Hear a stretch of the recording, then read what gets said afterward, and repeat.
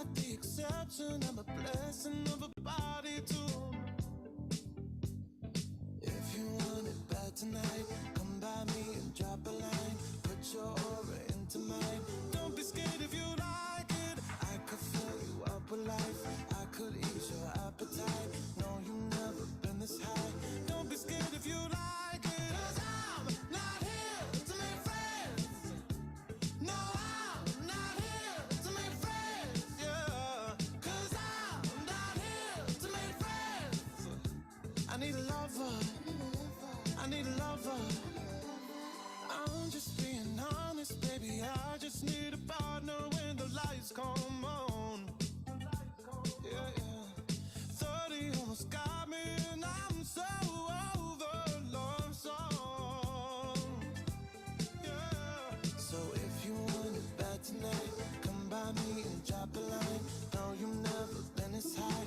Don't be scared if you like it, 'cause I'm not here to make friends. No, I'm not here to make friends. Yeah, 'cause I'm not here to make friends. I need a lover. I need a lover. I need a la la la la la la la la. I need a la la la la la la la la. I need a la la la la la la la la. I need a lover. I need a lover. Everybody's looking for somebody to take home. I'm not the exception, I'm a blessing of a body to love on. I'm not here to make friends. I'm not here to make friends. I'm not here to make friends. I need a lover. I need a lover. I need a lover. I need a lover. I need a la la la la la la la. I need a la la la la la la la. I need a la la la la la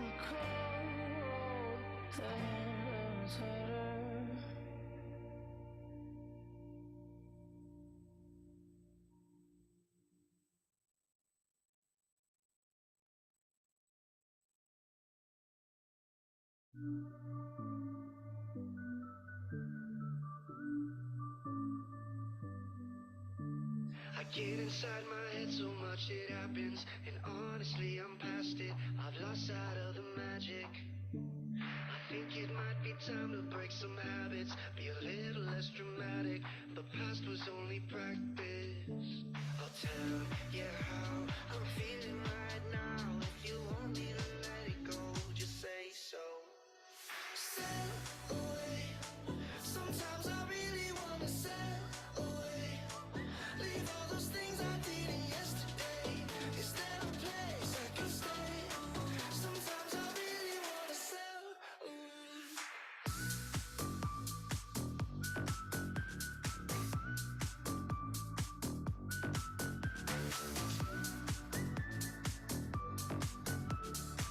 Sometimes I really wanna sail away. Lately all my nights are feeling scripted, smoking things to keep me lifted. It's pain that I'm releasing. Please tell me a lie I can believe in, and offer me some healing. Won't you please give me a reason? I'll tell you how I'm feeling right now. If you want me to let it go, just say so. Sail away. Sometimes I really wanna sail away. Leave all those things I did yesterday. Is there a place I can stay? Sometimes I really wanna sail away.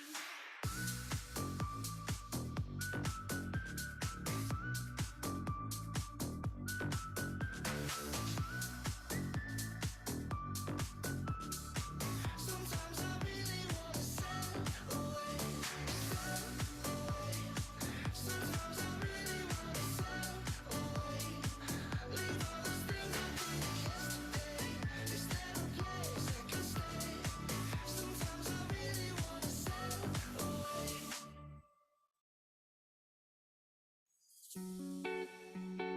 Yeah, yeah.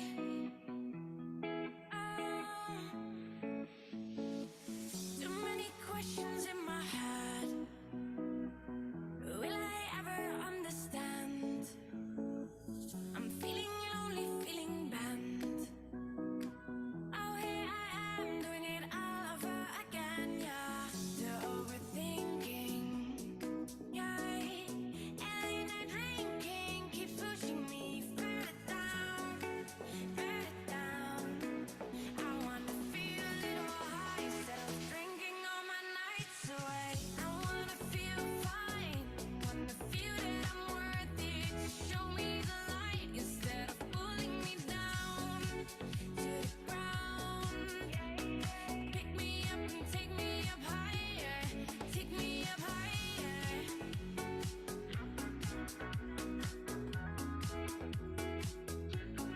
Take me up higher.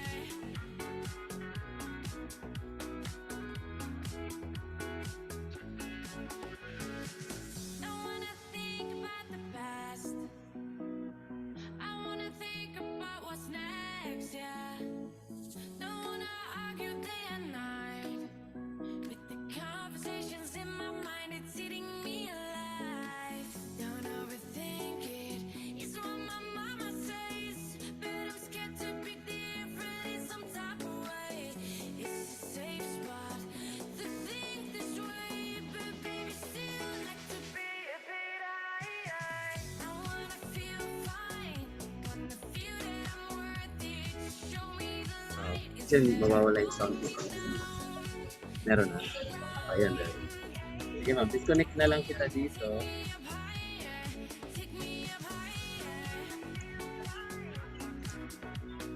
Disconnect na lang kita.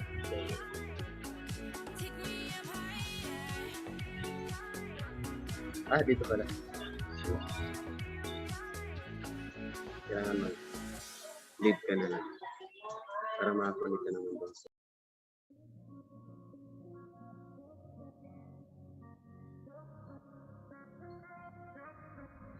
I'm stuck on repeat. I see the same skies every night. Oh, I need a sign. I need a reason why I'm alive. 'Cause I can figure out why everything around me just feels so far away. I'm going round in circles, looking through my head now. Oh, I need someone right now. Can you get to me?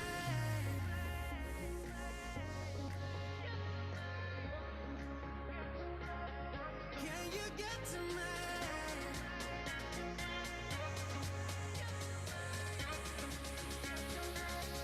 Can you get to me?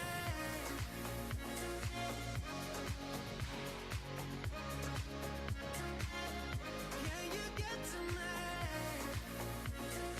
Oh, 'cause I need ya. I'm looking for fire. I wanna light up the sky tonight. Oh, I need a sign. I need a reason why I'm alive. 'Cause I can figure out why everything around me just feels so far away. I'm going round in circles, looking through my head now. Oh, I need someone right now. Can you get to me?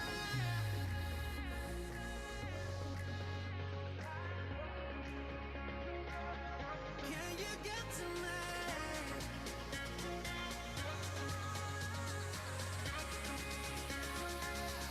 Can you get to me?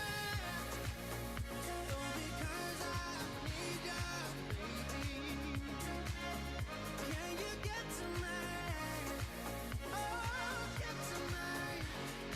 Get to me. Oh, baby, I've had enough of going crazy.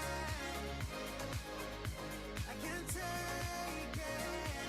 Tear down my walls and just save me. Thank you very much for this kind introduction. Get to me.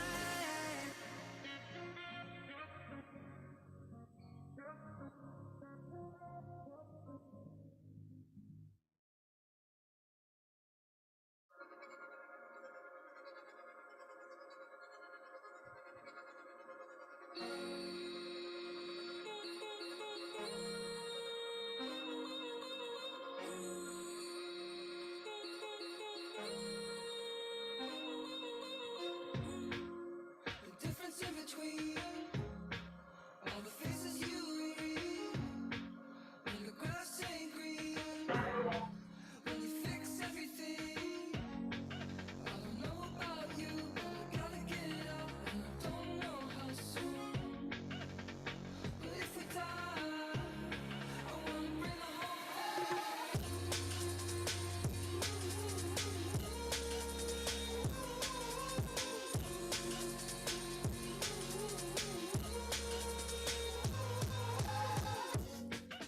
Who cares about a game when it's all been replaced? Each level feels the same. It really goes either way. I don't know about you, but I gotta get out, and I don't know how soon. But if we die, I wanna bring the whole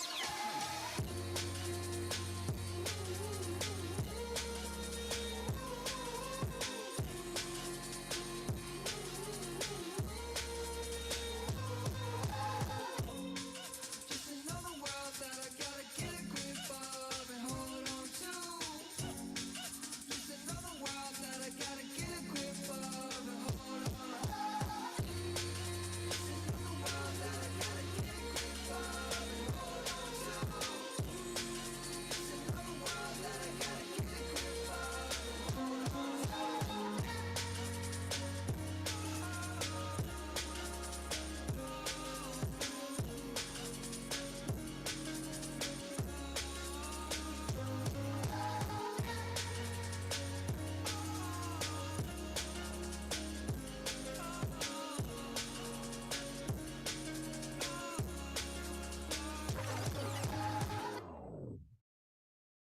Hey, I heard that you met someone. How does it feel so far? Now that I'm not the one, Oh, well, I heard that he's smart as fuck. Surely approved by your mom. I hope that he's also fine. But if by chance you feel the pressure of a life spent together with someone you don't love, I will always stay wherever you go. 'Cause I miss the good days when we used to love, laughing like crazy without even a plan. I wasn't afraid, yet so much to lose. And now every girl is just a bad deja vu. And I don't even care if I risk to get burned. And if all of my friends keep telling me that I'm done, I guess I feel the pain when my nights are blue. And now every girl is just bad deja vu. I heard that you're moving far, and you're buying a brand new car. Am I still in the old one? But if by chance you feel the pressure of a life spent together with someone you don't love, I will always stay wherever you go. 'Cause I miss the old days when we used to love, laughing like crazy without even a plan. When I wasn't afraid, yet so much to lose. And now every girl is just bad deja vu. And I don't even care if I risk to get burned. And if all of my friends keep telling me that I'm done, I guess I feel the pain when my nights are blue. And now every girl is just bad deja vu. Bad deja vu. Bad deja vu.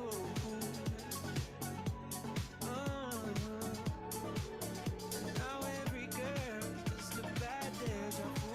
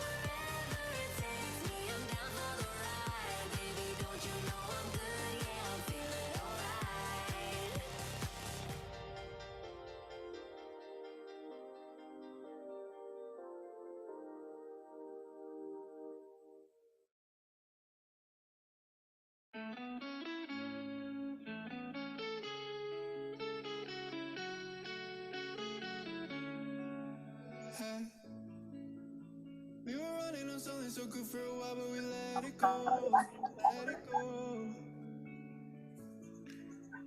Now I met in the middle, I give you a little, you took it all, took it all. Hey, all those nights we had, say you want them back. I don't love like that. Now you're all alone, and I ain't coming home. 'Cause I'll be out with strangers, dancing till the dawn. You can keep my clothes, I'll throw them out the door. And I don't let you know, I don't need it anymore.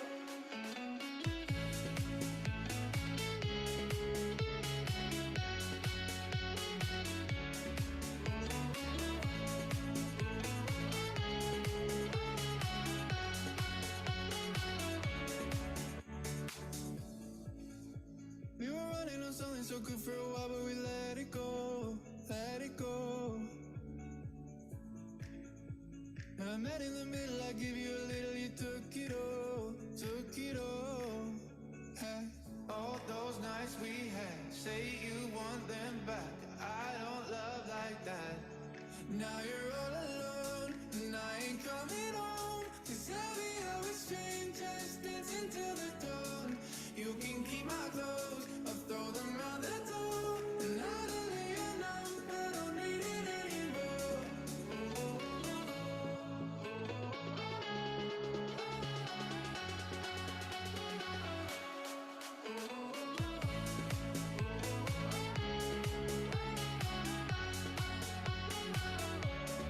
Now you're all alone, and I ain't coming home. 'Cause I'll be out with strangers, dancing till the dawn.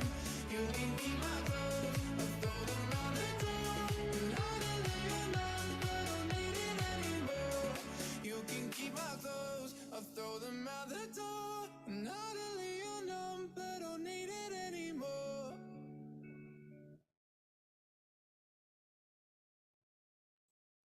Felt like 1995, we were wasting all the time, dancing in a muddy field, slowly losing our minds, talking shit all night, getting too high. When I started freaking out, still remember what you said.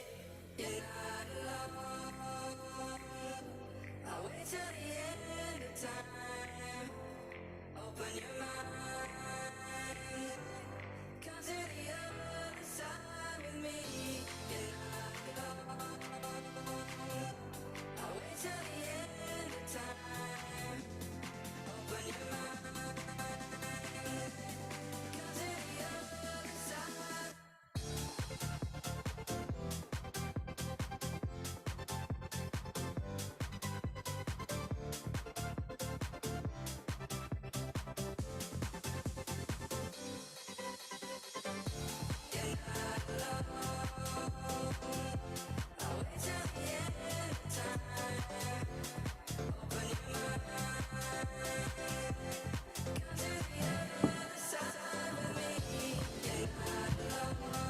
Check.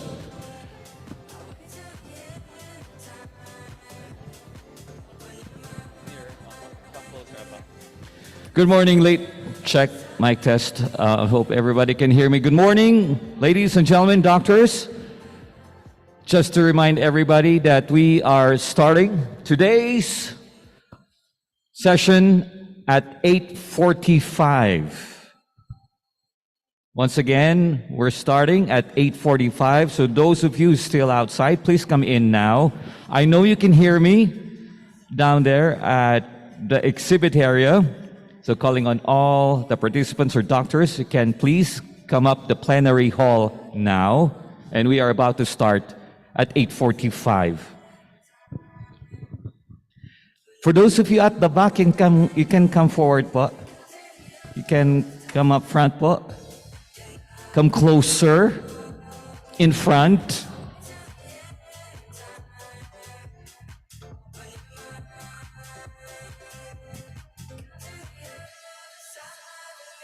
For those of us at the back, you can come closer po dito up front. Once again, the plenary sessions will begin at 8:45. So those of us who are still outside, please come in now. Find your place in this room, settle in. For those of us at the exhibit area, We are giving you until 8:45 to please come up now, finalize everything, whatever it is that you're doing, and we are starting the plenary sessions at 8:45. Thank you.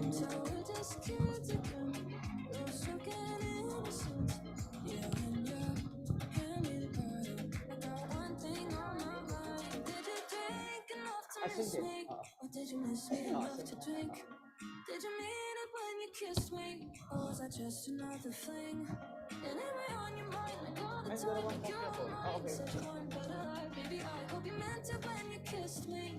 Hope you missed me enough to drink. Oh, oh, oh. Missed me enough to drink. Oh, oh, oh. Missed me enough to drink. Play me that one song that I used to like. And you'll sing every word wrong. And laugh through the night till it's past 4 a.m. We'll become us again. Yeah, when you play me that one song, I got one thing on my mind. Did you think? Just an announcement. If any one of you is checked in here at Newtown Plaza, room 406, if you're checked in at room 406, we got your key card po. We got your key card right over here po. Just claim it from us. Thank you. Newtown Hotel Plaza, room 406.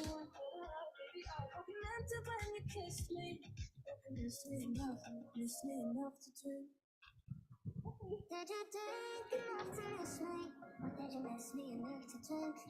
Did you mean it when you kissed me? Or was that just another fling?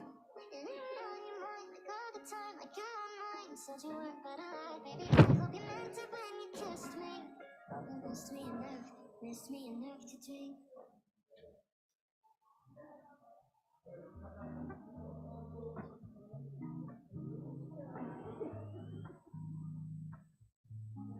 Found my corner of the matrix.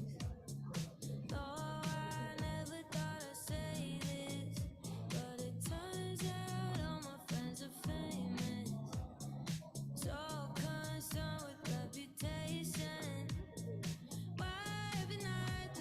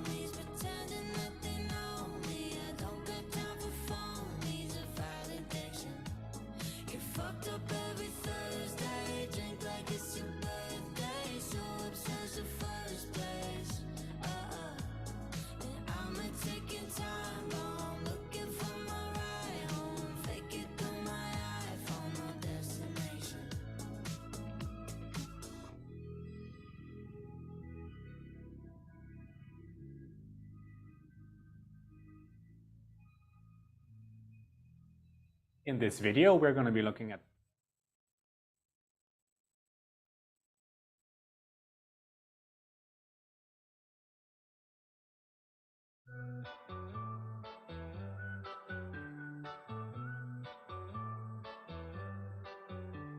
sail away.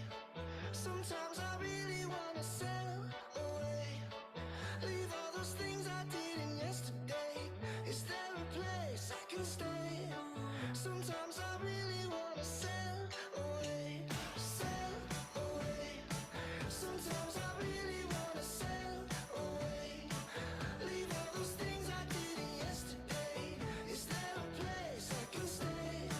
Sometimes I really wanna sail away. I get inside my head so much it happens, and honestly I'm past it. I've lost sight of the magic. I think it might be time to break some habits, be a little less dramatic. The past was only practice. I'll tell you how I'm feeling right now. If you want me to let it go, just say so. Sail away. Sometimes I really wanna sail away. Leave all those things I did yesterday. Is there a place I can stay? Sometimes I really wanna sail away. Lately all my nights are feeling scripted, swapping things to keep me lifted. It's pain that I'm releasing. Please tell me a lie I can believe in, and offer me some healing. Won't you please give me a reason? I'll tell you how I'm feeling right now. If you want me to let it go, just say so. Sail away. Sometimes I really wanna sail away. Leave all those things I did yesterday. Is there a place I can stay? Sometimes I really wanna sail away. I could use a holiday, just a little getaway. I could really use an escape. I'm sick of feeling stuck inside, been trying Check. All right. Good morning. Again, for those of us who are still outside, please find your place in this room. For those of us still at the exhibit area, we're just reminding everybody that we are starting in 5 minutes.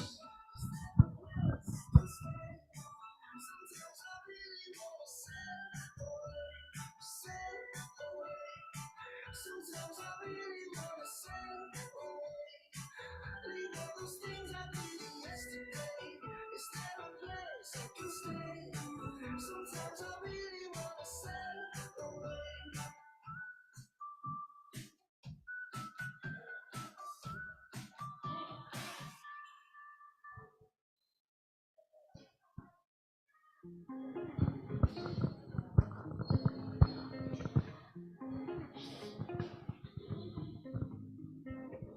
I feel it ended before it even starts. My jacket's under the table, your sneakers are where they usually are. We're touch away from playing, one touch don't ever change it. Never know we should have, but And at this point, we'd like to call on the attention of anyone who's checked in at room 406. Room 406, we got your key card right here, Pot. Just claim it from us. Thank you.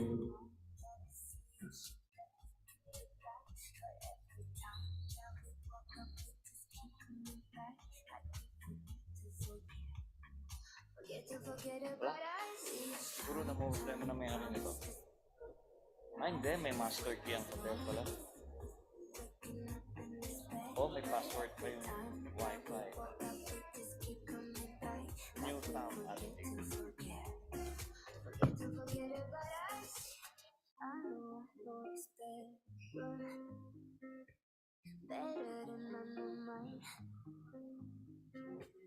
Your boyhood still in the wardrobe. You've hid it away like you usually do. We're touch away from playing, one touch don't ever change it. Never know we should have, but we're always letting us down. So throw my 2 cents on the carpet. You said that you're a hermit. Never know we should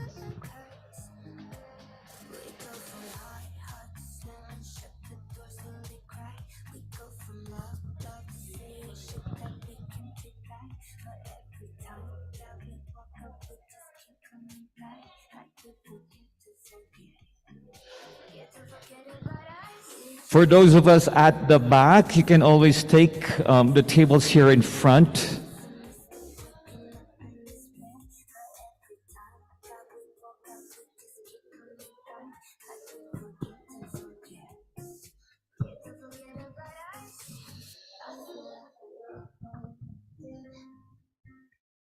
Before it even starts, I go dancing. Same old bar we used to go. Tell all my friends, pray to God that he don't show second chances. They all ended long ago. Wear this makeup. I guess we're all here. Well, good morning. It's a chilly morning. And once again, to all the delegates, and welcome to the third day of this year's annual meeting. The lined-up lecture for today are all very interesting, which will surely give us a lot of learning. Just a reminder before we start, please be on time for the lectures. Put your gadgets in silent mode. You can do that now.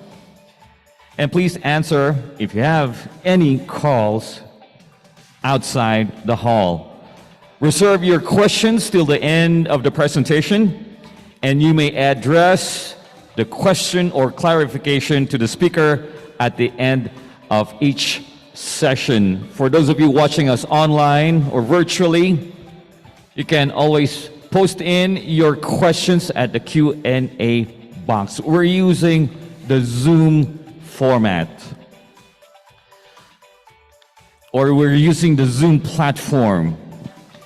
So if we're ready, to start off is a special session on adaptive learning platform to fellows and lifelong learners, moderated by none other than the chair of the PRA Committee on Online Engagement. She is an alumna of the St. Luke's Medical Center, a member of both Rheumatology Fellowship and IM Residency Training Committee in St. Luke's Medical Center, and an assistant professor at the St. Luke's College of Medicine. Ladies and gentlemen, we all welcome Dr. Sheila Marie Reyes.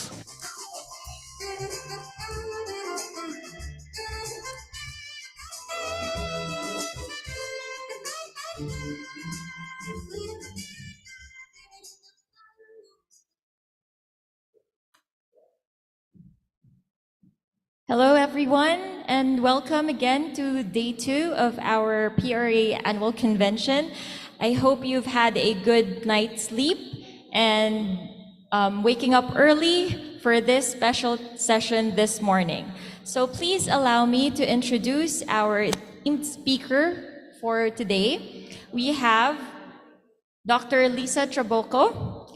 She had her Doctor of Medicine at the University of Santo Tomas, Faculty of Medicine and Surgery, and had her Rheumatology Fellowship at the St. Luke's Medical Center, Quezon City. She's currently a graduate student of Masters in Health Informatics at the UP Manila Medical Informatics Unit, and she is one of the Twitter ambassadors for the American College of Rheumatology. She's a peer review editor of Frontiers in Immunology section of Autoimmune and Autoinflammatory Disorders. She's a member of the Appler SIG on Mental Health, as well as a review editor of the Oxford Open Digital Health. She's also an Eiler Project grant awardee, and some of her hospital affiliations include St. Luke's Medical Center, BGC, South City Medical Center, and Parañaque Doctors Hospital. To give us a sneak peek and an introduction to the world of the Argonauts, or Applied Rheumatology on the Go, which is an adaptive learning platform for fellows and other learners, let us welcome our esteemed speaker and my good friend, Dr. Lisa Trabuco.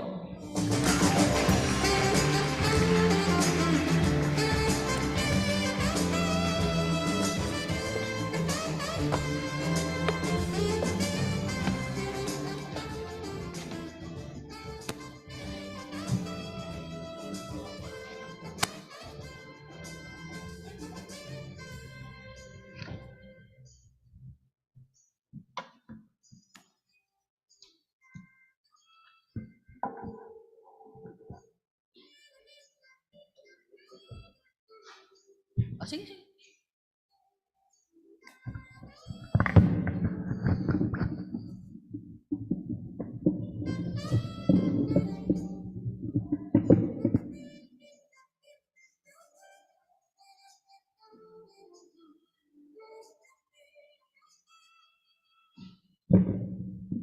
Good morning.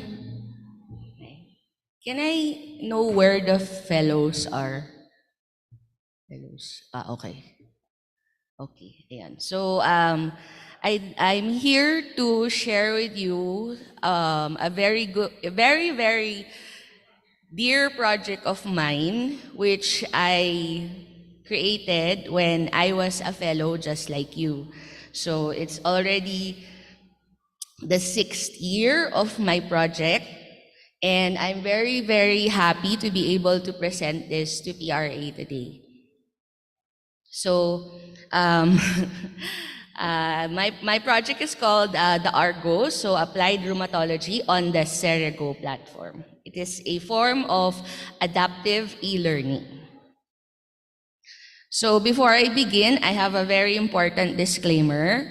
So pedagogy before technology. So pedagogy is the approach to teaching. So in other words, mauna muna si Sheila bago ako. So how do you guys envision the classroom of the future?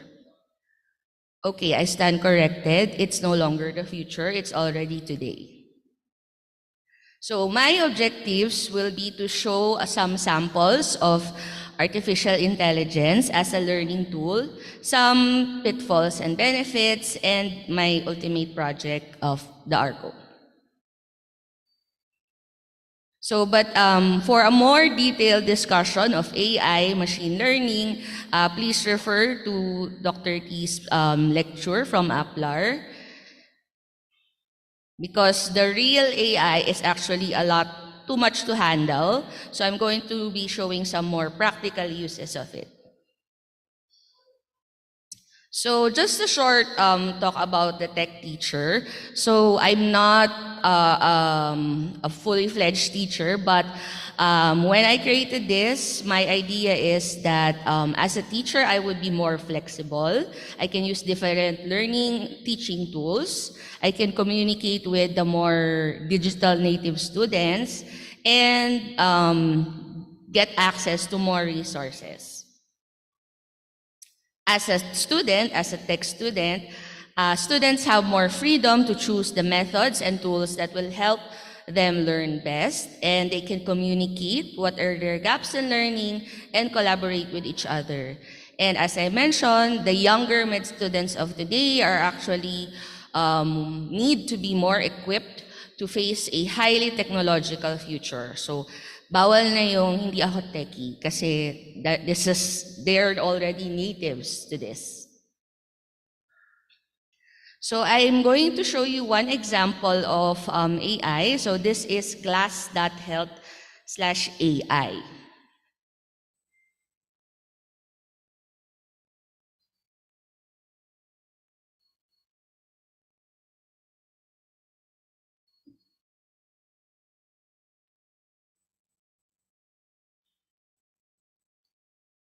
Okay.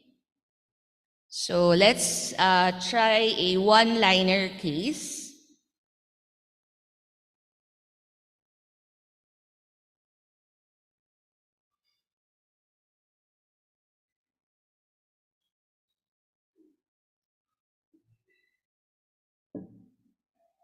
So this is a brand new tool. It's still on its experimental stages. So you just enter a case and it will generate its own differential diagnosis and a clinical plan. However, as with all AIs, a lot of the information that you put in the AI will be the one it is learning. So some of its contents are a little bit more Western directed. So there's not a lot of TB, it's more of Lyme disease. And of course, some of the details are still missing. But it's a nice tool to probably direct the teaching, direct the learning, and generate a lot of discussion.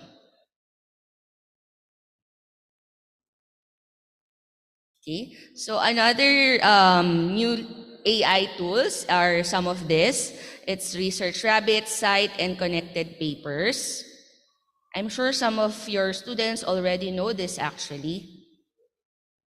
So this is Connected Papers. Let's say for some of my classes, I try to look for telemedicine papers. So visually perfect. Okay. I want to generate a picture of all the related articles in telemedicine. Okay. So the closer the orbs are, the more related they are in context. So the AI is already reading the paper for you.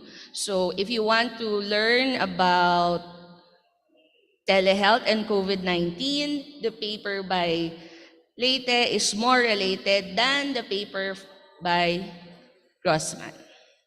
Okay, so the content is already being read here.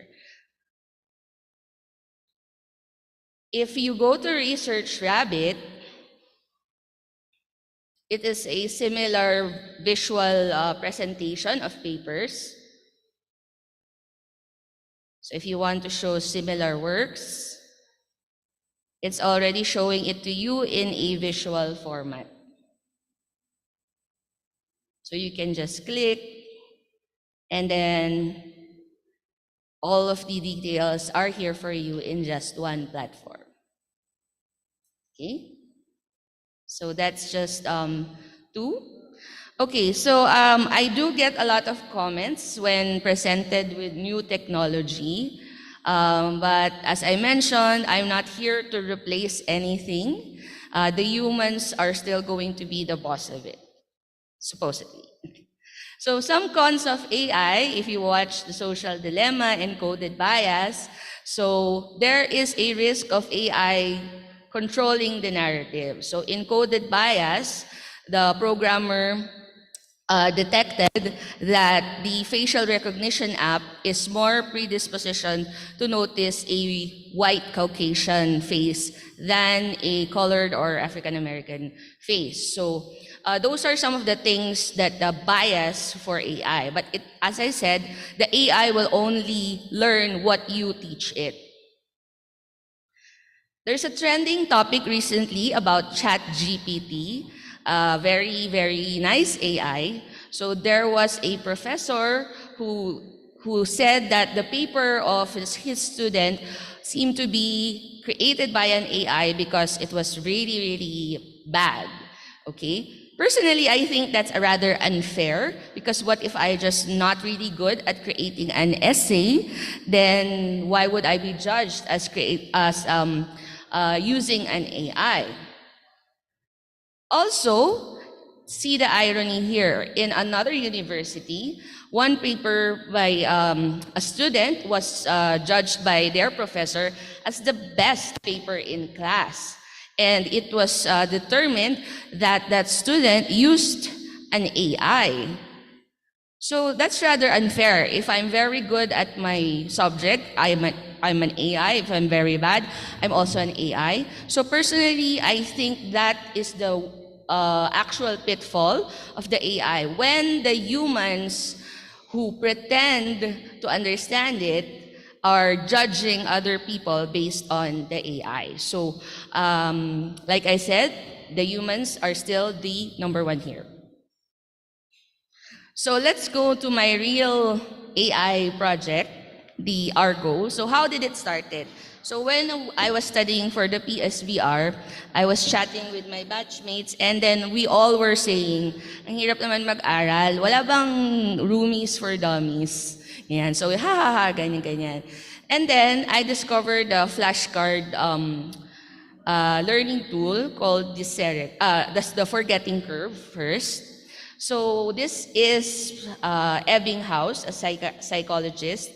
So sabi niya, the forgetting curve is goes down through time. So, di ba when you cram, parang ang dami mong alam, then kinabukasan, wala ka nang alam. So, ganun daw yung forgetting curve. So how do you surpass the forgetting curve? So you have to review again just at around the time na makakalimutan mo na siya para mas matagal bago mo siya makalimutan. Okay. So that's where the spaced repetition theory supposedly came in. So let's say you have a folder of your daily study items. If you get it correct, you move that item into your weekly study items. And then if you get that one correct, you move that item into your monthly study items. If you get it wrong, you go back to 1 or 2 folders. So let's say for all the items you are learning, you put it into one tool, and that's how Serego or the Argo came in. So Serego is actually the platform. There are many Serego-like platforms nowadays. So you just put in your content, your learning materials, and then it will try to help you teach using spaced repetition. So I called mine the Argo because it's applied rheumatology on the Serego. So throughout the years, I've collected 17 modules and 2,300 items. There is a desktop version and a mobile version, and it will be a unique tutor per student. Okay. So this is my dashboard. And this is my knowledge bank. So the knowledge bank tracks my my items. So anything above this area is a good memory. Anything below is already needs to be reviewed. So mukhang marami akong kailangan aralin ulit. So if you click on one orb, it will show the items that I need to study. So items that are here, supposedly I've mastered them already.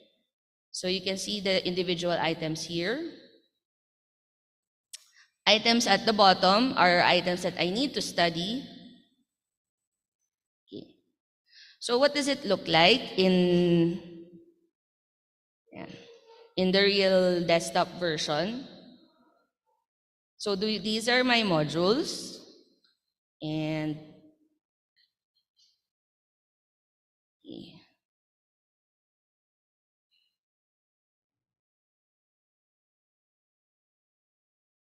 okay, so let's try pharmacology. So there are many items in the module. So there's a multiple choice, there are flashcards, there are fill in the blanks.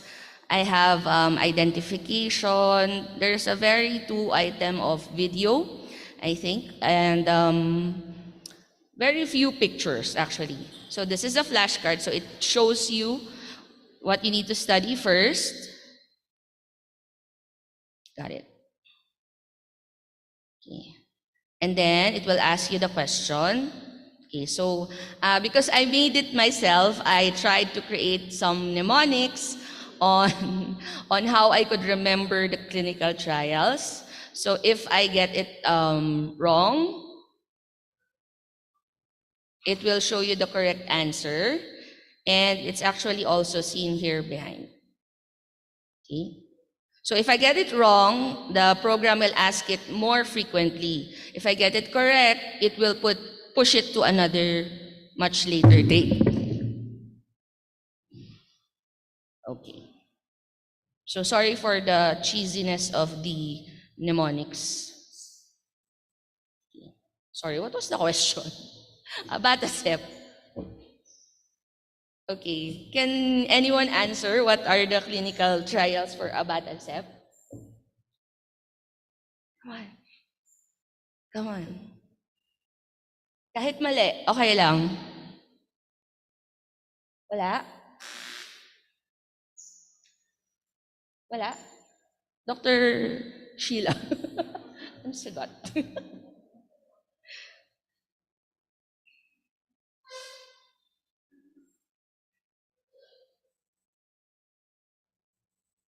Wala? Okay lang correct. Okay lang wrong.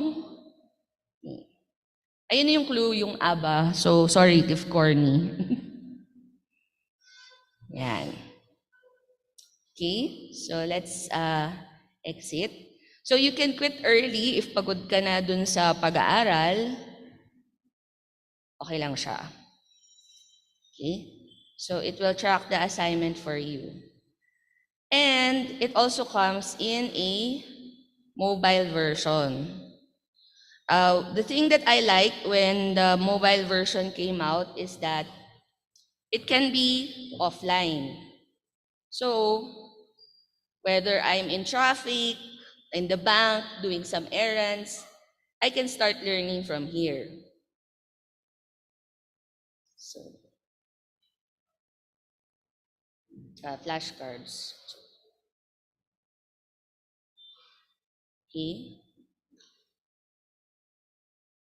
So there's a picture there. It's actually loading. Yan. So you can also zoom on the picture if you want to learn. The TTS at the upper right is text to speech, so it can talk actually.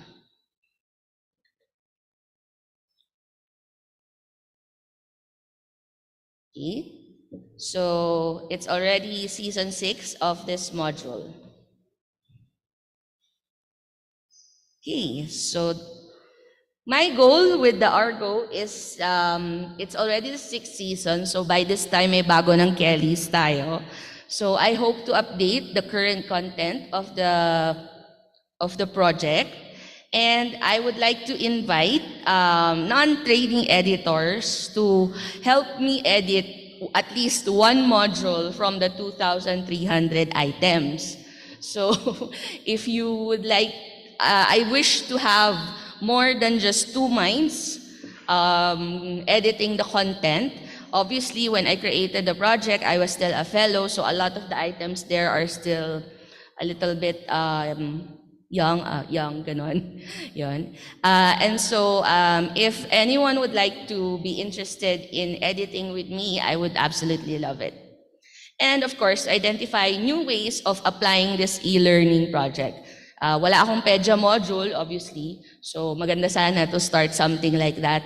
Wala akong musculoskeletal ultrasound module, so except for 1 or 2 items, so it would be interesting to create a module in those topics. So I'd like to end this by saying that technology will never replace great teachers, but technology in the hands of great teachers is transformational. So thank you.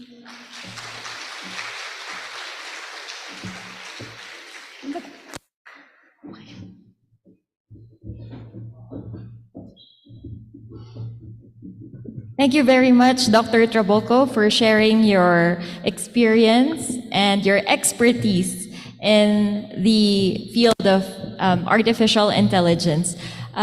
So are there any questions from the audience regarding the talk that Dr. Trabolco gave? Okay, maybe they're still thinking about their questions, so I'll just throw mine first. With Cerigo or Argo, for example, for a non-programmer person like me, do you need specific or like entry-level skills in computer programming or computer technology so that you can come up with a module like Argo?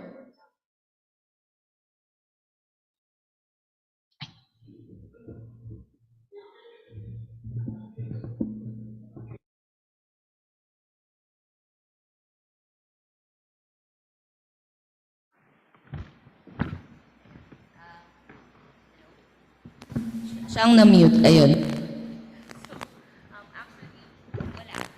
No, very minimal computer literacy skill needed. There is a common misconception. I created this from scratch. I did not. So Cerego is a company based in California. They have been creating their platform they have been using it for many years. What I just bring in is the content. So I to the platform, and then I just enter. It's like you just type the case, and then there's multiple choice or check box. So it's very user friendly. Wala akong kinode at all. Zero. So yun ang common misconception na I made this myself. I did not. No, so Serego works with several other companies like NASA, some universities overseas, ganyan. But they also encourage individuals. So that's how I came in, as an individual, trying to just learn on my own. And then that's just how it started. So I learned on my own, I made the module, I started sharing it with you guys, my friends, and then fellows throughout the years. And throughout the years, I've tried to update. When I first took the boards, there were only 1,500 items. So now there's already 2,300 items. So that's what years of, sometimes I see something on Twitter, na interesting item, and then just put it. So it's a very, very slow progress for an individual. So that's why I was thinking of, if I wanted to maintain it, bring in other minds to improve it. But yun nga lang, I have difficulty encouraging people to come in because of their fear na they have to know how to code. You don't. Okay, thank you. So picking up, we have a question from the audience. Oh, Dr. what is the question? Dora Julie. Accessibility. I have to enroll them, so to speak. So the students give me their email, and then there is a link that they can access to enroll into the subject. Some students always ask, can I see their progress? Yes, I can see their progress, but I didn't show it in my slides because I promised them that you wouldn't guys see it. So there is no judgment to my students whether they can answer it at their own time, at their own pace. They don't have, I always tell them, you don't have to finish all 2,300 modules. You can, one of my enrollees used it this way. Pre-test, then they will read Kelly's, and then they use it as a post-test. So that's one of the students try to use that item. Sometimes they just use it as a post-test, like that. Yeah. It's just some guide to help them review. But the reason my title is for lifelong learners is I made the module, but I don't remember most of the items. So sometimes I don't even know the answer. So it's also something for me as a continuing learning experience. I love this question from the online. Can I create that for my IUM resident? Yes, you can make your own module from Serego. I did not mention there is an option to upload audio. So if you are a cardiologist, a pulmonologist, you can upload heart sounds, lung sounds. You can also upload video. If you want to teach ultrasound, the moving video, you can also upload it. So matrabaho lang yung pag-enter ng content, but when it's there, I just enroll the students and bahala na sila. Okay, thank you. So, are there other questions from the audience? Oh, we have a question from Elaine. No, naka-enroll yan. Good morning, doctors. Actually, I don't have a question, but I would like to say that as a young trainee, I'm very thankful that the app itself is very portable. I have it here with me. I can bring it with me. I can answer it anytime. And in addition to that, there are references placed. So Yes. although it's still Kelly's 10, I will have an idea on where to look for the particular answers. Yes. So I try to put the references. Sometimes, just for fun, so I put some old cases And then, I copy the case and then just tweak it so iba na yung diagnosis.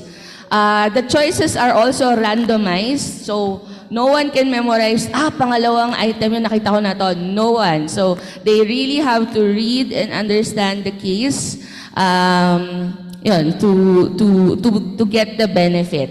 But yun nga, I always keep saying, when I made most of these, I was still a fellow, so some of the items needs tweaking talaga. Okay, so I think that's all the time we have. But before we end, can you give us any last inspirational words on how AI can help us in learning, in teaching? Siguro probably not inspirational, but motivational. If any of our institutions would like to help me edit a module, I have a monetary incentive. Yeah, so that's where my grant comes in. Okay, so thank you very much once again, Dr. Sorry po. Payment, I've always enrolled for free. I've never charged the student. I've never paid for the subscription. But the incentive to help me edit is coming from my grant. Okay, so there are really a lot of perks, and it's not just in learning, but also getting additional grants and actually collaborating with other people it's as well. It's a med ed paper for those who want to do research. Yeah, we're actually getting into that process Yes. right now. So hopefully we get more minds, we get more ideas, fresh ideas as we continue to develop the ARGO, or the applied rheumatology on the Cerigo. So once again, thank you very much, Dr. Lisa Trabolco, and have a wonderful morning, everyone. Thank you so much, our chairperson, Dr. Sheila Marie Reyes, and of course, Dr. Liza Traboco. Maybe we can invite Dr. Traboco to please join us here as she receives her certificate and token of appreciation from our overall chair and our chairman of scientific community, Dr. Rosario Baez, and of course, Dr. Michael Gomez. This is the 29th Philippine Rheumatology Association Annual Meeting. We're wishing everybody an empowering day. This is day number 3, ladies and gentlemen. And again, just a reminder, as we do our sessions, please be on time for the lectures. Put your gadgets in silent mode. Take your calls outside. And please reserve your questions till the end of the presentation, and you may address the questions or clarifications to the speaker at the end of each session. We are using the Zoom platform for those of you watching us online or watching us virtually. If you have any questions, please feel free to type in at the Q&A box. A reminder to everybody, our morning snack is now ready. Tingin lang po sa likod. Once again to everybody, our morning snacks is ready. Please help yourselves. This is the 29th Philippine Rheumatology Association Annual Meeting. And we continue with our series of discussion that will deal with the pediatric side of rheumatology. The chairperson for this series is a pediatric rheumatologist of the locality. She completed her fellowship training in rheumatology at the UPPGH, a diplomate of the Philippine Pediatric Society and a fellow of PRA. Currently a medical specialist too of the Baguio General Hospital and Medical Center, and an active consultant in hospitals here in Baguio City. Ladies and gentlemen, let's all welcome Dr. Charlene May Andres.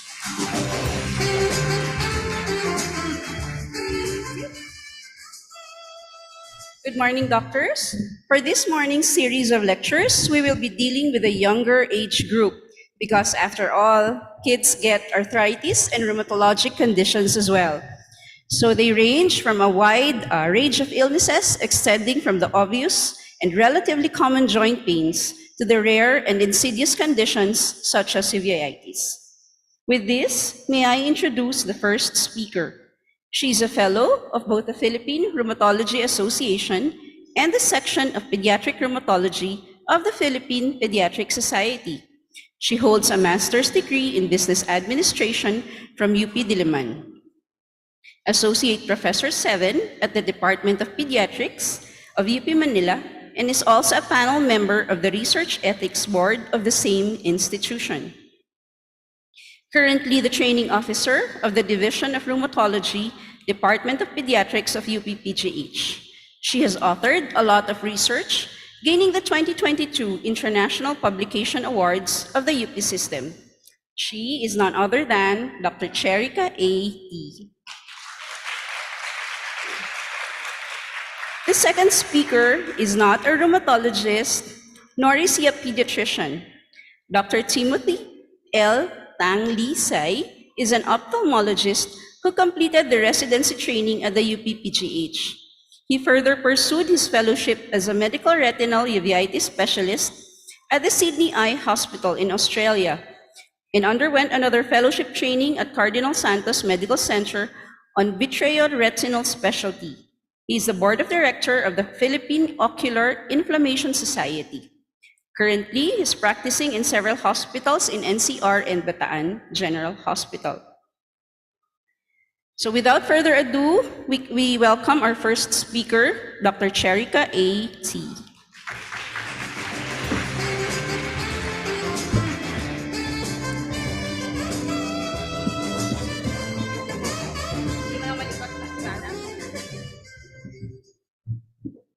Good morning. Thank you, May. Congratulations to the organizing committee. You have truly reconnected us, and we still have 2 more days to enjoy Baguio City. I also want to thank the PRA Scientific Committee for these pediatric rheumatology sessions.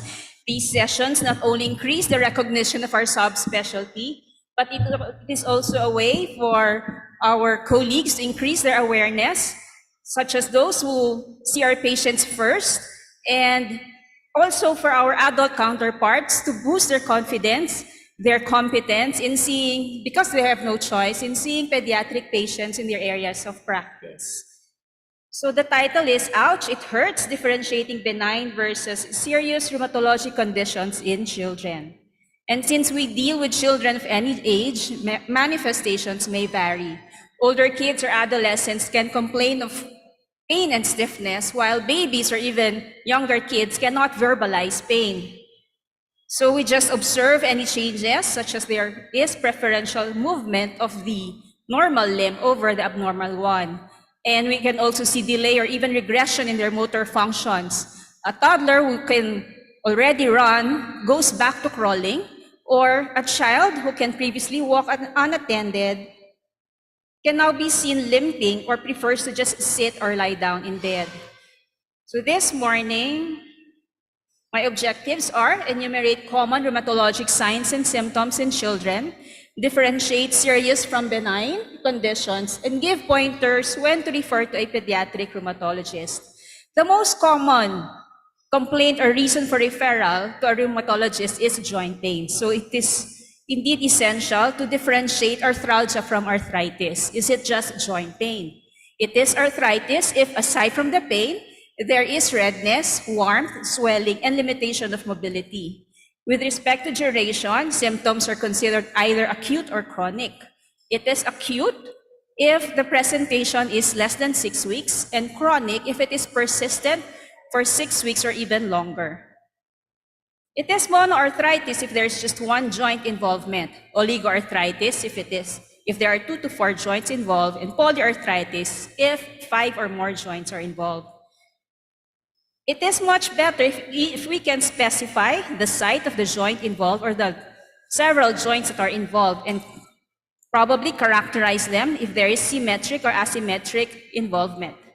Since pediatric rheumatic diseases are commonly systemic diseases, we not only investigate the joint involvement, but we also investigate for extra-articular manifestations, including constitutional symptoms. So in preparation for my lecture today, I asked my colleagues, other pediatric rheumatologists who are also present here, And the top 3 consults or referrals in their own clinics. So here in Baguio General Hospital with Dr. May Andres, top 3 cases they see are HSP, SLE, and JIA. Going down to Dagupan City in Region 1 Medical Center with Dr. Rapacon, SLE, rheumatic fever, and Kawasaki disease top the list. In the Visayas area, in Iloilo, SLE, JIA, and rheumatic fever top the list, while in Chongwa, Cebu, and Mandaue, they see more cases of Kawasaki disease, rheumatic heart disease, and JIA. Going down to Mindanao with Linda Ko as our practicing pediatric rheumatologist there, she see mostly SLE and cases of IgA, vasculitis, and JIA. In the NCR, we have 2 training institutions, UST and PGH. Topping our list, both SLE and JIA, but in UST, juvenile dermatomyositis follow these 2, while we see more IgA vasculitis in PGH. So my lecture will cover this local data. We start off with acute rheumatic fever, which is an example of post-infectious arthritis, which is very much common. Post-infectious arthritis may be considered a special type of reactive arthritis because of the presence of immune complexes containing non-viable components of an infectious agent in the inflamed joint.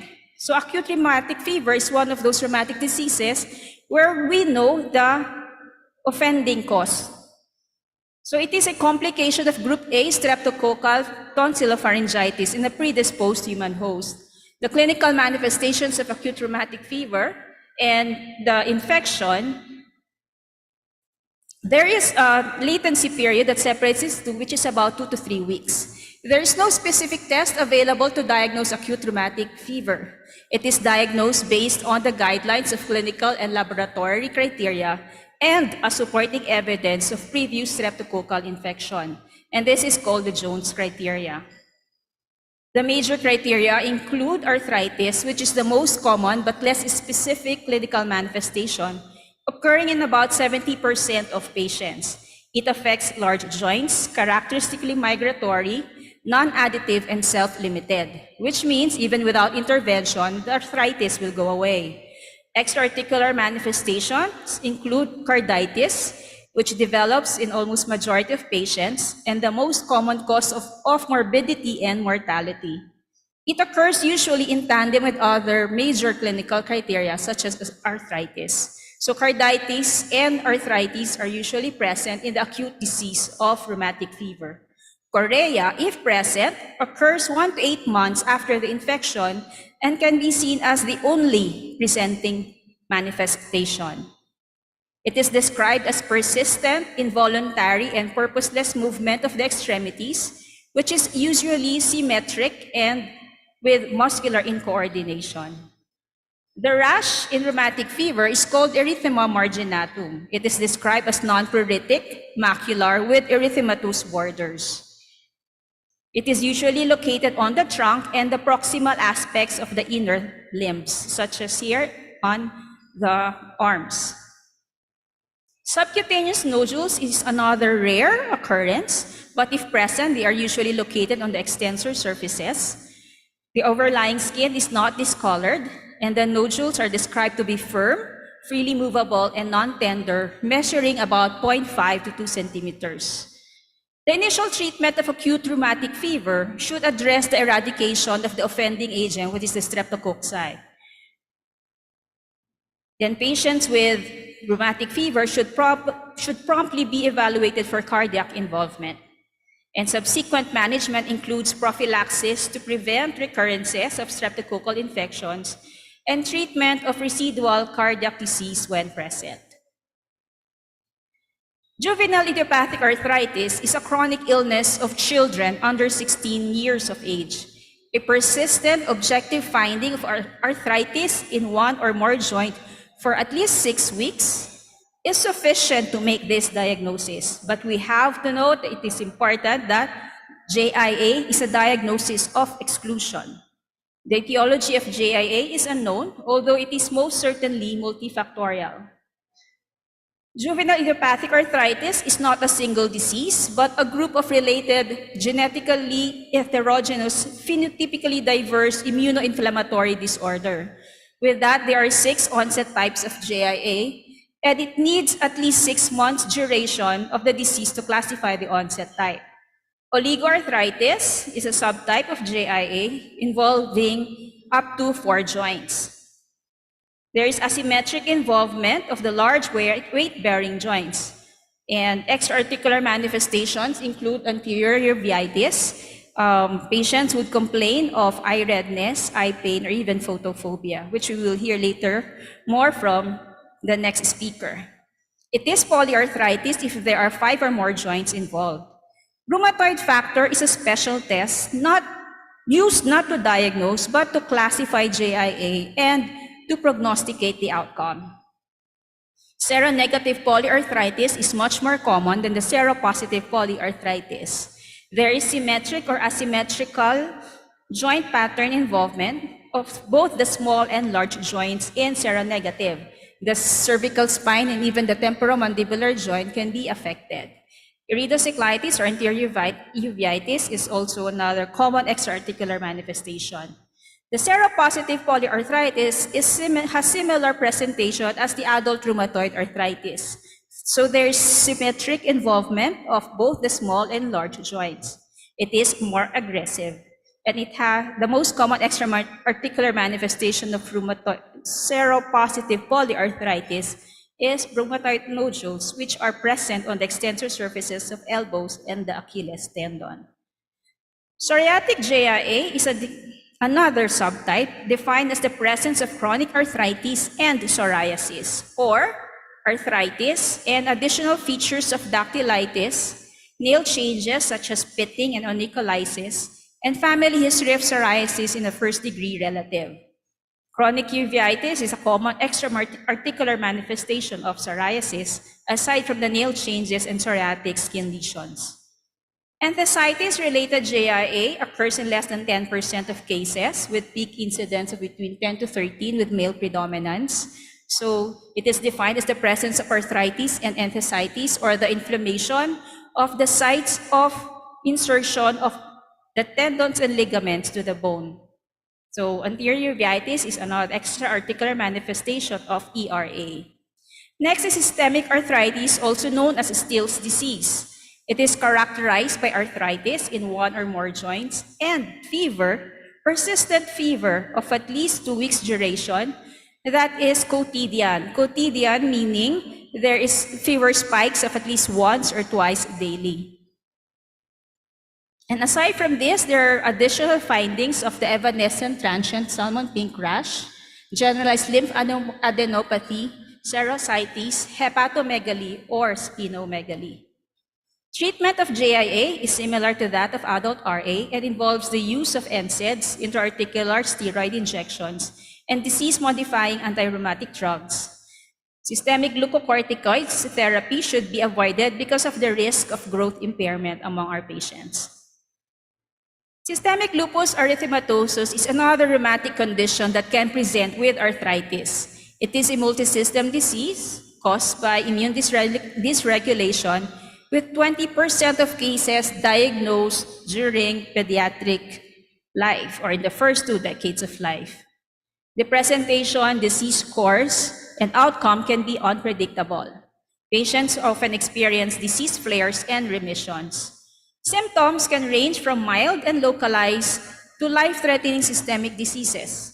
SLE can affect any organ, but typical findings include arthritis, malar rash, and constitutional symptoms such as fever, headache, and fatigue. Involvement of the kidneys is common and can lead to lupus nephritis. The diagnosis of lupus is based on clinical findings and is further supported by presence of autoantibodies such as the anti-nuclear antibodies and specific ANAs such as anti-dsDNA, anti-ROLA, anti-SMIT, and anti-phospholipids, and complement levels. The 2019 EULAR ACR classification criteria do not need to be fulfilled to make a diagnosis, but may further support the diagnosis of SLE. From the most common and acute and chronic arthritis of childhood to multisystemic disease, we now go to the more common vasculitis in children. And this is IgA vasculitis, formerly known as Henoch-Schönlein purpura. It is an acute immune complex-mediated small vessel vasculitis characterized by non-thrombocytopenic purpura, arthritis or arthralgia, abdominal pain, gastrointestinal hemorrhage, and glomerulonephritis. The rashes of IgA vasculitis are symmetrically distributed, raised erythematous macules or urticarial lesions. Most common sites are the lower extremities and other areas of pressure or constraint, such as the socks, where you put on the socks, no? Or clothing, or the belt area. Most cases are self-limiting. It is a clinical diagnosis, so laboratories are not needed for us to diagnose this. But this may be helpful for excluding differential diagnosis, especially those that will only present with 1 or 2 symptoms. It is also helpful to monitor patients with IgA vasculitis.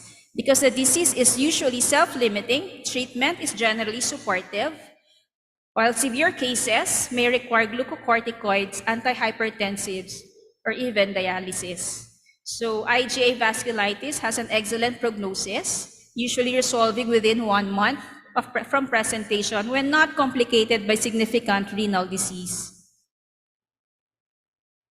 Kawasaki disease is an acute necrotizing vasculitis of unknown etiology. The condition primarily affects children less than 5 years old. The disease is characterized by high fever, polymorphous rash, bilateral non-exudative conjunctivitis, oropharyngeal mucositis described as strawberry tongue, desquamation of the fingertips, swelling and erythema of the hands and feet. However, coronary artery aneurysms are the most concerning possible manifestation that can lead to myocardial infarction or ischemia or even arrhythmias. It is a clinical diagnosis further supported by elevated ESR evidence of cardiac involvement onto the echo. Treatment with IV immunoglobulins and aspirin is essential and should be initiated immediately after diagnosis. Now we move on to benign non-inflammatory musculoskeletal pain. Growing pains is a benign condition commonly seen in children. Clinical features include a healthy child, usually between 3 to 12 years old. There is episodic pain, bilateral pain that affects predominantly the lower extremities. Pain typically occurs late in the day or during the night. Children could even be awakened from sleep. Pain is not present during the day or activities, may be mild to severe and last for a few minutes or even hours, usually resolved by morning. Etiology is unknown, but some believe that the pain is due to growth spurts, that as a child grows, his or her bones lengthen quickly. It is recognizable by his longer arms and longer legs. And the problem is that the muscles and the tendons do not lengthen at the same rate as the bones do. Treatment includes reassurance, use of analgesics for the pain, or massage during these acute episodes of pain. Prognosis is usually good, and most cases resolve spontaneously by childhood. So stretching exercises are advised to alleviate the pain and include the following. You can instruct the kids to do calf stretching by instructing the kids to stand on a wedge for 5 minutes 2 times a day, 5 minutes in the morning and 5 minutes in the evening. Or he can do seated hamstring stretches, so instruct the child to sit against the wall and with his legs stretched out, try to reach it. Okay? Then there's the quadriceps stretching, so ask the child to lie on the floor on his stomach and have him grab his ankles and pull them up to his bottom and to maintain this position for 30 seconds. These maneuvers, these exercises seem to alleviate pain and improve the mobility. Joint hypermobility is a physical trait rather than a disorder. It is considered a heritable joint trait. Benign trait refers to the finding that a joint is more flexible and able to move through a wide range than is normal among the general population. It affects approximately 10 to 20% of individuals and tends to lessen with age. So here are some maneuvers that show hypermobility or laxity. So flexion of the spine with placement of the palms on the floor without bending the knees show the spine laxity. There is passive apposition of the thumb to the volar aspect of the ipsilateral forearm. There's hyperextension of the knee to at least 10 degrees, hyperextension of the elbows to at least 10 degrees, and passive hyperextension of the fingers, demonstrated by the passive dorsiflexion of the little finger to at least 90 degrees. So when do you refer to a pediatric rheumatologist? Usually, if you need diagnostic evaluation of patients with unclear diagnosis. The lecturer last night said if you have mysterious cases in your clinics, and these include prolonged fever or fever of unknown origin. The laboratory findings are normal, but there is local or generalized pain and swelling. There are abnormal lab findings, but the symptoms are not consistent with these findings. There is unexplained physical findings such as rash, arthritis, weakness, name it, even anemia. No? We see all this in our clinics. Ito yung mga di ko alam ang sagot, DKA cases, na pati tayo napapakamot ang ulo, ano ba talaga to? Unexplained musculoskeletal pain, or even undefined autoimmune disease. Kasi nag-positive ang ANA, pasa ko na sa'yo, bahala ka na. Tama, no? Not only among the pediatric rheumatologists, but the adult rheumatologists. And once the patients are with us, they leave the patients to us, or bahala na tayo. Or for diagnostic evaluation and long-term management of rheumatologic diseases such as lupus, JIA, chronic vasculitis. Confirm diagnosis and help formulate or even participate in a treatment plan for certain conditions. So these include the mga multidisciplinary team approach, like patients with Kawasaki disease. Diagnostic or treatment plan evaluation for autoimmune disorders associated with other primary diseases. It may be neoplasm, metabolic diseases, infectious disease, endocrine disorders that they need us in their treatment plan. Or provide second opinion. They want us to see their patients or confirm their evaluation to say na totoo bang growing pains to, no? Hypermobility lang ba, or there is something else. Then why refer to a pediatric rheumatologist? The ultimate objective in providing medical care for children with rheumatic disease is to achieve the best possible health outcome in the most cost-effective setting. So rheumatic diseases are an important cause of disability in childhood. Proper diagnosis and early aggressive intervention can minimize both short and long-term morbidity of these conditions. And rheumatic diseases in childhood differ from those in adults. There are important age-related impacts of the disease on the developing immune, neurologic, or musculoskeletal system of these children. And these chronic diseases have profound psychosocial effects, not just on the patients, but their families and caregivers. So seeing a rheumatologist can lead to early diagnosis and help your patient avoid permanent damage to joints and organs. So if something hurts, I hope you remember us, your friendly pediatric rheumatologist. Thank you.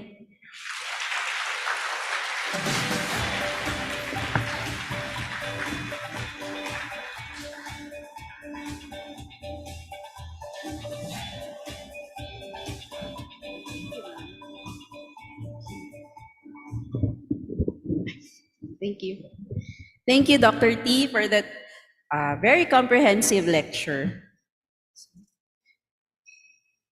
So we now go to please reserve all your questions, by the way.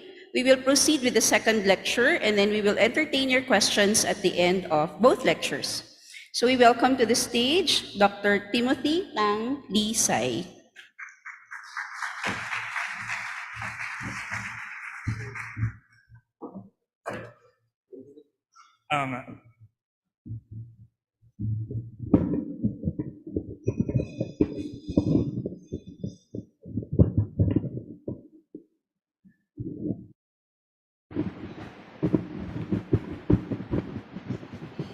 Sige, okay lang. Ay.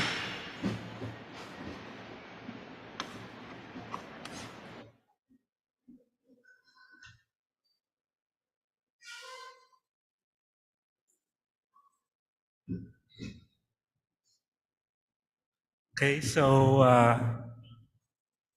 good morning, everyone. So thank you for inviting me in your annual meeting of the Philippine Rheumatology Association. So I'm both a retina and a uveitis specialist, so member of both the Vitreoretina Society of the Philippines and the Philippine Ocular Inflammation Society.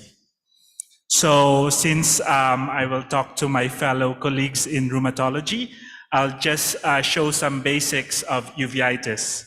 So uveitis, by its definition, is inflammation of the uveal tract.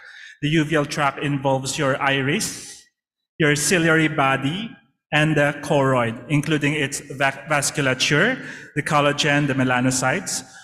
Other inflammation sites include the sclera, the outer coat and its collagen fibers, the retina and the optic nerve and its neurons, the glia and the vasculature. The classification of uveitis is based on site. So as Dr. T has mentioned of iridocyclitis. Iridocyclitis is an anterior uveitis that involves inflammation of your iris and the anterior portion of your ciliary body. So other forms of anterior uveitis is iritis, anterior cyclitis.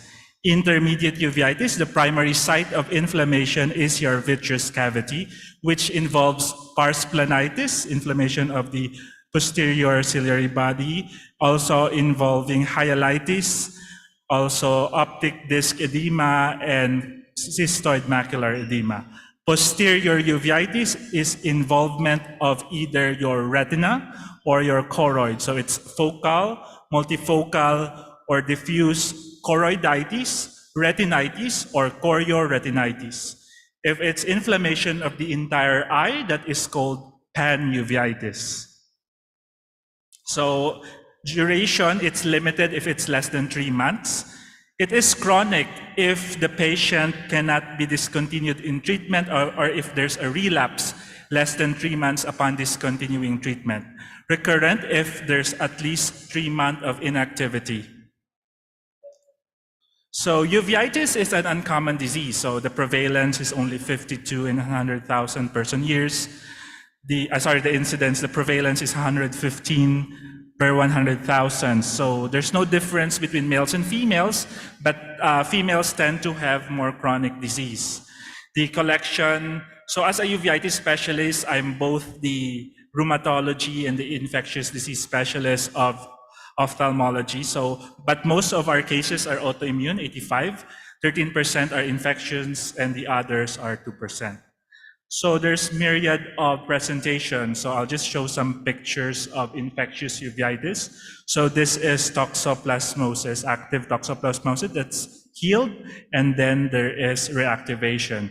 This is CMV retinitis showing fulminant retinitis and granular type of retinitis of your retina. So this is a picture of a normal retina here. Some non-infectious uveitis includes birdshot chorioretinopathy. So you can see this yellow cream-colored choroidal lesions, Behçet's retinitis, which is a severe form of vasculitis that's usually very, very aggressive in the eye. Also, this is end-stage Vogt-Koyanagi-Harada syndrome with sunset glow fundus. Sarcoidosis, you can see some of the choroidal tubercles. So basically, there's myriad of presentations. So also the same with rheumatology, like if an ophthalmology don't know what that is, they always refer to the uveitis specialist. So let's go to my topic, which is pediatric uveitis. So it's less common than in adults. So it's only around 5 to 10% of the uveitis burden. So I still see more adult patients than pediatric ones. The diagnosis and management is challenging because young children are often asymptomatic. So there's, aside from their inability to express complaints, it's truly the nature of the disease is asymptomatic. So the picture shown of the red eye is not the usual anterior uveitis in children. It's usually white eye with just a low-grade inflammation. And the problem is if they present at a later stage of disease, there could be potentially lifetime visual impairment. Okay, so with regards to causes or epidemiology, so the majority of pediatric uveitis cases is still related to JIA. So as much as 50% in our study in Sydney, as much as two-thirds of our pediatric patients are diagnosed with JIA. Non-JIA includes undifferentiated and all of these things, but basically in my practice here in the Philippines, the most common non-JIA pediatric uveitis is usually VKH, Vogt-Koyadagi Harada. Others causes which are not autoimmune, the infectious causes is herpetic, toxoplasmosis, and I see a lot of toxocariasis as well in pediatric patients. So for the patterns, in adults, I see more posterior uveitis. In children, as much as 83%, so 4/5 would be just the anterior because the majority are JIA, which is an anterior uveitis. 9% interpigit, 7% pan, 1 posterior. But usually if it involves the posterior segment of the eye, there is higher risk for lifetime visual impairment. So JIA, so I will not discuss further. I mean, you guys know better than me. What are risk factors for uveitis? So in residency, we were taught that there was 4 risk factors for uveitis in a JIA patient. Female, age of onset of JIA is less than 4 years of age. The onset of arthritis is less than 4 years from seeing the patient, and if it is ANA positive. And children get uveitis, the most common is the oligoarticular deposit articular type, also common in psoriatic arthritis. The least risk is in systemic JIA. In the majority of cases of uveitis, the arthritis is diagnosed before the uveitis. So it is imperative for our pediatric rheumatologists to refer to a uveitis specialist, or if there's none, to an ophthalmologist to screen for uveitis so that there would be not long-term visual impairment. The highest risk of developing uveitis is usually the first 2 years of diagnosis of JIA. And usually the risk declines as the patient becomes older. And a problem also is because the severity of the uveitis is not related to the severity of the arthritis. So again, risk factor for uveitis, female. The younger the age of onset of JIA, the more likely that the patient has uveitis. The oligoarthritis articular type is the highest risk for uveitis, but also polyarticular and the psoriatic one. If the duration, so the earlier from the diagnosis, the higher risk it will have uveitis. And serology test, positive ANA and negative RF. So typically, the uveitis in eyes of children with JIA-associated uveitis is a white eye, which means there is the absence of redness and visible inflammation. That's why it's usually delayed. So, quote by Foster is the length of time between the diagnosis of uveitis and the referral to a uveitis specialist strongly correlated with the complication rate and degree of visual impairment. So, as much as half of the members of the Philippine Ocular Inflammation Society were trained by Foster in Harvard. I was not one of them. I trained in Sydney. So, our understanding of the pathogenesis is poor. The screening guidelines remains unchanged, which will be discussed later. We know that regular screening is critical because these young patients have the rest of their lives ahead of them. So it's important that we rely on patients to be vigilant because this is asymptomatic. This is white eye. It's a chronic anterior low-grade inflammation that's persistent, insidious onset. It's bilateral. And some of the signs is flare and cells. So this is flare, usually it's debris from white blood cells and also the cellular. So it's similar to like an old movie house. So that's the flare, and you can see the one floating, so that's cells. Other signs is, I don't know if it's clear, so there's this keratic precipitates that attach to your endothelial layer of the cornea. So again, could be related to all subtypes of JIA, but the lowest risk for systemic. So enthesitis, this is usually HLA-B27. We see this in males mostly, and they tend to have AS as they grow.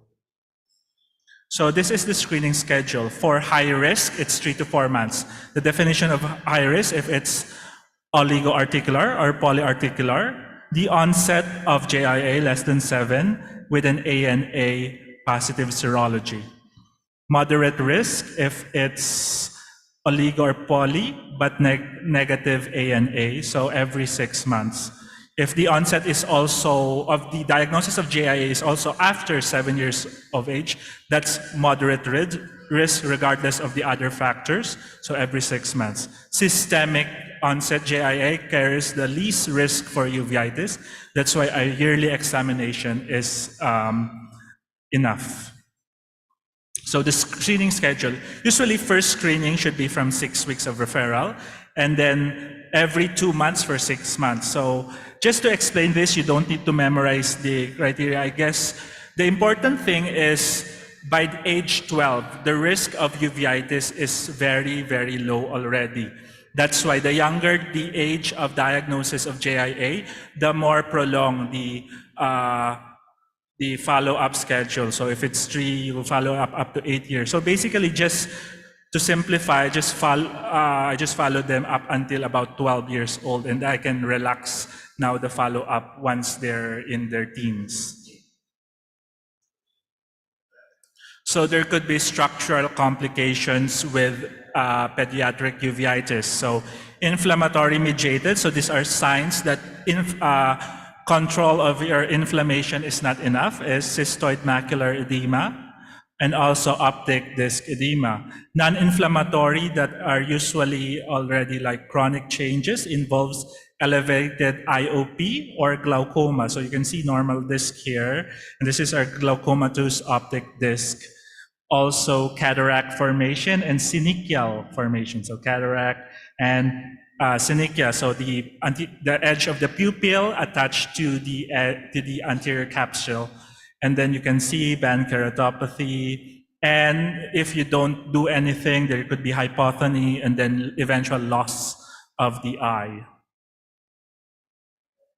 So what has changed? So based on the EULAR guidelines of 2018, there should be multidisciplinary clinics, and we tend to use biologic agents quicker, and it's based on the evidence-based guidelines on the RCT. So there should be good communication with the ophthalmologist, uveitis specialist, and the pediatric rheumatologist, so that we can share outcome measures on deciding for systemic treatment of JIA and uveitis. So what's important, we don't want patients to be chronically on prednisolone eye drops because of the risk of cataract and glaucoma. So there's 85% lower risk if it is less than or equal to 3 drops. But basically now there is a move to just maintain them on 2 drops of prednisolone per day. Again, systemic immunosuppression is recommended if there's poor prognostic factors or period of inactivity cannot be reached. And the first line is still methotrexate. Now, in case it is not effective, we can add biological treatment. So based on the trial of adalimumab plus methotrexate for uveitis in JIA, there is decreased relapse rate, 27% for those patients on adalimumab and methotrexate versus those on methotrexate alone, so from the Sycamore study group. So basically, our first choice in uveitis for biologic is adalimumab. Then we can go infliximab or golimumab. Now, based on the current evidence, so if you have a patient with uveitis, whether it's adult or pedia, we do not want to use etanercept because etanercept is known to induce uveitis. So basically, it's a no-no for uveitis to treat with etanercept. Switching could be done if it's refractory, or you can use other agents such as tocilizumab, rituximab. We use rituximab more for scleritis than for uveitis and abatacept. So there should be collaboration. So as ophthalmologists, is it working? Is there enough control of inflammation? Is there low-grade inflammation so that we can prevent poor visual outcomes? And for the pediatric rheumatologist regarding, is it causing side effects? Do we need to up immunosuppression, or do we have to decrease it because of side effects, or to shift the drug treatment? So in my Sydney experience, so I have this study here, but this adalimumab in vision-threatening uveitis is adult patients. So we'll just go to the other study also from my fellowship program, but I didn't write this paper on the uveitis biologic treatment in pediatric uveitis. So here it's a study of pediatric patients on biologics from January 2010 to December 2018. So a total of 27 pediatric patients in the study. As you can see here, 85% is just anterior uveitis. There's 1 patient with intermediate and 3 with a posterior panuveitis. And as you can see here, 2/3 of the patient population is still JIA. There's 6 that's undifferentiated. And for the 3 posterior panuveitis, we have 1 VKH, 1 sympathetic ophthalmia, and 1 Blau syndrome. So if you can see here, treatment failure was seen to be 13%. Actually, there's only 3 patients who failed treatment, but two of the patients is due to non-compliance. And then our favorite biologic agent, again for uveitis, whether it's pediatric or adult, is adalimumab. So what's the summary for pediatric uveitis? So control of intraocular inflammation is essential. We don't want low-grade inflammation. The patient could have a white eye, but there's cellular, there's cells, there's flare, there's keratic precipitate. So we have to treat it because that's incomplete treatment if there's cellular activity in the eye. We want to minimize topical steroid therapy to 2 or less per day because of the complications of cataract. Cataract can be operated upon, but if there's complication of glaucoma, that's very hard. And they have the whole life ahead of them. They will be blind if we don't treat it. And then we want a rapid taper of any systemic steroids, stepwise use of systemic IMTs. First is methotrexate, then adding a biologic. If it's a stable systemic condition with clearance from the pediatric rheumatologist, we can do cataract surgery if needed. So just an added, this is how we do immunosuppression in uveitis. Based on the FAST trial, first-line anti-metabolite as steroid-sparing therapy. The first-line IMTs for uveitis is methotrexate or mycophenolate. This is also how I was trained in Sydney, although other uveitis specialists would do it differently. The second-line biologic is adalimumab. An exception is for systemic disease. We refer to the pediatric rheumatologist or to the rheumatologist for co-management. Pregnancy, we give azathioprine. And if it's aggressive disease, we might opt to go directly to biologics. This is the step-ladder approach, which I've taken from a lecture with Professor Nida Sen from the NIH. The first line is corticosteroids, either topical, local, such as a subtenon's injection or an orbital floor injection, or an oral prednisone. And then we step up to the anti-metabolite, either methotrexate or azathioprine, mycophenolate, and sometimes azathioprine if patient would want to be pregnant. T-cell inhibitors is also used by some programs, cyclosporin, tacrolimus, but because of drug level monitoring, I usually do not use that. Anti-TNF, so first line is adalimumab or infliximab. And then if it's uncontrolled with these first-line biologics, we can do rituximab, especially useful for scleritis, tocilizumab, interferon, JAK inhibitors. Now, if there's control of inflammation, but there is persistent macular edema, we can opt to give a steroid implant such as Ozurdex, dexamethasone implant, or a fluocinolone implant that's injected directly to the vitreous cavity.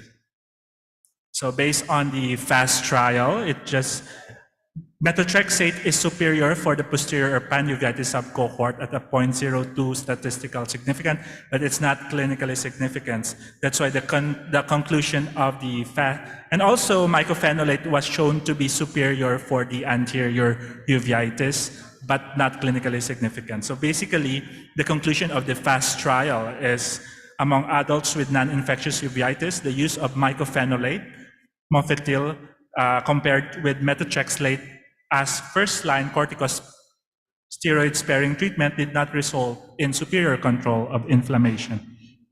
And we do have also the Visual 1 trial for active intermediate posterior or pan-uveitis.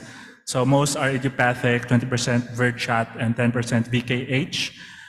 Short 15-week prednisone taper with adalimumab or placebo. So there's less uveitic flare and less visual loss with adalimumab. So the conclusion of the Visual 1 trial is in patients with active non-infectious intermediate pan or posterior uveitis, uncontrolled on prednisone greater than 10 milligrams daily, adalimumab significantly lowered the risk for uveitic flare or best-corrected visual acuity loss. So thank you very much for the lecture. So the Philippine Ocular Inflammation Society is a subspecialty society under the Philippine Academy of Ophthalmology. So there's only 24 active members. So I'm part of the board of directors for last year and this year. So yeah, thank you very much. So, and also I do clinics in Cardinal Santos and UST. So, questions or thanks.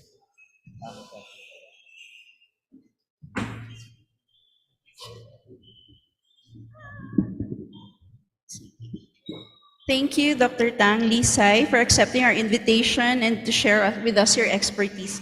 May we call on Ma'am Cherica to join us on stage? We may be able to entertain a few questions.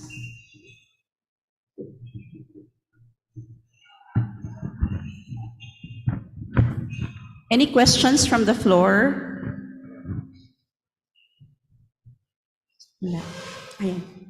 Yes, Doctora. Morning, Doctora. My question is for Doctora T and to our ophthalmologist. Thank you for your lectures. I'm an adult rheumatologist. I'd like to, I have a patient who has JIA who has already transitioned to adulthood. For Doctora T, for patients who are refractory to the usual biologics like your IL-6, what are your other options for difficult JIA patients, po, Doctora? And then for Dr. What would be when you give your adalimumab for patients with uveitis, do you also combine it with methotrexate? Thank you. Do you know what specific type of JIA? Systemic JIA, Doctora. Yeah, I agree. It is very difficult to manage systemic arthritis, no, Still's disease. Well, the recommendation right now is just IL-6, and that's what's available. Other options is IL-1. Yeah. It's really difficult to manage the systemic manifestations, but for the polyarticular, methotrexate may suffice. In the practice of immunosuppression, whether it's adults or pediatric, we always give the biologic with an immunosuppressive therapy such as methotrexate or mycophenolate. So it's always combined. We do not give adalimumab by itself.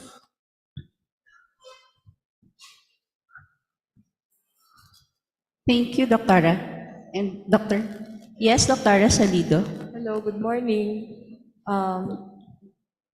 For JIA, like um, one joint involved, I believe you usually give an NSAID.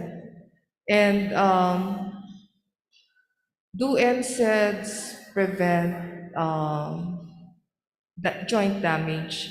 And how long can you give an NSAID? Is there a certain point, like when you remove the NSAID and the patient flares, that you decide on going to the next level? In my practice, I try NSAIDs for a month, and if there is improvement, I can maintain the patient on NSAID. But if it does not improve, I step up to give DMARDs. Okay, so that's a month to step up. Mas So, mabilis, so you're no? saying it's mono eh, pero if Yes, it's yes. polyarticular, we become more aggressive. Okay. So, hindi tayo masyadong nag-i-inject ng steroids, no, for children. We can do, yeah. The next is intra-articular injection, kung monoarticular naman. Okay, thank you.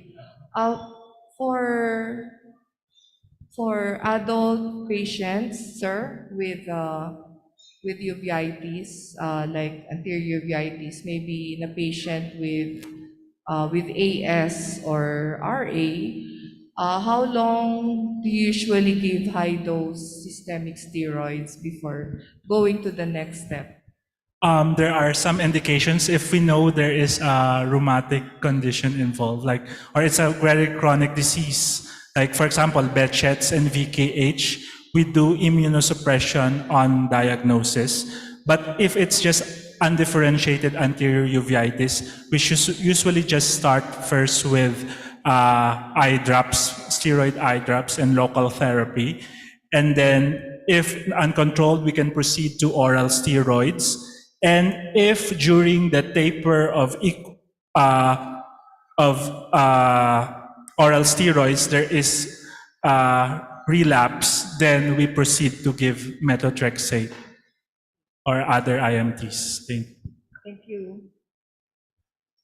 Thank you for your questions. Are there any? We may be able to entertain one more.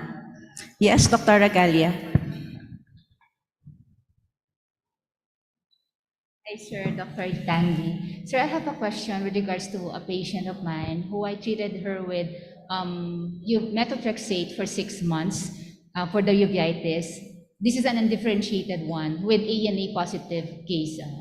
I treated her with methotrexate for 6 months, no response to methotrexate. Then we shifted it to azathioprine. Then the patient vision was better. It came to 20/40, the visual acuity. But I'm so scared with relapse. So how many months do I have to observe this patient with azathioprine before stepping up to adalimumab kung kailangan ba?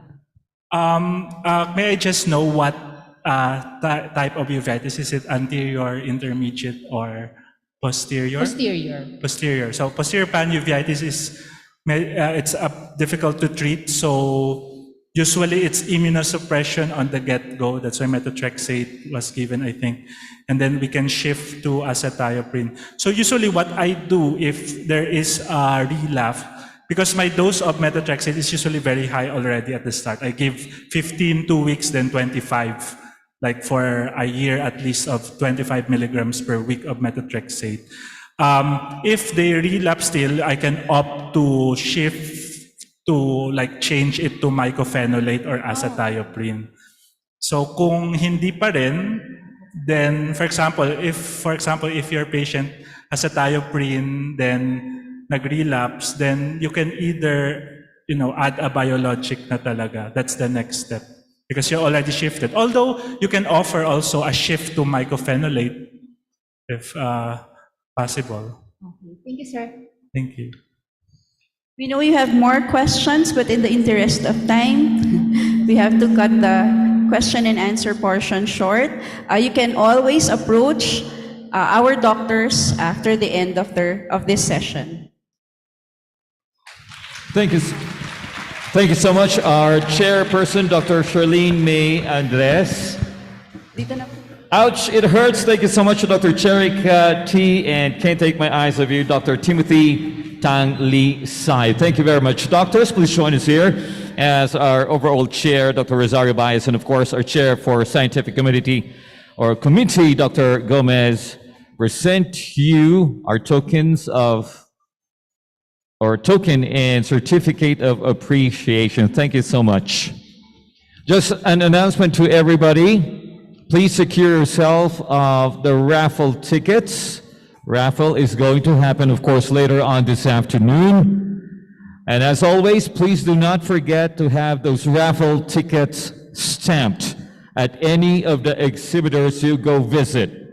Okay? Of course, deadline of submission of those raffle tickets will be at 4 this afternoon. Also, we'd like to invite everybody to please go visit the second batch of exhibit posters. Okay? The exhibit area is located at the exhibit area. Okay? Now, the first big door that you see when you take the stairs going down, that is where the exhibit area is. So please don't give time to visit the second batch of exhibit posters. Thank you very much. So we'll see you back here at around 10:30, because we are giving everybody a 15-minute break starting right now. See you here around 3:30 or 3. I'll make that 10:33. We'll see you back here. Thank you very much.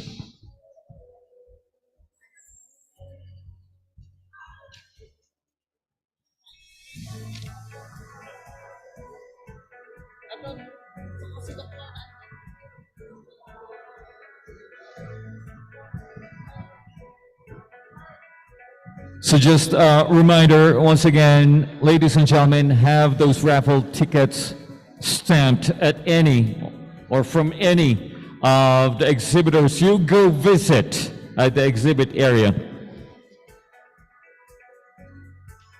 Also, don't forget to visit the second batch of exhibit posters. Exhibit area is located at the first door you see when you take the stairs going down. That is where the exhibit area is. So please give time to visit, or make time to visit.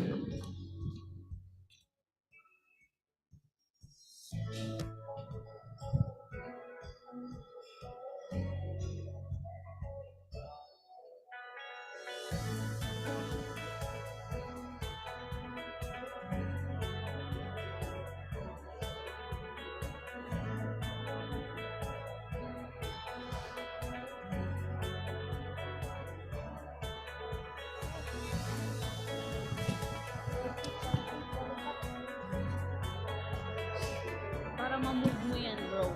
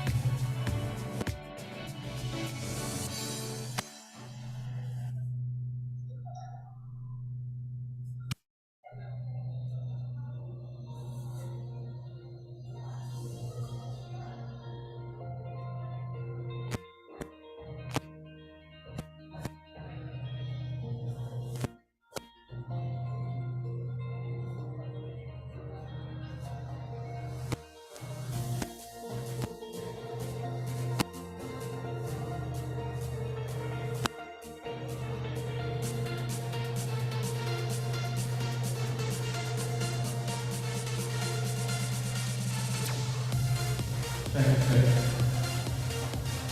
check, ladies and gentlemen. Your 15 minutes is almost up. So we're inviting everybody who's still at the exhibit area to please come out now. We are starting, or we will resume session in exactly 3 minutes. So please finalize whatever it is you're doing, come up, and we are about to start. For those of you still outside, please come in now.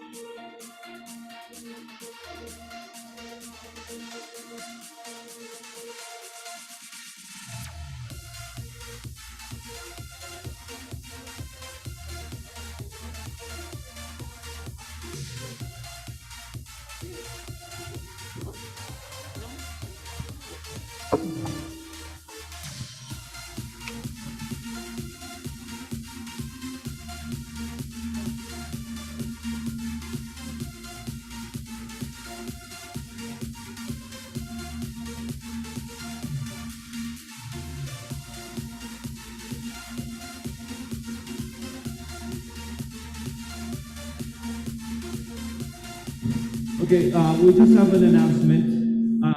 We have this activity called Baguio by Night. What is Baguio by Night? We are giving you city tours at night. That will be featuring Burnham Park and Baguio City Night Market. Oh, your favorite, Baguio City Night Market, and of course, yeah, please do not forget to approach the registration before lunch. Pick-up details will be announced later. So that's Baguio by Night. Main thoroughfares that you are going to visit will be the Baguio Night Market and Baguio Burnham Park. So if you're interested, the tour is free. Just register. All you have to do is register. Now don't forget out a registration area. Of course, tours will be announced or pick-up points will be announced later this afternoon.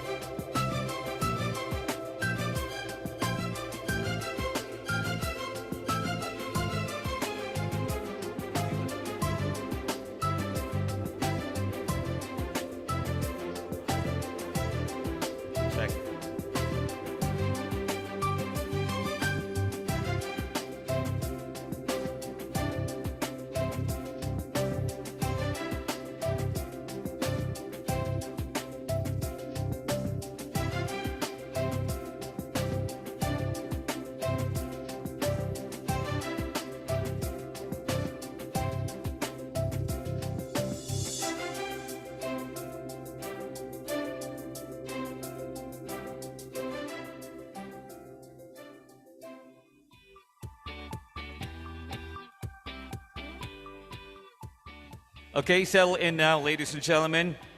The next part of this morning session is a panel discussion among different subspecialties. The topic of discussion is on adolescent transition care. May we call back on stage Dr. Charlene May Andres to co-host this discussion. Is Dr. Andres' adult counterpart. He is a graduate of Doctor of Medicine at the UST Faculty of Medicine and Surgery. He completed his internal medicine residency training as well as his rheumatology fellowship training at the Makati Medical Center. Currently, he is an active consultant in various hospitals in Bulacan. Please welcome Dr. Charlie Enrile Chan Jr.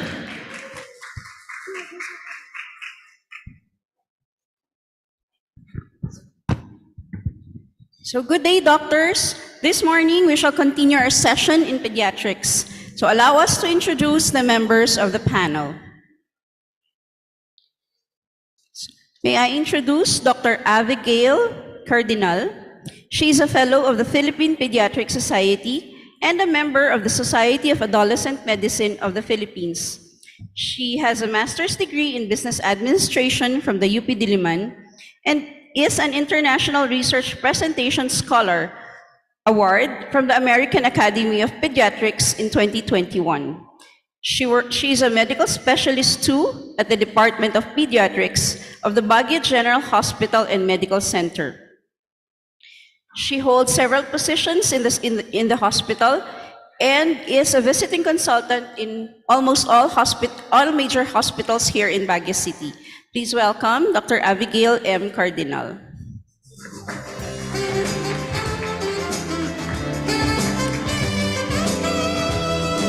Our next speaker is a Doctor of Medicine from the University of Santo Tomas, Faculty of Medicine and Surgery. She took her fellowship in pediatric rheumatology at Baylor College of Medicine in Houston, Texas. An associate professor too at the UST Faculty of Medicine and Surgery. She is the vice chair of the section of pediatric rheumatology of the Philippine Pediatric Society.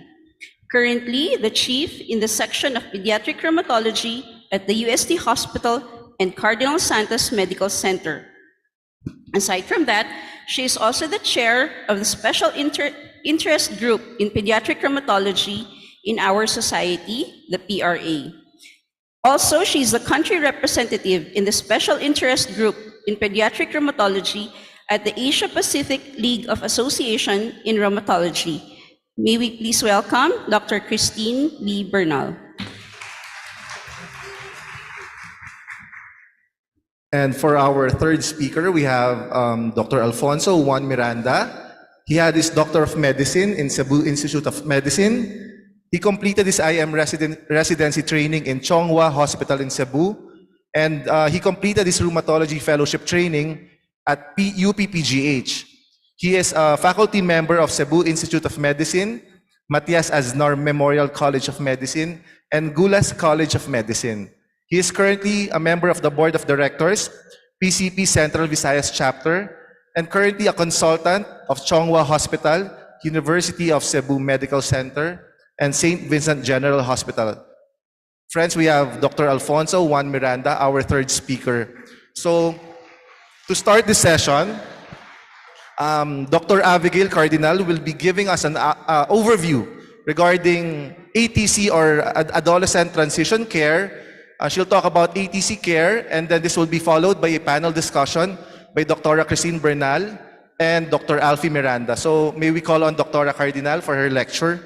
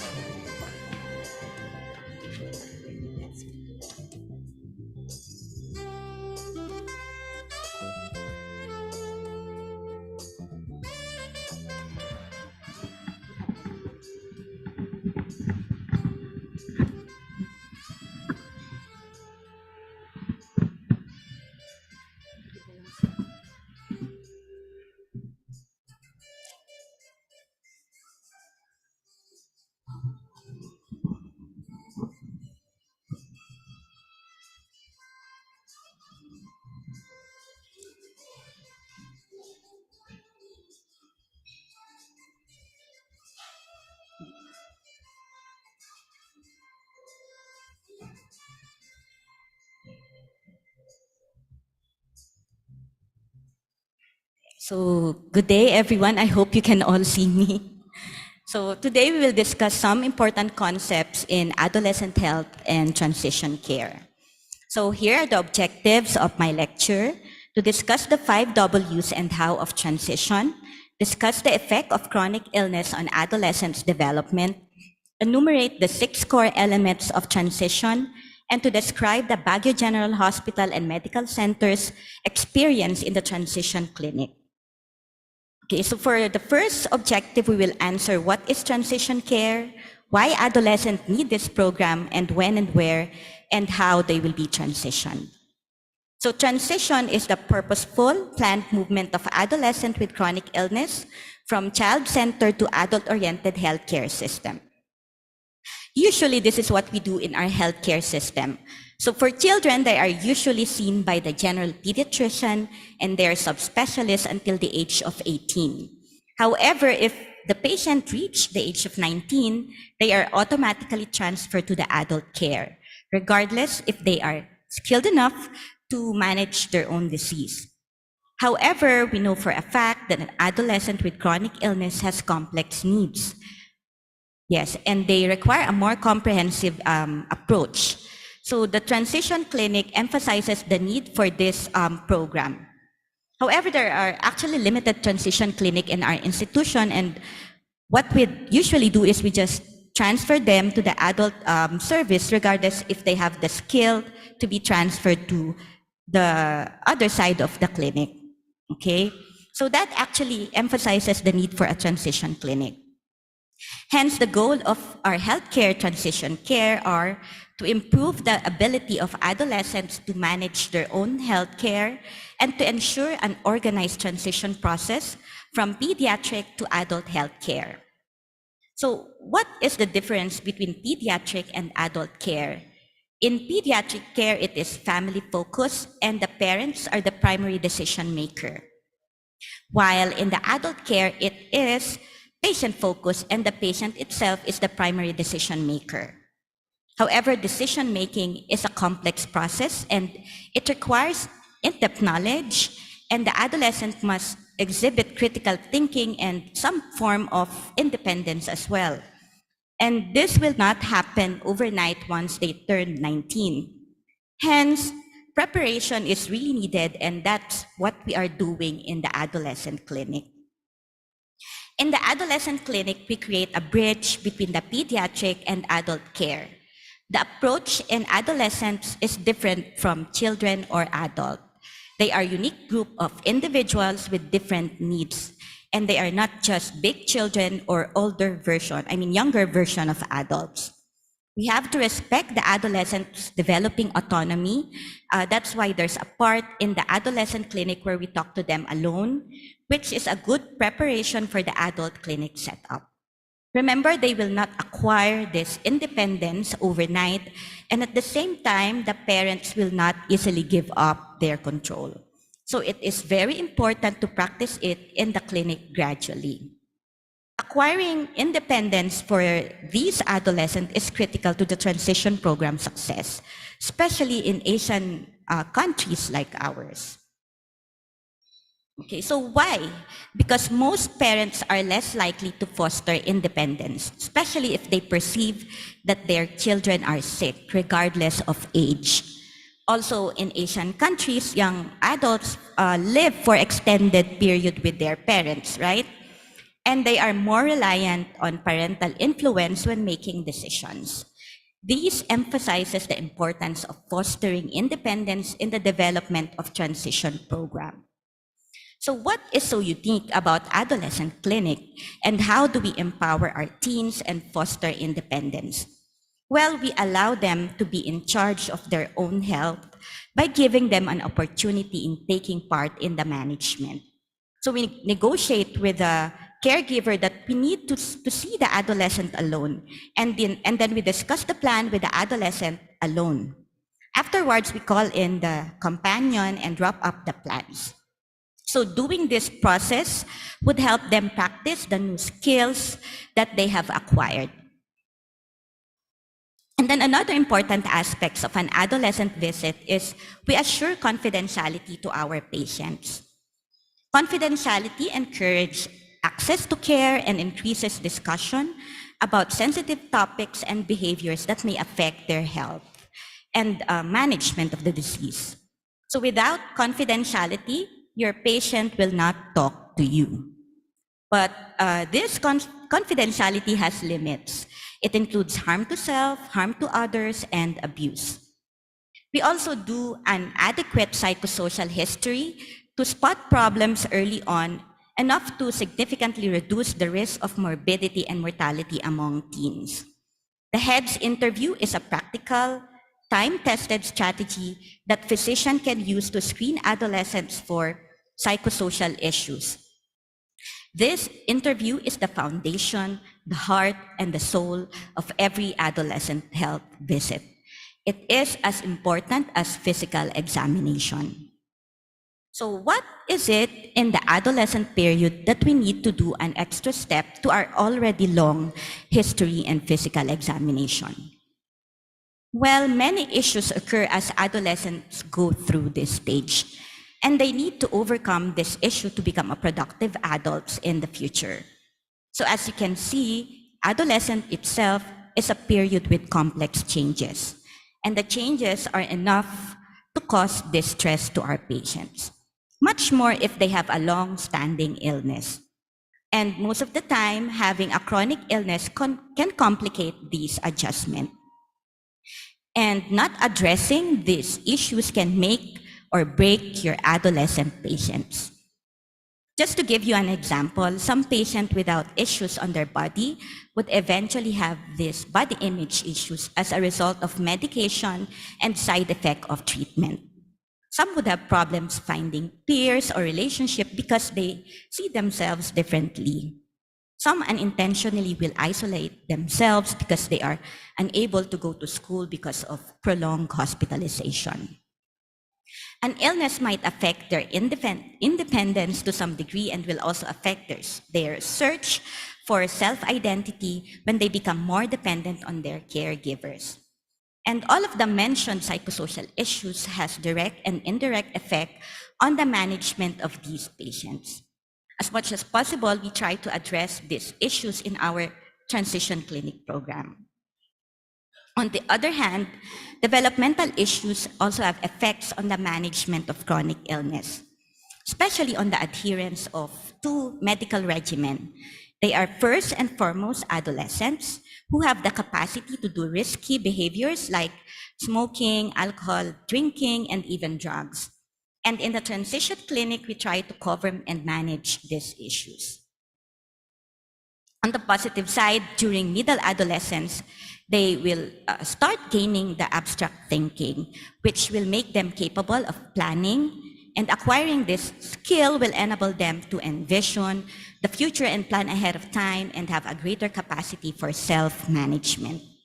On the other hand, cognitive maturation results in a greater capacity for insight into the effect of their disease that may contribute to anxiety and depression. So why is transition clinic important in rheumatology? It is important because most childhood onset rheumatologic diseases persist into adulthood. It can lead to an end organ damage at a young age. And lack of proper transition plan will therefore result in greater disease damage, poorer quality of life, and greater healthcare costs. So a successful transition will address the previously mentioned issues, and it will lead to better quality of care, improve adherence to treatment, and improve quality of life of our patients. Okay, so we will now go to the next objective, which is the 6 core elements of transition. So for those who are interested in starting their own transition clinic, you need to familiarize yourself with the 6 core elements of transition. This defines the basic component of a structured transition process. So I will just run down this so you have an idea on what is it. And I posted here the website so you can just visit this at your own most convenient time. So first, you need to develop a transition policy. This policy describes the approach and strategy to transition. It should be reviewed by the adolescents and their family beginning at the age of 12. This is just an example of a transition policy which we did in our institution. It is translated into Tagalog and Ilocano. Next is the transition tracking and monitoring, where we identify patients who are due for transition, identify their needs, and create a system to track them and monitor them. We can do this by creating a registry or an individual flow sheet. So this is an example of transition registry and an individual flow sheet. The third element entails formal assessment of transition readiness. So we use a standardized transition readiness assessment. Here in our institution, we use the UNC Transition Readiness Scale. This scale is a disease-neutral tool that can be used to assess skills and facilitate feedback. This has been translated in Tagalog as well. Transition planning is the fourth element. It encompasses several ongoing activities that are intended to build health literacy and independent self-care skills. So this is where we actually do our usual health promotion activities. This is just the example of activity that we do in our every transition clinic visit for every subspecialties. So we have lectures, transition assessment, we have support group activities, and adolescent clinic and others.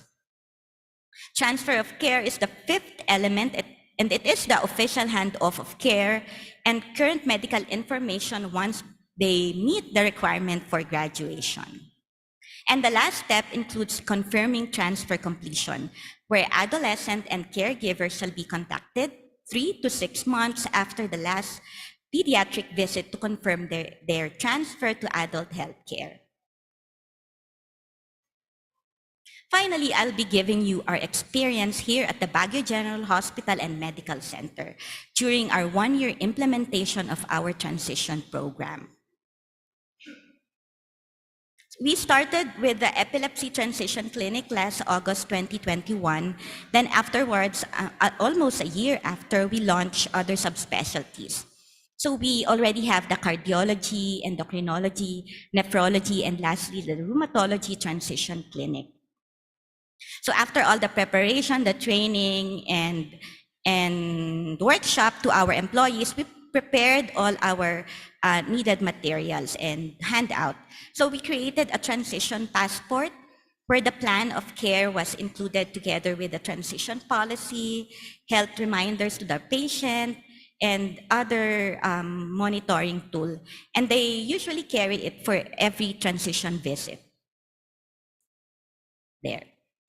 And also we designed a service package for our enrollees, making it a multidisciplinary program, a one-stop shop service where we not only cover the medical aspect of health, but other important aspects of well-being like nutrition, mental health. We have support group, we have community resource referral, dietary, and others. And we also refer them to other services that are deemed necessary. Here is just an example of curriculum for the transition activity. The lectures are actually based on the specific needs of our patient. Hence, it varies for every subspecialties. We also consulted our patients regarding things that they would need or would like to learn. This is the flow of our programs for the face-to-face activities. So other than the lecture, we have games and raffles, followed by joint clinic and psychosocial screening. And then afterwards, if they need other referrals, we just schedule them. And if possible, we refer them to other subspecialty if needed.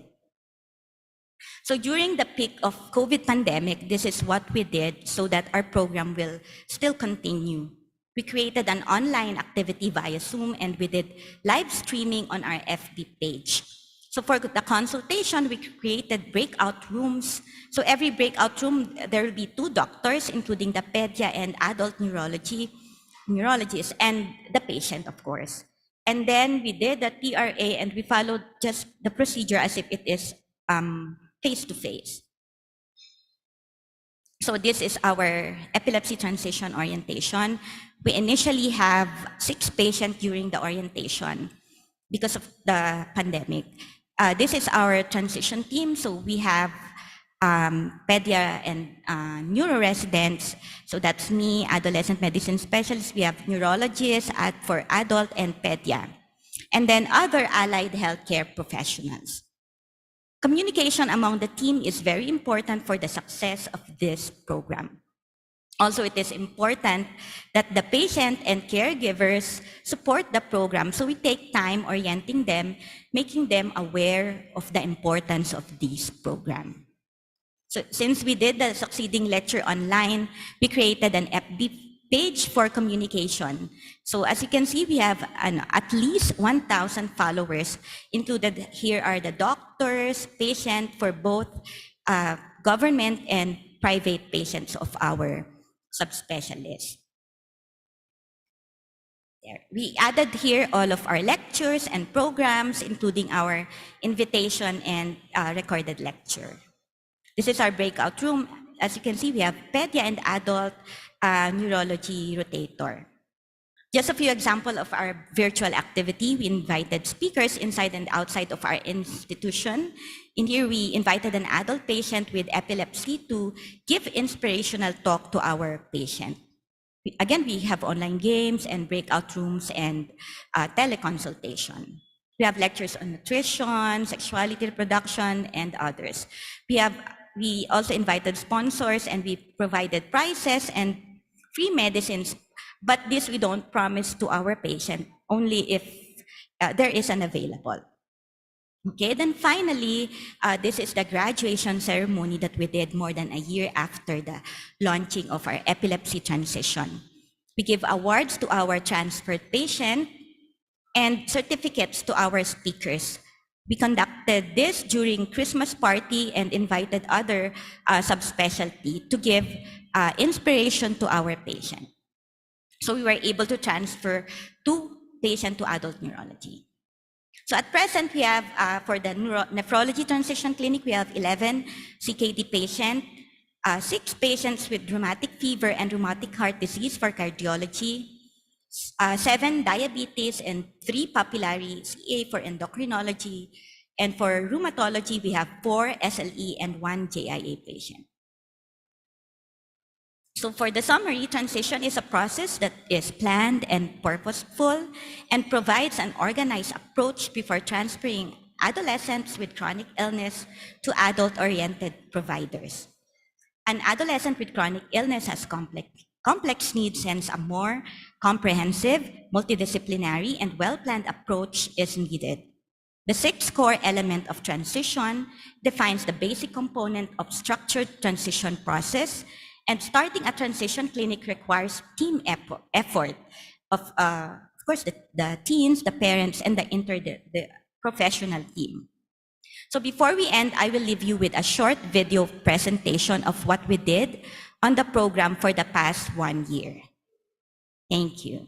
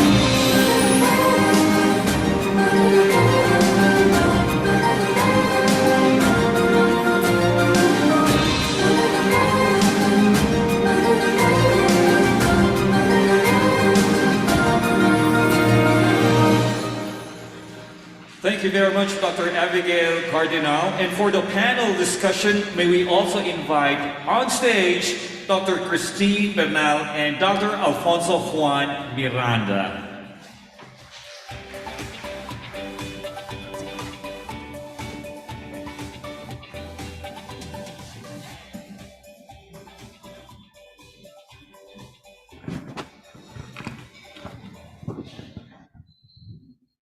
Thank you, Dr. Cardinal, for that very inspiring lecture.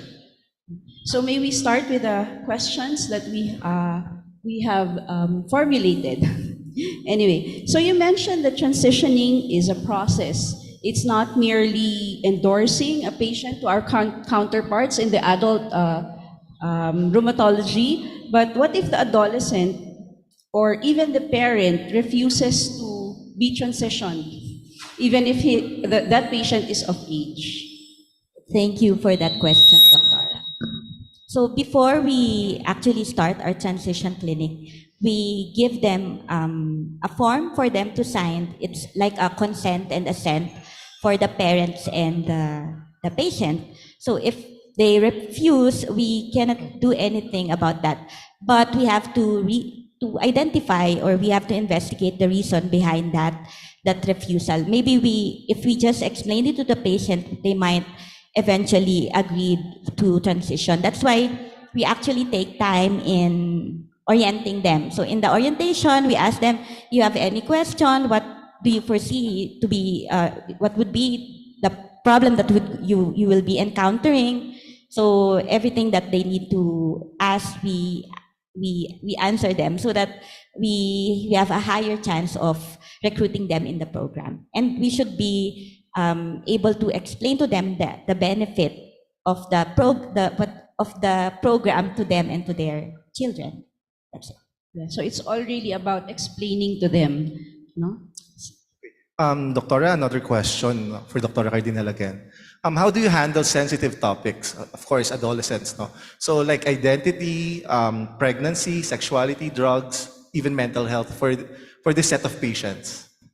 Thank you, Doc. So for that, we just explain to the patient that this is a normal, we just normalize the situation. We explain to them that this is part of the normal history and physical examination that we do to our adolescents. Also, it is important to maintain that confidentiality. So we reiterate that what we are talking about is confidential. However, we usually tell them the limit of that confidentiality. We really have to gain the trust of the patient, no? Yes. Especially this set of patients, andyan na yung trying to be independent, their responsibilities din kasi na napupunta na sa kanila, and they tend to question themselves also. So I agree with the building a trust, no, in the confidentiality. So thank you. Thank you. For Dr. Bernal, Dr. Cardinal already showed us our local experience here on transitioning. So may we hear about your experience on transitioning pediatric rheumatology patients as well? The complexity and diversity of the transition process makes the experience quite challenging. So apart from addressing disease-specific issues, we also have to look into the physical and psychosocial changes that our patients undergo as a teenager. We also have to help them cope with a lot of stress, not just from having the disease, but stress from school, family, friends. So very important to look into the family dynamics. I think that's where the problem is coming from most of the teenagers now. The key to a successful transition is you start them early, but do it gradually. We cannot rush, because in the end, the ultimate goal is we would like to transfer our patients to our adult rheumatologist counterpart well and independently, meaning they can manage their own disease on their own without the need of the parents accompanying them in the clinic. Our adolescents are really a special group, a population in pediatrics, no? Because we also have to keep up with their moods. We also have to keep up with their physical changes and all. So, Charlie? All right, so for Doc Alfie naman tayo. So, Doc Alfie, so you were still in PGH when they were preparing or adapting the Lipat Kalingap PGH program from the nephrology, right? So could you share us some experience? What are the learning points or the challenges preparing for or establishing a program? As part of the representative of the adult rheumatology in the Lipat Kalinga program. Actually, Lipat Kalinga program is a PGH initiative that started with the pediatric nephrology, transitioning patients to adult nephrology. So eventually, when their section was able to establish their transition program, we started to adopt it in the different sections. So one of the sections that started also to adopt the transition program was the section of rheumatology. I attended a couple of meetings, and it's a basically similar program wherein the pediatric patients are prepared for a seamless transition into adult rheumatology service. Thank you. So, next question. Can we go back to Dr. Bernal? So having several years, so since PGH already started sometime 2014, yeah? Yeah. So for UST as well, so having several years of experience in transitioning your pediatric patients, mostly at UST, can you share with us, Doctora, any data that you might have accumulated? So similarly to PGH, the UST Hospital Department of Pediatrics formally established the Adolescent Transition Clinic January 2014. And they started with few sections and rheumatology included. So we started off with a policy. So as you can see in the slide, no, have the adolescent transition forms. So we also have the informed consent, similar to what was presented a while ago. We have standard forms. We do have a checklist, readiness scale, and then in the end, we do have like a record that will be given to the adult healthcare provider, so that the adult healthcare provider would have an idea on the clinical course of the patient all throughout, during the time when he or she was under the care of the pediatric specialist. And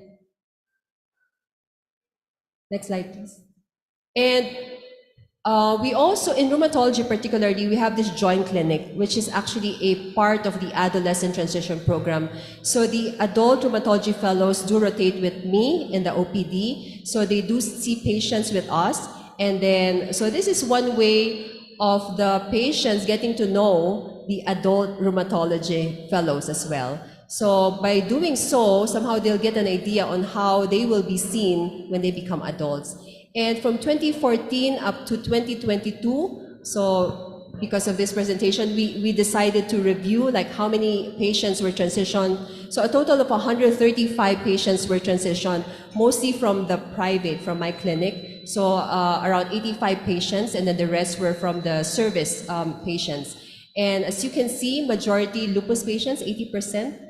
Which is quite consistent with what was presented by Dr. T a while ago, that nationwide, pediatric rheumatologists see mostly SLE, top of our list. Okay, Doctora. So you emphasized earlier that it's very important to start very early, and you've already mentioned that involving or introducing the adult fellows, adult rheumatology fellows. Do you have other activities or programs or lectures in your transition clinic? Yeah, actually similar to other institutions with a structured adolescent transition program, we also have activities, but during the pandemic, it was all shifted to online, which is actually better because I think there were more attendees with online activities compared to face-to-face activities. So as you can see in the slide, there were a lot of online lectures, and even the Christmas parties, summer activities were done online. So this will actually help promote awareness of a lot of issues adolescents undergo through. So I think we had the same experience when the pandemic hit.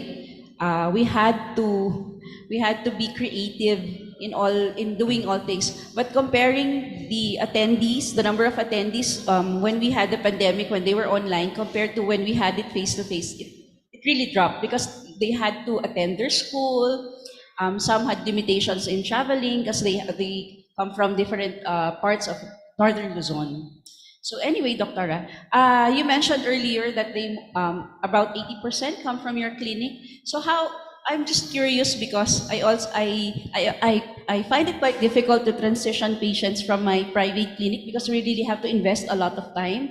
So can you give us tips how you do your transition in your private clinic? Okay, so this was the main reason why back in 2021, the SIG Pediatric Rheumatology of the Philippine Rheumatology Association formally introduced this PRA transition toolkit or tool set.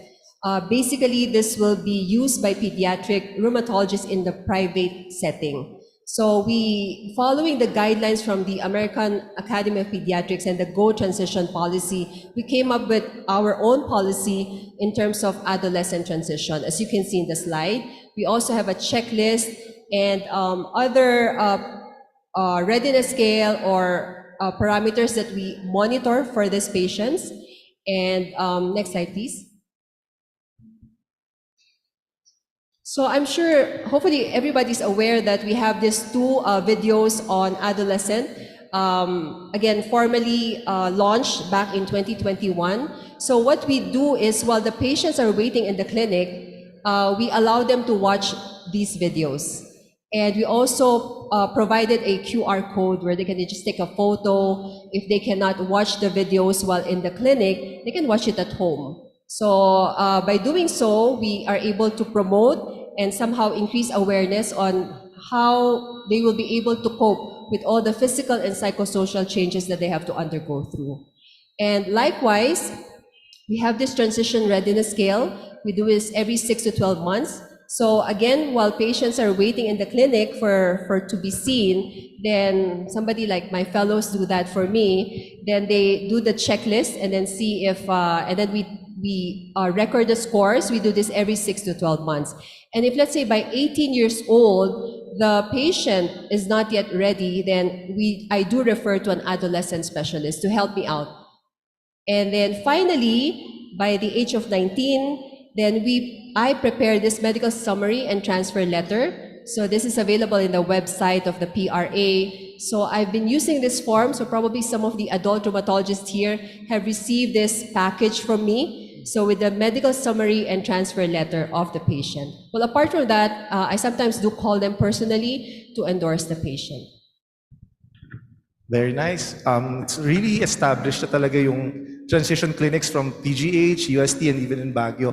So for those, especially from our audience who are planning to establish a transition clinic, could you share what are the problems, what are the challenges you've experienced from Dr. Bernal or Dr. Cardinal that you've encountered that we may anticipate if we will be establishing a transition clinic in our hospitals?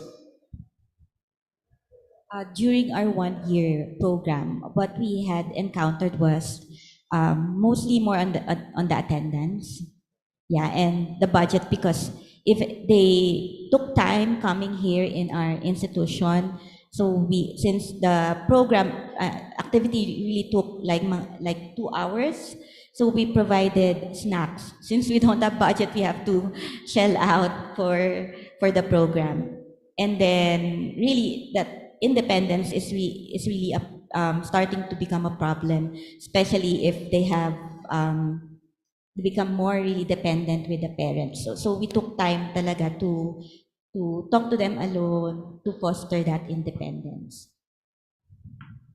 Well, in the private setting, I think we have lesser problems because we don't have to deal with those budget for certain activities. And the manner on how we transition is actually individualized. So basically, we need to know our patients so that we would know how to prepare them well. And I think the only problem that I personally encounter is always that fear of losing that relationship, both from the patient side and from the doctor side. They're always scared to let go. Me too. Sometimes if I like my patient, I don't want to let them go. Because sometimes you're able to establish a very, very close bond that it's very difficult to just let them go. But of course, the reality is we have to let them go because when they become adults, it would be unfair for us because we were trained as pediatricians. We are not internists. So I'd always tell the parents, it will be unfair for me to continue the care when in fact I'm a pediatrician and your child is already a young adult. So in that way, they get to realize that yes, we have to let go. The art of letting go. Yeah, we find it difficult because especially if the parents will even tell you that, Doktora, sa'yo pa rin kami ha. Parang pag nag-19 na siya, sa'yo pa rin kami ha. So parang I find it, some patients, most of my patients are small kids. So when some patients of mine that are college students come to the clinic, ay, parang nare-realize nila, medyo matanda na rin pala talaga ako. So when we try to transfer them, I transfer patients to the adult, to my adult counterparts, we find it quite difficult, but well, eventually, as you said, Doctora, they will have to learn to let go. So for Dr. Miranda and Dr. Cardinal, once we transfer our patients to you, we transfer or even transition our patients, is there a specific activity that you should do or they should do as transition patients? On the adult side, I don't think there's not much activity that the patient should do. It's the adult rheumatology that should ensure that there's a seamless transition for the patient on the receiving end of the adult rheumatology. So just like any clinic visit, the initial clinic visit of the pediatric patient to an adult rheumatologist, they feel anxious, they're seeing a new doctor, they already established a good relationship with their pediatric team, and now they're coming to a different team of adult rheumatologists. So it is on our part as an adult rheumatologist that we should meet those expectations of the patient, making them more comfortable and empathize with them. So it is important for us adult rheumatologists to be aware of what the patient went through, the program that they went through, transitioning, so that we would be able to meet the patient's expectations. They already went through the transition program. They had a lot of things discussed. We should be able to meet those expectations when the patient first comes to us, adult rheumatologists. I agree with you, Doc. No? But some of the late adolescents, they also share the same characteristics with your emerging adult. Yung mga younger adults, like mga 20, that's why usually the term is adolescent and young adult. They share the same characteristic. They could have that mental health problem. So you can continue the usual activities that we've been doing in our clinic, but it should be depends on their needs. So once they transfer to your patient, you can check then what do you need, what do you still need to learn. So that's something you can think about. Thank you. It's very nice that you mentioned the mental health also of the patient. You're considering that. No? How about other issues, Doctora? Like fertility issues. How do you handle? How do you discuss it with your patients? Since it's a stage wherein fertility issues are very important. Fertility issues and other issues, since they are all adolescents, even if they have chronic illness, they are first and foremost adolescents. So kung ano man yung risk-taking behaviors like sexuality, etc., that a normal adolescent will do, your patient with chronic illness will also do that. So we deal with them the same thing with our usual adolescent. We do psychosocial screening and then advise them abstinence and contraceptives if needed. And then we also refer to specialists, and then we also ask guidance to our rheumatologists or other subspecialties if there are special, like are they allowed to get pregnant when they are in flare, like that. Questions that are sometimes the specialist can only answer. Okay, on the receiving end from the adult side, it's quite a challenge, especially trying to it's a restart in terms of building another relationship from the patient. So I think we are outnumbered as adult Ruma here in the stage. So is it okay if I call on one of an adult rheumatologist to give an experience in terms of receiving receiving transition patients? Is it okay, Dr. Julie, to give us some points, points here? Sabi mo eh. Scripted. Well, yeah. I'd just like to share my experience as to patients transition by pediatric rheumatologist to adult rheumatologist. What you have all pointed out are true. So there's the separation anxiety, and then of course the first I vividly remembered most of the patients that are being transitioned, at least to me, they will take time. They will not outright go see you. So meaning, I would say, oh, itong referral letter was dated sometime July. But the patient will come see me January or February the following year. So it will take them that long maybe to integrate and somehow to understand the importance of following through. But what's rather also, I think, important is keeping the patient stable before transitioning. Kasi doon natin malalaman, well, at least you are stable enough not to be seeing an adult yet at the time that you were referred to us. I can vividly remember one patient. What Christine mentioned a while ago on the family dynamics is very important. Sinishare ko lang to ha. I can remember one patient that was transitioned to me.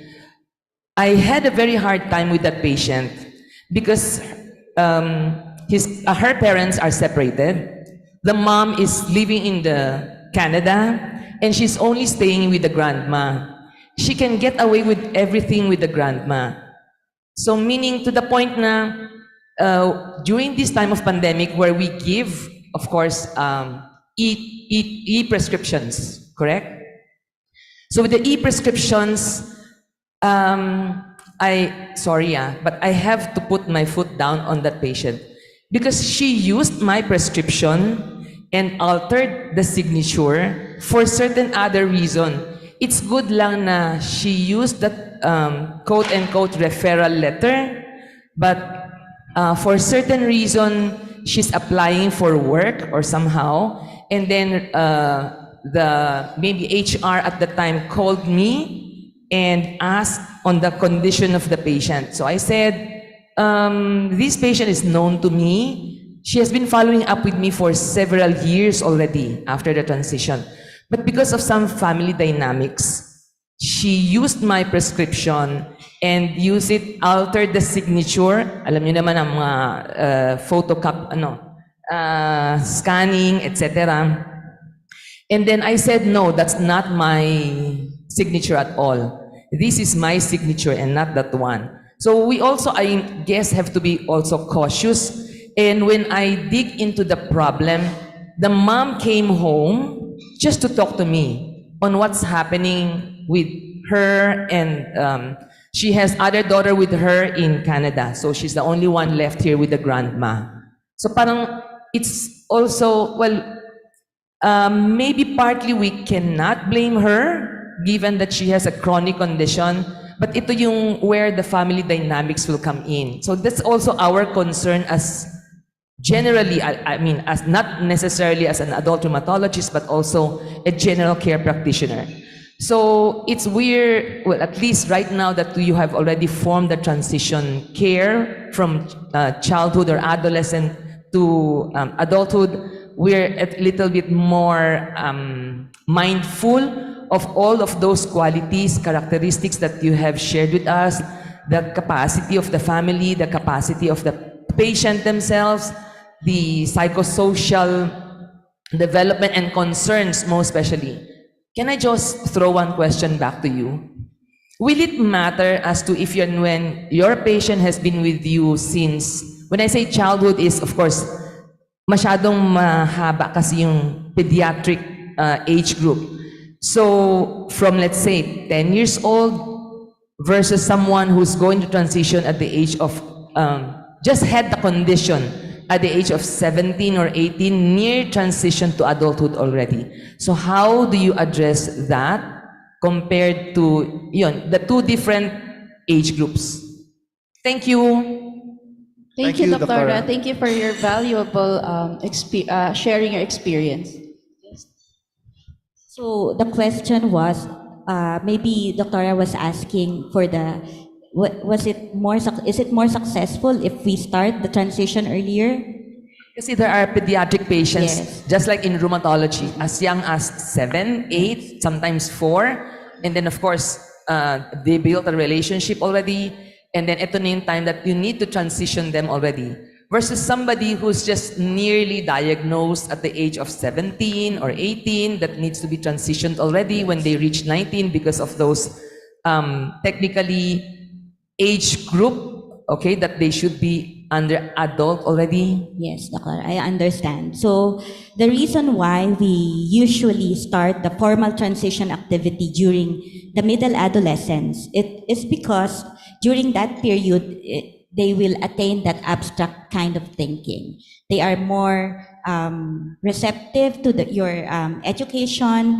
They are more geared. They can now start planning because of that skills that they have gained because of their brain become more complex.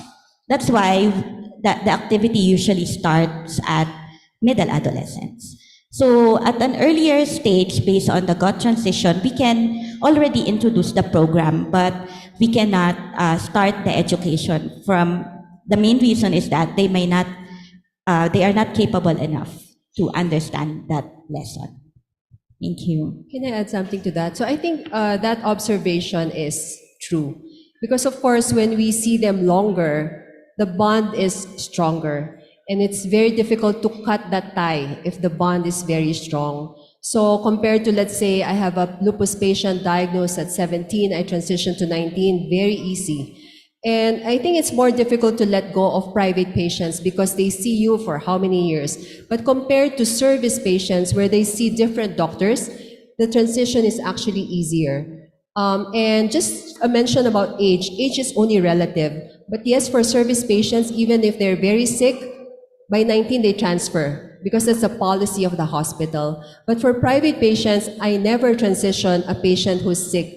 I would never want to pass the problem the problem of my patient to my adult rheumatology colleagues. So I make sure that I transfer them very stable. How I see it, it's when you have a patient who stays longer with you, it's like a two-edged sword. One, it's harder to let go, but at the same time, as Dr. Cardino said, you have a longer time to prepare for not just the patient, but also for the family. So it's quite difficult. It's really an art of letting go. So we had feedback already from Dr. Julie Liu. Yeah, it's the first time that I will actually hear feedback from adult rheumatology as from the standpoint of an adult rheuma who received a patient from us. So from this feedback, have you had any feedback from parents or even patients about the transition clinic? So so far during our graduation period, we asked the parents about the feedback, and they were really happy that their child was able to learn more about their sickness, and then they also noted that they become more compliant with the medication. And apart from that, they also learned or gained a lot of friends because we created a group for them to interact with, to tell their activities or problems with, so they were able to talk through their group chat. So yun yung I think pinaka maganda rin na nakuha nila, nagkaroon sila ng support group among themselves. Okay, so next question, Dr. Cardinal. I saw from your video you have a very well established transition clinic. So I'm just curious, how do you evaluate the success of a transition clinic, especially for those who are again planning to establish one? So do you have a program or a checklist in terms of knowing kung successful ba yung transition clinic? We are just starting the clinic, but when it comes to clinic, there's actually a transition, a monitoring tool based on the gut transition. There's scoring tool, wherein it's based on the 6 core element of transition. So ando na siya per element. There's checklist. For example, for the transition policy, how many parents and child were you oriented, etc. So you just have to download that tool. So there's an app. So there's really an app for everything yet. So do we still have time for some questions? Yeah, I guess to add, kasi you're asking ano yung tool to say that it's successful. Maybe one is, kasi initially when the patients come see us, they're always with their parents. come 2 or 3 sessions, maybe sabihin natin 3 or 4 sessions, they're coming by themselves already. So somehow they have already, we're not saying we already formed certain relationship, but at least most likely the reason they are able to come by themselves already is maybe they're already prepared, they're already ready to somehow be independent and take care of themselves. I think that's one important parameter. They're more comfortable, and I would say siguro the parents are trusting the kid and the doctor. Yes. Good point, Doctora. Any other questions from the floor? While our adolescent specialist, our adult rheumatologist, and our pediatric rheumatologist are here. Okay. So I guess they are satisfied with If you have questions, just feel free to approach Dr. Bernal, Dr. Cardinal, Dr. Alfie. because the transition is, it's quite new, especially here in our locality, and not all provinces have an adolescent medicine specialist. So it's not really very easy to do the transition clinic. But if you are very much interested, Dr. Abigail here is very much approachable and very willing to help you guys. With that, thank you very much for listening. Thank you so much. Our wonderful panel discussion. Where do we go from here? The journey of adolescents with rheumatic disease. Thank you so much, Drs. Christine Bernal, Abigail Cardinal, and Alfonso Juan Miranda. Please join us here, together, of course, with Dr. Rosario Baez and Dr. Michael Gomez. And please receive this certificates and tokens of appreciation. Thank you so much. Our chairperson, Dr. Charlene May Andres, and our co-chair, Dr. Charlie Chan Jr. Thank you very much.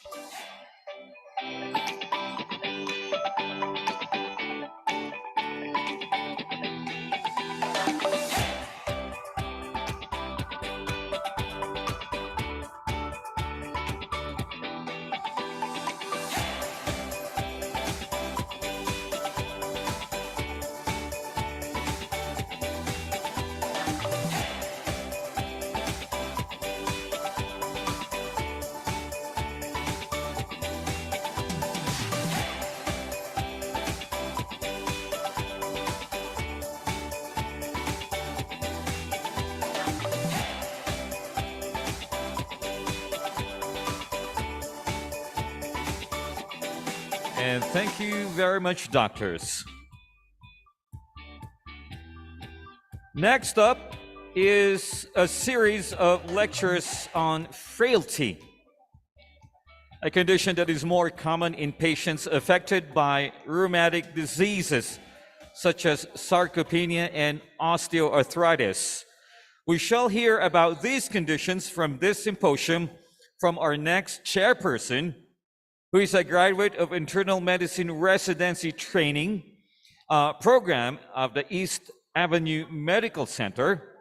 Her fellowship in rheumatology was completed at the UPPGH, currently a medical officer 4 at Region 1 Medical Center, where she is the head of arthritis and autoimmune clinic, as well as the research of the Department of Medicine. Ladies and gentlemen, let's all welcome Dr. Einstein Misa.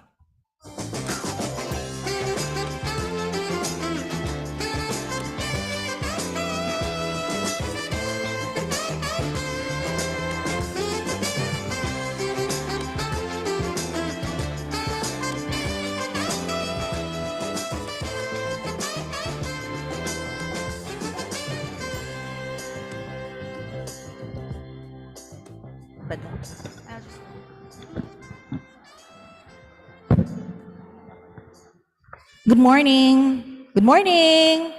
Okay, today we're going to have 3 great lectures from esteemed speakers. Okay, so we have an endocrinologist and 2 rheumatologists. For our first speaker, he is a graduate of the University of Santo Tomas. He had his fellowship training in endocrinology at Creighton University in Nebraska, USA.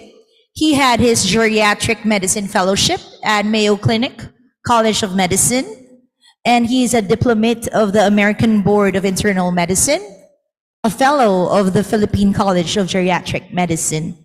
He is an assistant professor at the University of Santo Tomas, Faculty of Medicine, and a visiting consultant at UST, Medical City, and Chinese General Hospital and Cardinal Santos Medical Center.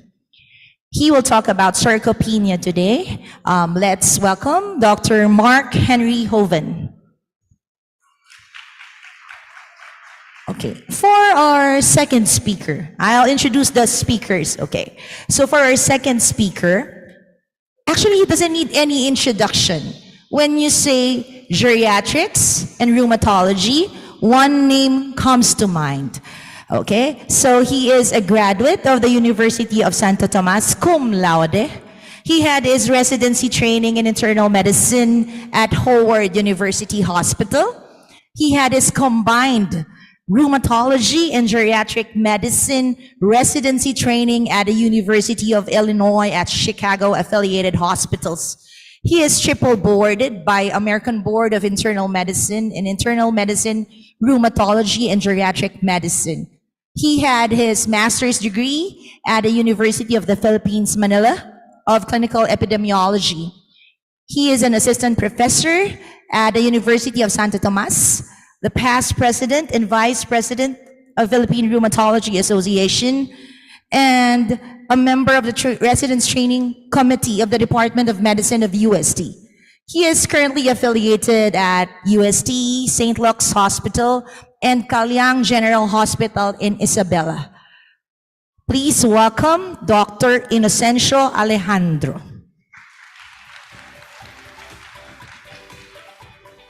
For our last speaker, okay, he is a graduate of the De La Salle University College of Medicine, a fellow of the Philippine Rheumatology Association, where he graduated from the Philippine General Hospital. He is the treasurer of Board of Trustees of the Philippine Rheumatology Association, the chairman of the Department of Medicine and Section of Rheumatology, San Juan de Dios Hospital, associate professor of De La Salle Health Sciences Institute. He is currently affiliated at San Juan de Dios Hospital, De La Salle University Medical Center, and of course, the dashing crooner of the Philippine Rheumatology Association. Let's give it a hand for Dr. Osencio Lawrence Lucero Jr.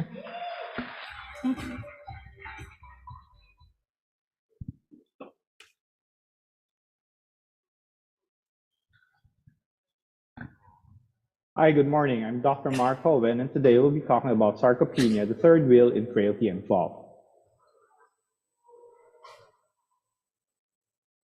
This is my disclosure slide. The objectives of this talk is to explain relationships of sarcopenia to frailty and subsequent falls, elaborate conditions that directly worsen this condition, and discuss management of sarcopenia and frailty to reduce risk of falls. So let's start with a case. We have Edward, a 90-year-old retired professor who was previously active but now walks much more slowly and has had recent falls. He uses a walker to walk short distances. He has 9 kilogram unintentional weight loss and has had reduced muscle bulk over the past years. He is cognitively intact. He denies any discomfort but says he has lost strength. He has hypertension, dyslipidemia, rheumatoid arthritis, type 2 diabetes, and he's on the following medications. He lives independently in a 2-story house and is currently admitted after falling from a standing height, sustaining a fragility fracture of the hip. So now let's talk about the relationship of sarcopenia to frailty and subsequent falls. As people get older, you'll notice that there's a loss of both muscle mass and muscle strength. Skeletal muscles account for about 40% of total body mass, and excluding water, muscles composed of 80% protein and about 50% of total body protein. As people get older, you'll experience 8% per decade loss of muscle mass at the age of 40, and this muscle mass accelerates and doubles by the age of 70. And with aging, after the age of 50, there's a concomitant loss in muscle strength about 3 to 4%. It's very important to remember that we have different types of muscles, muscle fibers. You have your slow twitch type 1 muscles, mostly for aerobic activity, which are highly fatigue resistant, versus your type 2 X, which are slow fatigue resistant and used for anaerobic physical activity, but they're fast contraction speed muscles. And you have this motor unit wherein you have your motor neuron and your muscle, which innervates the muscle. And as people get older, there's a concomitant loss of motor neuron and atrophy and death of muscle fibers. And there's preferential loss. There's more loss in your fast twitch fibers, those who are slow fatigue resistant, which gives you that muscle strength compared to your type 1 slow twitch fibers. And this denervation-innervation cycle, wherein you'll have motor neuron sprouting and reinnervations of muscle, which may not be effective, will eventually lead to slower contraction, reduce muscle force and muscle power. And for older persons, they need increased number of activated fibers to come close to performing their previously to the task that they used to perform, like rising from a chair or maybe climbing upstairs. This New Mexico aging process study, wherein you have 121 males, 180 female volunteers aged 65 to 97 years old, there's reduction in both muscle mass and grip strength in both men and women as they get older. Usually those in black here are men, which compared to women have more grip strength and muscle mass. And as they age, both sexes will have reduction in both muscle mass and strength. For men, there's association between mass with certain hormones like testosterone and IGF-1. For females, muscle mass had significant positive association with total fat mass and energy intake, and grip strength had positive associations with IGF-1. So now let's talk about sarcopenia, which stands for poverty-penia of the flesh, SARCs. This was coined by Rosenberg in 1989, and it was initially referred to as loss of skeletal mass as people get older. We have to distinguish this with frailty, which is a condition wherein there's a loss of functional reserve, easy fatigability, decreased strength, high susceptibility to diseases, resulting in hospitalizations, nursing home admissions, and falls. But sometimes the definition, it's hard to define these two, and sometimes they go hand in hand. The prevalence of sarcopenia is around 5 to 25% in male, and 4 to 16% in females. And with the definition of sarcopenia over the past years, there's been different changes in terms of how it was defined. The most recent one is defined by loss of muscle mass, low muscle strength, and low physical performance. This is what we'll be using from the AWGS, the Asian Working Group for Sarcopenia. Up to 33% in the community have sarcopenia, but it's much more higher in certain settings like the nursing homes or assisted care, or maybe those admitted in the hospital. It can be primarily related to age, loss of muscle mass, or secondary to certain diseases.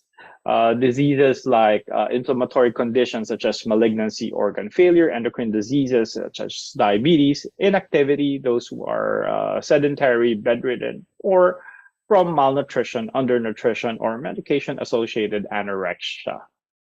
So with the sarcopenia, there are certain cutoffs for muscle mass you measure with a DEXA, or muscle strength you measure with a grip strength, or physical performance in terms of the gait speed. The one more commonly used is the Asian Working Group on sarcopenia, wherein you have these cutoffs for diagnosing somebody with sarcopenia. And with these definitions, it's very difficult because studies before may have utilized older definitions versus current studies, current publications. So in diagnosing you have the SARC-F, which stands for strength, assistance, walking, rising from the chair, climbing stairs, and history of falls. So you ask these questions to your patients and you record them if it's 0, if they're able to do it, or 2, if they're not able to do it. And there are certain cutoffs for case finding. For the SARC-F, it's around 4. For SARC-CALF, wherein you add the CALF measurement, it's around 11. And you assess muscle strength and physical performance with the hand grip strength, or 5-time chair stand test if they can do more than 5 in 12 seconds. And if they can't, it's possible that they have sarcopenia. So now we'll look into more utilized things such as muscle strength, appendicular skeletal muscle mass with a DEXA. And to distinguish sarcopenia, wherein you have low appendicular skeletal muscle mass and low strength or low performance, versus severe sarcopenia, wherein you have both loss in muscle mass strength and low physical performance, those who are debilitated. The SARC-F predicted adverse outcomes from sarcopenia from the NHANES study in the US, and it increased if you had a score of at least 4 and above. Hospitalization is high.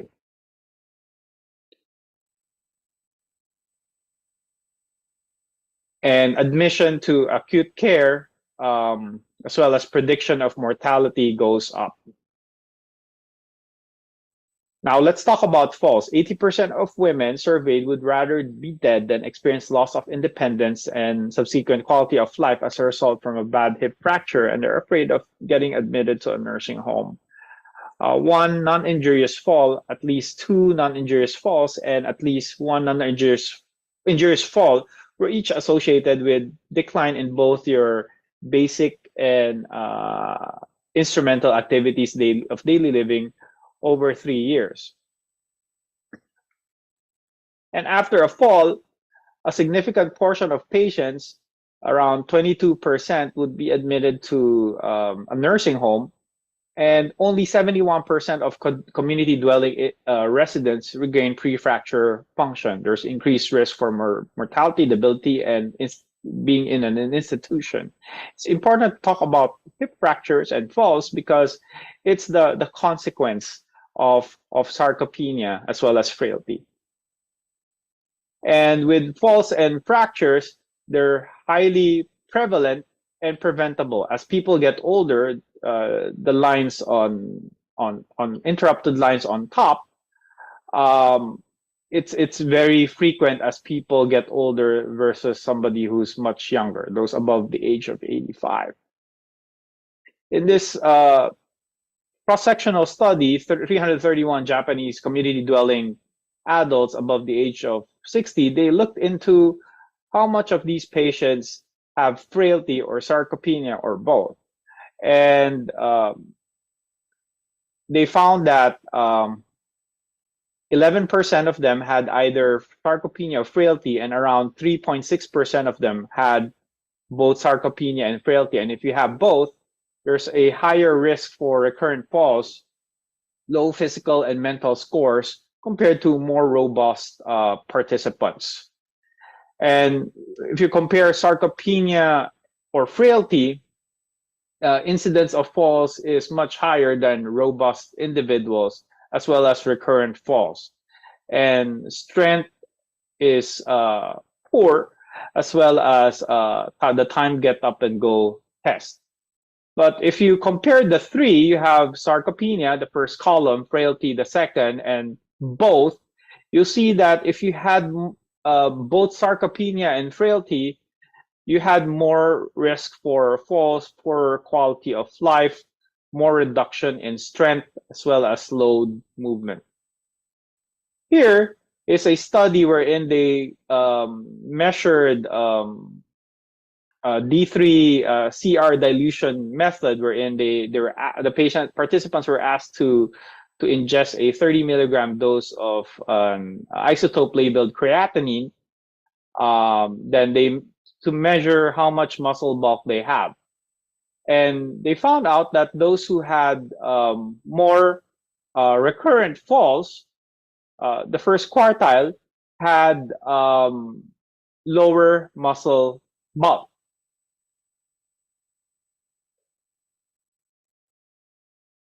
And here, it also coincides with physical function. Those who had lower muscle bulk had more difficulty with bathing or showering or maybe getting out of their bed or chairs. Now, if you combine osteoporosis and osteosarcopenia, sometimes they're also interrelated. Here you'll see those with just osteoporosis, the black bar for total, the gray for women. With not all of them with osteoporosis will have sarcopenia, but a subsequent portion of them, around 16% of them, will have some degree of osteosarcopenia. And it's very important to identify this, since managing the two conditions might eventually lead to better outcomes, less risk for fractures if they fall from a standing height, or maybe reduction of falls. It's a very complex interplay of both aging and undernutrition, which eventually will result to sarcopenia. And all of these will lead to disability, needing dependence, debility, poor quality of life. Consequences of these would include impaired balance and functional capacity, higher risk for falls, fractures, earlier death, and poor nutritional status. In this study, they looked into the prevalence of combining the two, osteoporosis and sarcopenia. And in terms of prevalence, there was a difference between both men and women. So the white part of the pie graph looks into other fall from a standing height. The gray one is others, like falling from a stair, steps of a curb, or curb, falling from more than a standing height, or the usual traumas. And for women, a greater proportion of those with both low BMD and sarcopenia, 82%, were almost the same with those with low BMD. This was different in men. A majority of men, 75%, who had low bone BMD and sarcopenia, was more than those with just low BMD alone. So this is another graphical representation wherein men had lower BMD and sarcopenia, the ones in black, have a fourfold higher risk for non-spine fractures compared to men with normal BMD and no sarcopenia. So there's a strong role of sarcopenia and risk of fractures, particularly among older men. So what conditions would worsen sarcopenia? These are risk factors for sarcopenia. The first one is lifestyle and lacking of exercise. And certain hormone reductions such as IGF-1, testosterone, and cytokine imbalance, increase in IL-6, which might be targets for certain medications. Decreased body protein with intake, caloric intake and reduction in mass, the motor unit remodeling, which we discussed previously, early developmental influences such as low birth weight at birth will eventually result in reduced muscle mass and strength in adult life. So the pathophysiology, it's very complex. For muscle to break down and for you to have sarcopenia, there's apoptosis, mitochondrial dysfunction, insulin resistance. And before that happens, you have a lot of inflammation that happens in the body. That's why there are certain conditions, inflammatory conditions, would produce more patients with sarcopenia than those participants without those conditions. And as people get older, the muscle also gets older. There's infiltration of inflammatory cells, oxidative stress, mitochondrial dysfunction, and insulin resistance. And skeletal muscle protein degradation exceeds protein synthesis. And these would eventually lead to sarcopenia. And with sarcopenia, you have a lot of factors causing this. Endocrine factors, cachexia, disuse, neurodegenerative, as well as age-related and undernutrition causes. More relevant to your practice are rheumatologic conditions associated with sarcopenia, including the following, and the percentage of these patients with sarcopenia. For example, rheumatoid arthritis, which is the most studied, has a prevalence of 4.5 to 45%. Ankylosing spondylitis or rheumatic arthritis, systemic lupus erythematosus, systemic sclerosis, Crohn's and ulcerative colitis are conditions, rheumatologic conditions associated with sarcopenia, as well as your latent autoimmune diabetes of adulthood, type 1 diabetes, and autoimmune liver disease. So when you look into rheumatoid arthritis, in which the mechanism is very complex, managed with steroids, which can also cause sarcopenia, you have these associated factors which might put them at risk for sarcopenia, as older age, higher body fat mass, longer disease duration, high inflammatory marker, such as other factors such as having previous history of falls, which would mean they're relatively weaker, higher incidence of fractures before, which would also mean that their motor unit is maybe weaker. And with treatment of sarcopenia in patients with rheumatoid arthritis, these are some of the proposed targets, targeting like the IL-6 with tocilizumab. So here in this small study of 21 patients, you have, in 1 year's time, you have better body weight appendicular lean mass, more fat-free mass in those treated with tocilizumab in a year. With sarcopenia, you have other factors, nutrition, behavioral factors, endocrine inflammation, and disability. You also have to note that these risk factors can also be present in those with obesity. That's why there's a term called sarcopenic obesity, defined as 75% fat tissue loss and 25% fat-free mass loss. So if you are obese, you have weight loss, you lose more muscle mass than fat, and it can lead to elder obesity or sarcopenic obesity. The same is true with if you're underweight, you eat more fat, you food calories, you gain more visceral fat and weight, and it leads to the same condition. So how to manage this? Management of sarcopenia and frailty to reduce risk of falls.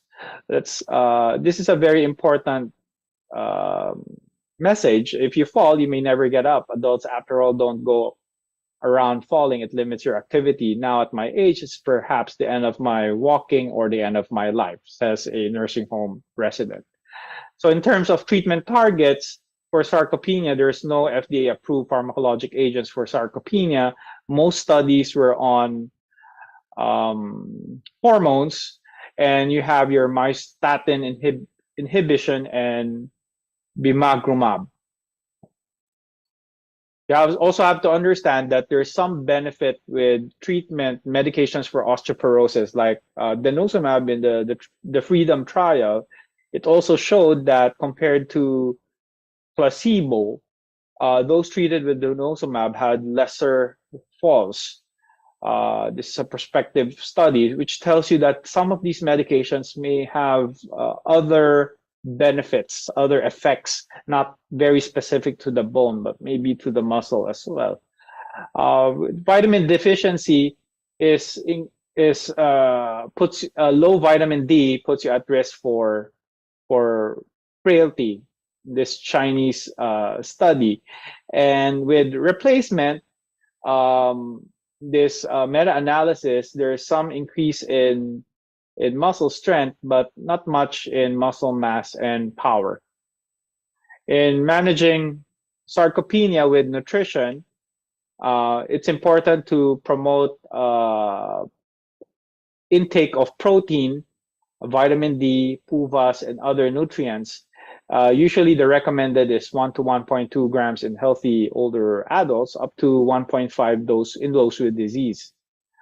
And the use of nutritional supplements, those nutritional drinks you have, may be considered if the intake is inadequate, rather than just pure protein supplements.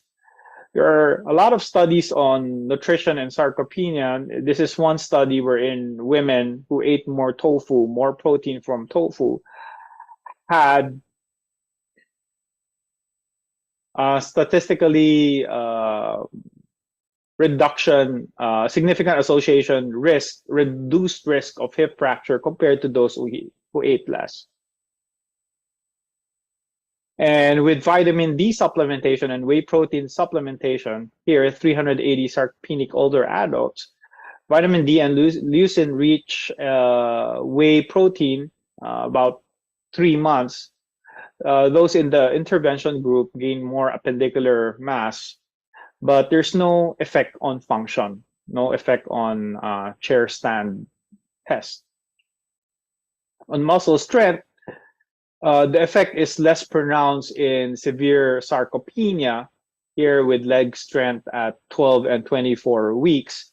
Again, those with severe sarcopenia will have reduction in muscle mass strength and as well as performance. But in this study wherein they were given more protein, more vitamin D, and calcium beta hydroxy beta methyl butyrate, these patients had significantly better grip and compared to the control. This study it's a 4-week, 3-month intervention wherein vitamin D also and leucine enriched whey protein oral nutritional drinks were given. There's improvement in both muscle bulk as well as muscle strength. So what about the best anti-aging medicine? You have exercise, resistance exercise. It improves strength, enhances cognition, decreases depression, even in the oldest old. And these intervention would be beneficial for all elderly patients, but especially those frail. They're the most they're the group wherein you'll see more benefit in terms of increasing muscle strength and improving performance. Not much with muscle mass. The usual time of intervention is around 3 months to see significant improvement in both strength and performance, physical performance. And you have to remember that even master athletes who've been working out their entire lives have a reduction in muscle in performance starting the age of 40 for both marathon runners and weightlifters. And by the age of 80, they've had reduction about 50% of their previous muscle performance level. In terms of myostatin, which is a myokine growth factor which inhibits muscle growth, levels, concurrent training, it's either resistance exercise followed by endurance training or the other way around, had better improvements, lesser myostatin levels compared to controls. This meta-analysis, it looks into the time a get-up goes tests, gait speed, as well as the Berg balance scales, and it showed that exercise improved those parameters. And it also improved activities of daily living, the more function. So there's reduction in fear of falling, reduced depression, going to an institution, increased functional performance, reduction in mortality, improved cognition. Here, look into myostatin antibodies in older, weak fallers, and it increased lean muscle mass and might improve functional measures of muscle power. The bimagrumab, which is a human monoclonal antibody that prevents lichen binding and promotes differentiation of human myoblasts, showed increased lean body mass and decreased fat mass. But in terms of function, not much significance. So in conclusion, muscle aging involves both anatomical and physiological changes of the motor units and their regulation. Sarcopenia is a progressive and generalized disease involving accelerated loss in muscle mass and function. And 10% of older adults living in the community may suffer from sarcopenia, and it's higher in certain clinical settings such as nursing homes and acute care settings. And measures of muscle mass, strength, and physical performance are needed to diagnose sarcopenia in clinical practice. And treatment of this requires exercise. Nutrition may have a role, but no drugs yet available for this condition.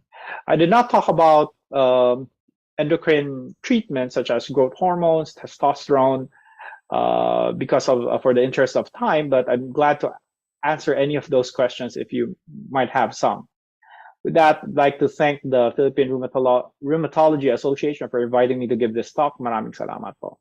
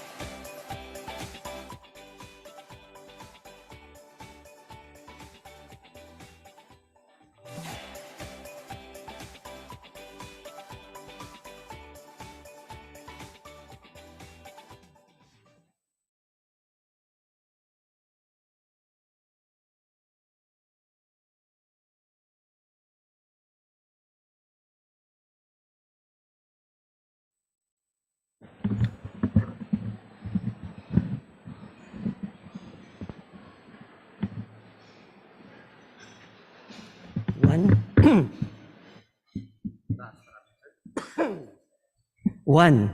Yun, narinig din. Thanks, Mark, for your wonderful talk, and Einstein for the very generous introduction. Kaya ibubulong ako sa inyo, wag niyong paparinig kay Einstein. Hindi po ako nag-graduate ng clinical epidemiology. Nandito yung aking advisor. So baka magalit.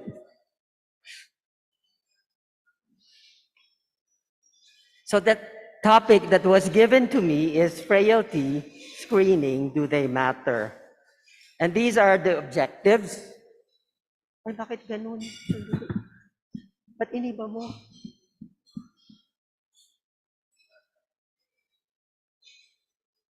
Ayan. Nakikita.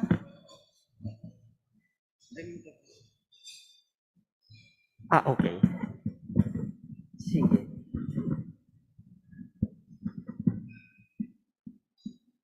Hindi ko makikita. These are my objectives for this talk this morning. Begin with the definition, go through the different assessment tools in frailty, and perhaps give some recommendations on what might be useful for you. This is a personal story. This happens to be my dad. He and I walked the path that I'm going to describe to you in frailty. At this particular time, inuutusan siya ng kanyang anak na doktor, sino kaya yun, na mag-exercise. Kasi po, we found out that his time up and go test was actually abnormal. So sabi natin, he's at risk both for falls and frailty. And true enough, during the pandemic, buti na lang umuwi ako sa probinsya, may lumagabog. Yung tatay ko po. Tapos, his bottom was in the floor and his back was against the tocador, the aparador rather. And hindi ko siya maitayo. So that was a fall resulting from frailty. And when we looked in terms of what exactly happened, it was actually heat exhaustion. And I was there early part of the pandemic. I came back almost a year ago to Manila for limited face-to-face classes. Noon lang po ako nakapagpaalam doon because he was already back and able to walk. And he came to visit me in Quezon City. So that was the path. So I said, this is personal. How do we define frailty? The IAGG offers a frailty consensus, and they speak about reduced strength and physiologic malfunctioning. So think about reduced strength and change in physiology. Now, the presence of the first two doesn't necessarily mean you have frailty already. It is important that the older adult has the third bullet, and that's the increased susceptibility. So if you have stressors, a trigger like the heat exhaustion, then they proceed to poor outcomes like increased dependency, vulnerability, meron akong monitor sa harap, kaya pwede tayong magtanggal, and death. The burden of frailty, why should we care about it? The prevalence in the Asia Pacific is comparable to that in Europe and the Americas. And in the community dwelling older adults, it accounts for about 1 in 30 to about 1 in 4 of those who are dwelling in the community. So these are the patients that you see in your clinics, outpatient. I found an observational study that was done in the rheumatoid arthritis population, and they happened to use one of the criteria that I'm going to speak about later. And the prevalence is about a quarter as well. Not surprising to me, but I hope it won't be a surprise to you. The condition, frailty, is associated with multimorbidity. And on average, each of these patients has about 1.6 other chronic conditions, and polypharmacy, which is defined into different ways, accounts for 96% if you use their definition, but if you use the definition of 5 or more chronic medicines, that's about 70%. So it's still a substantial burden. Unfortunately, those who need the support most, like the indigenous and the socially disadvantaged communities, the burden of frailty increases to 50%. And this comes at a price. If they look at high healthcare costs among those with frailty, it's about 5 times that of your non-frail older adults. The next slide is my tip off to Dr. Navarra. She loves having these slides, kind of slides. So this is about the pathogenesis that is held in common between inflammaging and frailty. So there are 2 main pictures here. Hindi pala nakikita yung aking pointer dito. Okay, so we are familiar that each of us is a product of the interplay between intrinsic or genetic factors and extrinsic or the environmental factors. And if you have aging, aging by itself leads to certain epigenetic modifications as listed there. In the diseases that we treat as rheumatologists, it also begins with the interplay of environmental and genetic factors. And it leads to this autoimmune diseases. We have this in common with other malignancies, for example. And these in turn could also lead to epigenetic modifications and on towards a pro-inflammatory leukocyte phenotype. And then they diverge here because these are 2 separate conditions, inflammaging and homeostatic frailty. What they have in common is that when you have certain stressors, then that leads to an hyperactivated immune response. So inflammaging and frailty share certain paths. Let's go back now on how do we identify frailty. And we could do that by focusing on the physical phenotype, counting deficits, or a mixture of both. Now, the first 2, the physical phenotype as exemplified by the Freed's criteria. Linda Freed was actually a special speaker at the UPPGH, and I joined you virtually for that talk, and she gave a wonderful talk about frailty. So she's one of the pioneers in frailty research, and her focus is on the physical phenotype. We shall go back to that later. The other one is Rockwood, and in terms of giving credit to whom credit is due, we need to mention Mitniski as well. This time, what they do is count deficits. Now, a third model could be created by mixing the 2. And this, in fact, has been done in 2 scales that we shall give an example of: Tilburg Frailty Indicator and the Edmonton Frailty Scale. We shall digress a bit for the pathogenesis, so it will make sense to you on why we tend to focus on outcomes when we speak about geriatric syndromes. So from the earlier slide, you know that it's a combination of your genetic background and your environmental factors. So that leads to abnormalities in your cells, which become eventually involve your systems, the musculoskeletal, neurological, endocrine, and your cardiovascular system, which encompasses frailty. And this leads to adverse outcomes: your falls, fractures, mood and cognitive disorders, disability, and death.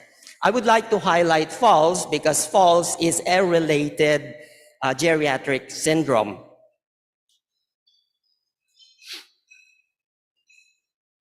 Earlier, we addressed the question of so what. Now we address the question of what then. The main bulk of this talk is going to be about screening, but we also need to ask ourselves, I was asked by my residents and fellows when I gave this talk, ano nang gagawin namin pag nalaman na namin? So the comprehensive geriatric assessment happens to be a reference standard in identifying and managing frailty. And this needs an interdisciplinary team in order to be administered well. It does lead to improved outcomes, but the CGA alone is not going to be enough. You have to have the CGA plus the interventions that are part of the plan that is the output of that comprehensive geriatric assessment. So if we look at that entire package, CGA plus interventions, it has been shown in our CTs that they've been able to demonstrate a reduction in mortality and a reduction in transfer to higher level of care. Now, a higher level of care means, for example, the patient is in a community dwelling, outpatient, and then because they have a decrease in function, they won't be able to sustain their activities of daily living in that same setting. So perhaps they might need to go to the nursing home or an assisted living facility. So that is what is prevented by the CGA plus the interventions package. Let us now turn to the different approaches. There are advantages and there are disadvantages. This is Fried's frailty phenotype, and she looks at 5 criteria: slowness, weakness, weight loss, exhaustion, and low physical activity. The slowness is counted by the walking speed, weakness by your grip strength, and it's very important to be able to utilize the reference standard that's specific for the population of interest to you. There's weight loss, and this time it is defined as more than 4.5 kilos in the past year, and self-reported exhaustion. That phenotype is, if present, is predictive of mortality, disability, falls, hospitalization, and risks of surgery. And it also offers a physiological basis for sarcopenia and fatigue. I failed to mention earlier that in terms of counting criteria, you have to have 3 criteria out of 5 to be able to label this patient as frail. If they don't have any of the criteria, then we label the patient as robust. There is an intermediate stage called the pre-frail. And these are people who do not meet the robust nor the frail. And very similar to the concept of pre-diabetes, where they also share the same poor outcomes as patients with diabetes, although at a lower extent. That is also true for pre-frail as a label. The problem here is that doing this is time-consuming. We probably don't have the time nor the interest or the instruments to be able to utilize this. But if we take time to do this, it's very well suited for our clinical setting. The second type is the frailty index of cumulative deficits by Rockwood and Mitniski. The index is expressed as a ratio between the number of health deficits that you identified in that older adult when you use a checklist of about 30 variables. These variables span different domains that includes physical function, multi-morbidity, cognition, and psychosocial factors. This is convenient if you already have the comprehensive geriatric assessment in your setting. And it could easily be put in an electronic health record, and you could easily access it. Problem is, if we apply it to our clinical setting, this is going to be even more time consuming than the first one. It is useful because it's able to indicate biological age and mortality risk. It's also able to predict disability, nursing home admission, functional decline, surgery risk, and hospitalization. As an aside, just noticing the outcomes that are studied here, we will realize the outcomes that are important to us in terms of treating the older person. Certainly, there are other screening tools that are available. The clinical frailty scale is attractive because you could easily print out in a piece of paper, and you have pictures, diagrams that correspond to the different levels of frailty. And this is a 9-level scale. However, there's been studies that have looked at its validity depends a lot on the previous training of the one who is administering this. So we shall not be recommending that, but we'll mention it for completion. The frail scale is derived from both the Freed criteria and the frailty index. And they've tweaked it a bit so that it could be used as a rapid screen. Of more interest to us would be the study of osteoporotic fractures index that was developed for that particular study. Those who are in rehabilitation medicine or have a physical therapy background would probably have heard of the short physical performance battery. It's a common tool that is included for research purposes. For our purposes this morning, I would like to talk about the time up and go test. And we shall end later with a video that will demonstrate how it is used. This can be utilized as a screen both for frailty and the risk for falls. And we recommend different cutoffs for these two conditions. So for the risk of falls, the 20 seconds seems to be a good number. So if they take 20 seconds or more to do the task, that they are at high risk of falling. And for frailty, the threshold value that we would recommend would be 10 seconds. With the screening tools in mind, who then should be screened? There are two populations. The first is anybody who is 70 years or older, because it gets more common as we age. The second is those whom you have identified as having unintentional weight loss. And the cutoff that is recommended here is more than 5% in the past year. So this is the time that we shall be showing. It's a short video, it's 2 minutes. I'd like you to pay attention to how it is administered, including the instructions that's given by the one who is administering it. Nagulat yata sa akin.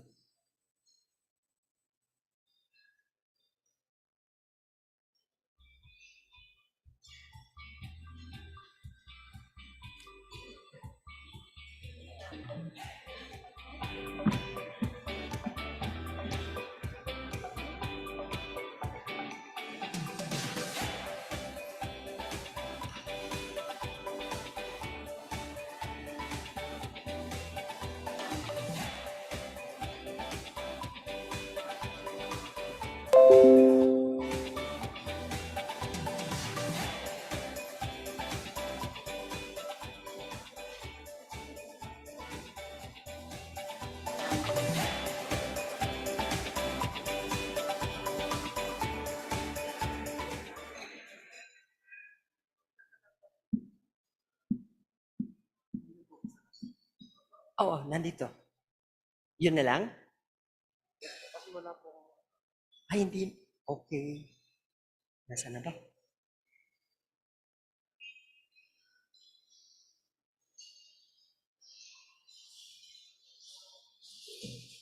Pa-flashback tuloy ako sa first lecture ko at here. Sandali, wala pa.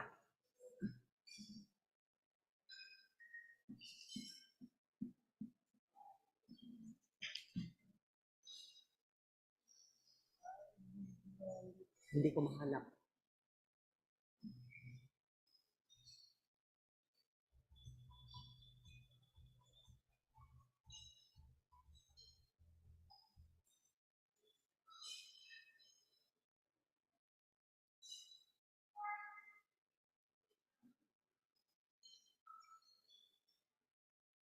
My apologies. We arranged for it earlier, but for some reason,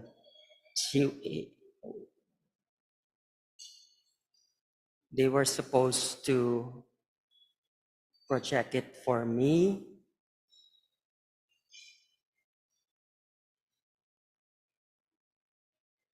So hanapin ko ngayon.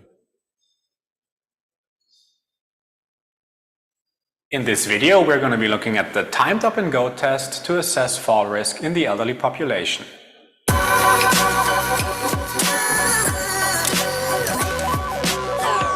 Hi and welcome back to PhysioTutors.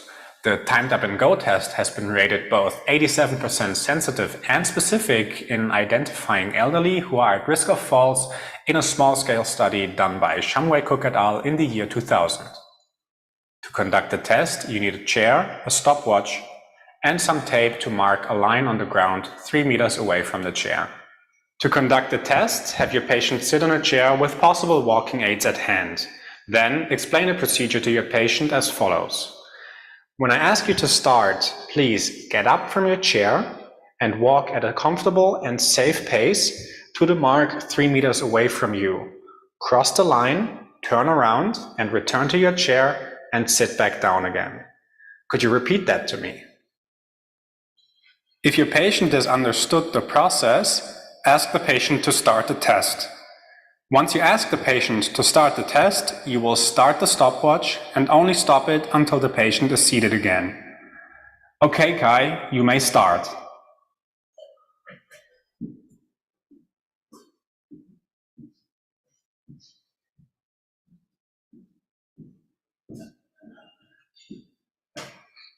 The patient is allowed 1 practice round and 1 round is timed. Amongst other risk factors, such as a history of falls, poor vision, or certain medications, a time of 14 seconds or more during the timed up and go test, or if your patient... So that was the time up and go test. So it's very important that we are familiar with how do we give the instructions.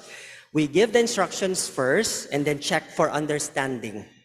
So ask, do you have questions? And then you respond to them. And then do you understand before you allow them to proceed with the performance task that you gave them. Now, there is an Asia Pacific clinical practice guidelines for frailty management. And I focused here on the recommendations that are rated strong recommendations. The first is the topic of this talk. Use a validated measurement tool to identify frailty. But as part of what then, a response to that question, what can you do? The second is to prescribe physical activity, but make sure that there is a resistance training component to it. Now, it may be that the doctor himself or perhaps the patient is hesitant in terms of prescribing this. It is well studied in the older person. It's just important that you begin with the level of physical fitness that they have. And this is where our friendly rehabilitation medicine doctors and your physical therapists and OTs could help us as part of the team that's taking care of that person. The third is right in our purview. Address polypharmacy. Remember what I mentioned earlier about the rheumatoid arthritis population? Polypharmacy is common. So this is right under our sphere of control. The issue is, are you ready to do these two things? Reduce and de-prescribe. I remember Joe Pat gave the lecture on polypharmacy before, and this is one of the things that he mentioned. So we have to identify inappropriate or superfluous medications. Be mindful about what we call prescribing cascades. We give an NSAIDs, and then because we fear the risk of developing ulcers or they actually have bleeding, then we add on a PPI. So we should stop and reconsider, is there any other alternative? So instead of prescribing an NSAID, is there something else that we could give so that we avoid that increasing the number of medications?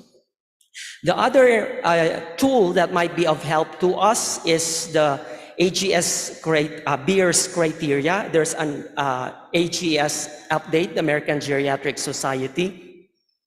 It provides a useful tool of medications that are commonly problematic in the older person. They also make us aware of drug disease, and then drug aging interactions. So it's one useful tool, and it's readily available on the web if you wish to look at it.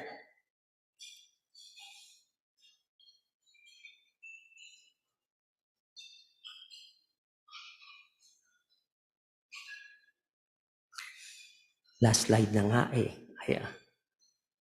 Ayun.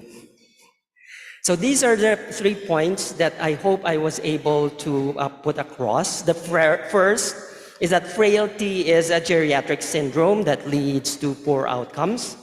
The comprehensive geriatric assessment, preferably administered by an interdisciplinary team, is the standard for identifying and managing frailty. And in terms of perhaps direct utility to us, would be to consider adapting the time up and go test as part of our physical examination. So you can identify older persons at risk for frailty that might benefit from a comprehensive geriatric assessment. Thank you for your time.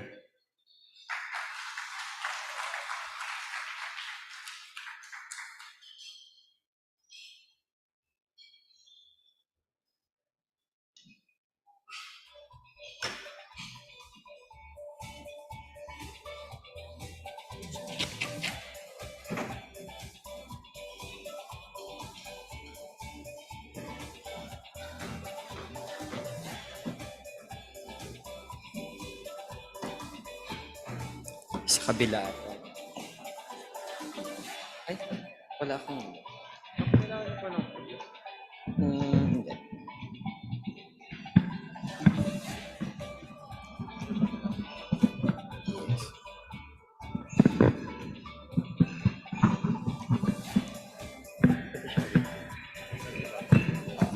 Kasi...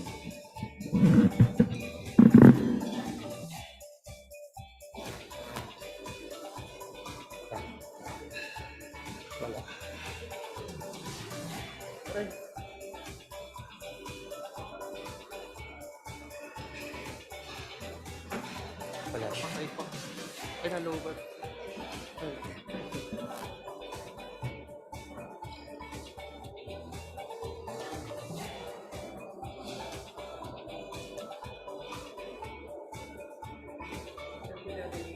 Yung mic niya.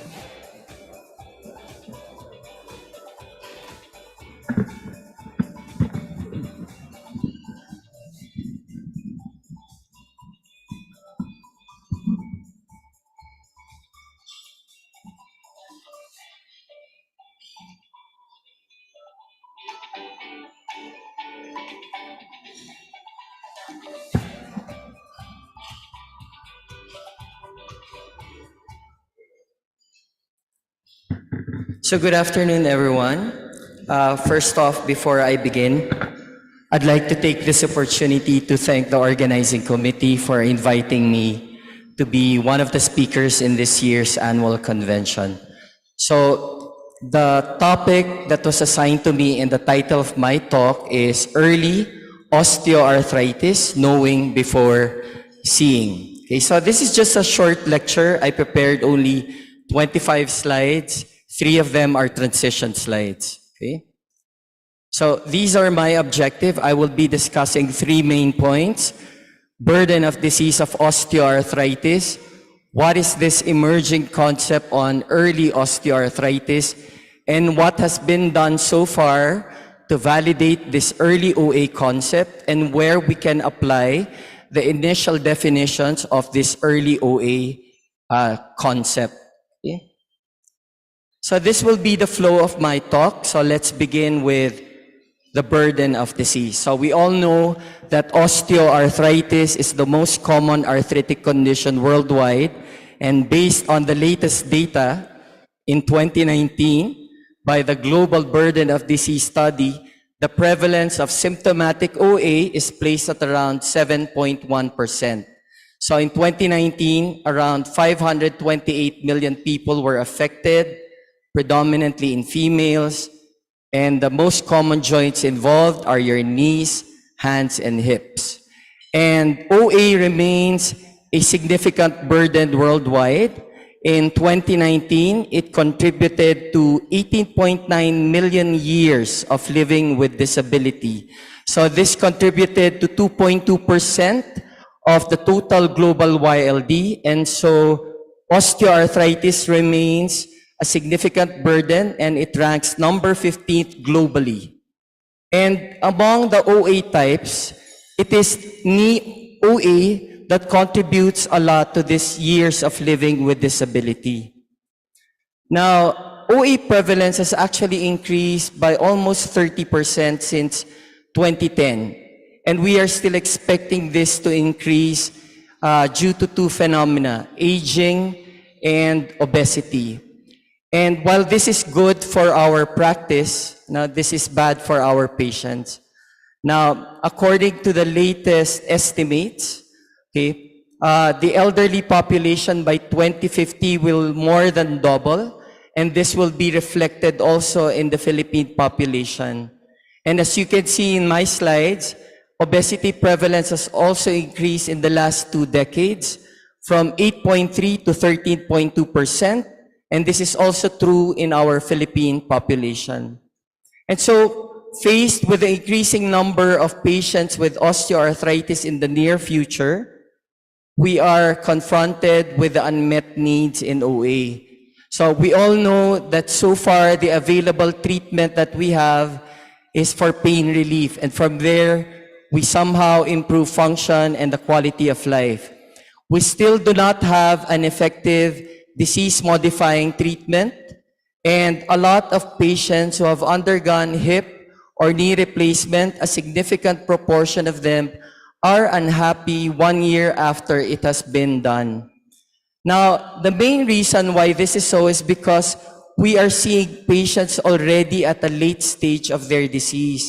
So typically what we see in the clinic, our patients already have chronic pain, and when you do an X-ray, they already have well-established OA, KL grade of at least 2.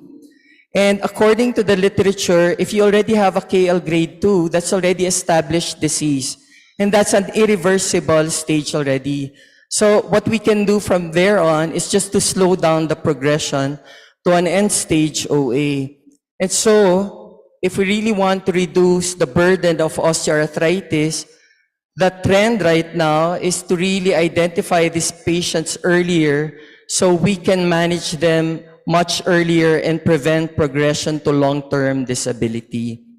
So with that in mind, let me just try to explain to you as best as I can this early OA concept. Okay? So let me just define to you 2 important terms that will help us understand better this early OA concept. So disease versus illness. So let me just read it to you. So disease is the abnormality of structure and function, and illness is how we respond to that disease. So put that now in the context of osteoarthritis. Disease is your joint space narrowing and the presence of osteophytes. And illness is your joint pains.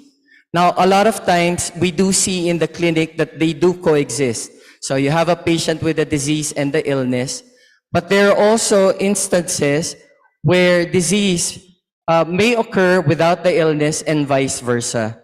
So let me just focus your attention to this picture on your left side of the screen.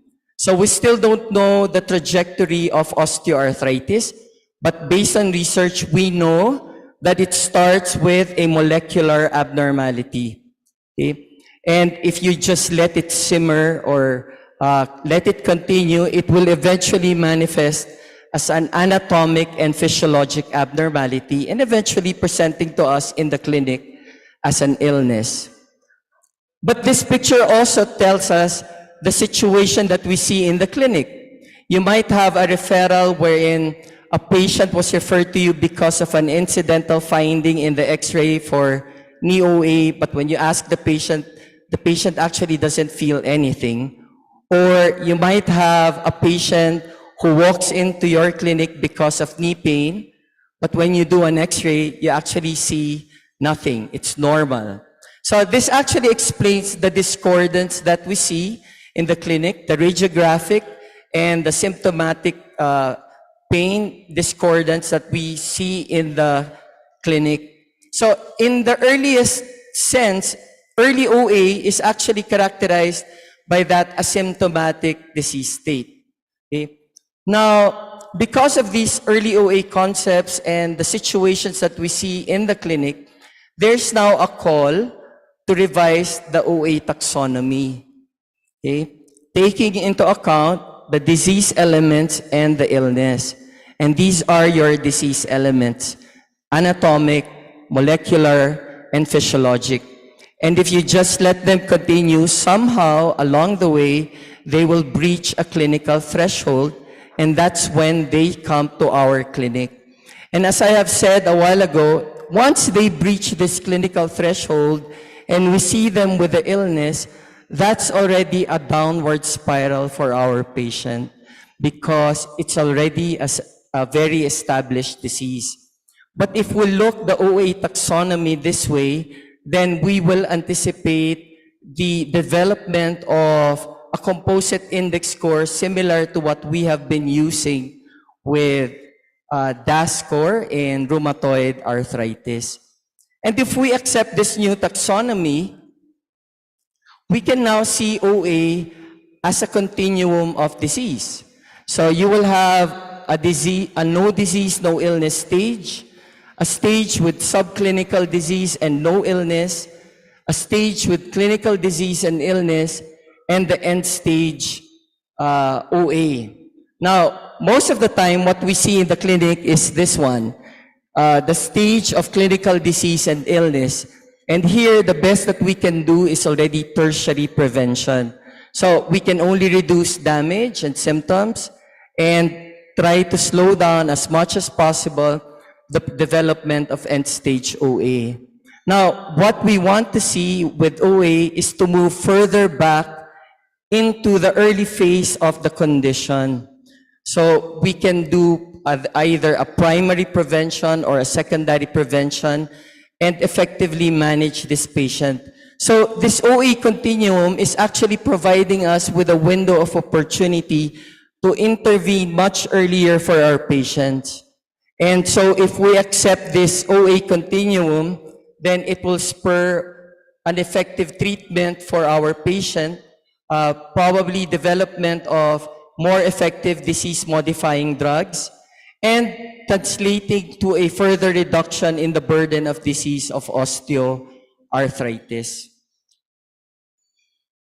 Now, because of this, there has been a call to define early OA.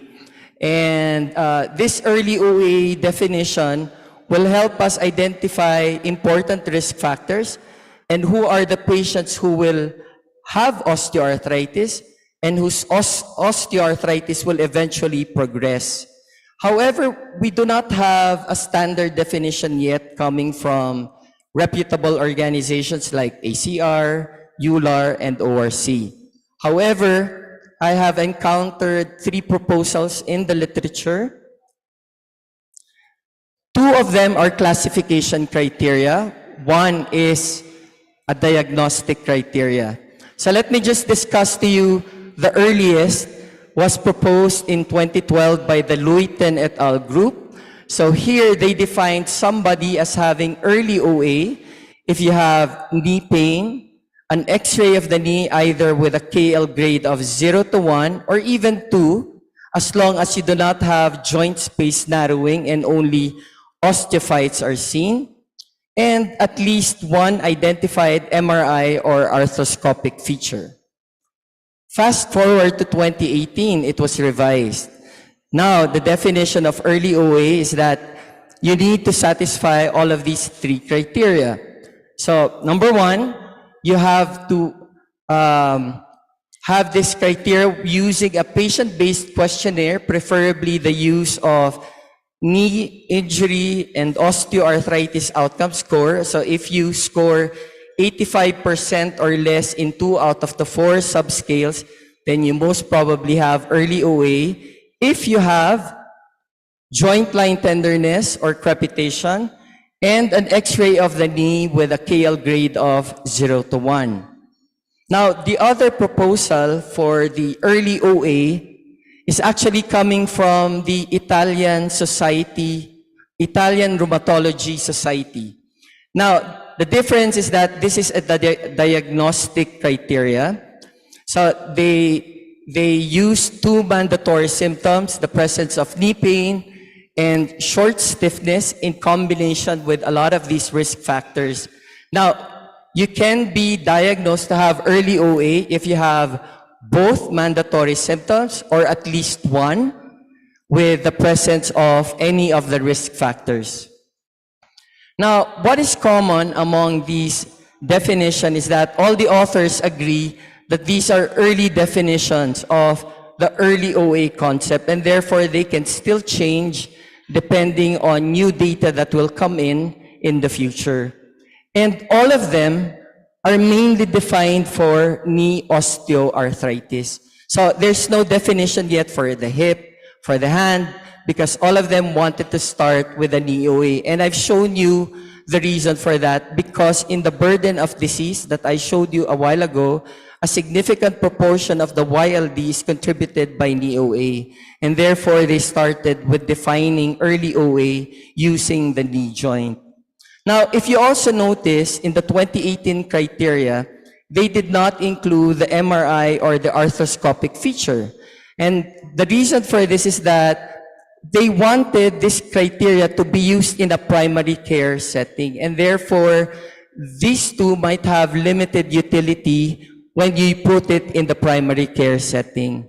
And lastly, all of these criteria, whether classification or diagnostic criteria, did not include the biochemical marker. They are still in the realm of research at the moment. So let me just show you what has been done so far to validate this early OA concept. So the latest is the 2018 criteria. There was a study by Mahmoodian et al. They wanted to test this draft criteria for the enrichment for clinical and structural progression. They used the OA initiative, the osteoarthritis initiative data to apply this 2018 criteria. So what they wanted to see was whether the 2018 criteria had good discriminatory capability, plus 2 other outcomes. Whether averaging the KOS score was actually better than taking into account the individual KOS score, and more importantly, whether addition of clinical findings like effusion and Heber-Dense notes actually increased the discriminatory capability. So the control that was used are those patients who have had KL grade of 0 to 1 but did not satisfy the 2018 criteria. And since these are new concepts, there's actually no true gold standard. So they defined 2 outcome measures, structural and clinical progression. So structural progression is defined as those patients eventually having a KL grade of at least 2. And for the clinical progression are those patients who eventually had either frequent knee pain or intake of medications, pain medications, for at least more than 2 weeks in the previous 12 months. Okay? So what was the result of this study? So the OAI data show that 27% of the patients fulfilled the 2018 criteria. So there was not much difference between the two groups, whether by age or by weight. And this was the result. So the 2018 criteria had good discriminatory capability in terms of structural or clinical progression. The odds ratio ranged from 1.4 to 2.5. But the surprising thing here is that if you add joint effusion in Heber-Dense nodes, the discriminatory capability actually increased, and ranged from 3.3 to 4.4.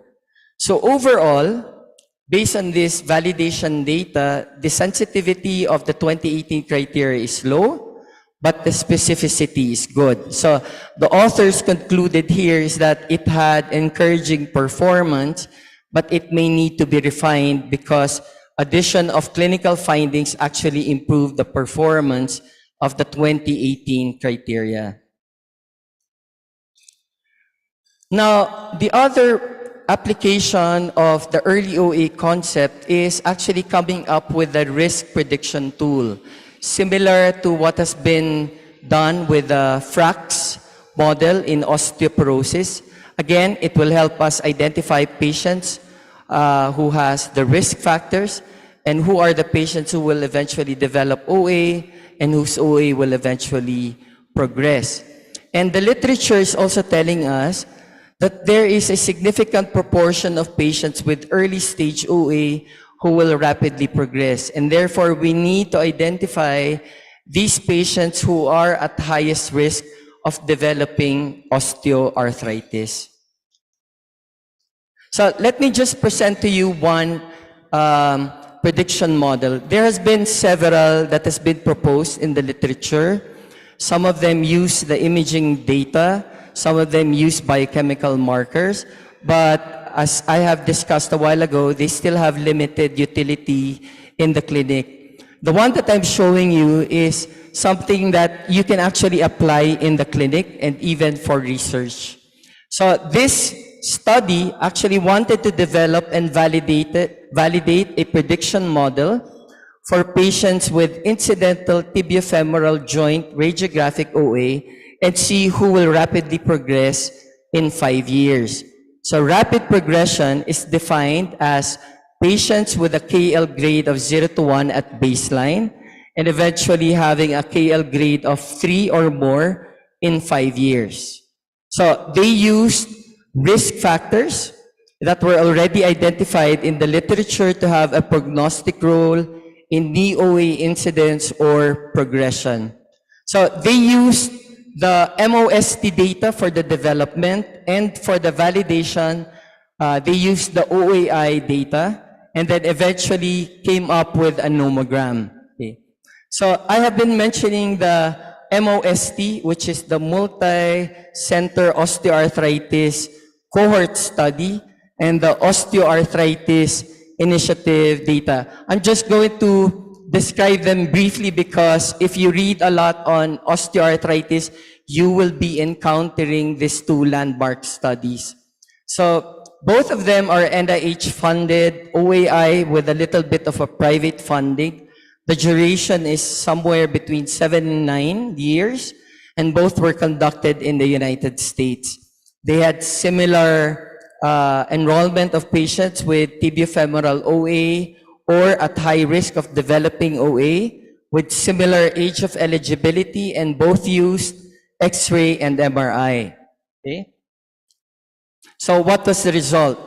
So for the MOST data, 15.5% were rapid progressors. For the OAI data, 4.7% were rapid progressors.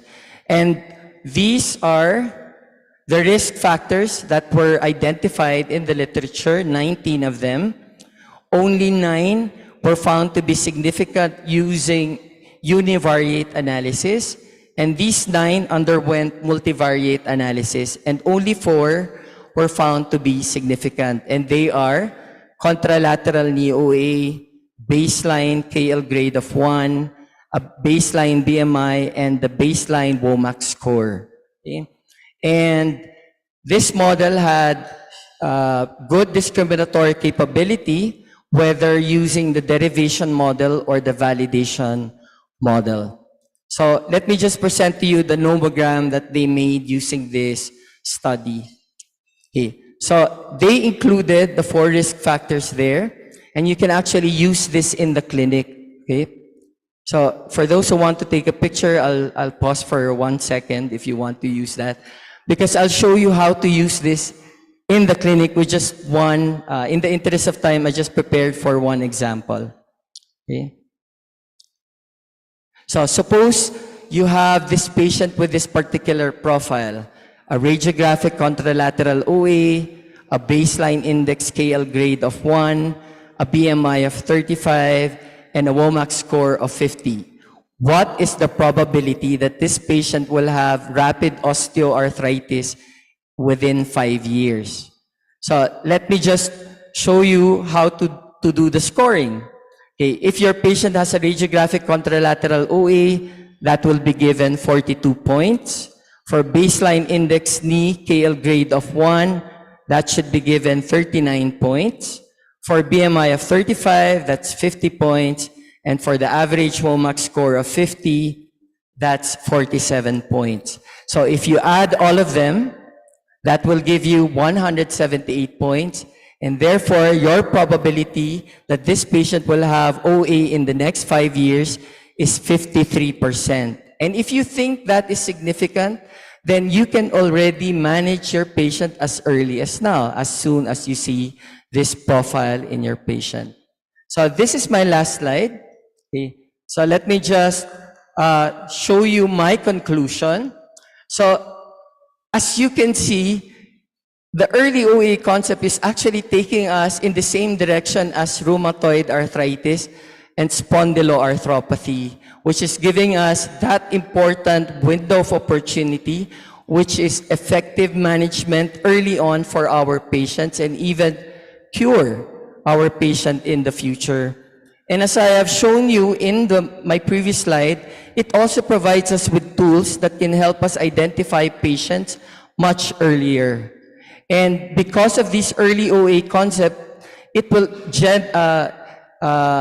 certainly generate a lot of interest in the development of disease-modifying drugs. So with that, thank you for listening and good day.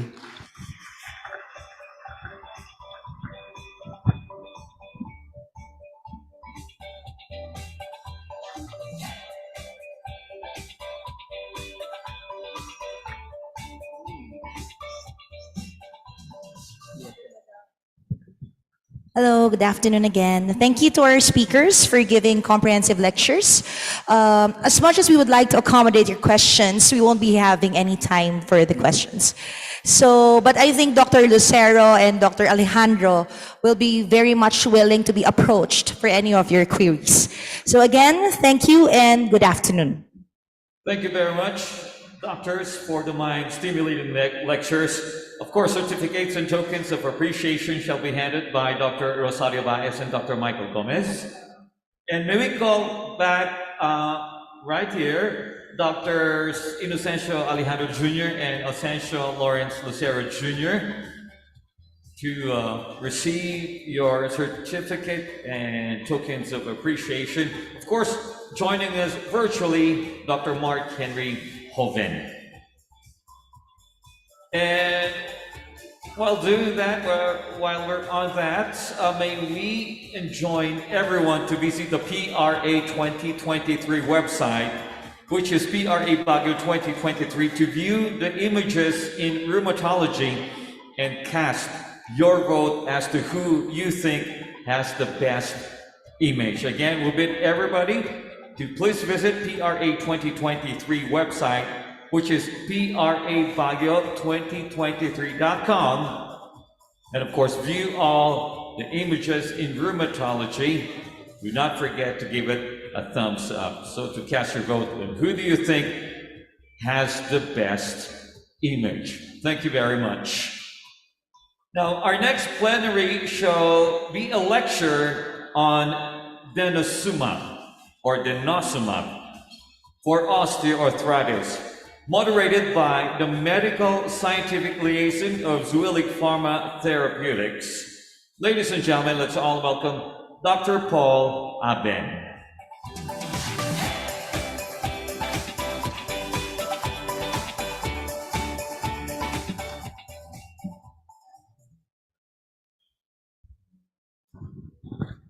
Hello, everyone, and good afternoon.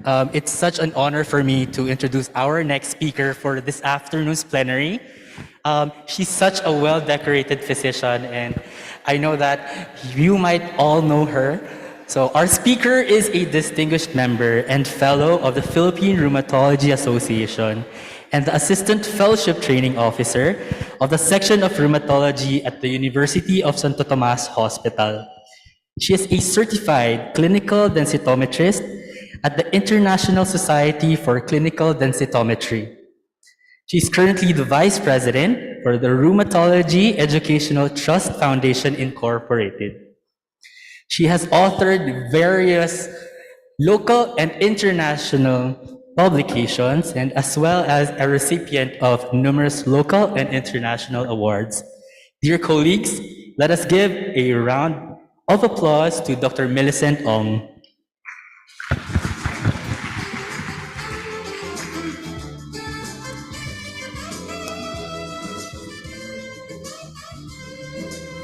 Good afternoon. Thank you very much for the kind introduction, Dr. Paul Aben. Thank you to the Philippine Rheumatology Association for this kind invitation to lecture, as well as to Amgen and Zuellig Pharma Philippines.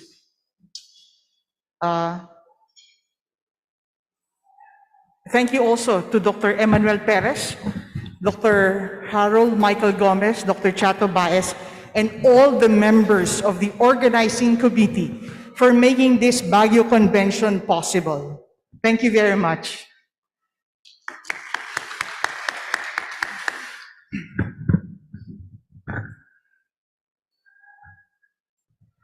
The topic assigned to me is osteoporosis, the hidden concern of patients. But before we start, may I ask you to please participate in Mentimeter? Mentimeter code 51899925. Okay? That's your voting code. And the question that I'd like you to please answer, what can you do or what can happen in 3 seconds? Okay, please answer. Thank you.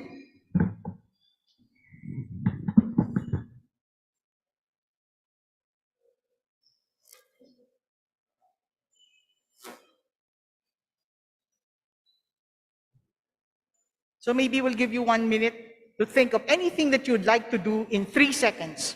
Anything that you could accomplish in 3 seconds. I don't know, maybe you say, I love you, I love you, I love you. Okay?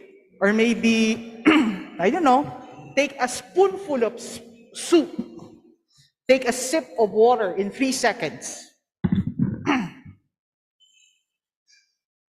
Or maybe take a selfie.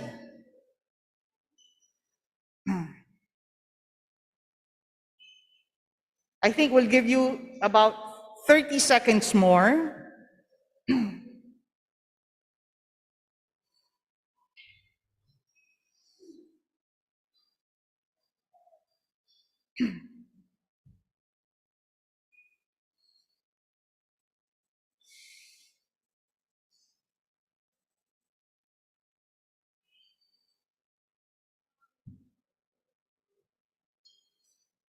Okay.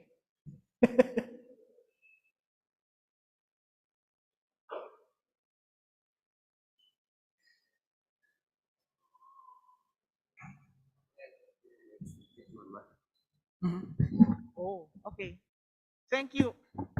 Thank you very much for your answers. Okay? Thank you. Thank you very much for your answers. I can see that some of you said sleep, smile, eat, drink, talk, breathe, stand, okay? Sit, laugh, okay? I'm sorry, I cannot read. I'll have to come closer. Fall asleep in 3 seconds. Kaya ko yan. When I was a clerk, I can do that. Fall asleep in 3 seconds. Drink water. Change my mind. Pause a breath. Okay. Shout. Love. Aspirate. Text. Watch. Be merry. Enjoy. Look too far away. Vision. Snack. Say hello. Sneeze. Speak. Say hi.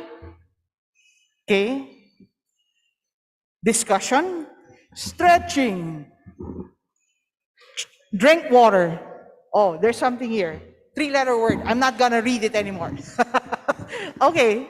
So thank you very much for your very kind participation. What can you do? In 3 seconds. A Bugatti Veyron can speed up to 60 miles per hour in 3 seconds.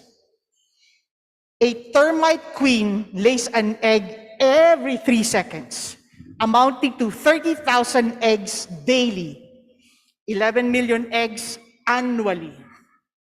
Talk about being prolific.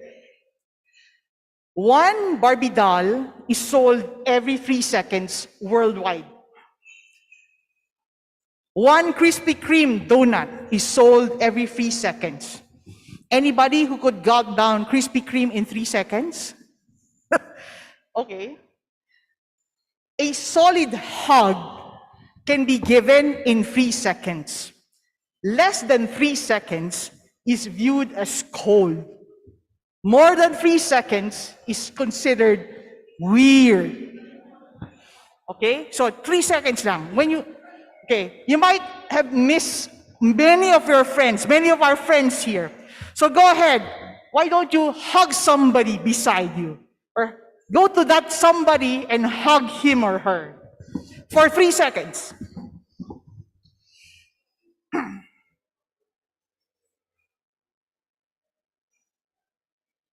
I was told 3 seconds is not enough to go around the room to hug as many people as you like. Okay? So we can continue that in a few more minutes. One fracture occurs every 3 seconds worldwide, amounting to almost 9 million osteoporotic fractures worldwide annually. 1 in 3 women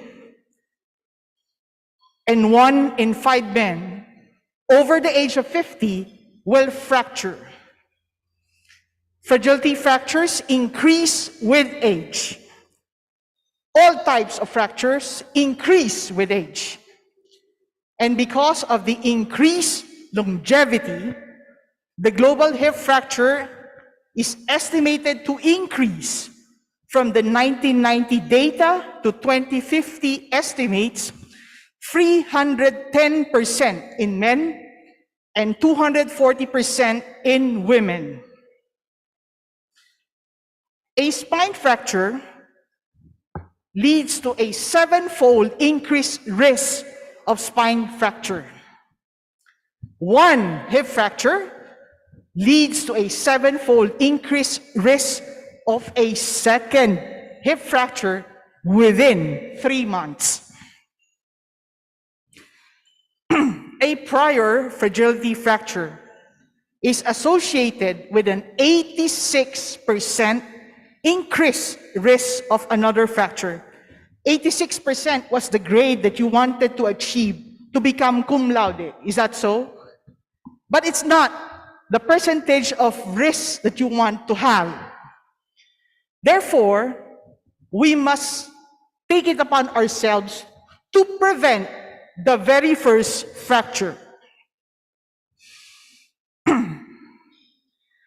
The increased fracture incidents in men occur 10 years later compared to women. The prevalence of fractures in men is 1/3 of that in women. However, the mortality associated with fractures is higher in men than in women. Men are 2 times more likely than women to die in the hospital after a hip fracture. Sorry to say, maybe women are really the stronger sex. Okay, how often is there a secondary cause of osteoporosis in males versus females? A, 30% in males, 15% in females. Letter B, 65% in males versus 40% in females. Letter C, 25% in males versus 30% in females. Letter D, 45% in males versus 20% in females. Well, we don't need to know the answer. We just need to guess the answer. Okay? And I think we all have very good intuition. So you'd probably get the correct answer by just guessing it rather than by thinking, what is the correct answer? Okay. Anybody would like to give a guess? Anybody brave enough to guess the correct answer? Well, may I give the correct answer? Yes? Yes? Are you sure I can give the correct answer now? Okay. The correct answer is letter B, 65% in males versus 40% in females. Therefore, in males, osteoporosis is usually considered secondary unless proven otherwise. Okay? Not guilty until proven otherwise, okay? Men are not guilty until proven otherwise. Okay. The number one cause of secondary osteoporosis is glucocorticoid-induced osteoporosis. 1% of the world's 8 billion population, or 80 million people, are on glucocorticoids for more than 3 months. The BMD decreases in 6 months while on steroids. But the fracture can actually start to occur within 3 months of steroid intake. Furthermore, the fragility fracture risk in glucocorticoid-induced osteoporosis is higher compared to postmenopausal osteoporosis, even at the same BMD T-score. Patients on glucocorticoids are at 75% increased risk of fracture. Based on the Taiwan National Health Insurance Research Database, nearly 45% of elderly have another fracture in the first year after an osteoporotic fracture. And the risk factors include elderly age, female gender, a high Charlson Comorbidity Index. What is that? CCI actually refers to a questionnaire where they ask you if you have a stroke, a cardiovascular event, or congestive heart failure, or even a liver disease and malignancy. So the higher the score, they're more predisposed to another fracture. An osteoporotic fracture-related surgery, a hip or vertebral fracture, and the use of medications that affect the bone adversely. In this same database, they found that 1 year after one hip fracture, a patient has 14% mortality. But if the patient has 2 hip fractures, the mortality increases to 18%. 5 years after one hip fracture, the patient has 42% mortality. If the patient has bilateral hip fracture, at 5 years, the mortality is 60%. Okay? Therefore, we really need to prevent the first fracture. In another Taiwan database, a different one, it showed that close to a quarter of rheumatoid arthritis patients had new fragility fractures. What were the risk factors for a new fragility fracture? They included, amongst others, active rheumatoid arthritis, a previous fracture, a higher rate of osteoporosis and a lower BMD at baseline, and a higher FRAX score. In the article by Dr. Harvey, he indicates that osteoporosis is undertreated in Europe, much like the rest of the world.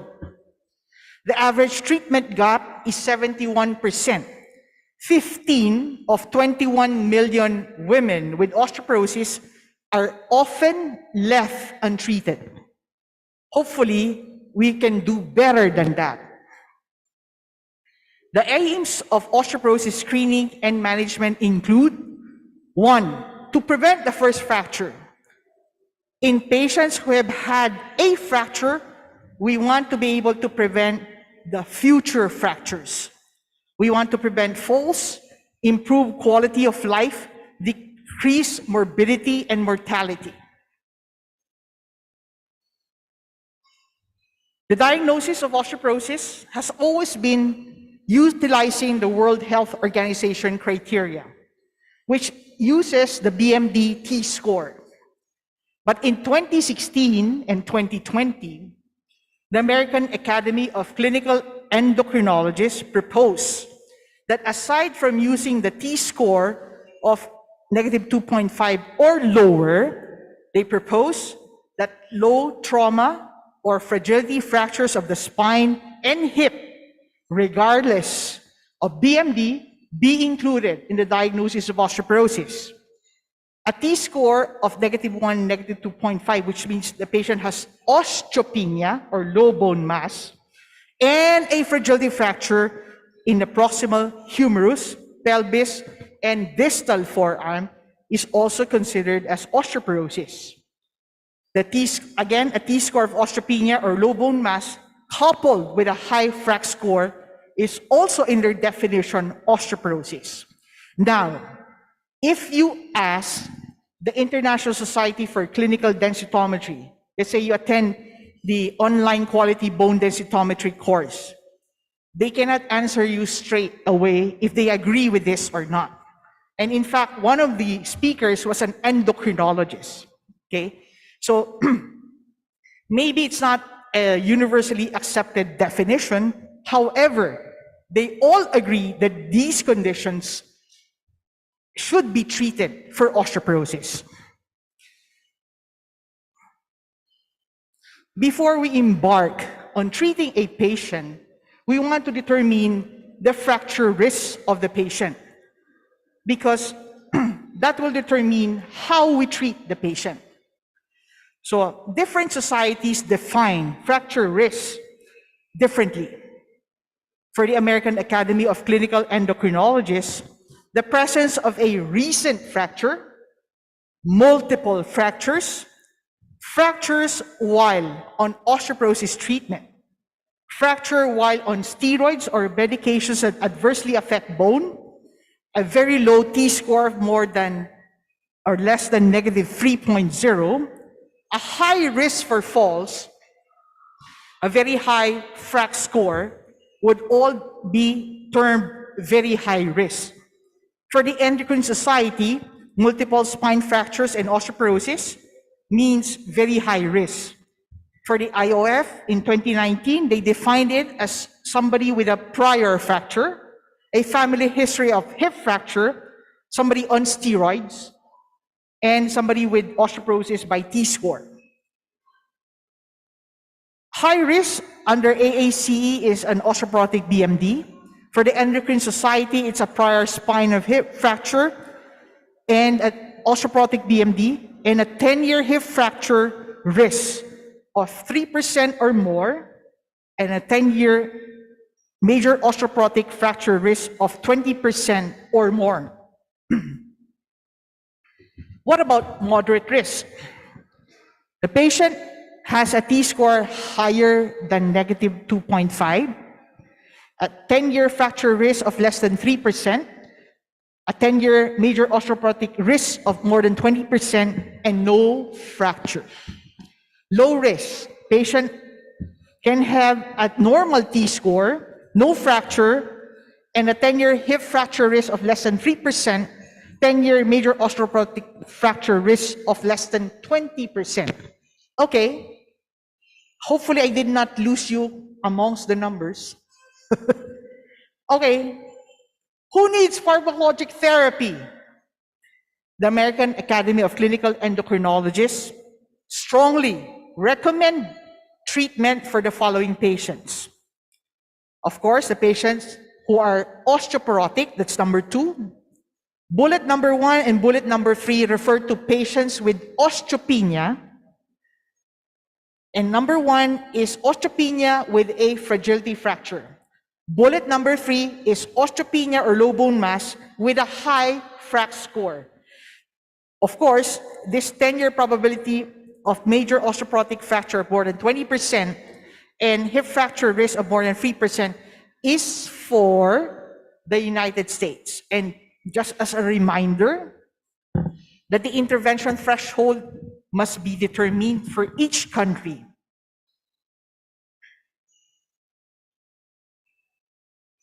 Okay, so this is the algorithm or the guideline from the American Academy of Clinical Endocrinologists in 2020.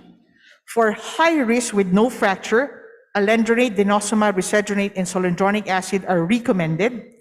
For very high risk patients or those with prior fractures, the following are recommended: abaloparatide, denosumab, romosozumab, teriparatide, and zoledronic acid. Denosumab is in fact administered continually until the patient is no longer high risk. Just as a reminder, while drug holidays may be an option for those taking bisphosphonates, it is not an option for those taking denosumab, precisely because the effect is only for 6 months. How long do we give therapy? The American Academy of Clinical Endocrinology suggests that oral bisphosphonates be given for 5 years for those who are at high risk of fracture, and for those at very high risk for as long as 10 years. They also advocate giving IV zoledronic acid for 3 years for those at high risk, and for 6 years for those who are at very high risk of fracture. And of course, we have to reassess the fracture risk of the patient annually. For the Endocrine Society and the IOF, they recommend fracture risk reevaluation every 3 to 5 years or when a new fracture occurs. The FREEDOM trial. The FREEDOM trial is a randomized placebo-controlled trial involving 3,906 patients randomized to placebo and 3,902 patients randomized to denosumab. These were postmenopausal women with osteoporosis, and the aim was to determine the rate of new vertebral fractures in 3 years. What are the results? I think you're all familiar with the results. There is a 68% relative risk reduction of new vertebral fractures, a 40% relative risk reduction for hip fractures, and a 20% relative risk reduction for non-vertebral fractures. Likewise, there was a significant improvement in the spine and hip BMD at 9 and 6% respectively. Okay, but this trial was extended, okay? Those who were originally on the placebo group were given open label denosumab. They now belong to the crossover group. The patients who were on denosumab initially continued also an open label denosumab, and they're now termed long-term denosumab group. For both groups, there was low incidence of new fractures. Likewise, there was a significant increase in the bone density at both the spine and the hip. But in this next slide, please note that the increase in BMD of the green line, which represents the long-term denosumab group, versus the line, the blue line, that represents the crossover group, there was still a higher increase in BMD with no plateau, okay, with no plateau over 10 years, for the group that was using denosumab from the very start, from year 1. That holds true for both the spine and hip BMD. So what does that mean? It is far better to start off with denosumab than with a bisphosphonate. What about the adverse events? For atypical femur fracture, for both denosumab groups, it was less than 0.1 per 100 participant years. And for the osteonecrosis of the jaw, it was less than 0.1 to 0.2 per 100 participant years. In summary, denosumab treatment for up to 10 years was associated with low adverse events, low fracture incidence, and continued increases in BMD without plateau. What about safety? There is an excellent safety profile through 10 years. Note that there is no osteonecrosis of the jaw nor atypical femur fracture in the first 3 years of the study. And even up to 10 years, there was no note of atypical femur fracture among these patients. For osteonecrosis of the jaw, it was as low as less than 0.1 to 0.2. In several head-to-head trials of denosumab with a bisphosphonate, there was a significantly increased BMD in the denosumab group over the bisphosphonate group.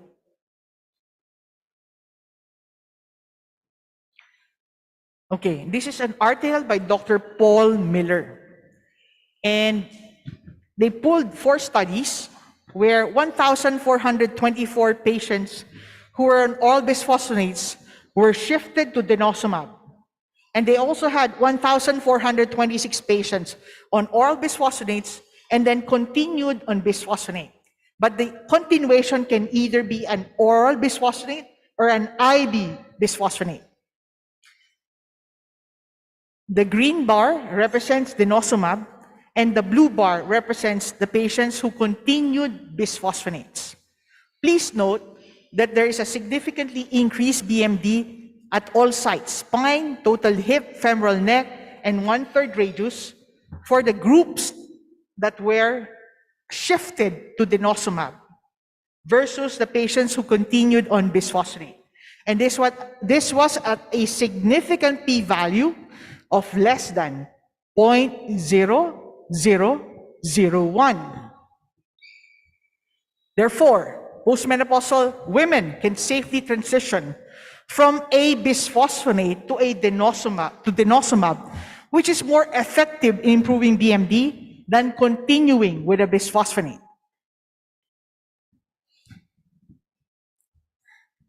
This article is from Dr. Khalid, presented in the IOF Congress of 2017. And this article states that in the real world data, there's actually greater reduction of fracture with denosumab versus alendronate. They found that there is 35 to 50% additional reduction of hip fractures and 30% additional reduction of all fractures with denosumab versus alendronate. Denosumab use was associated with a 46% lower risk of hip fracture versus teriparatide in nursing home residents. This is an article by Dr. Zulio.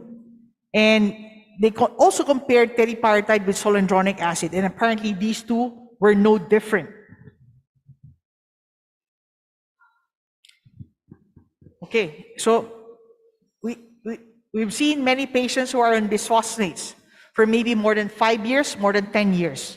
And maybe it's time to also remind them that the longer they take bisphosphonates, they are at greater risk of atypical femur fractures.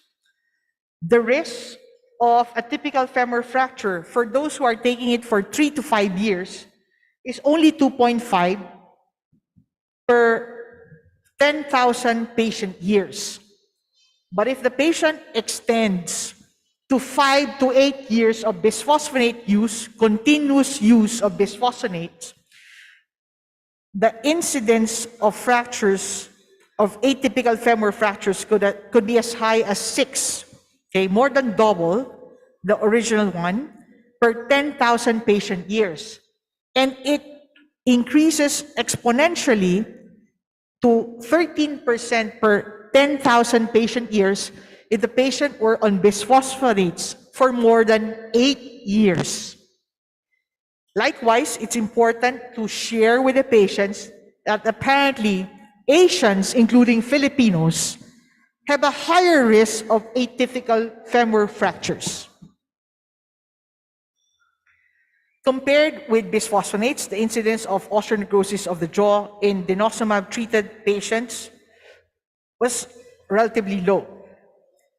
85% tend to be mild to moderate, and 85% resolve within 3 to 20 months.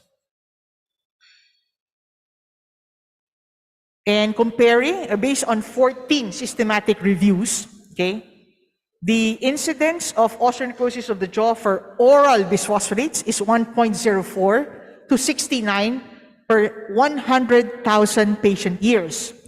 For IV bisphosphonates, it's 0 to 90 per 100,000 patient years. For denosumab, it is 0 to 30.2 per 100,000 patient years.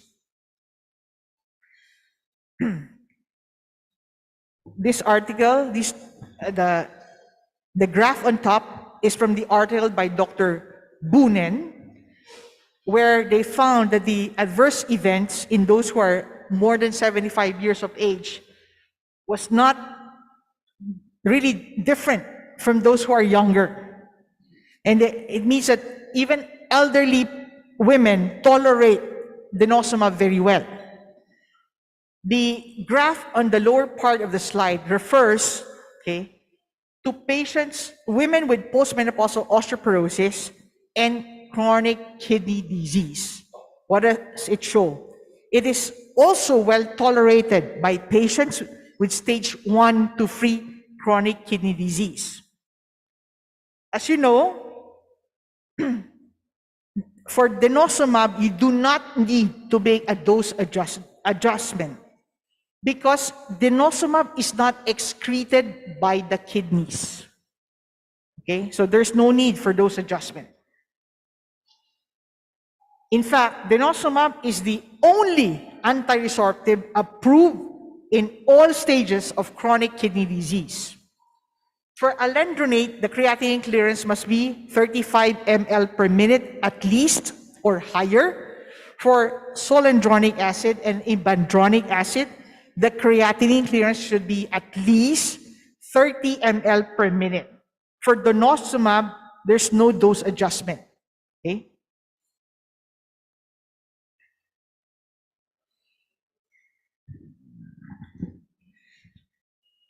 This is from the article of Dr. Ethel Series. And based on the US claims databases, they found that 43% of women were refill compliant with bisphosphonate. Okay. I imagine that even if a patient were to refill the prescription, it's not even 100% that these 43% even took their medications, okay? 20% of women were adherent with bisphosphonate at 2 years. And there is increasing refill compliance of more than 50% were associated with progressively lower fracture rates. What does that mean? If a patient were to take a bisphosphonate less than 50% of the time, it is as if their fracture risk is high. Their fracture risk is high. It is also like they are not on treatment. Okay? So they must be at least 50% compliant in order to be able to reduce their fracture risk. Otherwise, it seems they're not going to be getting the benefit of fracture risk reduction. Okay. In a meta-analysis of 40 studies of oral bisphosphonates, they found that only 45% of patients remained on oral bisphosphonates at 1 year. Only 30% remained on oral bisphosphonates at 2 years. On the other hand, we have the Swedish prescribed drugs register. And it showed that 83% of patients on denosumab are still using denosumab at 1 year, and 62% of patients on denosumab are still addict at 2 years.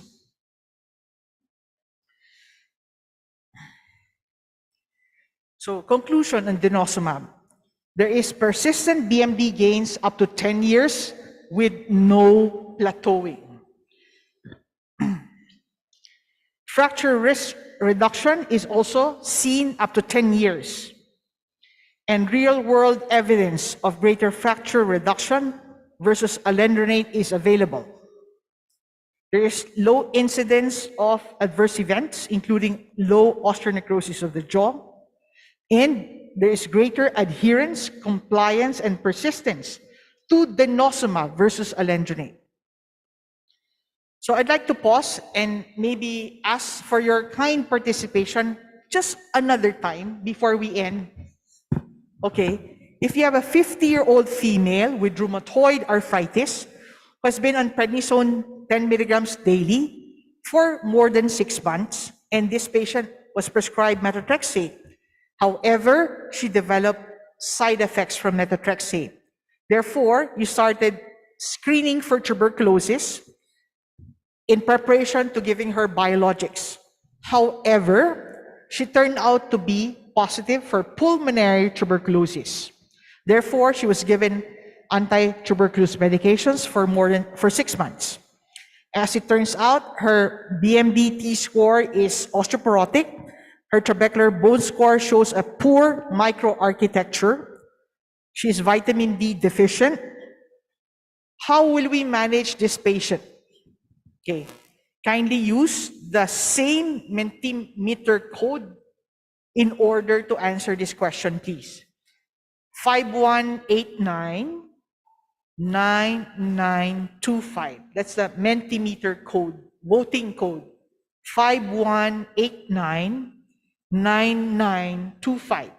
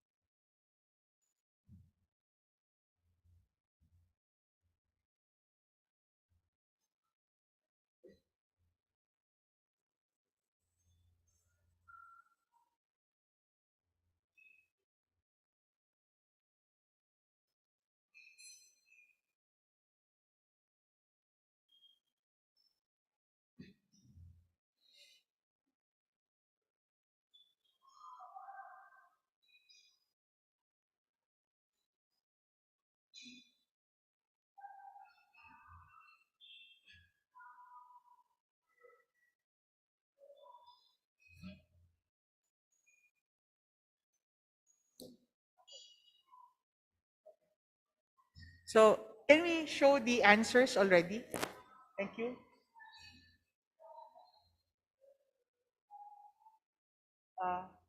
Thank you very much for your participation.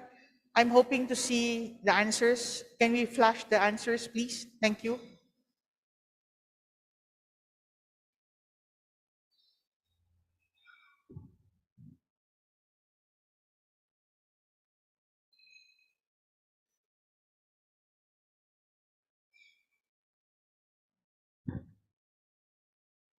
No answer yet.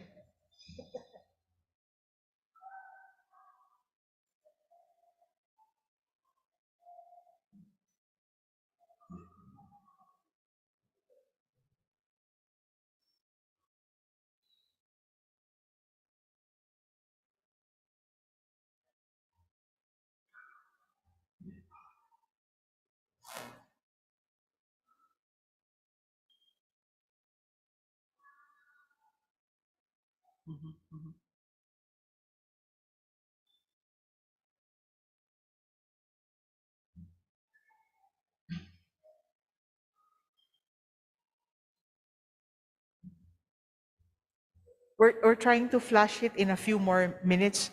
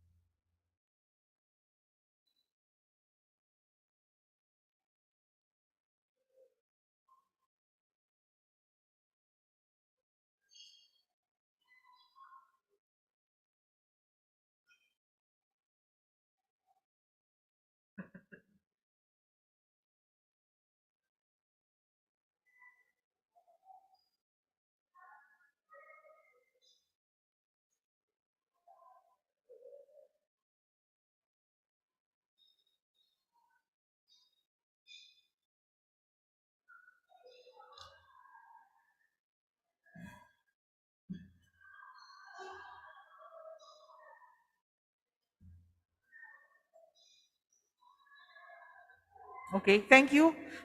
Now I can read the answers, no? So, how will you manage this patient? Give an anti-resorptive. There are two who said denosumab, another one who said teriparatide, a bone-forming drug, and vitamin D supplementation. Thank you. Thank you so much.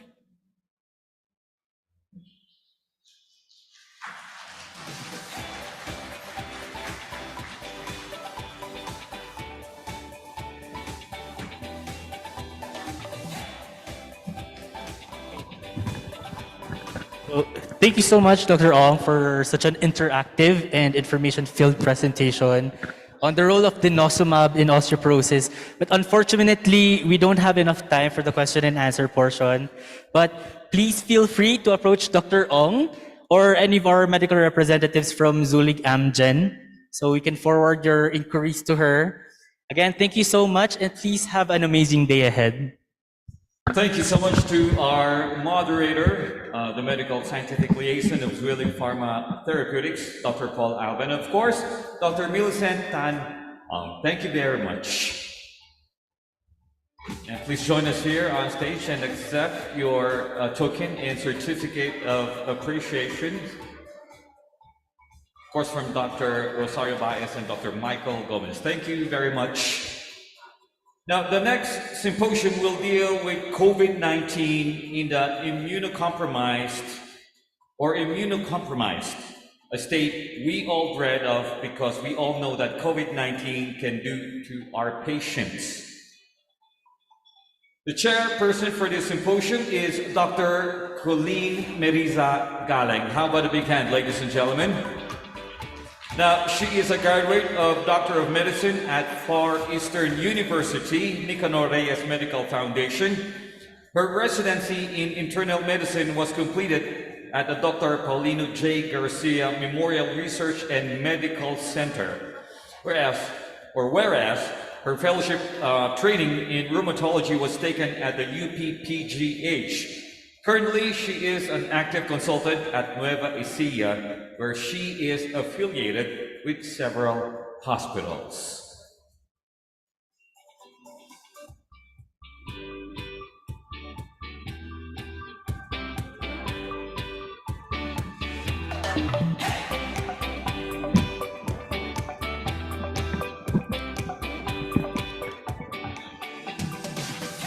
Good afternoon, everyone. I hope that at this time, all of us are still awake after this afternoon's lunch.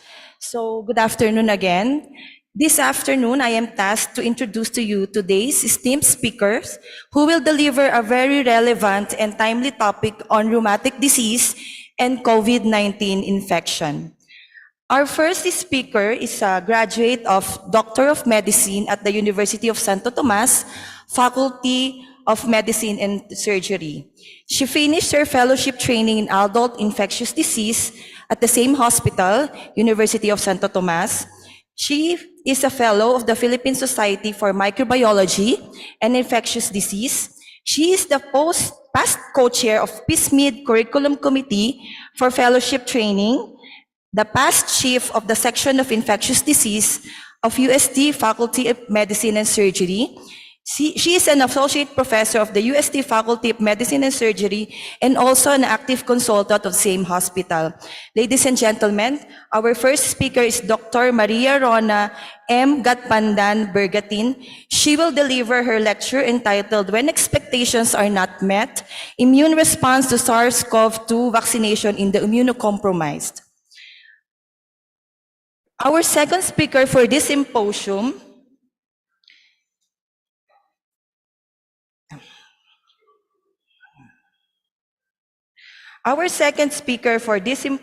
is Dr. Melchor Alan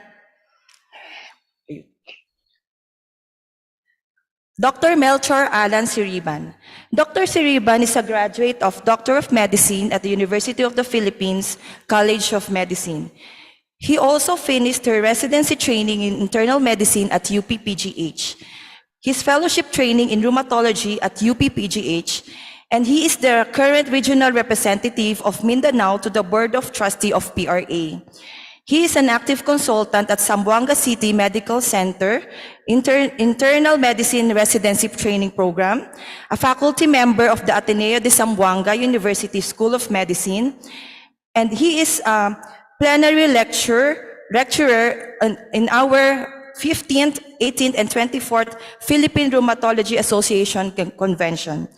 Ladies and gentlemen, let's all welcome our speaker for this symposium.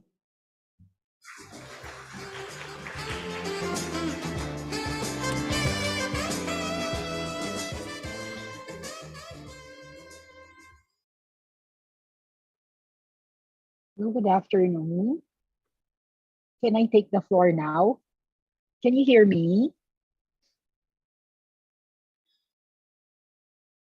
Hello? Can you hear me?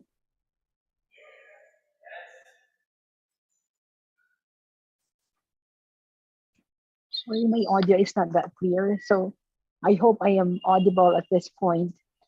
So good afternoon. I would like to extend my heartfelt congratulations and felicitations to the organizing committee of the Philippine Rheumatology Association for a successful comeback in-person convention. And though I am joining you remotely, taong bahay po ako. I'm just imagining the cool Baguio weather and the smell of pine trees, and it makes me sigh. Well, thank you for the honor of inviting me to be part of this big event. And likewise, thank you, my dear friend, Dr. Mike Gomez, for patiently answering my queries about the schedule of my talk and almost everything about the conference. I'm just hoping that the combination of the cool Baguio weather and the recruitment of the blood flow to the stomach following a hearty lunch will not lull you to sleep so that you can listen, or probably at least pretend to listen, to the immune responses to COVID-19 vaccines in the immunocompromised. As I will be speaking about vaccines, allow me to mention that I am currently a consensus panel member representing the PSMID for the Philippine COVID-19 Living Guidelines with special focus on vaccinations or vaccines rather. And likewise, I am also a Data Safety Monitoring Committee member for a COVID-19 vaccine trial. This afternoon, I have been tasked to walk you through these three objectives. And we will begin by simplifying the first objective and asking why do we need to vaccinate or immunize patients with rheumatic diseases. Allow me to start the discussion by presenting this meta-analysis of 44 observational studies involving 181,133 individuals. This review of Wang showed that the prevalence of COVID-19 was 1.9%. And the analysis of subgroups according to the region of study conducted showed that the prevalence of COVID-19 ranged from 4.15% to 4.99%. And the researchers from North America showed that the prevalence of COVID-19 in patients with rheumatic diseases was 0.0499, or what I have mentioned earlier on as 4.9%.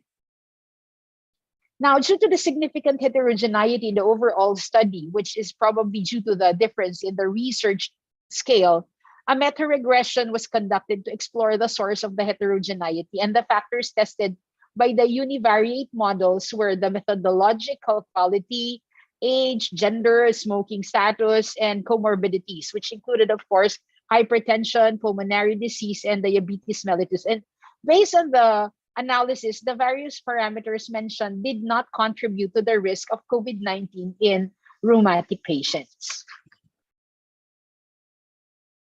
A meta-analysis based on hospitalization data showed or provided by 55 studies included 16,451 cases of coronavirus disease. This showed that the total hospitalization rate amongst COVID-19 in patients with rheumatic disease was 43.96%.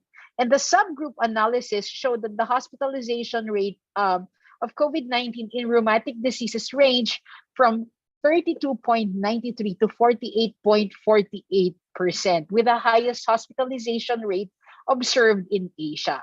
Well, the results are somewhat higher than the data from the EULAR and the COVID-19 Global Rheumatology Alliance Physician Registry. Well, there is somewhat a considerable heterogeneity in both the overall and subgroup analysis. I think this is around 94.3%. And the meta-regression tested by the univariate model found that gender and comorbidities, which included the hypertension, cardiovascular disease, and kidney disease, of confirmed cases were the source of heterogeneity, as depicted in this table, which showed the various regression coefficient, which I have highlighted in purple boxes.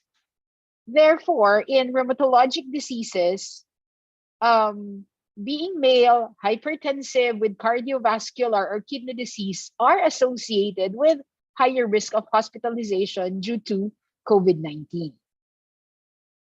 In the same study, Wang et al. How do I move this? Okay. In the same study, Wang et al. Collected the medication usage of rheumatic disease cohort and rheumatic disease patients with COVID-19 confirmed cohort. The meta-regression on drug treatment was performed in a small volume of patients and showed that the use of glucocorticoid and conventional synthetic DMARDs were not related to hospitalization. Now, the meta-analysis of the mortality rate based on 57 studies showed that the mortality rate caused by COVID-19 is 3.46% for rheumatism population. There are differences, of course, in the mortality rate amongst the different regions around the world, with the lowest observed in Asia and the highest seen in South America. The reported mortality rate in this review comes between the rates reported by the WHO and the COVID-19 Global Rheumatology Alliance Patient Registry, which is around 2.13 to 5.6% respectively.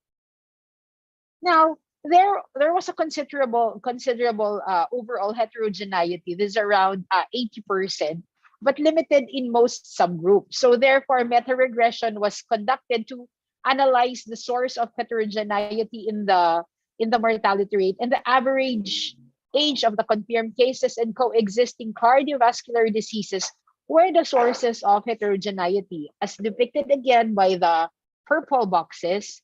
And in this scenario, we have to understand that the use of in the older age group and the higher proportion of cardiovascular diseases were associated with higher mortality rates due to COVID-19. Similarly, like earlier on, with the use of glucocorticoids and the conventional synthetic DMARDs did not have an impact on the mortality of confirmed patients. And these factors were highlighted with red lines. Data collection was also conducted in a number of ICU admission and mechanical ventilation from 33 articles and 26 articles respectively. The ICU admission rate is around 6.35%, whereas the mechanical ventilation rate is around 4.61%. It was noted that patients from Asia and North America had higher ICU admission and mechanical ventilation rates. We now move to our second objective. Now, it is a common knowledge that vaccination is not 100% protective. We often emphasize it to our patients and students that vaccination only reduces the risk of illness and it also mutes down the manifestation of disease.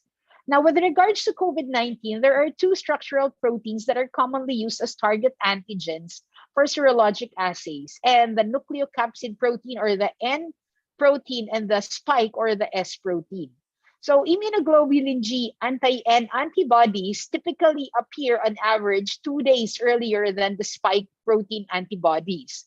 And studies have shown that while almost all moderate to critically ill COVID-19 patients develop IgG anti-SARS-CoV-2 antibodies within 2 weeks after the onset of symptoms, there is an estimate that around 20% of asymptomatic and mild COVID-19 patients who never seroconvert.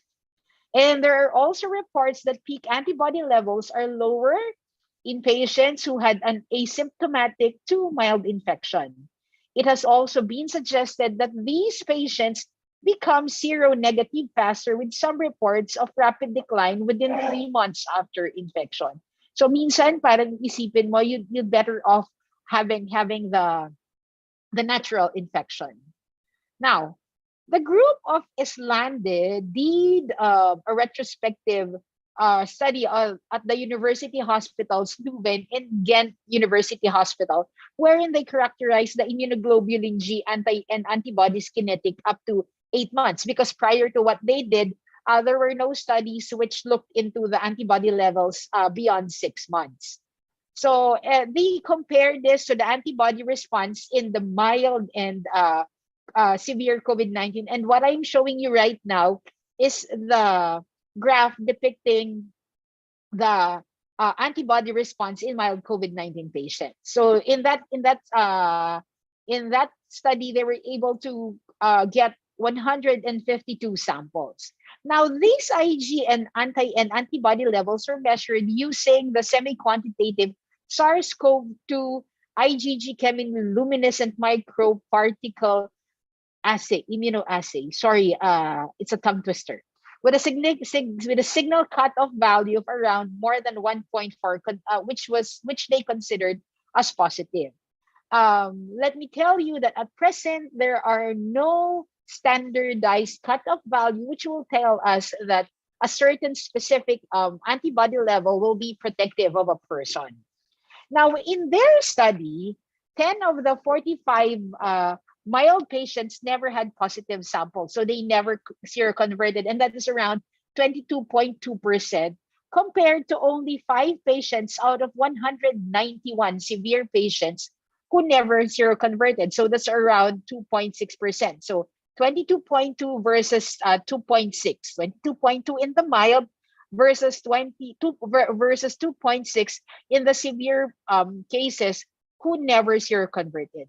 Now, the highest proportion of the positive samples per time window was noted between days 30 to 59. So that's around less than 2 months after PCR, with 100% of samples. So this one from the severe patients, and around 86.4 of samples in patients who having mild illness. Now, the standard or the signal cutoff value of around, again, of more than 1.4. So that is around 76 to 2.6%. Now, in mild patient, the highest median antibody level was observed between 30 to 59 days post PCR, with a signal cutoff value of 4.4. And take note that there's a decreasing trend in the subsequent time windows. Now, in mild patients who had positive samples 0 to 59 days after the PCR here, at least 18.8%, 40%, and 61% became seronegative at days 60 to 119. So that's around 2 to 4 months. Then around 120 to 179 days in between here. So this is around 4 months to 6 months, and 180 to 240 days. Okay, I think I'm pointing, but I am not quite sure if you're seeing my cursor. And this is how there is a decline in the antibody levels. Now, on the other hand, the median antibody levels in the severe patient was highest seen during the day 0 to 29 days, with a signal cutoff value of 6.9. There you have it, 6.9, followed by a steady decline. The somewhat less smooth decline shown in the mild patients can be attributed to a smaller number of available specimens. Now, in severe patients with a positive sample on the first 60 days, here, the numbers were 1.9 to 10.8 and 29.4, 0% seronegative at 60 to 119 days. So this is around 2 to 4 months, and 4 to 6 months, and again between 6 to 8 months following the PCR positive results.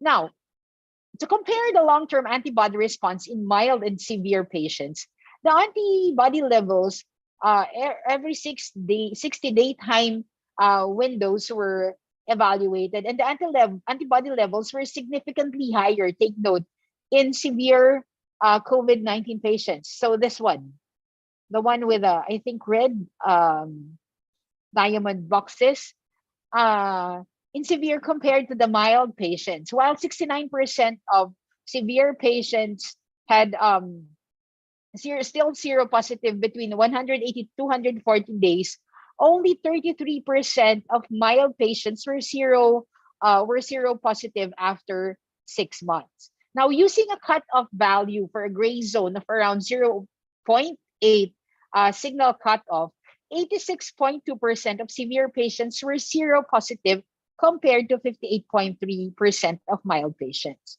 Now, we're going to take a look at it.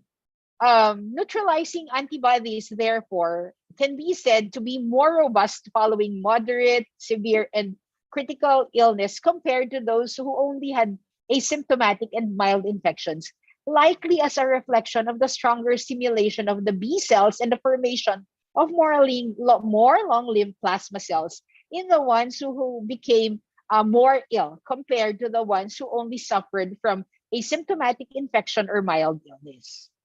But how about those patients who had been given COVID-19 vaccines? How about these rheumatologic patients? How did they respond? Now, in the review of Mara et al., published in 2022, the Journal of Infection, 20 studies reported positive rates of anti-SARS-CoV-2 spike protein IgG, with a total of 2,219 immunocompromised patients, and they were included in this meta-analysis. The positive rate ranged from 0 to 100%. And amongst this 2,219 immunocompromised patients, 63% developed anti-SARS-CoV-2 spike protein IgG compared to the higher levels in the healthy control group, wherein they had 99.1% of seroconversion. The control group had significantly higher odds of, again, developing anti-SARS-CoV-2 IgG antibodies compared to the immunocompromised patient.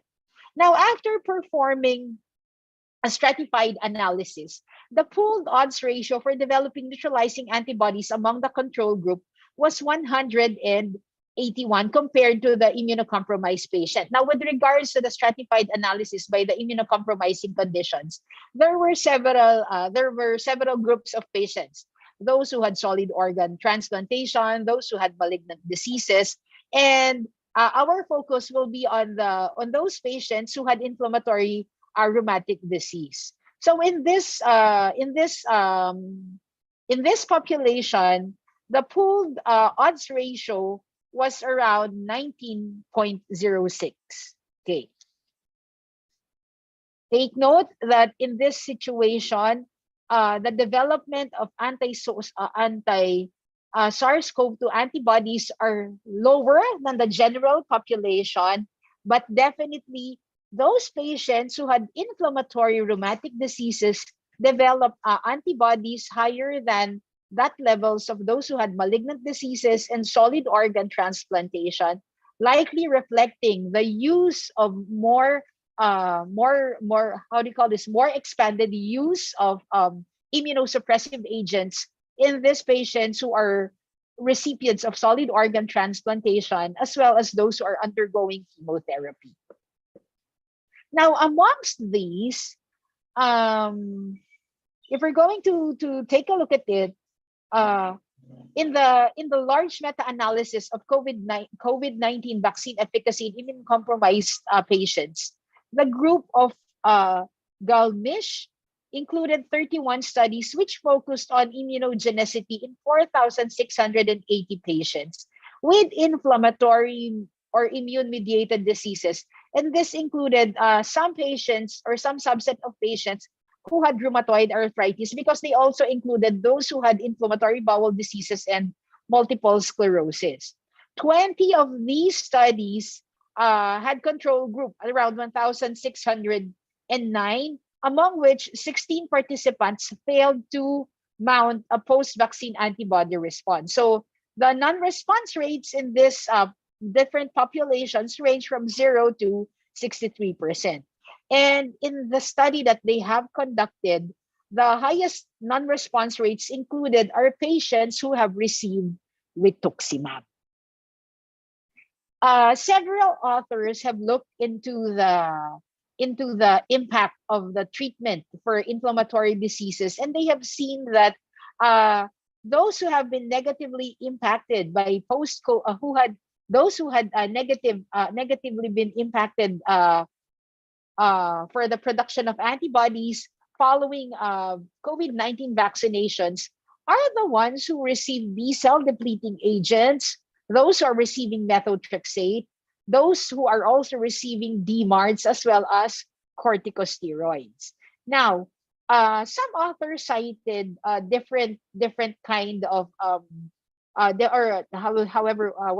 dissenting, or rather diverse results when it comes to TNF inhibitors, because there is a varied response. Some mentioned non-response, although some mentioned documenting response or documentation of levels. However, the levels of antibodies are a lot lower compared to the other subgroup or other subpopulations.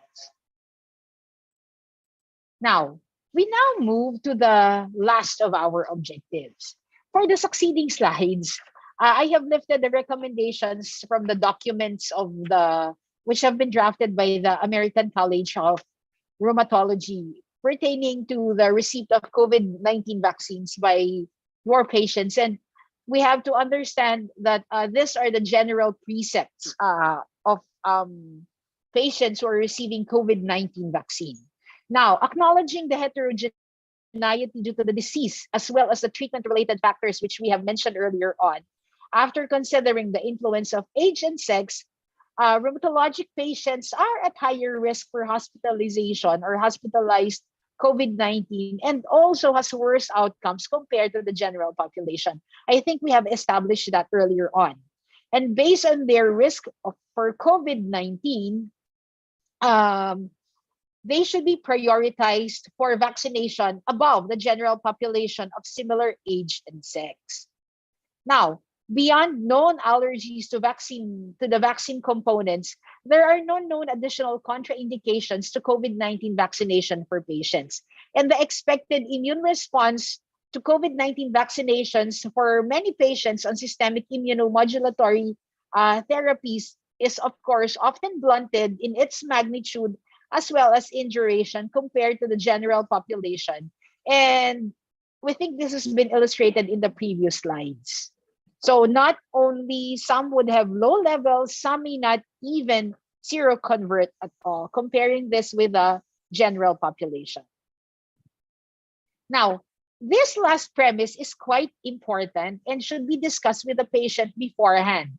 A theoretical risk exists for a flare or disease worsening following COVID-19 vaccination. And I think based on the study done by the group of Yanxi et al., the range is somewhere between 0.4 to 20% after COVID-19 vaccination. And the overall random effects they have published is around 7%. Now, take note, the benefit of COVID-19 vaccine for these patients, again, will outweigh the potential risk for new onset autoimmunity. Okay, so rheumatic and autoimmune diseases patients should receive COVID-19 vaccination consistent with the age restriction of the EUA and or FDA approval. And the ones which they have advocated to be used or recommended to be used will be any of the 2 mRNA vaccines. So whether this is Moderna or Pfizer vaccine. And these are recommended over the Janssen vaccine or the Johnson & Johnson vaccine. Take note that they have no specific recommendations as to which brand of mRNA vaccine. Now, for multiple dose vaccines, in the presence of non-serious adverse events associated with a receipt of the first dose, these patients should still continue to receive the second or the third dose of the same vaccines. Now, patients who had inadequate vaccine responses to the primary COVID series, so in their side of the world, the primary COVID vaccine series is defined as 2 doses, whereas in our setting, primary COVID-19 vaccine series is composed only of 2 doses for the standard vaccines, and of course, 1 dose of Janssen. They should receive supplemental doses. So it means that they should receive additional doses of around 2 or more boosters for a total of 5 doses. Now, primary vaccination, supplemental dosing, and booster doses should be given regardless of whether the patient had experienced natural COVID-19 infection. And this is quite similar to our recommendations to the general public. Because remember, having acquired a natural COVID-19 infection will not make you bulletproof or quote unquote, in the Philippine parlance, having an agimat not to have another bout of COVID-19. Now, following COVID-19 vaccinations, each of our patients, and like us as well, should continue to follow all public health guidelines regarding physical distancing and other preventive measures. Now, this is important. So household members and other frequent close contacts of patients should undergo COVID-19 vaccination. So we should encourage the household members of these patients when available to help them facilitate a cocooning effect, which of course will protect our rheumatologic patients. Now, in this scenario, COVID vaccination should also be given as soon as possible for those whom it is being recommended, whether there is a disease activity and there is severity, except for those patients who are having life-threatening illnesses. Now, in the next slide, we will discuss the ACR guidance related to the use and timing of vaccine dosing and immunomodulatory therapy in relation to the vaccinations of COVID-19 in rheumatologic patients. Although a disclaimer, allow me to say that that my experience with regards to the use of such biologicals are quite limited, and therefore all of you may be in a better position to discuss this table than me. Okay, so we have to take a look into the into this table, and this shows that for those individuals who have received a Abatacept, we have to give the vaccines at least 1 week prior to the next dose of the IV Abatacept. However, when we are giving subcutaneous Abatacept, subcutaneous belimumab, as well as other conventional and targeted immunomodulatory or immunosuppressive medications, it has been advised to hold for 1 to 2 weeks based on the possibility of the disease activity after each COVID-19 vaccine doses. Now, for paracetamol or some NSAIDs, assuming that the disease is quite stable, we have to hold administration of these agents 24 hours prior to the vaccination. However, following vaccination, you can give freely acetaminophen as well as NSAIDs.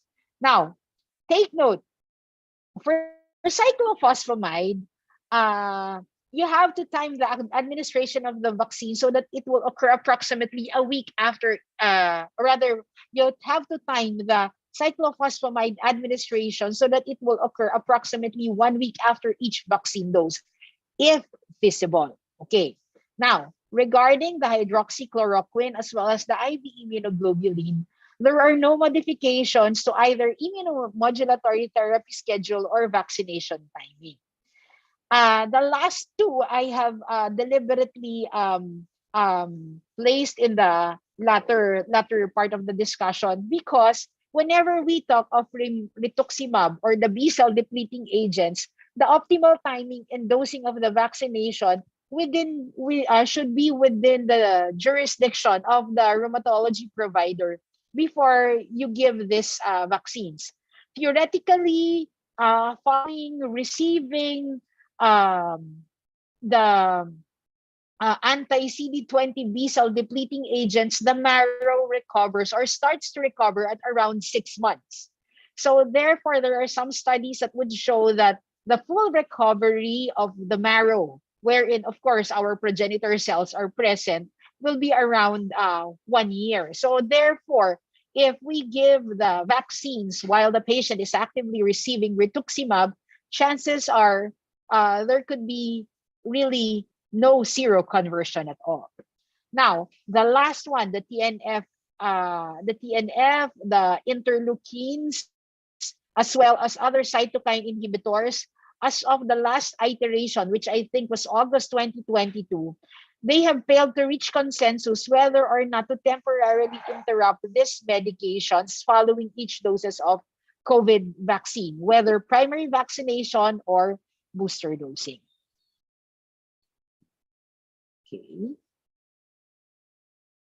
Now, aside from the promotion of general health standards and following the vaccine recommendations for the prevention of COVID-19, additional methods which we may look into and help these vulnerable patients will be to monitor their antibody titers, although there is a caveat that there are no established, again, standard protective levels, and possibly give additional vaccine doses when antibody levels dip. So this, I think, is quite similar to what is being done in patients who have good titers of hepatitis B antibodies in the dialytic patients. So they do regular monitoring.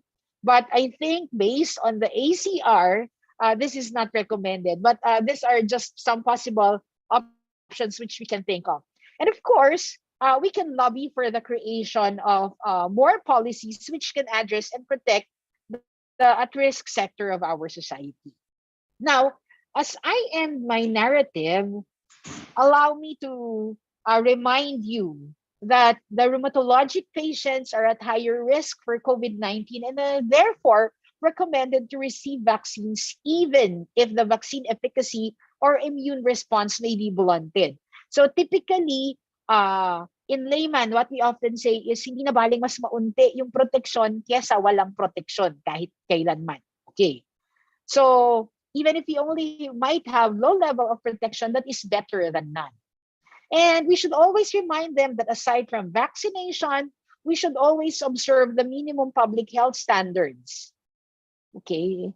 I think that's the last of the slides that I have, and I am hoping that I was able to walk you through this objectives. Thank you, Dr. Bergatin, for that wonderful lecture. Since Doctora is on live Zoom, we can entertain 1 to 2 questions from the floor, which Doctora can answer right now. Doctora, can you please hold on so while we wait for some questions from the floor?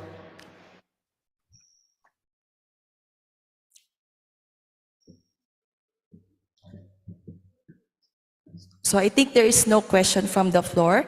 We will proceed to the second lecture for this symposium. Thank you very much.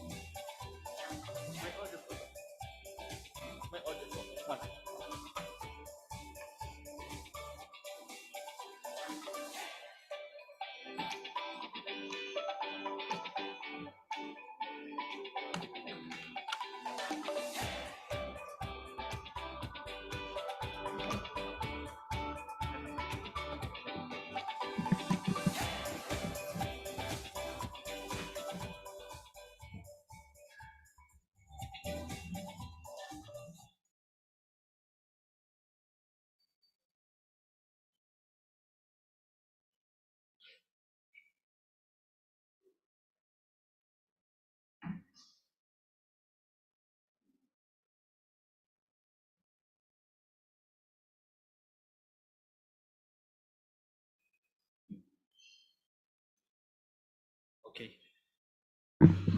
Hello, good afternoon. Nawala. Thank you to the organizers for giving me the opportunity to talk in such a beautiful city. Congratulations for bringing the PRA to Baguio. All right. The topic that was given to me is long-haul COVID in patients with rheumatic diseases. I have no conflict of interest to declare regarding this topic. This illustrates the course of COVID illness for most of our patients. A PCR negative test usually signals full recovery. Unfortunately, for some, symptoms persist and still others develop new problems involving various organ systems weeks and even months after the onset of COVID illness.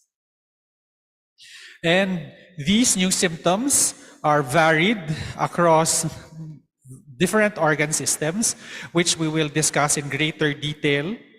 And perhaps we will be 3 years of COVID by March next month. You might have encountered this patient. She's a 28-year-old female with joint pains and muscle pains for 8 weeks. She complains of being tired, she has difficulty sleeping, she has difficulty concentrating, and has hair loss. 10 weeks ago, her office mates, some of them tested positive for COVID. At that time, she had cough but tested negative for COVID. So, for that patient, should we suspect COVID? For this afternoon, we will define the post-COVID syndrome. We will talk about post-COVID syndrome in relation to autoimmune rheumatic diseases. We will talk about some pathophysiologic mechanisms which will be important in guiding us about how we go about managing our patients. And we will briefly talk about management strategies. So the National Institute for Healthcare Excellence, NICE, defines post-COVID-19 syndrome as symptoms that arise during or following an infection consistent with COVID-19. So our 28-year-old female patient has this. These symptoms persist for more than 12 weeks and cannot be attributable, wow, to an alternative diagnosis. The World Health Organization has a similar definition, with the difference that the symptoms are just 2 months or 8 weeks instead of 12. And highlighted in blue is the difference that the WHO specifies that the onset of symptoms should have been within 3 months of the onset of COVID infection. There are other terms for post-COVID syndrome.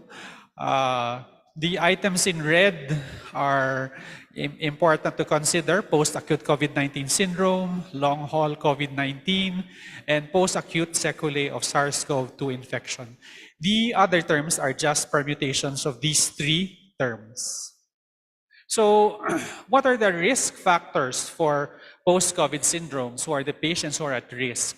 So these are patients who had severe COVID illness, those who had pre-existing conditions, our so-called A3 priority patients for vaccination, the elderly, diabetics, those with hypertensive atherosclerotic cardiovascular disease.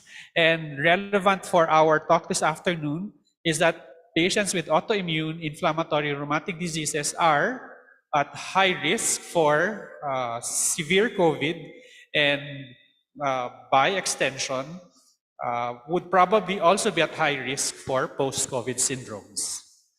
Also, previously unvaccinated individuals who will be prone to severe illness are also hypothesized to be at risk for post-COVID syndromes. Now, there is a syndrome called post-intensive care syndrome. Patients with this syndrome manifest with muscle weakness, poor judgment and poor memory, poor thinking ability, occurring after being critically ill. And these symptoms last long after the patient is discharged from the intensive care. So in this setting, if we look at the risk factors for post-COVID syndrome, these are actually the same risk factors that we look for in patients who are at high risk for the cytokine storm syndrome. So what we're actually saying here is that a patient who is at risk for cytokine storm is probably also at risk for post-COVID syndrome. So that's the assumption here. Although it must be said that there are authors in the literature who disagree with this assumption. They say that especially the neuropsychiatric manifestations in post-COVID syndrome is not actually part of the COVID infection itself, but is actually just a consequence of the severe critical illness. So we will go into that later. So what is the prevalence of the post-COVID syndrome? Estimates range from 10% to 30%. And factors responsible for this broad variability in prevalence include the source of enrollment, the age and sex at the time of the study, the timing of assessment, how far from the onset of COVID illness, the socioeconomic and geographic factors, because as we know, there is healthcare inequity, and in areas where access to proper healthcare is poor, then we would expect deterioration and more post-COVID syndromes. accessibility to vaccines, as we mentioned earlier. So also the presence of pre-morbid, comorbid illnesses when in the setting of these factors, they may modify the prevalence of post-COVID syndrome detection. Not least among the causes for variability are the methodology used, the kinds of questionnaire that was used to do the survey, and of course, contributory to these factors is also the definition itself of what we call post-COVID syndrome. So it clearly defines a inciting infection. It also defines the duration, but the manifestations can be very varied, and that can make it difficult to identify a homogeneous population which can be followed up and properly described and managed. So be that as it may, it's still, that patient is still there and there is a problem and we need to help her. So given these manifestations, are we going to suspect that this patient has post-COVID syndrome? In our clinical setting as rheumatologists, these patients who we see who will have post-COVID syndrome will also have concomitant autoimmune rheumatic disease. They will have pre-existing systemic sclerosis, polymyositis or dermatomyositis, Sjogren's syndrome, RA, and SLE. So, as we know, these conditions put them at risk for severe COVID and by extension also post-COVID syndromes. Many of the discussions that will follow are taken from this very good article. This is a systematic review. If you have time, download it and read it for yourself. There are numerous very good insights that we can get from this paper. And it is a systematic review, so the articles that were used to prepare the paper were carefully curated. So to proceed, pulmonary involvement is one of the most common manifestations of patients with post-COVID syndrome. And of the symptoms, we do expect breathlessness and the development of lung abnormalities such as ILD. We initially may see them as non-specific chest X-ray findings, but the CT scan will clue us in with the presence of ground glass appearance and eventual progression to fibrosis. So we know that this is a pattern that can happen in our patients with post-COVID syndrome, but we also know that these same mechanisms happen in our patients with pre-existing rheumatologic disease.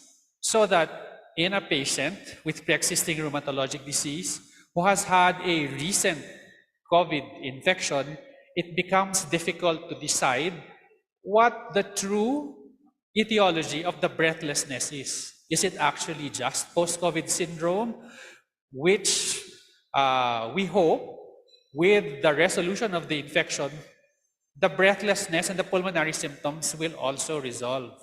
But if this is part of the underlying connective tissue disease, then more aggressive immunosuppression might be needed. To make this distinction, it would be important to review the clinical manifestations and check for extrapulmonary manifestations to clue us in if this is activity of the underlying connective tissue disease.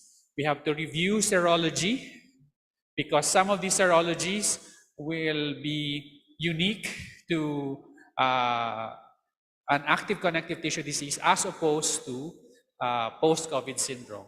And at times, lung biopsy may be needed to make the definitive diagnosis. And in that setting, the co-management of a pulmonologist would be indispensable.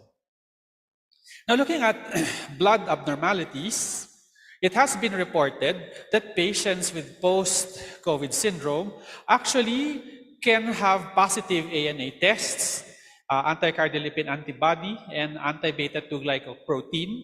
To a lesser extent, anti-CCP and ANCA are also reported to be positive. RNP is the most common extractable nuclear antigen among the patients reviewed in this study. So, for the non-rheumatologists in the group, in the audience, the presence of ANA might suggest the possibility of lupus and the other connective tissue diseases. The presence of your ACL, anti-cardiolipin antibody, might suggest antiphospholipid antibody syndrome. This is a hypercoagulable state that predisposes the patient to de novo thrombosis in various organs of the body, including the lungs, including the brain, the heart, and the kidneys. And so too is the presence of anti-beta-2 glycoprotein 1, also a marker for possible APAS and hypercoagulable states.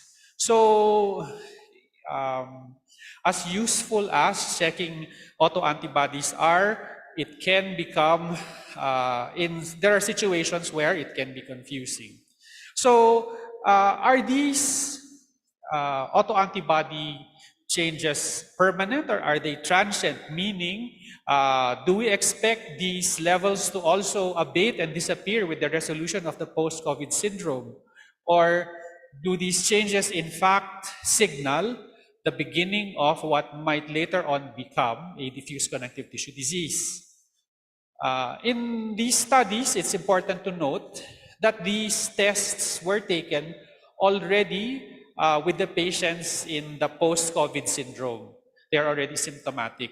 There is actually no baseline test to tell us if these autoantibodies were already present even before the patient developed post-COVID syndrome.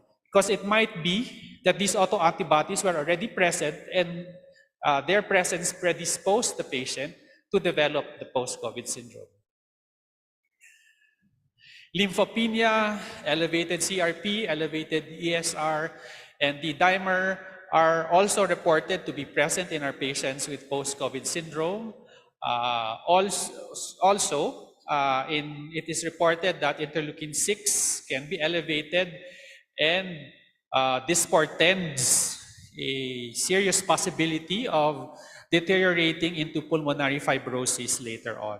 So there are other hematologic abnormalities that are variably reported to be present, such as thrombocytopenia, leukopenia, and low hemoglobin. So again, all of these changes can be present in our patients with diffuse connective tissue disease, and it falls to us to be judicious in deciding if this is part of post-COVID syndrome or part of flare of the underlying autoimmune disease. Now, for the neuropsychiatric manifestations, fatigue, brain fog, fibromyalgia, and chronic fatigue syndrome are frequently reported, brain fog being the most common report. This consists of inattention, short-term memory loss, reduced mental acuity. So, in this situation, as was discussed earlier, there are some authors who argue that these neuropsychiatric manifestations are just part of the PIS syndrome or the deteriorating state of the patient after illness and might not necessarily be part of inflammation. And yet we cannot discount the possibility because some of the authors discuss that these neuropsychiatric manifestations are caused by the virus injuring the endothelial lining to the central nervous system, disrupting the flow of CSF, and these autoimmune changes that were triggered by the viral infection actually is an autoinflammatory response. As opposed to the possibility that was mentioned earlier that it might just be part of the PIC syndrome or the conditioning. So again, a careful evaluation of the patient and a weighing of the signs, symptoms, and diagnostic tests is needed. So joint pains is also widely reported among patients with post-COVID syndrome.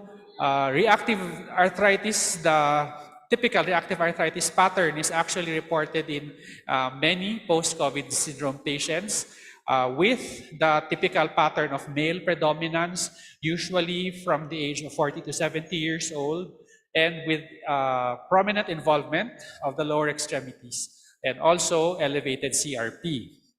There are also reports of rheumatoid arthritis. As we know, respiratory infections are a trigger for flares for our patients with rheumatoid arthritis, and it is quite possible that the SARS-CoV-2 pulmonary infection, the COVID infection, can be a trigger for rheumatoid arthritis. It is reported that in some of these PCS patients, anti-CCP is positive, and some patients actually require rituximab, require methotrexate for recovery. Now, muscle pains are also widely reported. They can be just myalgias, or alarmingly, they may involve an elevated creatinine kinase, rhabdomyolysis, and myocarditis. Here, serology is important because although ANA may be positive the post-COVID syndromes, it is reported that myositis-specific antibodies are absent, even in the presence of myalgia and pain in these patients. So these antibodies, which are specific to inflammatory idiopathic myositis, would be useful to check for. What about the dermatologic manifestations? Here we see a patient with a red face and with rashes associated with COVID-19. I don't know if I'm overinterpreting the picture, but there seems to be encode de sabre, maybe, or I might just be imagining it. So there are actually 27 different cutaneous lesions reported in the literature. This include this long list, and I highlighted the items in red because these are the ones that will probably be most important for us to discuss. So perneos, or the so-called chilblains, these are what we see typically. Notice the vasculitic lesions in the legs, in the toes. These are precipitated by cold temperature and resolve with warm temperature. The so-called COVID toes, if you look at them, is very difficult to distinguish from the chilblains that we see in our connective tissue disease patients. Two important points.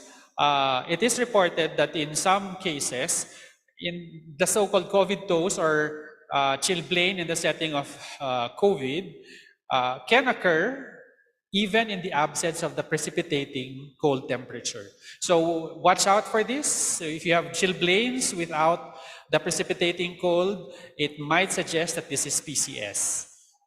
Also, an important point that was raised here in a study, they did capillaroscopy of the toes of patients with COVID toes, and at the same time, they also did capillaroscopy of the fingernails for the hands. And what was impressive here was that the capillary changes that were found in the feet were also found in the fingers. So this suggests that the presence of chilblain or COVID toes in our patients tells us that these are local manifestations of a systemic, widespread problem. So how do we manage this serious manifestation? The recommendation is to follow the management of chilblain in our usual connective tissue disease patients. So back to our case. What if she comes back with a positive ANA test, but the titer is 1:40, and she now has rashes? If we use the 2019 criteria for lupus, looking at her hair loss and her joint pains and the rashes, this would put her total to about 11, above the threshold of 10. But I intentionally placed the ANA at 1:40 to make the case interesting. But you do understand if this was 1:80, this patient would fulfill the criteria for SLE.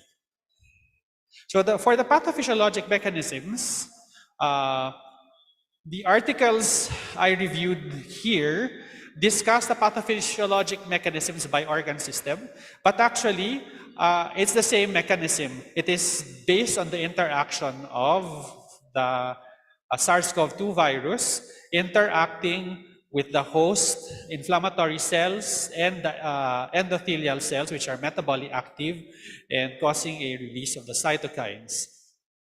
Oops. All right. So the virus itself can cause direct tissue damage and injury, tissue necrosis and fibrosis, and organ damage. And these will manifest as clinical sequelae for the patient, which may mimic a post-COVID syndrome.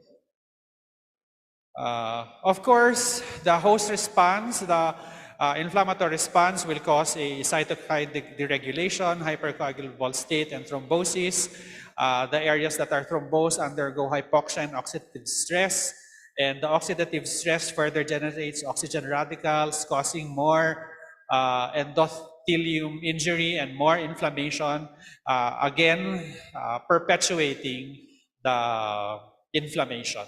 Now, the inflammation may be rapid, in which the patient ends up in cytokine storm, or it may be slow and indolent, in which case the patient may present with the post-COVID syndrome. So the significance of talking about these mechanisms is for us to try to decide if the underlying problem is in fact inflammatory, autoimmune, in which case immunosuppression would be the route to go. If it is thrombosis and a hypercoagulable state, then anticoagulation would be the route to go. If it is neither, if it is just part of the conditioning, then perhaps immunosuppression and anticoagulation would be detrimental to the patient. So it is important for us to make the distinction to properly manage the patient. So what are the management strategies? Okay, this algorithm tells us that if the patient fulfills the post-COVID syndrome manifestations, then we manage the pain, manage symptomatically. If the patient's manifestations is predominantly pulmonary, then a referral to a pulmonologist would be very beneficial for the patient. So relevant for us is if this patient manifests with arthritis together with a raised CRP, ESR, a positive anti-CCP rheumatoid factor, if the patient presents with myalgia accompanied by elevated CK total, CRP and ESR, if this patient manifests with Raynaud's, oral ulcers and skin rashes associated with positive anti-nuclear antibody and extractable nuclear antibodies, then for the generalist, it would be prudent to ask the help of a rheumatologist, because this might be, in fact, evolving connective tissue disease. So the take home here is clinical manifestations complemented by the appropriate laboratory abnormalities would clue us in that maybe this is not just post-COVID syndrome. So this article, last two slides, this article would be good to review, and I presented it here because it talks about therapeutic implications. It lists a number of candidate interventions, and the commonality across these different interventions is that they address oxidative stress. But there is no evidence from RCTs or meta-analysis to support any of these interventions for the treatment of post-COVID syndrome. So these are listed here. For us to choose the appropriate intervention, when we sort of have a clear idea of what the underlying mechanism is. So again, if there is active viral replication, antivirals. If it is thrombosis, then anticoagulate. If it is autoimmune and inflammatory, immunosuppress. So back to our case. What if the titer is actually 1:80? So in the end, it will be very difficult to choose treatments because this slide just summarizes how broad and varied the patient population is when we talk about post-COVID syndromes. And a broad and varied population is not a very good basis to do a randomized controlled trial. So this just brings home the point that there are challenges ahead. Muchas gracias. Thank you for your attention.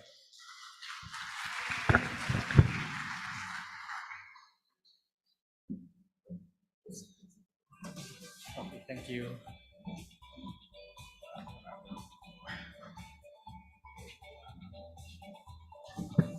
Thank you, sir, for that wonderful lecture and very interesting lecture.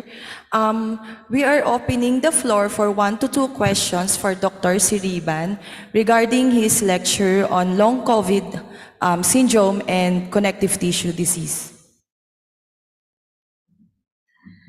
So I am opening the floor for questions. So while waiting for the audience, I know, sir, that long COVID syndrome and connective tissue disease poses a very diagnostic dilemma in our practice. So one of my questions to you is, can you share to us some practical tips on how do we distinguish if it's COVID or an emerging connective tissue disease or other way around, sir?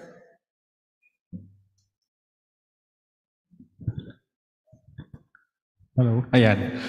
Thank you, Colleen. I remember my consultant, Dr. Clemente Amante, he would always say, you have to go back to the history and the physical examination. And of course, in the end, for our patients with connective tissue rheumatologic diseases, the history and the physical examination is key in determining if the manifestations are related to the underlying connective tissue disease or if it's not, in which case we would then suspect that this might be a post-COVID syndrome. And from that algorithm, the important point we get here is that look at the clinical manifestations, look at the laboratory abnormalities, and if they are consistent with an autoimmune inflammatory disease, then that's probably the correct direction to manage the patient. But when we have prominent myalgias and pain, but the laboratories don't show any inflammation, then probably a more conservative approach would be called for with just analgesics. Okay, this is very important to all, especially in our fellows in training, the importance of history and physical examination. Any more questions from the floor? There is a question here from Ma'am Pen. I'm nervous. Hi, Mel. Thank you for that very comprehensive lecture. I was outside at some point, but I wanted to hear or know if there is already a profiling of patients who had this post-COVID syndrome. Na-discuss ba? Yes, ma'am. So the question is profile of patients who get post-COVID syndrome. Probably that would be related to who are the patients at risk of developing post-COVID syndrome, and the short answer is patients who are at risk for developing severe COVID are the same patients who are thought to be at risk for developing post-COVID syndrome. But actually, anybody who has had a COVID infection is at risk for developing post-COVID syndrome. Yeah. Another, maybe I'm glad you raised it, ma'am, syempre. Another point that I was not able to discuss was that, as we know, many COVID patients many patients infected with SARS-CoV-2 rather are asymptomatic, subclinical. And when these patients develop, and despite the fact that their COVID infection is subclinical, this does not exempt them from the possibility of developing post-COVID syndrome. So it can be very challenging. Yes, because we see young patients or middle-aged patients.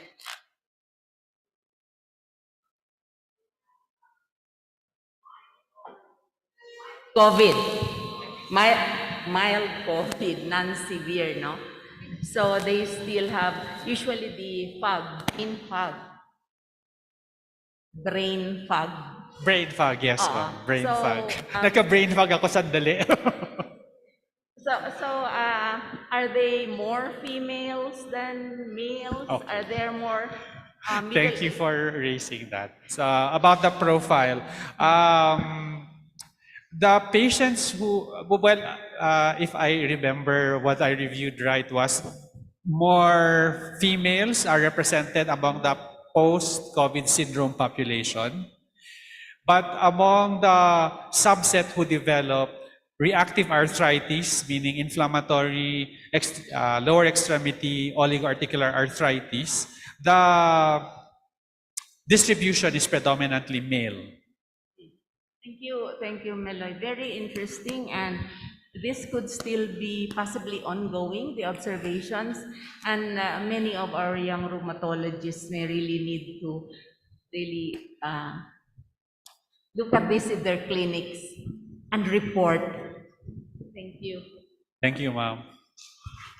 So, thank you very much, Ma'am Pen. So we are in COVID-19 era pa din. So I would like, since we are time constrained, I would like to end this session. Thank you very much, sir and Doctor, for this wonderful lecture. Thank you. Sana matapos na yung pandemic. Thank you so much to our chairperson, Dr. Colleen Marisa Galeng. And of course, may we invite Dr. Maria Rona Gaspandan Berganti. She happens to be online. She was with us virtually. So may we now have Dr. Melchor Alan Siriman to join us here. And please receive his token and certificate of appreciation from, of course, Dr. Baez and Dr. Gomez. Thank you so much.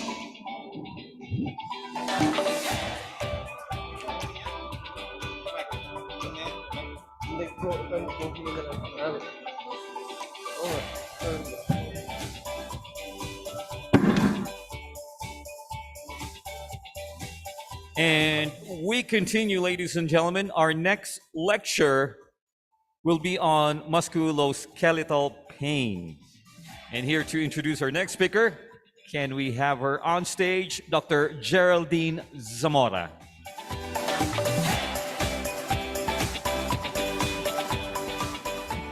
Good afternoon, everybody. Are you still awake? Do you want to stand up for a while and stretch? It's okay to stand up and stretch for a while. So our next speaker is no stranger to us. He graduated medicine, intermed from the UP College of Medicine, took up his residency from the internal medicine program of the University of Connecticut Health Center, his fellowship at the Mass Gen Hospital, Harvard Medical School Training Hospital. He is the section chief of rheumatology at the Asian Hospital and Manila Doctors Hospital. He is the vice chair of the Department of Medicine at the Asian Hospital Medical Center. He is a clinical associate professor in the UP-PGH and is the past president of the Philippine Rheumatology Association. Mentors, colleagues, trainees, and friends, let us give a warm welcome to Dr. Eric Jason Amante as he discusses musculoskeletal pain management in the peri-COVID era.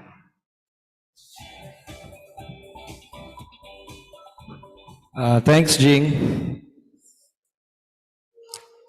Good afternoon, everybody. I'd like to particularly thank, of course, the organizing committee for allowing us to speak today, and of course, Innova. I want to start by saying I've been reconnecting with quite a few people throughout the day, and it's just wonderful. I think humans really need connections, and it's great to talk with old friends, young residents. and just reconnect. And I had the thought that when I was coming over here, I think I'm correct that we're intact. Now, all the rheumatologists have survived COVID, so I think we should give ourselves a round of applause. Before I start, I also want to thank the fellows and residents, and of course our colleagues here.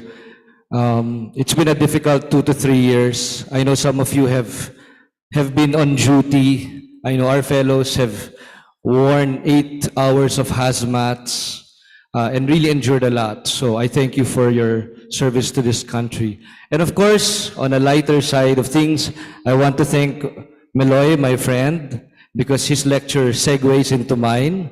So where's Meloy? Wherever you are, Meloy, I owe you some candy because I know you like candy. Okay, so over the next 20 minutes or so, I'm going to discuss a topic called musculoskeletal pain management in the peri-COVID era. Forgive me if I digress a little bit because it's just a wide topic. Okay. Anyway, I had a disclosure slide, but so I'll start with this, which is a segue to what Meloy talked about, the idea of post-acute infection syndromes. So for those of you who wonder about long COVID and whether it's unique to COVID, madami ng infection na nag-cause ng syndromes or long medically unexplained symptoms after the infection. So this table isolates some of those. There's post-dengue fatigue syndrome, there's Ebola, chikungunya, we're all familiar with, of course, EBV, even Giardia, and of course Lyme disease. Among these, the prime manifestations are somewhat similar. Overall poor functioning status, there's exertion intolerance, there's fatigue, which is quite severe often, unrefreshing sleep, other characteristics that Meloy pointed out, such as neurocognitive and sensory impairments, problems with dysautonomia, musculoskeletal complaints, etc. And another hallmark is that the time to resolution is very unpredictable, as we see with COVID, right? I know Meloy dwelled into mechanisms. I'll focus a little bit in a general sense over these post-acute infection syndrome mechanisms. I promise to keep this brief. But essentially what they found is there are several postulates, no? So it could be pathogen reservoir, for example, or remnants. Here you have, of course, the bacterial or viral infection causing PAMPs and a chronically stimulated lymphocyte set, which can increase inflammatory conditions. On the right side, very familiar to us, pathogen in the setting of, for example, dysregulated Treg cells, again, autoreactive lymphocytes, generation of antibodies, self-antigen, and this propagation of a loop of different changes. Palitan daw nila. Okay, sige. While they're fixing that, I will fully disclose, hindi na ako sumali sa raffle today kasi kahapon nanalo na ako. So, because I'm a serial raffle winner, usually hindi naman maganda yung prize, pero sige, hindi na ako sumali today. Okay, are we good? Yeah, okay. So, the next one, sorry. Wala siya. The next one is dysbiosis. So I remember, I think it was Sandy Navarra, Dr. Navarra, who talked about microbiome in the gut, among other lecturers, and the relationship with autoimmune disease. So that's again another possible mechanism for what goes on. Sige, up tayo. Yeah, that's good. Thank you. Thank you. Okay, good.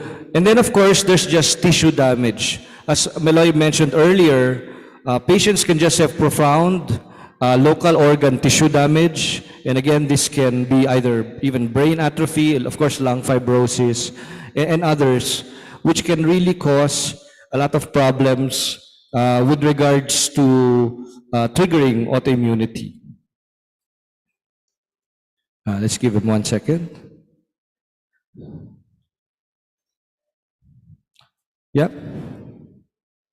Okay, so when we look at post-acute infection syndromes, for example, for long COVID, and I've lectured about this before, the unfortunate thing is that the time to end of symptoms is usually unknown, but it can really persist. Now, if you look at this slide for self-reported long COVID, in pink or red, no, you can see how it basically about 10%, and it really extends 168 days, no, post-infection. And then if they have activity limitation, you can see that. In fact, I remember, I like basketball, so I remember last year, no, the other year, my team, the Celtics, have a very good player, si Jason Tatum, and he got COVID. And for about 2 to 3 months, he played worse, no? So, syempre sa umpisa, we didn't know as much about COVID, and people were saying, oh, he must just be tired, etc. And then he revealed after the season, he was actually using an inhaler already because he had such long reported COVID symptoms. What about musculoskeletal complications as a whole? I found this systematic review. It's okay. I mean, the PICOS model looked at studies with long-term symptoms of at least more than 4 weeks. The primary aim was to evaluate them, and it was a systematic review. And what they found were 24 articles which were included, and of the symptoms, fatigue was the most common musculoskeletal complication. What's interesting is, okay, I'll go through a couple of those studies just so you can get a feel for what they showed. For example, the early study from Hung et al., 294 patients. 30% of patients had musculoskeletal complaints, 37.5 had myalgia, but 5.7 had arthralgia, 6.8 had backache. Another study by Carvalho and Schneider et al. Looked at 13% of patients who never had arthralgia at the onset. No, so they didn't have arthralgia before, and they reported it 30 days after discharge. And in fact, they found arthralgias in 21% after 60 days. A study by Chopra looked at, again, long-term follow-up. They found myalgia, this time as one of the most common persistent symptoms, following fatigue and cough. And as Meloy astutely pointed out, because COVID is a moving timeline right now, and often nowadays we're not testing as much. So what's happening is people are getting infected and they don't even know they have COVID. And so they're developing these symptoms. They assume they never got COVID, but they actually developed it, no? Okay. What about work from home? What's the impact? Well, of course, a lot of us work from home. How many of you did telemedicine? Raise hands. Dami. Pretty much everybody. I remember my story. My wife was using Sirius MD. And initially, ayoko pa, nagva-Viber pa ako, ganyan-ganyan. Until I figured out what she was doing was much more efficient. But the flip side was, we were sitting in a chair at home for 4, 5, 6 hours in a day, right? Or in your clinics. And what happened? We started to develop symptoms, no? This is a review. It's a rapid review lang. It looked at 6 articles. Participants came from Turkey, Indonesia, Saudi Arabia, and actually a population of the Philippines. I think a group from LaSalle called this data. And in a group of patients who were 20 to 64, this is interesting. The nature of work for people with symptoms was different across studies. But one of the more common professions was working in the academe. So academics or teachers, commonly among the 4 articles. And they used the Nordic Musculoskeletal Questionnaire. And the highest prevalence reported was for neck pain at 20 to 76.9%, low back pain 19.5 to 74.1%, and shoulder pain at 3 to 72.9%. So again, a show of hands, how many of you had either neck pain, low back pain, or shoulder pain while doing your teleconsult? Dami. Di ba? Okay, aminin nyo na hindi ergonomic yung setup nyo, hindi nakataas yung laptop nyo, yung silya nyo mali, di ba? Okay, all of us are guilty of this.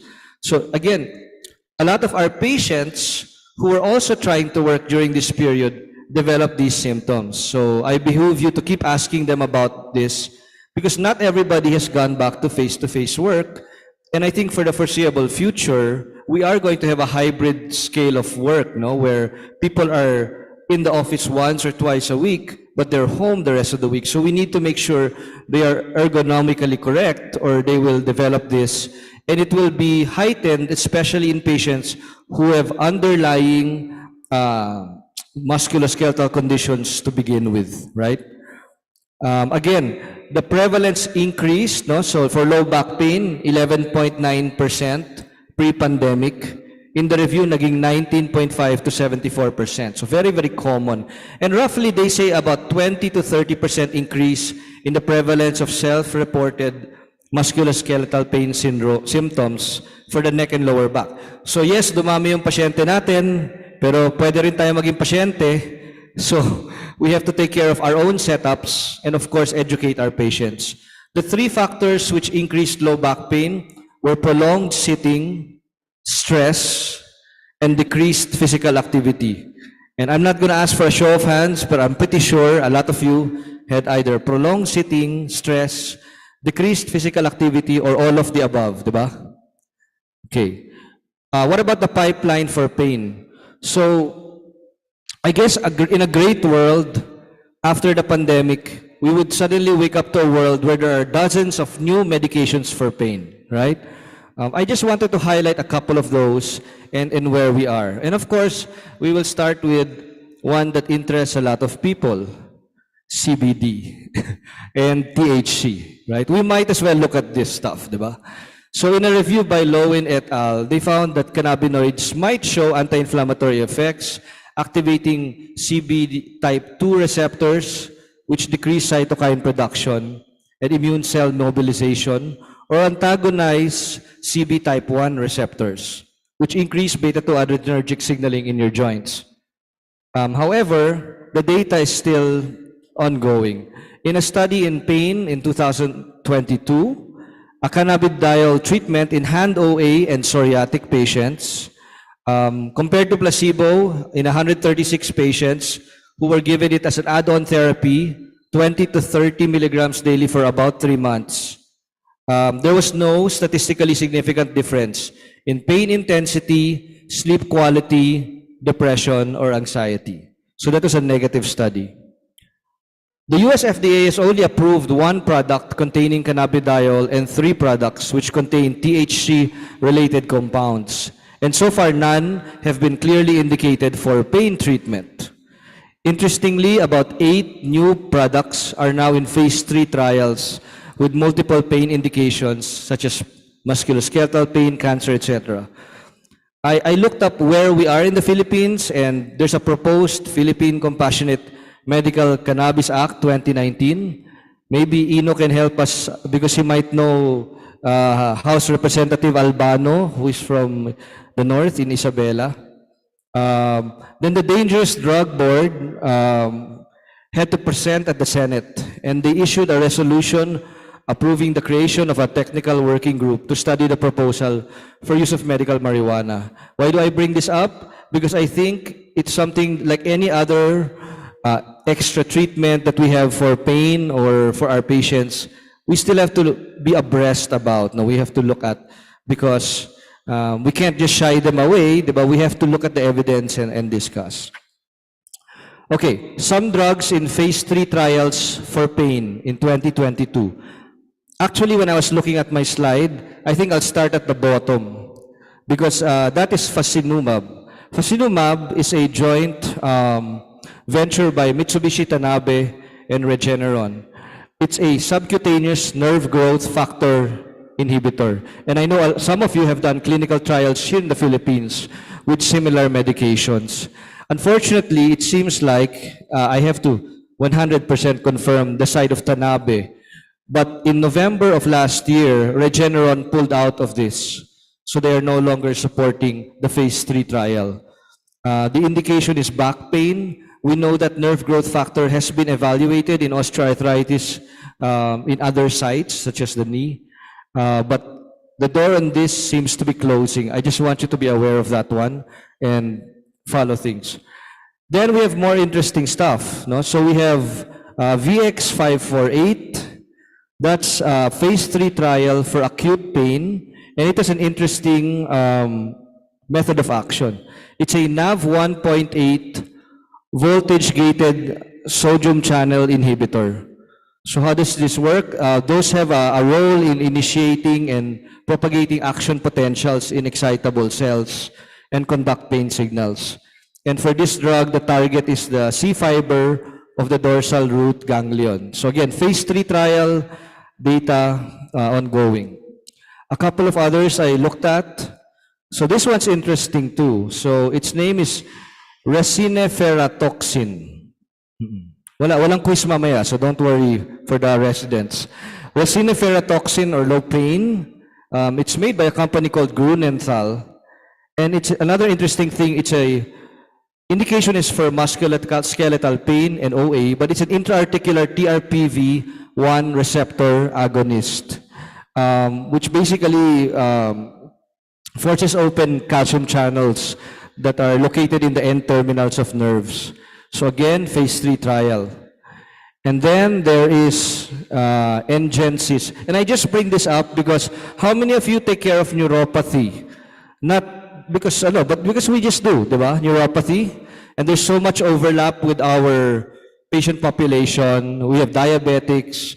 We have people just with neuropathy, with lumbar neuropathy. So I think something to look at again. And this is a IM hepatocyte growth factor stimulant. So very interesting. At least the pipeline is expanding now from traditional types of targets. And as we know, as the breakthroughs of new science come, we develop new pathogenic targets for disease. But therefore, as of 2023, as Meloy mentioned, our usual armamentarium of NSAIDs, SCOX2s, acetaminophen, tramadol opioids, muscle relaxants, GABA, and for inflammatory arthritis, corticosteroids, biologics, small molecules. They're still the mainstay of treatment for pain as of 2023. But we just have to really be following this and not assume that we're going to get stuck with these forever. I mean, it dates us, pero I remember when I was a fellow, we were just talking about celecoxib and etoricoxib as new drugs. So things change really quickly, and let's just keep abreast. And the last part of my short talk is this question. How did, or maybe how will, COVID-19 pandemic affect my and your practice? And I'm sure there are more than one answers to this one. So it's a question with unique answers. This is me in Asia early in the pandemic. Yeah, how many of you wore that helmet, the big face shield, diba? Yeah, I'm sure you have one or two souvenirs in the house. We'd wear gloves, and then when you go see a patient, you wear more. I probably took 2 or 3 short months off with Delta, etc. But pretty much throughout that, like a lot of you, I just forged through this disease. Early pandemic musculoskeletal pain management was very difficult. There were so many changes in clinics. There was lack of physical encounter with patients, especially initially. There was almost no patient access to rehabilitation, even to medication, if you remember those days, and other aspects of patient care. There was more physically and mentally demanding hospital rounds. Again, I apologize if I am evoking memories of what you guys had to go through. Evolving online and telemedicine practices, as we've seen during our lectures yesterday, and the new innovations that have come out from members of the PRA. And then on the side, new hobbies, di ba? Enjoyable boredom. For the first time, for some of you, you were actually bored. You had too much time to do, di ba? Sino nanonood ng Korean novela? Taas ka ba? Let's see it. Come on. Okay. Sino napahilig sa BTS, saka sa K-pop, saka ano? But yung K-pop, ganun lang. Yung Korean novela, mataas ang kamay. Nothing to be ashamed about because since my child likes K-pop, I'm also Army and Karat. May special prize yung makaka-name ng 13 members ng 17 kung gusto nyo. Okay. Netflix, di ba? Who would have known? But there was a lot of fear among us, poor mental health and uncertainty. And that has really changed. And right now we're in that stage where we have to live with COVID. We've returned to full face-to-face clinics. However, ako personally, I have still fine-tuned and do a lot of telemedicine and online clinics. Especially, what I do is I work basically till mid-afternoon and then I do the rest as tele. Better access now to medications, procedures, and multidisciplinary therapy. Access to these kind of face-to-face educational meetings. Can we just give a hand to the organizing committee again for putting this to fruition? No, it's a big task to have people physically here, and congratulations. And of course, kung merong revenge travel, sino sa inyo yung merong revenge patient visit? Di ba? Bumabalik na sila lahat, di ba? Yung mga lola natin na pasyente, they're all coming back. But here's my question to you. I'll end you with this non-academic question. Is how I do what I do right now in February of 2023 truly what I want? Diba? Because I'm sure a lot of you went into this contemplation phase during the pandemic. Ayoko na ng toxic. I have a hobby na I want to do. I want to make my life more meaningful, etc. But have golden handcuffs. I learned this term from Lexi Tanque Torres. Golden handcuffs is your job controls you rather than the opposite. And therefore, you are sort of the victim of your job and what you earn. And they control you, diba? Have this sort of situations taken over our lives again? Are we fulfilled with what we do? Even though we promised ourselves 2 years ago, iba na yung buhay. Are we happy? How is our work-life balance? Tony Dance was here. I remember his lecture on big rocks, right? The important things in life, we have to put them in first. Are we prioritizing things properly? Nagtitinginan kami nila Dong, nila nila Ino. And I know all of you feel like you aged during the pandemic. Kami talaga nag-age na. Naalala pa namin yung ibang slides. But are we prioritizing what we want to do? And why is this all relevant? It's relevant because one of the great gifts that we're blessed with as rheumatologists is we have control over what we do. We're doctors. We can control our schedules, who we want to help, what we want to do. And I just ask that you sort of think about that as the convention goes on, if you have a moment or two, to think about where you're planning your life and what you want to be doing. And most importantly, are we really discerning and fulfilling our God's plan for us? No? Do we pray about it? Do we do what we think God wants us to do? I think at the end of the day, I was talking with some of our older consultants here. And it's nice kasi for the younger ones, and we were the younger ones once, one of the discussions we've had is how to keep the legacy of PRA alive and how to make sure that the younger consultants continue to have a very meaningful and blessed practice over the next few years. PRA has always been an organization that is very close. I would like to know more of you personally. Dumami na kasi tayo. And I hope we can continue that and love and nurture each other as a group, because I think that's what truly defines the PRA. So that's my last slide. Thank you.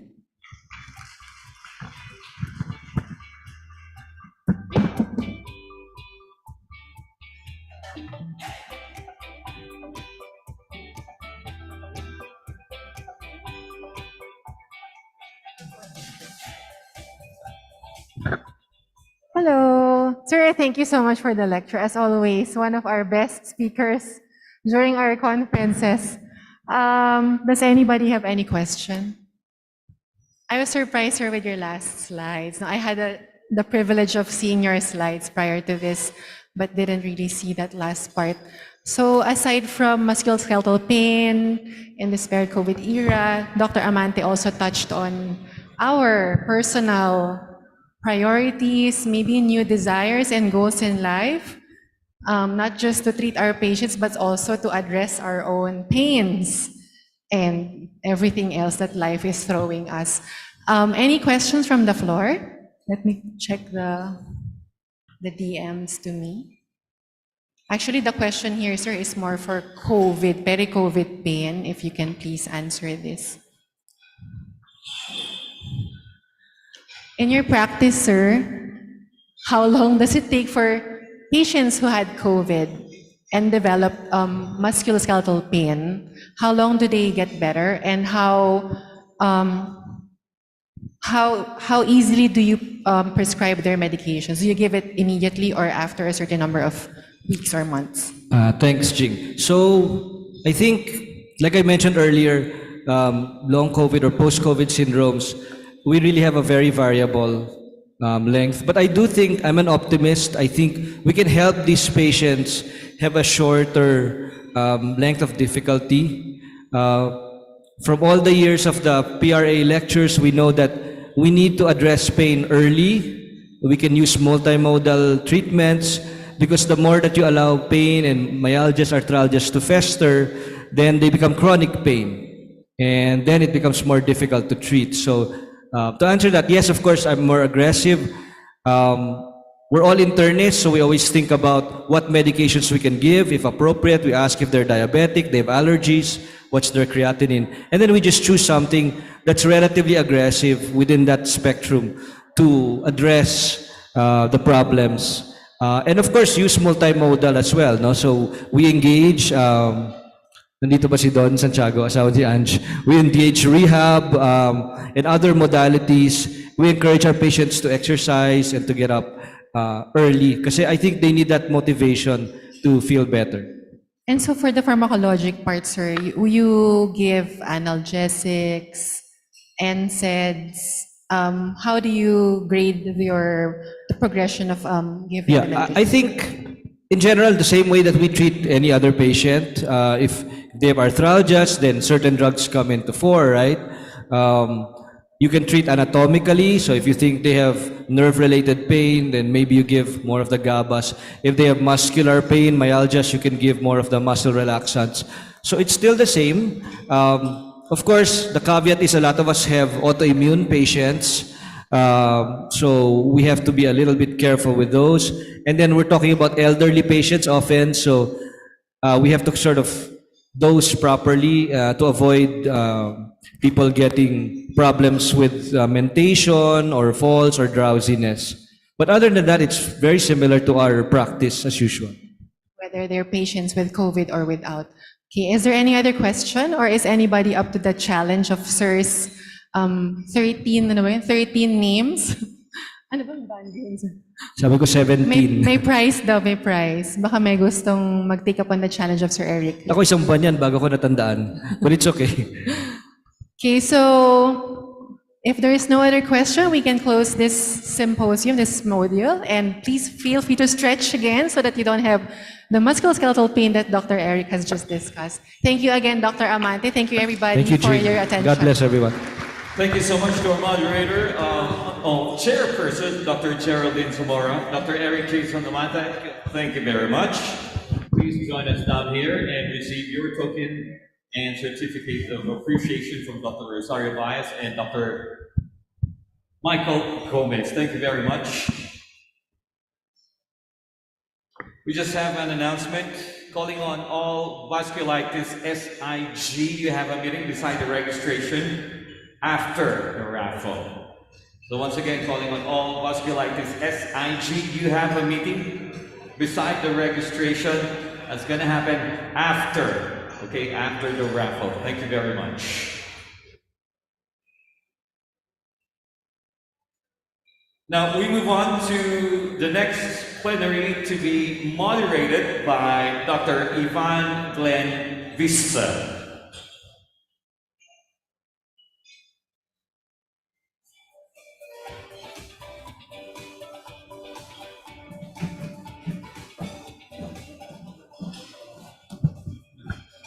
Good afternoon, colleagues, and first, congratulations to PRA Central and North Luzon for this excellent meeting For our industry-sponsored symposium from Swilig Pharma Therapeutics, an esteemed international speaker was invited to shed light on the topic blocking TNF in spondyloarthritis management, old school or gold standard.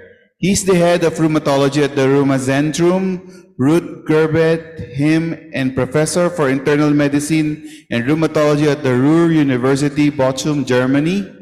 He studied human medicine at the universities of Magdeburg and Berlin, Germany, and received his PhD degree in 2005 with the first study on the MRI outcomes of patients with AS before and after therapy with monoclonal antibodies against TNF-alpha. He received his official board degrees in orthopedic surgery in 2007 and in internal medicine and rheumatology in 2014.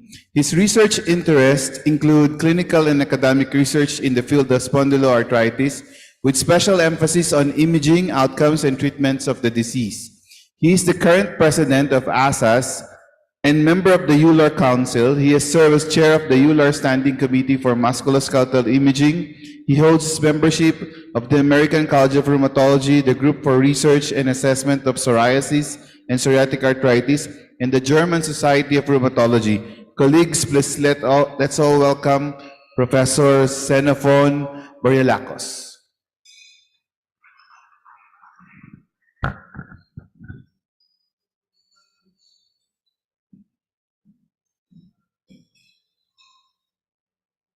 Thank you very much for this kind introduction. And I'm indeed very happy to present the data on spondyloarthritis, on the blockade of TNF, and whether or not, or discuss at least the question on whether or not this mode of action is something that, since we know it for so many years, is an old school approach, or indeed still the gold standard to measure up with whenever something may come in which is new to our field.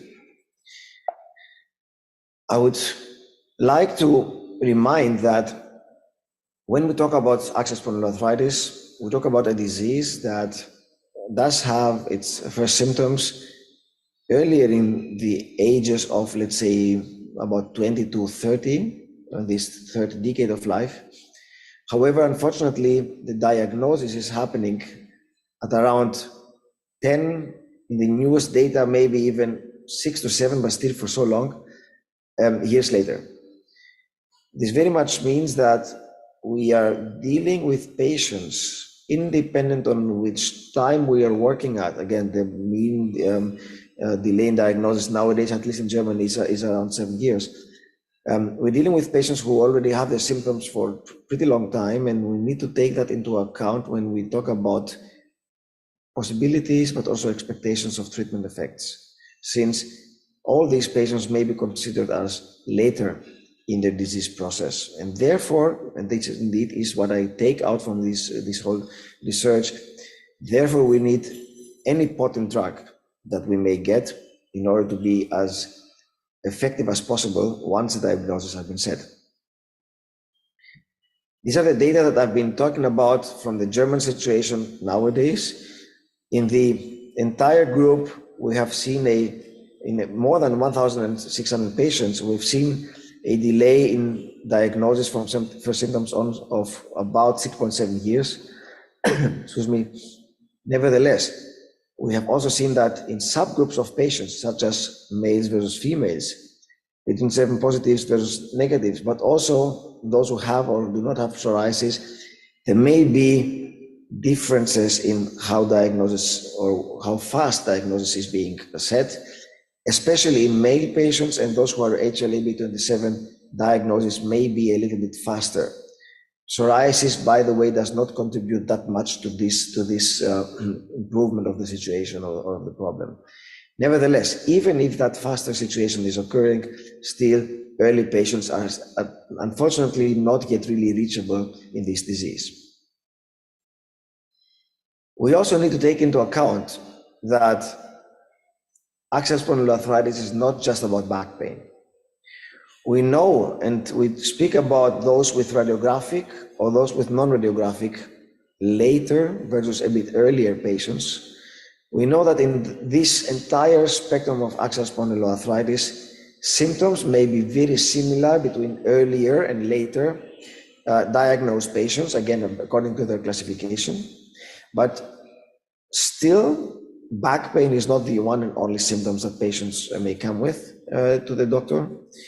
And based on what indeed very recently has happened, and this is extremely important because we're not talking about something that may have happened in the past. Indeed, last week, the occurrence of clinical manifestations beyond inflammatory back pain, such as peripheral involvement, enthesitis, psoriasis, dactylitis, inflammatory bowel disease, or uveitis, is not that infrequent.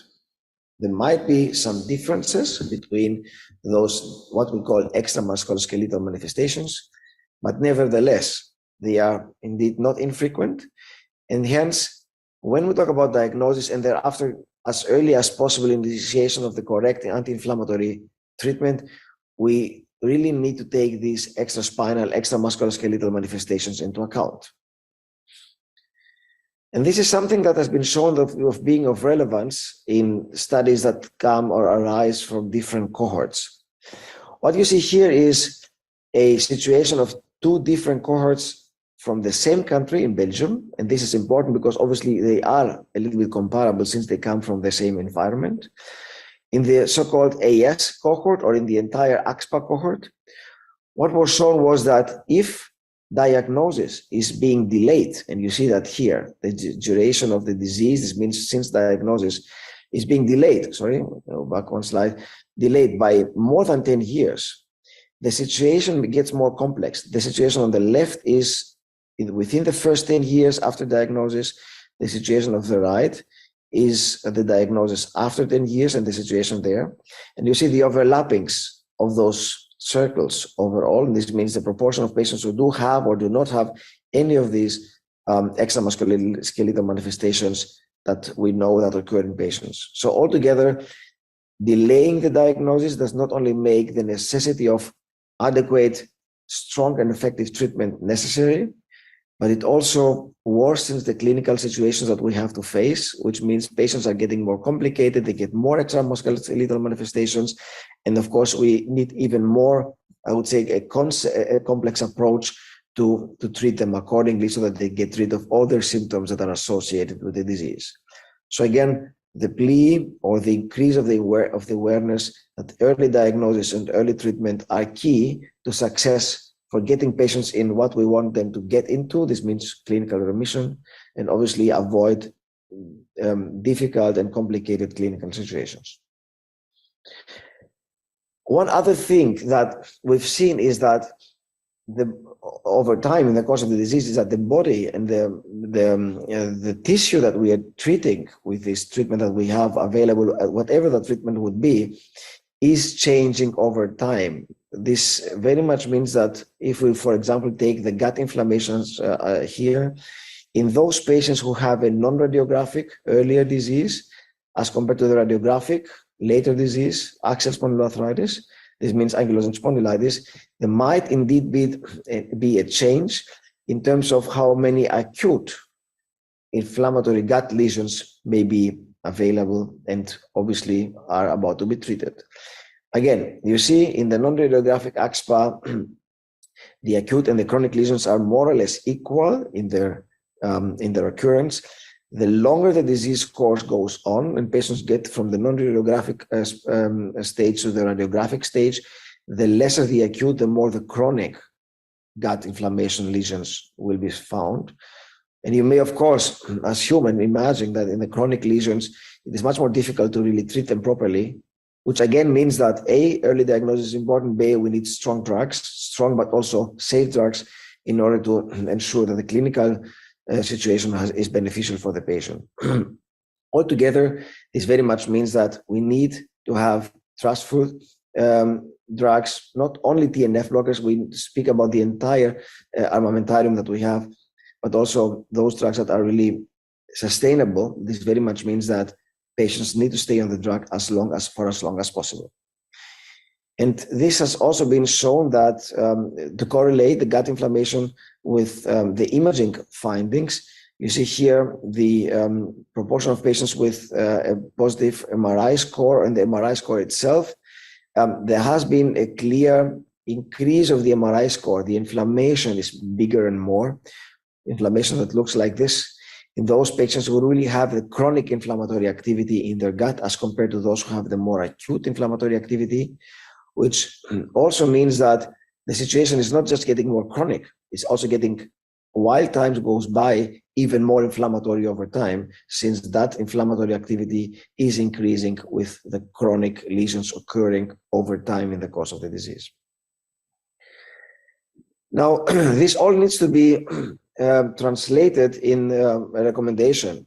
And in treatment recommendations, we need to find this way of thinking by how we do apply the treatment aspects overall. Here you see the Azazula recommendations, the update of them that were very recently published, and they still keep the old format that we have had in 2016, 2017, with the 3 different phases of treatment based on the situation of the patient and the flow of treatment that may or may not work in different patients. We will go step by step through these phases.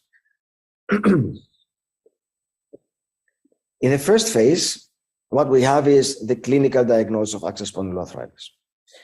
We do consider in all patients, independent of symptoms, physiotherapy as one key treatment, and also education, exercise, and especially education of quitting on smoking, which may be beneficial next to the treatment in symptomatic patients with any kind of drugs. And the first medical or drug treatment or medication or drug treatment would be starting with a non-steroidal anti-inflammatory drug.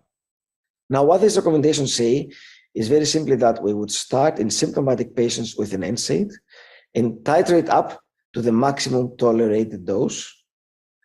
Maximum tolerated dose may be different in different patients. For example, patients with a heart issue or the kidney issue may also need, at least for the very first phase, an NSAID, but obviously based on their clinical situation, if it is indicated to treat with an NSAID, or it's not contraindicated to not treat with an NSAID. We measure response within 2 weeks. Up to 4 weeks, we would wait. Nevertheless, we do know that if somebody does not really respond within 2 weeks, then there is time to change the non-steroidal to a second one. This means we would have at least 2 different NSAIDs before we consider a treatment being either sufficient or insufficient. Insufficient treatment may lead to, obviously, the escalation of the therapy. And what does that mean? That means very much that if you do not have a good response with an NSAID, you would go over and add a medication. Now, adding medication in the lesser number or the lower number of patients may mean that you have more peripheral symptoms. There, we would consider local glucocorticoid injections, especially in the spine and the sacroiliac joints. In some cases, we may consider this as an option if there is any contraindication for other treatments, or we would consider sulfasalazine as the type of drug that we do know that works more in peripheral disease. Although here I have to admit that we need longer times. This means around 3 months until we see the effect of sulfasalazine in these patients. The majority of the patients will belong to that group here, the purely axial disease or the axial disease patients. There we have the biologic DMARDs, TNF blockers, IL-17 inhibitors mainly, or JAK inhibitors that come later, or at least came later into the market, and where we know that we need to learn more about their safety profile, even in these early patients with axial spondyloarthritis, which may be different, by the way, as those with rheumatoid arthritis. Now, current practice, as is mentioned here, is TNF blockade and IL-17 blockade. And what we mainly do is to recommend in patients with a history of recurrent uveitis, so more than just once, or currently active IBD. There, the monoclonal antibodies against TNF, especially those monoclonal antibodies, so not the fusion protein, would be eligible and preferable. And in those patients who have significant psoriasis, this really means a lot of psoriasis in their body together with axial symptoms, the recommendations say that IL-17 inhibitors should be preferred. If patients respond well, this is measured by the ASTAS as a score within 3 months, then treatment should be continued. And this is what I also mentioned in the beginning. we need to have drugs that are not only efficacious, but are also sustainable in terms of what we call the drug survival. This means the drug remains in the patient or within the patient, or the patient is being treated with the same mode of action of the drug for as long as possible. In patients with sustained remission, we would consider tapering at the very end of the story. As I mentioned before, this is the lesser, and this is the more or the higher step of treatment in the escalation area, or the escalation step after non-steroidals. And here I show you once more, in order to not take away the focus previously, once more, what the score that we are using now and that we're recommending now looks like. This is the ASDAS, for those of you who may not know it. It consists of 5 questions. 3 of them derive from the BAS-DAI. It's about total back pain, the morning stiffness duration in the lower back, and the peripheral involvement, which means the pain and swelling, including thereafter patient's global disease activity, and also the objective sign of inflammatory activity, systemic inflammatory activity, which is the CRP. And for the ASDAS, we also have validated cutoffs for the status of the disease activity, which means everything that is below 2.1 is low or inactive disease status. Everything that is beyond 2.1 is high or very high disease activity status. Remember that, again, here, and this is something I would like to emphasize, especially once again, we do have more than just one option, which is good, since we do get more and more options for treatment of these patients that I'm speaking about overall. Nevertheless, what is extremely important to me to point out is that we do need to identify the patient's profile, but also the drug's profile, in order to be applied to the patient and get the most benefits out of it. One thing that we also need to discuss is the expectation of our treatments. Expectation of treatment means how much do I consider the non-steroidals to be effective? How much do I consider the biologics or the targeted synthetic DMARDs to be effective, in order to reach what we already have set as the standard or as the expectation according to the recommendations.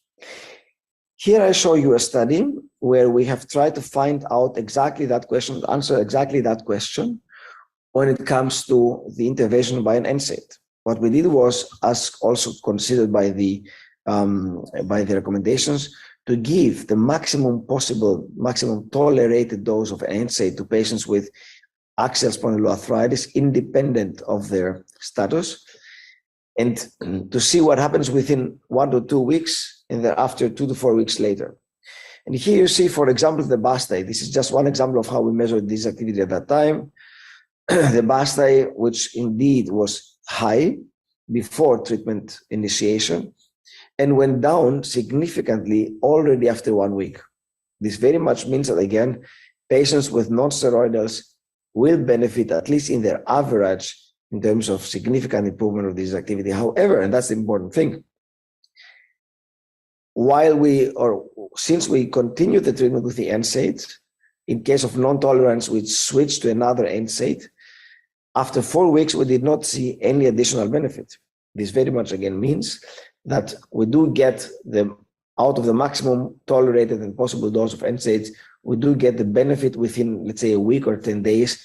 Thereafter, it does not really make much sense. I would either switch to another NSAID or switch to a biologic or to targeted synthetic DMARD in order to get the patient better, since, again, after 7 to 10 days, if the patient hasn't responded, there's no hope that this patient will accumulatively respond better later on.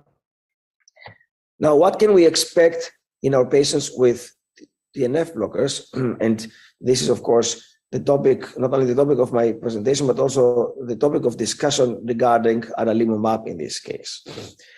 You remember the numbers from the NSAIDs? By the way, these have been the average numbers of response. If you look at how many patients will show this response, we know that lesser than 50%, it's about 44%, will show that good response within a time period of 4 weeks. But about 55%, this means more than every second patient, will not reach this outcome and therefore will need the escalation to a biologic. Now let's look at adalimumab. Here you see not only the very short term, but also the long-term efficacy of treatment in different outcomes, which is ASAS 20, ASAS 40 in partial remission. These are the outcomes that we usually do in clinical studies in order to assess comparisons of treatments and obviously see if the drug works or not. So here is ASAS 20, ASAS 40 partial remission. These are the lines that you would have to consider. Here is the gray lines of the patients who were treated with placebo of over 24 weeks and thereafter were switched to active treatment. And it becomes very clear, in fact, that if we compare these lines, the colored lines to the placebo effect, already after 3 months, we have a significant, highly significant improvement of the status of the patients and the response as compared to baseline under treatment with adalimumab, independent of, again, which outcome you get. And interestingly, in the extension studies, those numbers have even gone higher, which very much, again, means that those patients who stayed in the trial benefited more and more in terms of the response according to the averages of the general population that was treated. So this means 90%, ASAS 20 means 9 out of 10 patients reaching that, or here every second patient being in remission after 5 years. This was the overall picture. And I also try to compare it with the NSAIDs. Nevertheless, I would also like to give you a little bit of more insights about what exactly we mean with what I mentioned at the beginning. This means the different maybe possible subgroups of patients that may be treated. And I very much emphasized in the beginning also on the importance of early treatment or early diagnosis and earlier treatment. This study is dated longer ago, and this is one of the very first trials that was done at that time with adalimumab with some patients from Germany, where we tried to see if the earlier treatment would lead to better outcomes. And indeed, this was the case.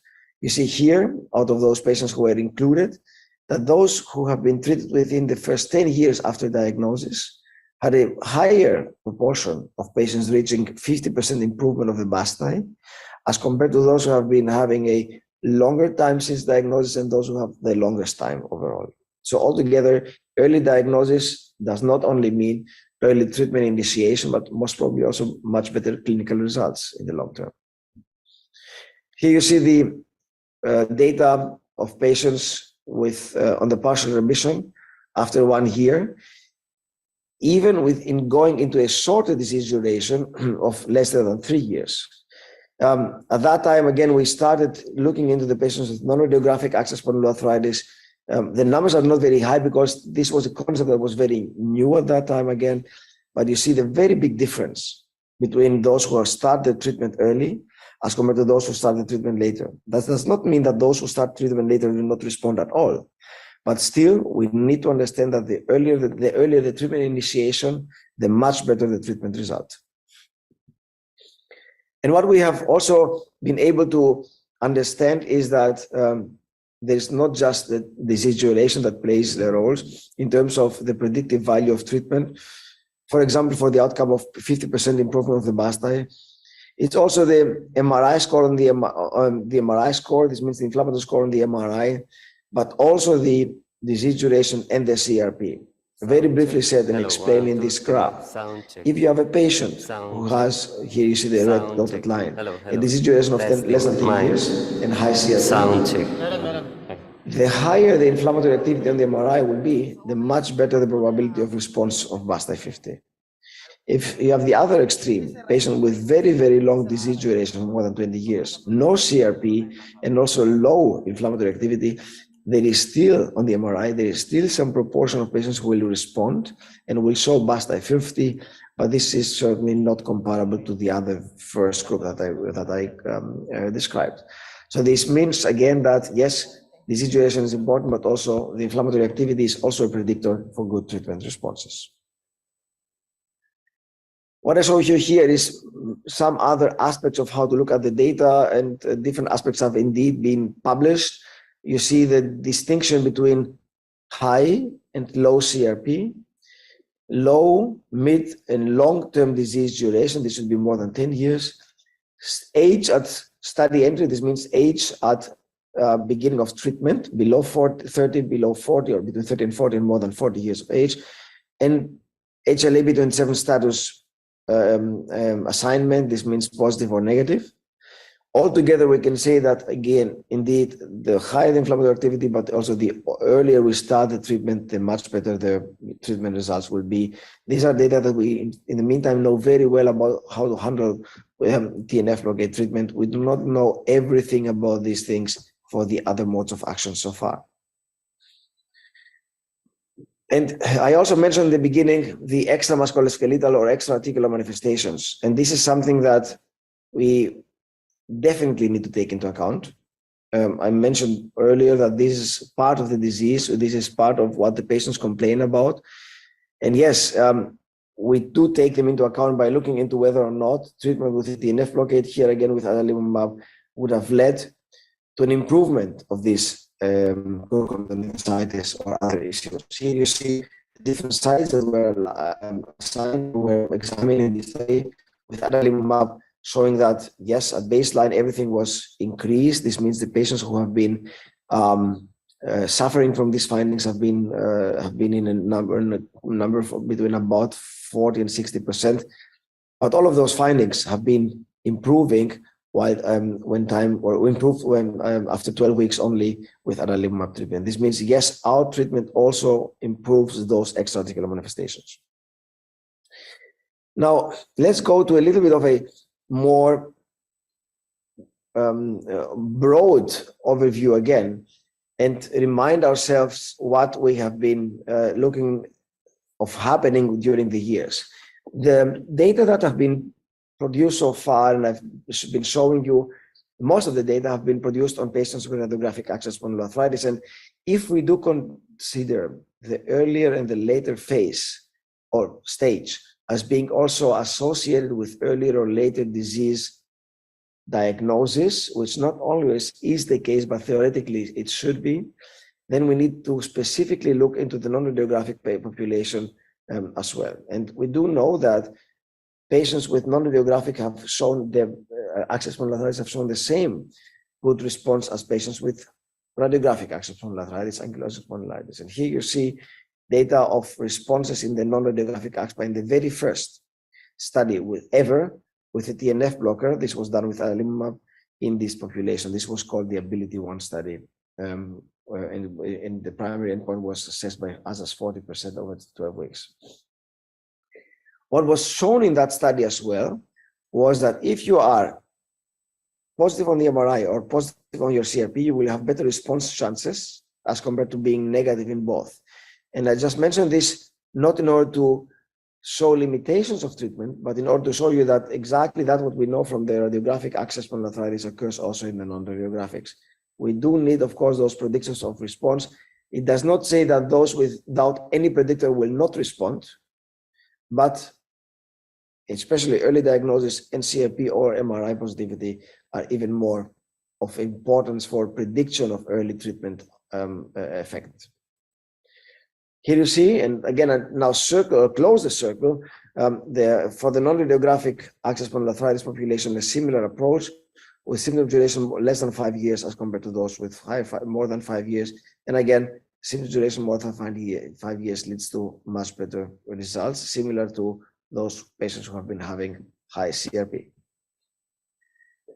All this leads to the results that we've been able and happy to publish many years ago, showing that whatever we do, independent of the stage of the treatment, as long as we can, of the same, or say, stage of classification, as long as we can ensure that the patients are being treated early in their symptoms/disease duration, they will also show a very good response after 12 weeks of treatment.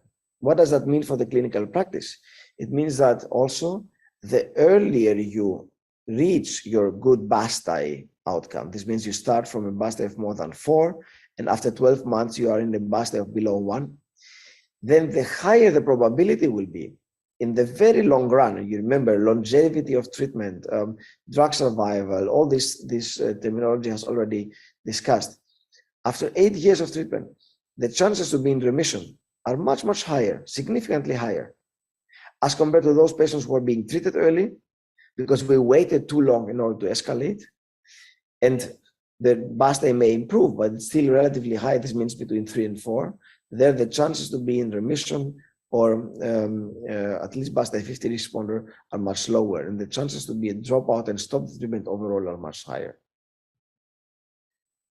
This was for the 8 years, and the relationship between 12 months of treatment and the 8 years. What we, and by the way, and also I go back one slide, but also BASTA 50 responders. So what we consider relatively adequate for daily practice information. If we nevertheless also look at the very tough outcome, which is partial remission after 6 months, we see that indeed, based on that heat matrix, the earlier the study, the treatment initiation, the better the clinical results will be. Was brought in here an example of a 24-year-old patient who is BNT positive and has a BASFI of which is relatively high. CRP is not very high. Still, based on all these findings in this heat map, the probability for that patient to be in remission already after 6 months will be 30%, 32%, as compared to someone who may be higher in CRP, but is seen or being diagnosed or is being treated first time in a much older age. There, the chances to be in remission after 6 months drop down significantly to less than 10%. What about the treatment and the effects of the treatment on adalimumab also to non-musculoskeletal manifestations? This very much means also, for example, the concomitant diagnosis that I mentioned before, which is Crohn's disease or skin affection or uveitis. Let's look at Crohn's disease. Here are the data of the clinical remission of the patients in those who have had the Crohn's disease, and you see that indeed the proportion of those patients reaching remission is much, much higher with adalimumab as compared to those who have been not treated with adalimumab or who received other drugs, including adalimumab placebo. So indeed, with that treatment that we do not only reach our early diagnosis in the axial symptoms, we do not only reach the FSItis, but also reach, at least here in that study, Crohn's disease, or looking at, let's say, the overall peripheral disease, also peripheral symptomatology such as dactylitis, also some enthesitis together with dactylitis or arthritis or synovitis. So altogether, looking at the joint associated scores also here with adalimumab, not only fast, but also in the long run, the results that we wish to have. Again, remember, it is about treating the patient and not only treating the back pain only. We also have the skin disease, which shows the same results. So I'm not really not speaking into these slides too much because the outcome is pretty clear of what I'm showing you here. But at least you can assume that entire resolution of inflammation of the skin is very much probable. Also, for example, here with the PASI 100, here PASI 100 or PASI 90 in a very high proportion of patients. So what do we have? We have the recommendations for the management and also the situation that we do assume that with the right treatment, in that case, based on the data I showed you with adalimumab, but with any right treatment that we consider, once patients have been in sustained remission, we would consider the biologic DMARD tapering in order to decrease the costs, but also allow the patient to be in a good treatment response state. Now, what does it also mean for the patient? Does it also mean that maybe indeed there might be the risk of experiencing a flare? Well, also this has been examined, and here you see this slide shows the flare rates under discontinuation. In that case, not exactly tapering, but really stopping of the drug over 1 year. And clearly, it was found in that study with patients with axial spondyloarthritis that a much lower proportion of patients with adalimumab did not experience flares. This means 3 out of 4 were on stable remission over time, despite the fact that they even stopped the drug after having been treated early. As compared to every second or even more patient experiencing a flare when they were not treated anymore, or where the study drug was totally stopped. This again means a very large tapering of the dose. So it does make sense to taper. In necessity, it may also make sense to stop the treatment, but we don't really recommend that. Tapering is an option of treating patients, especially when they are in clinical remission. Of course, we should not stop there, but also mentioned the treatment of adalimumab and any associated serious adverse events or events that may be of interest across the indication. Here is the indications that are brought with you. If we look at the access spondyloarthritis here, for example, non-radiographic AxSpA and AS, we did have pretty many patients being included there. And what we found was mainly zeros or below 0.1. You see that here. Yeah. So obviously, the safety profile of adalimumab, as I know that at least for the last 20 years, is safe, is good, and this is exactly what we want to have the patients being put on. Again, in a treatment that acts fast, acts long enough, patients stay on the drug, they are not experiencing adverse events, and this obviously translates into a much better treatment outcome overall, but also less radiographic progression. Now, looking at the recommendations for the management of spondyloarthritis in the third phase, which means this phase where nothing has really helped. And here you see, by the way, also the old slide of the recommendations, and I put it on purpose here because there has been a very important change in how we treat our patients. We've seen that indeed in 2016, 2017, lack of efficacy with the biologic DMARD. Here still the TNF blocker as the current standard. One would indeed circulate the biologics in order to get patients on either a second TNF or anti-TNF or an IL-17 inhibitor. This is not exactly the same in 2022. What we've done in 2022 has been to say that if somebody does not really respond well to the treatment, please, before you go on to the cycling of the drugs and going to the next drug, please reevaluate and the presence of comorbidities to see if there has been any other issue that may have led to patients not really responding well to the primary drug. Well, any other issue may be indeed that there is sustained inflammation, but might also be changes in the X-rays and so on. And this also may be interrelated. What I show you here is studies where we've been able to show that indeed inflammatory activity, if it remains long in the body, does lead to more newborn formation within 2 years, which again means that this is also an outcome we need to take into account when we talk about sustainability of the drug, good treatment response, and overall long-term follow-up. What we also know is that, by the way, fat development, this means when the inflammation burns out, it leaves fat behind. Fat development, which again is also, by the way, associated with longer-term untreated patient situation, this leads to the higher relative risk for syndesmoid fat development 5 years later. So inflammation is not just the inflammatory part that we need to take care of. We also need a biologic drug or treatments that are able to stop that process, proportion of patients developing fat, which are after is associated with syndesmophytes.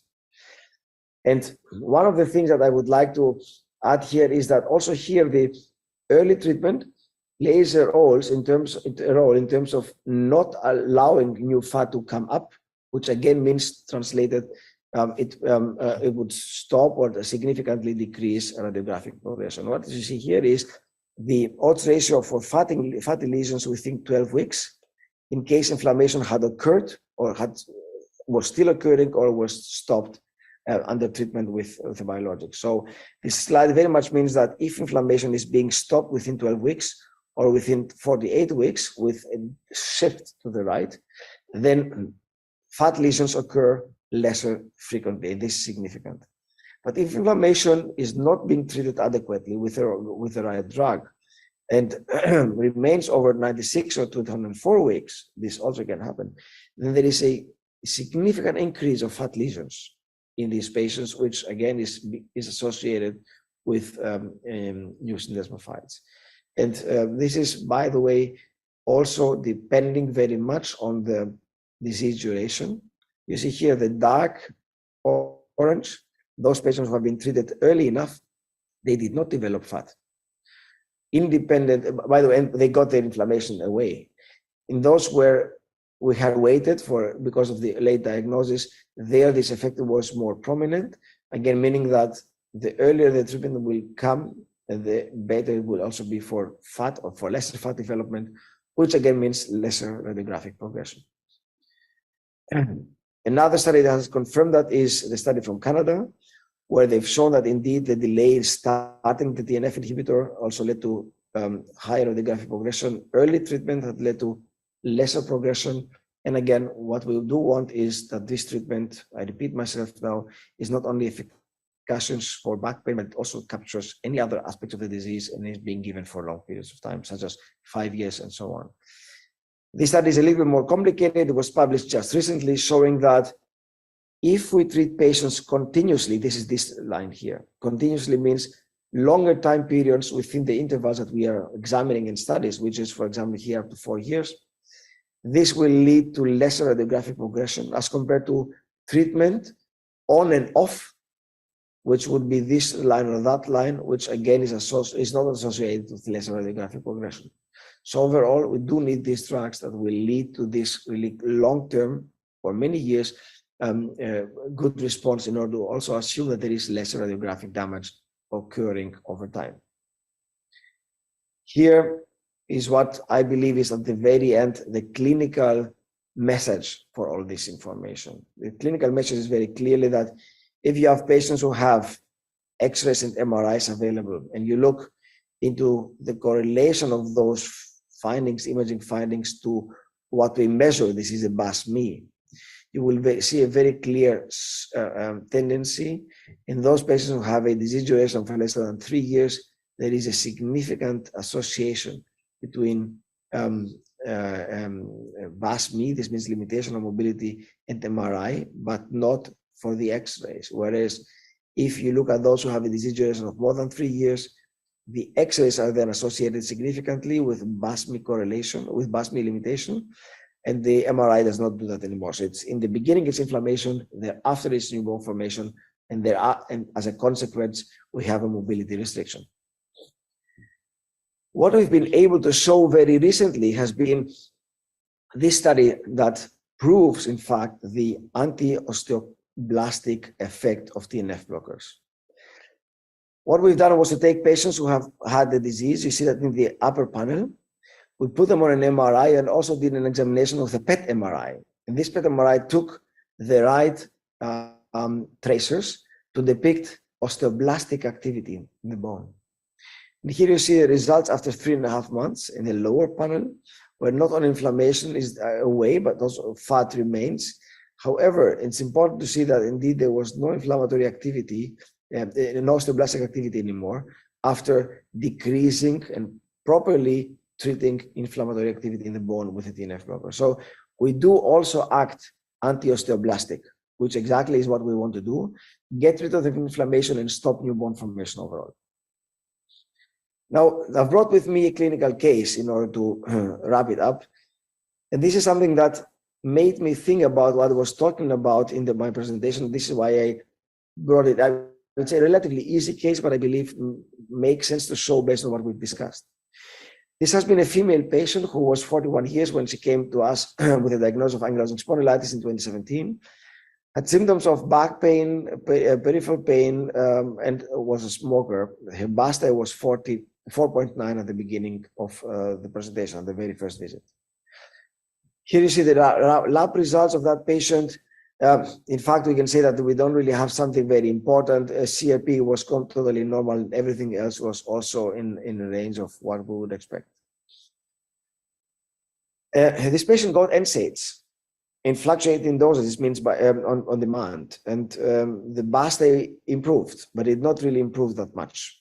So you see here, she still is at around 4, which is the cutoff for treating or not treating patients with a biologic DMARD. She was also not really keen to try biologics so far. She wanted to go on with the NSAIDs. We accepted in the beginning, and you see, again, the BASTA improved, but not that much. Here is the lab test, nothing new to report in that situation. Still, CRP is normal and everything else is absolutely fine without something that is really extremely, let's say, dangerous or important to discuss here. Since, nevertheless, her clinical situation was not really very satisfactory, we discussed with her in order to start with a biologic. At that time, we had IL-17 inhibitors, which were new to us. They came in December 17 to Germany, and we gave the biologic. We started with an IL-17 inhibitor, and we saw a dramatic improvement of the BASTI and of the BAS-Phi. So obviously, we did have the right choice. The patient was doing well for about 3 years, but came back in the beginning of 2021 with, again, during the summer holiday, winter holidays and the Christmas holidays, increased disease activity. You see here the BASTI was 5.1, the BAS-Phi was 5.4. So altogether, indeed, she's not doing very well. And this was confirmed also by the slightly increased CRP here with 0.8 milligrams per deciliter. Otherwise, again, everything else was more or less in the normal range. She was also having a light leukocytosis. To me, meaning that there is inflammatory activity going on. We were able to exclude any bacterial inflammation. We did think together with the BASTI that this patient is now losing efficacy of the IL-17 inhibitor, and therefore we need to act and obviously treat somehow. We started with adalimumab, and the decision was actually failed relatively fast, simply because we did not want to lose more time since she was already dealing with this pain for a couple of weeks and months before she visited us. So starting adalimumab, this is just a month later, 4 or 5 weeks later. You see how well she had responded.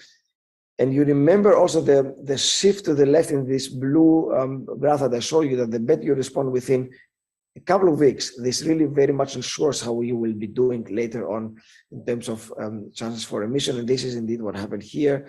After starting treatment with the TNF blocker, a month later, the BASTI was extremely low.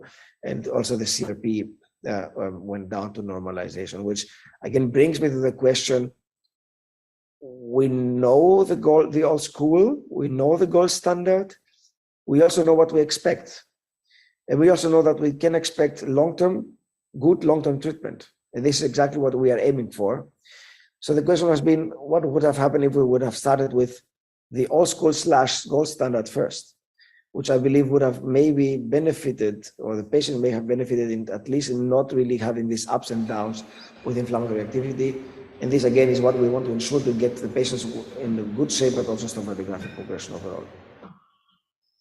By that, I would like to end my presentation. This is another disclaimer, and thank you very much for your attention.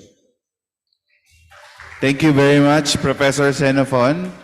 So can we have the screen with Professor? Hi, Professor. Thank you very much again for your comprehensive lecture. Thank you. Thank you very much. So the Filipino live audience here would want to go back to the title the question in the title, wherein they want a categorical short statement. Is giving anti-TNF an old school approach, or it's the gold standard? Yeah, that's the tricky question I didn't want to have. But in fact, well, I can tell you that I think it's both. I think we have treatments in our hands with this mode of action by blocking TNF that we can really trust. For the last 22 years, we've learned a lot about them.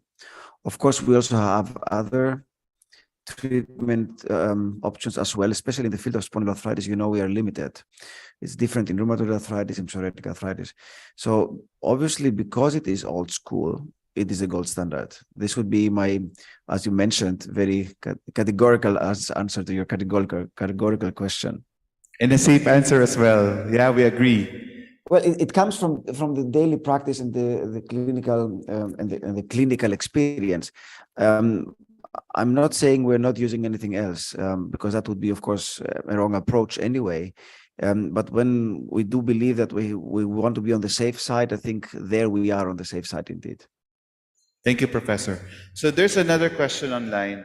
Because here in the Philippines, we're set to launch a revised Medical Care Act. It's a Universal Health Care Act.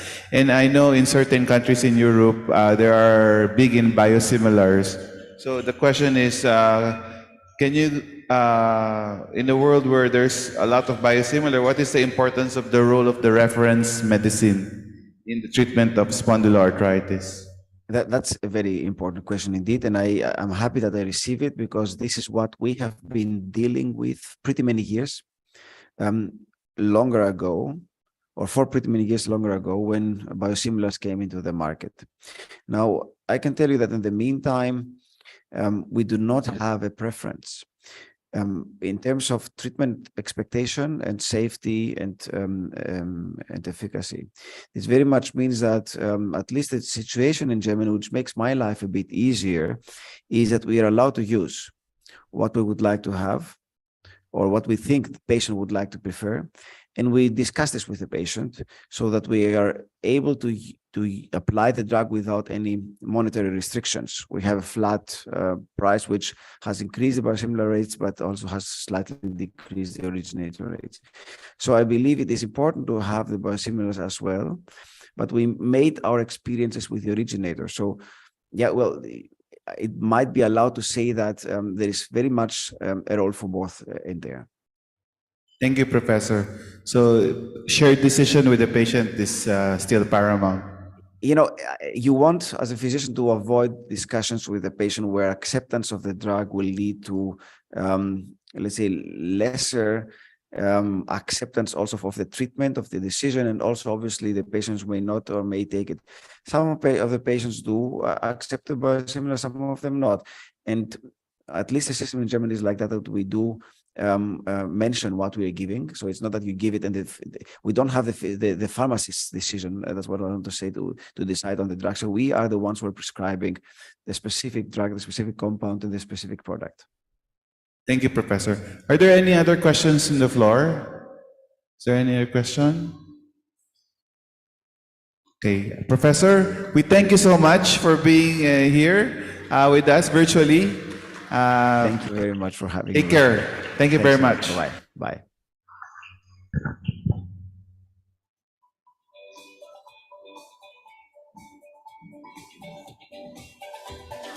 Thank you very much for joining us all the way from, of course, Germany, Professor Stefan Baralikos. And of course, Dr. Evan Glenn Vista, our moderator, thank you very much. And to receive your plaque of appreciation and your token, also in behalf of Professor Baralikos, here to award, of course, is, of course, Dr. Rosario Baez and Dr. Michael Gomez. All right, just some announcement before we continue.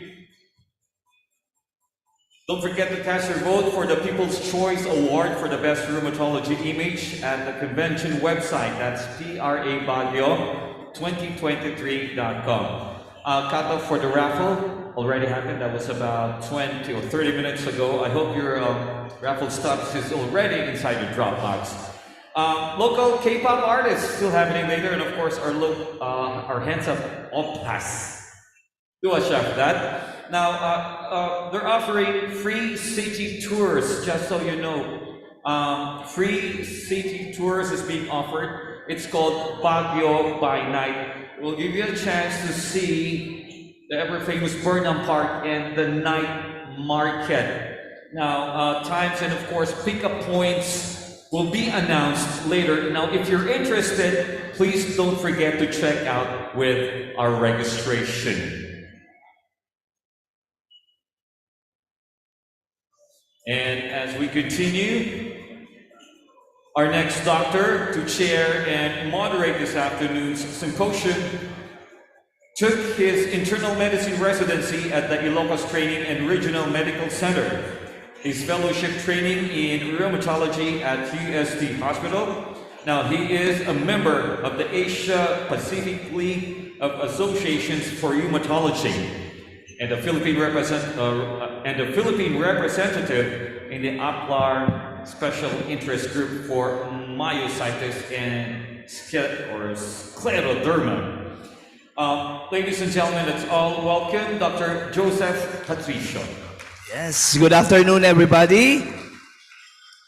Our symposium for this is composed of lectures on interstitial lung disease, in connective tissue diseases, and myopathies. But I'd like to have a few seconds of your time first.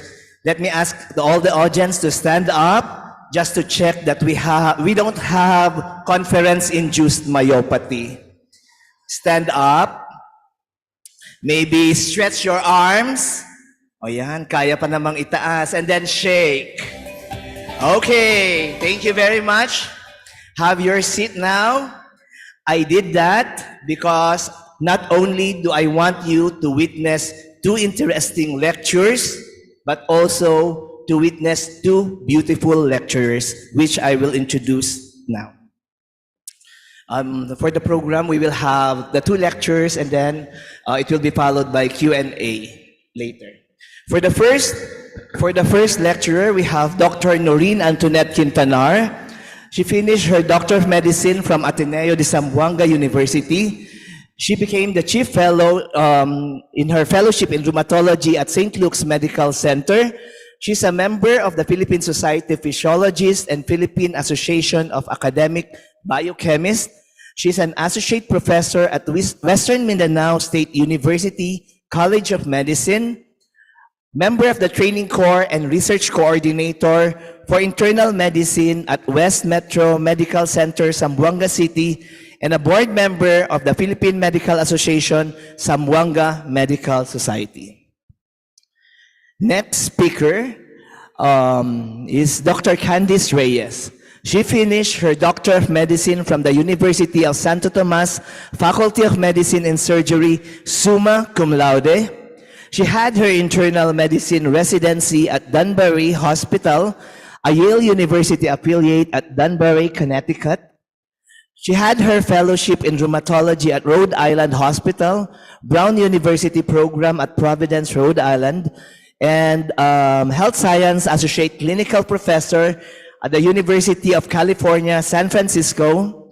Currently, she's the section chief of rheumatology at Veterans Affairs Hospital, Fresno, and she was named as the leading physician of the world and top rheumatologist in Fresno, California by International Association of Healthcare. So let's all welcome our two beautiful lecturers, Dr. Quintanar and Dr. Reyes.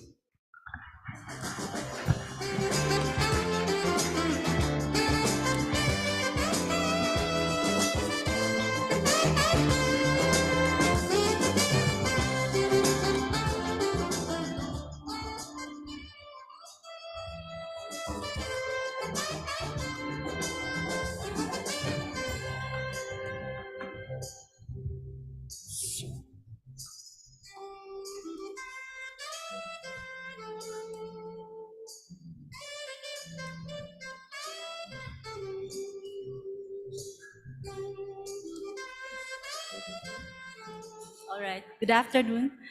First of all, I would like to thank the PRA Organizing Committee, Dr. Mike, and the Scleroderma SIG for inviting me to talk this afternoon. Again, I am Dr. Noreen Quintanar, and I was tasked to talk about the treatment of interstitial lung disease in connective tissue disease, immunosuppressives versus antifibrotics. These are the objectives of my talk. So first, we will be defining ILD in connective tissue diseases and discuss its pathogenesis and prevalence. Then we will discuss the clinical approach to evaluating CTD-ILD. Then last, of course, we will present recent data and discuss treatment of CTD-ILD. Interstitial lung disease is a serious manifestation of connective tissue diseases and is associated with increased morbidity and mortality. The clinical spectrum ranges from mild, self-limiting disease to progressive, irreversible pulmonary fibrosis. Clinically, CTD-ILD is highly heterogeneous and involves rheumatic immunity and multiple manifestations of respiratory complications affecting the airways, vessels, lung parenchyma, pleura, and respiratory muscles. The major pathological features of CTD or chronic inflammation of blood vessels and connective tissue, which can affect any organ leading to multi-system damage. The human lung is particularly vulnerable to such damage since anatomically it is abundant with collagen and blood vessels. The complex etiology of CTD-ILD includes genetic risks, epigenetic changes, and dysregulated immunity, which interact, leading to disease under various ill-defined environmental triggers.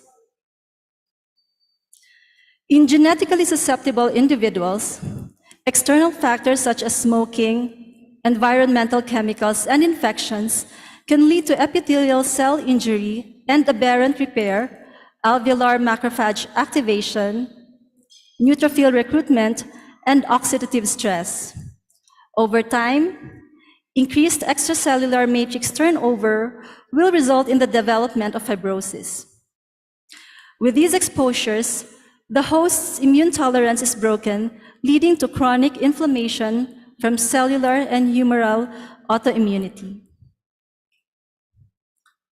As the disease progresses, interstitial pneumonia changes from an early alveolitis characterized by increased alveolar space content of inflammatory products, reflecting inflammatory ILD pattern, to a transition period and eventually ending in alveolar structural destruction and fibrosis. All CTDs can be associated with ILD, and when present, accounts for substantial morbidity and mortality. So this slide shows the estimated prevalence of ILD in the major CTDs. In most cases, the underlying CTD is established at the time of diagnosis. However, ILD can be the presenting or only manifestation of an underlying CTD. So for example, ILD is the presenting disease manifestation in up to 10% of rheumatoid arthritis patients. In all patients with ILD, it is vital, therefore, to assess for subtle and non-volunteered features of CTD based on history and clinical examination. In systemic sclerosis, the most active part of the disease is the first 4 to 5 years. In RA-ILD, the presence of usual interstitial pneumonia pattern is usually a marker of progressive disease. The presence of honeycombing, regardless of the underlying pattern, has the strongest association with poor prognosis. Although the incidence and prevalence vary between studies, it is estimated that 10 to 90% of patients with CTD will have evidence of pulmonary involvement during their lifetime. The types of pulmonary manifestations may vary, and the mortality of ILD for each CTD are different. Although it is common for ILD to be diagnosed concurrent with or after CTD, some patients will present with ILD years prior to receiving a diagnosis of CTD. For all subtypes, approximately 1/3 were diagnosed with ILD before CTD. Thus, it is crucial to carefully evaluate for evidence of underlying connective tissue disease in all patients who present with ILD. ILD can complicate the course of CTDs, and we should be vigilant about ILD in our patients, including the timely identification of high-risk ones. ILD is characterized by non-productive cough, fever, gradual onset of exertional dyspnea, and fine bibasilar inspiratory crackles, or the Velcro crackles. These signs and symptoms are nonspecific and can be seen in a variety of pulmonary or heart diseases. Other key elements in the history include Raynaud's phenomenon, Zika symptoms, arthralgias, and dysphagia, and proximal muscle weakness. Especially in patients initially presenting with ILD, careful and thorough physical examination to look for signs of connective tissue disease should be performed, looking for signs such as Gottron papules seen in dermatomyositis, mechanics hand seen in antisynthetase syndrome, sclerodactyly in systemic sclerosis, synovitis, oral ulcers, and proximal muscle weakness. Lab tests and serologies would help us classify or diagnose our patients with CTD. There are certain autoantibodies, however, that have a higher association with CTD-ILD, such as the anti-SCL70 positivity in systemic sclerosis, anti-CCP in RA patients, and MDA5 in idiopathic inflammatory myositis. Further tests for lung function and pulmonary imaging should be performed in all patients. Pulmonary function and pulmonary function test mainly manifests as a restrictive pattern with a decrease in total lung capacity, forced vital capacity, residual volume, functional residual capacity, and diffuse capacity of carbon monoxide, or DLCO. So these PFT findings reflect a restrictive ventilator defect due to pulmonary interstitial fibrous tissue hyperplasia, leading to increased diffusion distance and decreased diffusion capacity. Typical pulmonary CT findings in patients with CTD-ILD include ground glass opacities, fiber strips, subpleural, interlobular septal thickening, traction bronchiectasis, subpleural arc shadow, honeycomb lung changes, mainly concentrated in the middle and lower lungs, and cystic formations. Some specific imaging features are associated with an increased likelihood of progression and risk of death in interstitial lung abnormalities. So for example, an increased extent of lung fibrosis on CT and definitive signs of fibrosis predict highest risk of progression. The utility of surgical lung biopsy specimen in established CTD-ILD is unclear. Organizing pneumonia and cellular NSIP are more likely to respond to immunosuppressive treatment.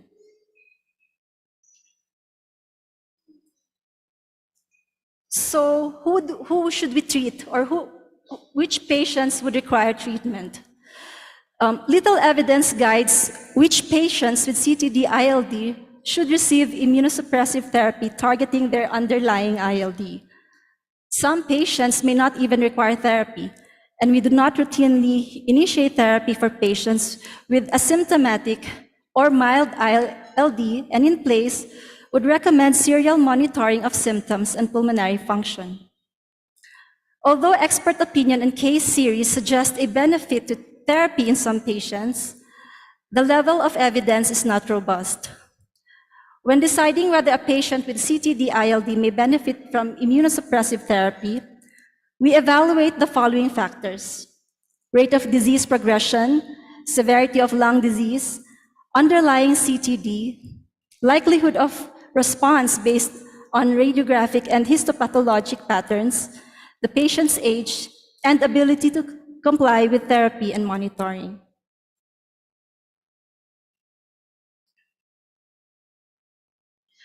The OMERAC defines clinically meaningful progression of CTD-ILD as more than or equal to 10% relative decline in forced vital capacity, or more than or equal to 5 to less than 10% relative decline in FVC, and more than or equal to 15% relative decline in DLCO. The decision to treat could also be made if the visually estimated volume of interstitial abnormalities is more than 20% of the total lung volume on imaging, or the absolute FVC is less than 70%. Management of CTD-ILD is challenging. Other than for systemic sclerosis-associated ILD, no controlled clinical trial data are available to guide management decisions. Available therapeutic options are scarce, and therapies that are available could potentially be very toxic. The heterogeneity of diseases within this group and the scarcity of well-defined outcome measures contribute to the challenge. Given the heterogeneous disease course of CTD-ILD, accurate prognostication involving staging of ILD severity and assessment of disease progression is important when making treatment decisions. An understanding of the natural history of the specific CTD-ILD in question also provides important information. So for example, while systemic sclerosis-associated ILD may follow a relatively indolent course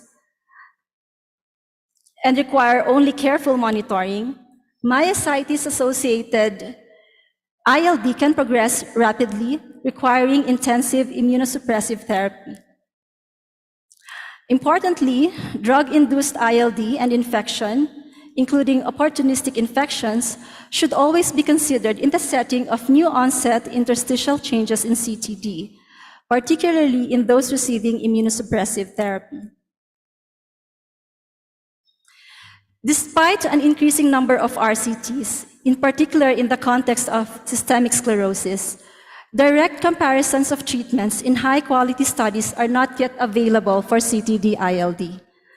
In addition, treatment strategies are largely drawn from studies in systemic sclerosis-ILD and extrapolated to the other CTD-ILDs.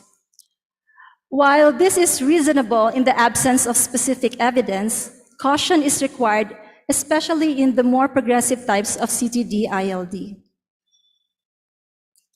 So this slide shows the common immunosuppressives used in CTD-ILD. Immunosuppression is the mainstay of pharmacotherapy, aiming to reduce inflammation, minimize progression to established fibrosis, and permanent loss of lung function. The general mechanism of action is to interfere with critical pathways in the inflammatory cascade, including beta and T cell function, and inhibit pro-inflammatory cytokines. Considering the selection of immunosuppressive agents, there is currently no uniform management guideline for CTD-ILD.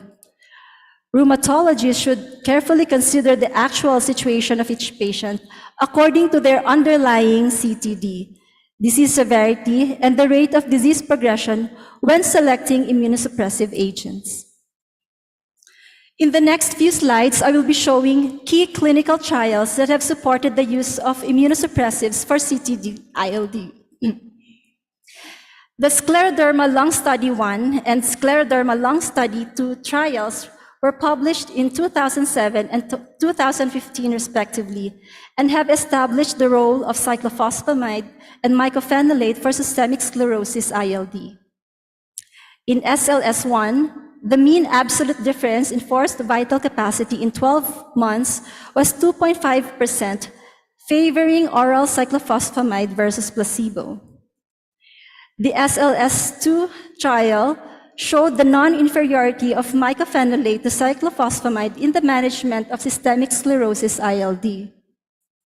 The number of death and adverse events in the cyclophosphamide arm was numerically high compared to mycophenolate, but was not statistically significant. Thus, some authors make a case of using mycophenolate first and shifting to cyclophosphamide in case of mycophenolate failure. Rituximab is another drug that is used for systemic sclerosis-ILD refractory to cyclophosphamide or mycophenolate. The recital study, recently published in November of last year, aimed to assess whether rituximab is superior to cyclophosphamide as a treatment for severe or progressive CTD-associated ILD. The primary study endpoint was the 24-week rate of change in FBC from baseline. Results showed that rituximab was not superior to cyclophosphamide to treat patients with CTD-ILD, although participants in both treatment groups had increased FBC at 24 weeks, in addition to clinically important improvements in patient-reported quality of life. Rituximab was also associated with fewer adverse events.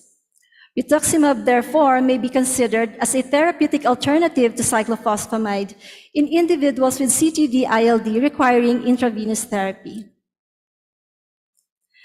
Another agent investigated was tocilizumab. The focused trial, published in 2020, investigated the safety and efficacy of tocilizumab in the treatment of systemic sclerosis. The primary endpoint was the difference in change from baseline to week 48 in the modified Rodnan skin scores of the study population. The secondary endpoints include the percentage of predicted forced vital capacity at week 48, time to treatment failure, and patient-reported and physician-reported outcomes. The findings of primary skin fibrosis endpoint for this study was not met.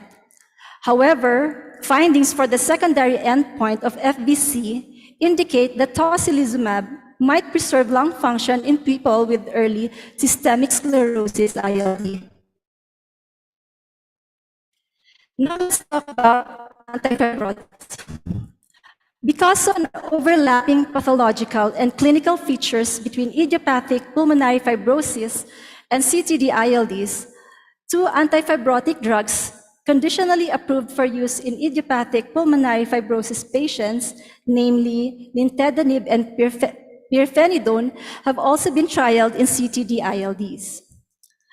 These two antifibrotics have emerged as the gold standard treatment for patients with IPF worldwide based on the results of multiple RCTs.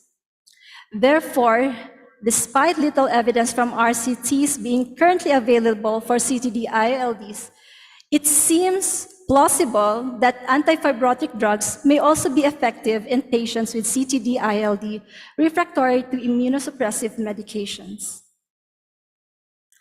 So first, let's discuss pirfenidone. Despite a large number of mechanistic studies, the exact molecular activities behind the antifibrotic effect of pirfenidone remain largely unknown. Pirfenidone shows inhibitory activity against profibrotic growth factor signaling and transforming growth factor beta 1, and restores the balance between tissue metalloproteinases with opposing profibrotic and antifibrotic activities. However, pirfenidone is known to be associated with adverse events of the liver, GI system, and the skin, which may overlap with the organ systems frequently affected with connective tissue disease. In addition to its antifibrotic properties, pirfenidone has also shown to exert a significant anti-inflammatory effect.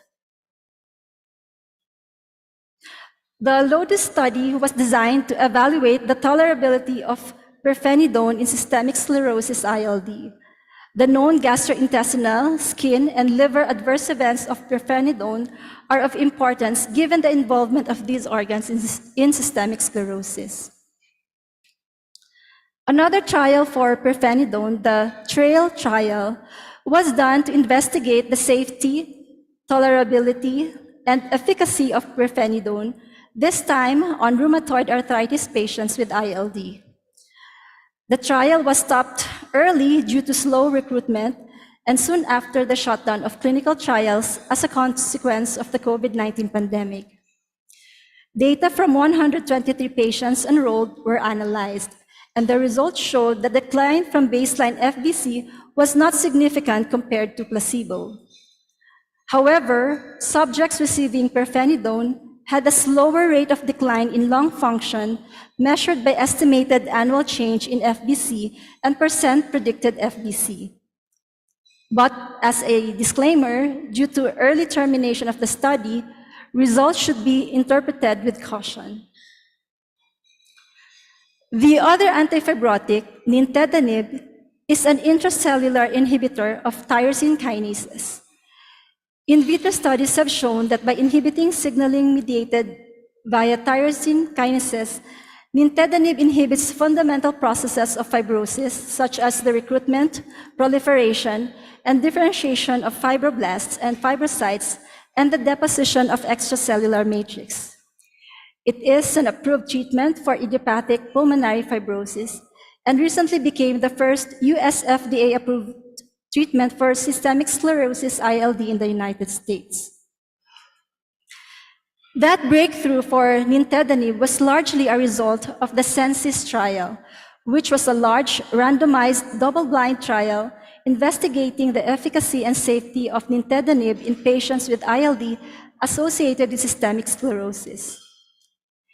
In the primary endpoint analysis, the adjusted annual rate of change in FVC was negative 52.4 ml per year in the nintedanib group and negative 93.3 ml per year in the placebo group.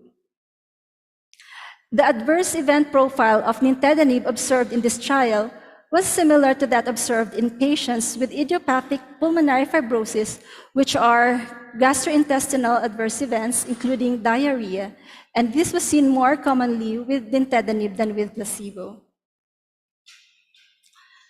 So this slide shows the standard immunosuppressants currently used in CTD-ILD. Clearly, no antifibrotics. Other therapies include hematopoietic stem cell transplantation and lung transplantation, which are also proven to be effective, especially in systemic sclerosis ILD, but should be reserved to selected patients with progressive refractory disease in the context of clinical trials conducted in centers with high expertise. Approximately 9 to 12% of CTD-ILD patients progress to end-stage respiratory failure despite appropriate immunosuppressive therapy, and lung transplantation are potential treatment options. CTD is not a relative or absolute contraindication to transplantation, yet less than 2% of all lung transplants worldwide between 1995 and 2010 were for patients with CTD-associated lung disease. The care for CTD patients with ILD definitely would involve a multidisciplinary team of primary care physicians, pulmonologists, rheumatologists, radiologists, and pathologists. Multidisciplinary approach enhances diagnosis and management of patients with ILD and help ensure treatment adherence, management of comorbid conditions, and keep patients engaged in their management. So what's next for CTD-ILD management? A quick search at the ACR website would tell us that a new clinical practice guideline is in the works, with final publication of the guideline anticipated by autumn of this year. So we would be watching out for that. Definitely more studies involving CTD groups is needed, and we hope to get the same positive results as seen in patients with IPF. So in summary, management of CTD-ILD is a challenging endeavor, requiring a multidisciplinary approach in order to achieve the best possible outcomes for patients. Limited data exists to guide treatment decisions, with therapeutic approaches generally extrapolated from other CTDs. While immunosuppression remains the mainstay of treatment for severe or progressive CTD-ILD, deciding when to start therapy, which agent to use, and duration of therapy is a decision impacted by many clinical and patient-specific factors. An ever-expanding array of treatment, including antifibrotic agents like pirfenidone and nintedanib, provide an option and possibly hope for our CTD patients with ILD. And with that, thank you for your kind attention. Muchísimas gracias.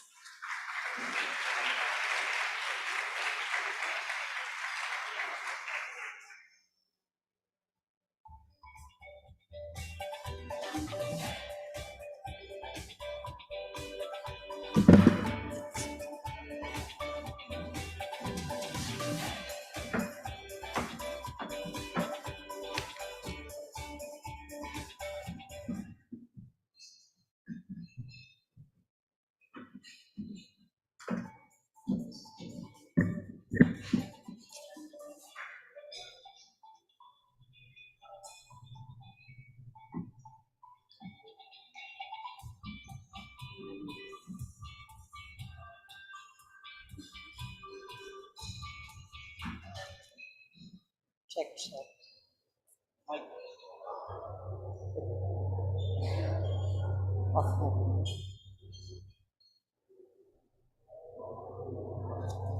Hello?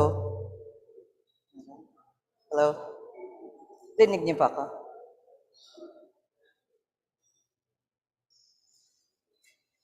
Magandang hapon po.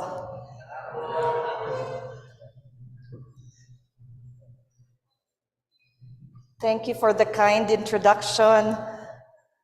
I'm the one who's honored to be invited as speaker here. Ako po ay si Dr. Candice Reyes, and 2 dekada na po ako hindi nakakapagsalita ng Tagalog. So ipaumanhin po kung pwedeng as I go along, explanations uh, and details can usually be taglish, but just so you know, everyone should have received a link to this presentation that you can follow in real time. Nasa PRA Social. So if ever yung mga details, algorithms, tables, or classification criteria, the references are there or the actual tables. Naisip kong ipangalan yung talk as musculo kasi yan ang emphasis is to recognize symptoms early and potentially treat them, intervene before more problems and complications happen.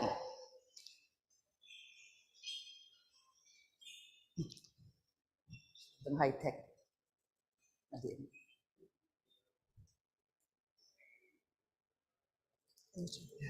Umaandar po siya kanina.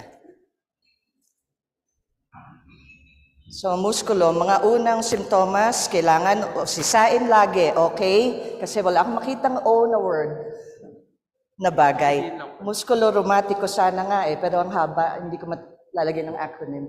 Thank you. I have no disclosures. For this talk, there are ways that sometimes even as patients walk in, we might be able to recognize their syndromes and apply our clinical acumen with what I see in comparison and in general. Our history and physical examination skills are very strong. That can form the highest differential diagnosis and already lead us to initial therapies because some of the testing and ancillary tests, imaging, and surgical interventions might not be highly available. So with that, it is complementary to have specific laboratory tests, but also routine blood tests, how it plays a role, and in the setting of myositis, I'm sure we'll know muscle enzymes will be a necessity. While with our resources here, it also is something we have to work with for the best interest of the patient. It's not the goal to order all possible tests, but what is feasible, what is affordable, and what can directly impact the patient's care and guide the monitoring treatment strategies that's appropriate to the patient population. This is mostly a review for a lot. We stratify weakness as generalized or localized, and along that path, is it symmetric or asymmetric? We've had habitually been used to classifying myopathy under proximal weakness, proximal limb girdle weakness, while distal we tend to associate with neuropathies. And this is what's reflected in the long ago developed Bowen and Peter diagnostic criteria for polymyositis and dermatomyositis, although it might not be capturing the broadening array of myositis syndromes. Symmetric weakness is one of the major categories, and muscle biopsy evidence can support if it's inflamed muscle tissue, as well as the biochemical markers, creatine kinase, LDH, ALT, AST, and aldolase, as well as EMG evidence. And if they had a rash, then they meet dermatomyositis criteria if it's one of the expected rashes of DM.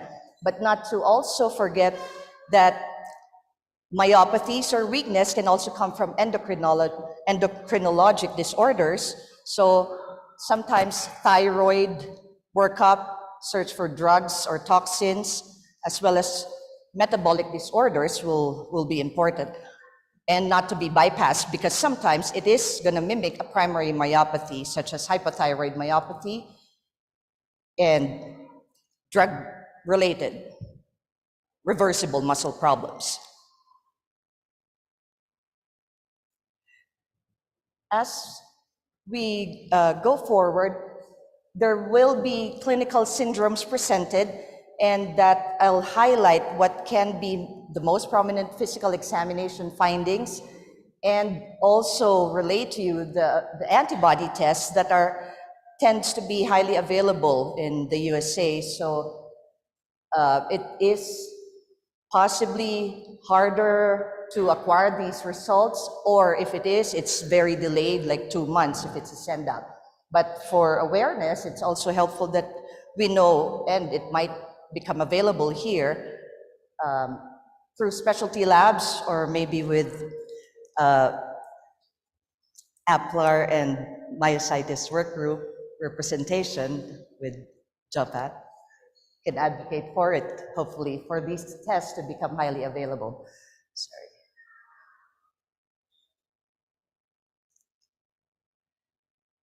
Symmetric muscle weakness is what Peter and Bowen criteria emphasizes. What if they come in with asymmetric quadriceps weakness?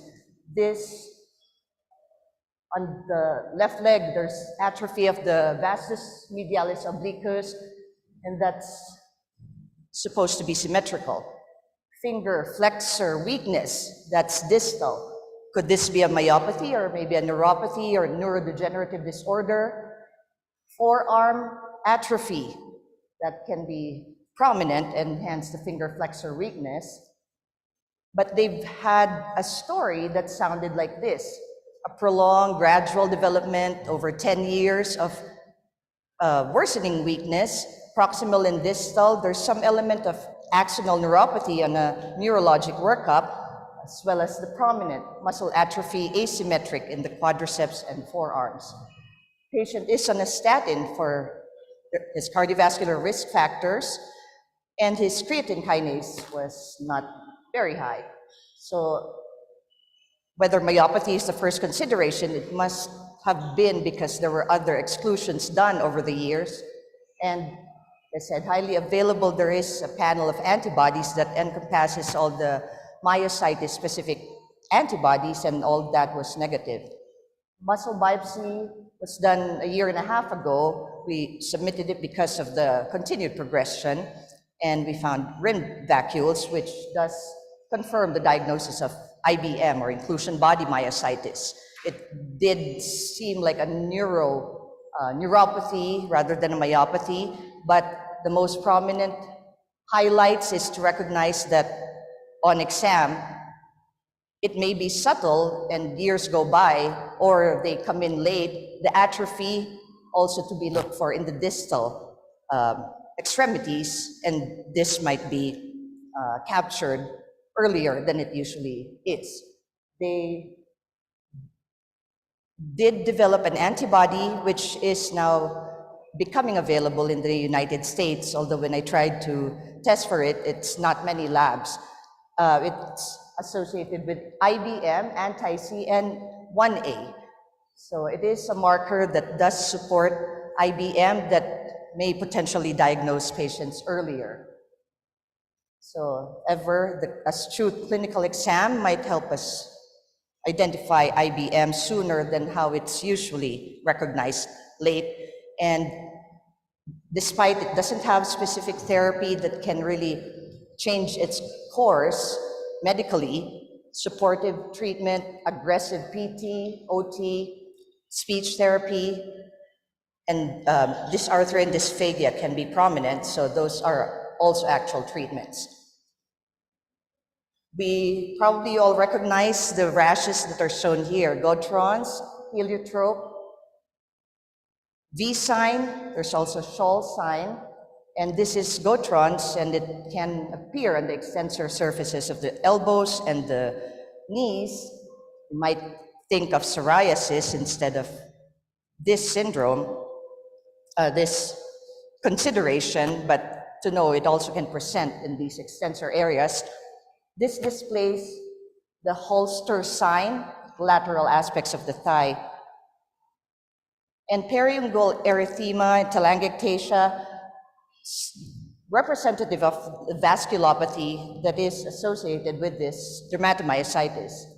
So it is termed idiopathic inflammatory myopathy, so the classification criteria would be labeled as IIM, and it is predominantly proximal muscle weakness distribution, and the rashes can appear before the weakness, or the weakness may not appear at all and be amyopathic or hypomyopathic.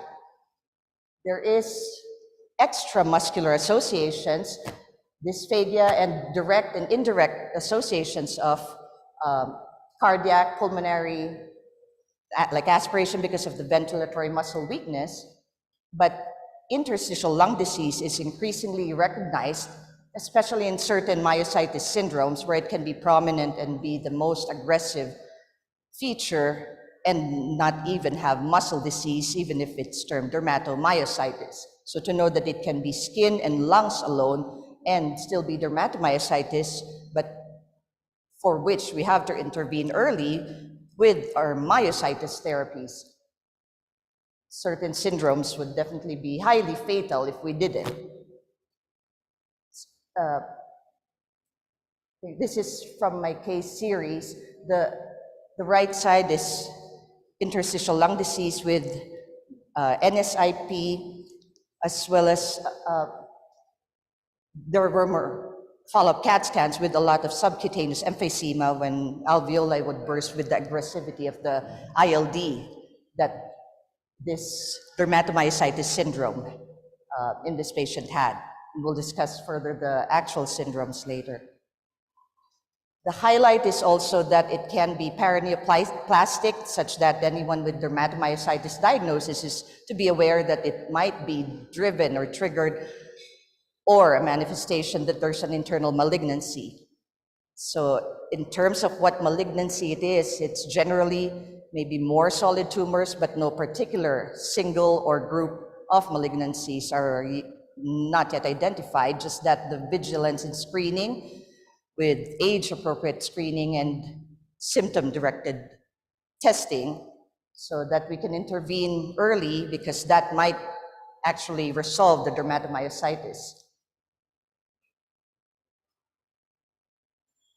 With that, we'll turn our, of course, part of it is a given that we have been working up for muscle inflammation, so elevated muscle enzymes, but as mentioned, normal muscle enzymes, for example, creatine kinase might be what we regularly test.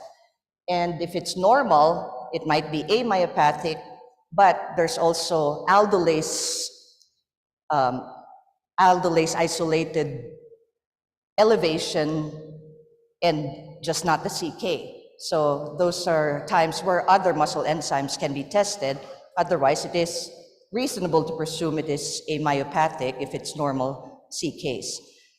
Other tests that could signify inflammation in the muscle, EMGs, but we do it on unilaterally, so that if we presume the exam is symmetric, so that we can submit for muscle biopsy on the contralateral side, presuming it is a symmetric process, guided by our exam. If it is asymmetric, it might be useful to submit for an MRI, because to also identify what muscle to target, has to be T2 and STIR images to show muscle edema with the bright enhancement on the quadriceps, most prominently on the right.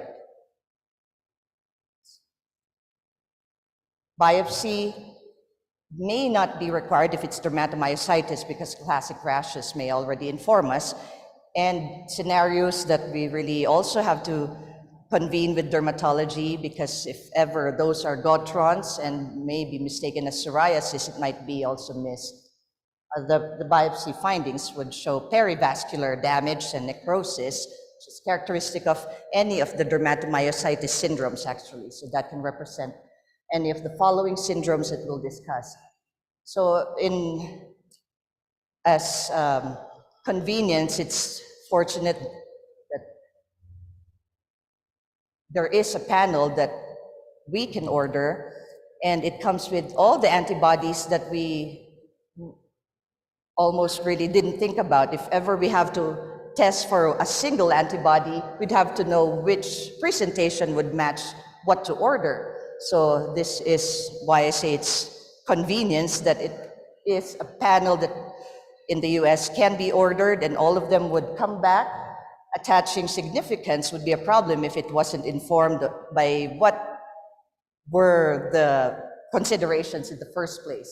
But they are quite specific, just that specific to myositis or specific to dermatomyositis even in the lower part of the screen. SAE, MI2, MDA5, NXP2, and TIF1 gamma are dermatomyositis specific. On the left side of the screen, necrotizing myopathy is a general category that we're finding to have unique clinical presentations that can be recognizable with the history and physical and sometimes detective work to deal with past medications and uncovering that. Inclusion body myositis and more of a gene testing for that. Anti-synthetase syndrome, important to recognize that they can have dermatomyositis findings, but also can have no rashes and present with these other characteristics: mechanic's hands, Raynaud's, and fever, and interstitial lung disease, which does overlap with the other myositis syndromes like MDA5. On the right side of the screen is overlap myositis. Now that would be antibodies that are associated with myositis or myositis associated, not myositis specific antibodies when they have other defined connective tissue diseases like lupus, scleroderma, or rheumatoid arthritis. We'll have more detail into that when we go through the next slide. There's a table that, after the biopsy, which does still show the perivascular prominence because it represents any of those syndromes, perifascicular or perimesial lymphocytic infiltrates, as well as necrosis and damage. I'm sorry, it's going backwards. So on the next slide, the tables is helpful for review. It would itemize each dermatomyositis and anti-synthetase category.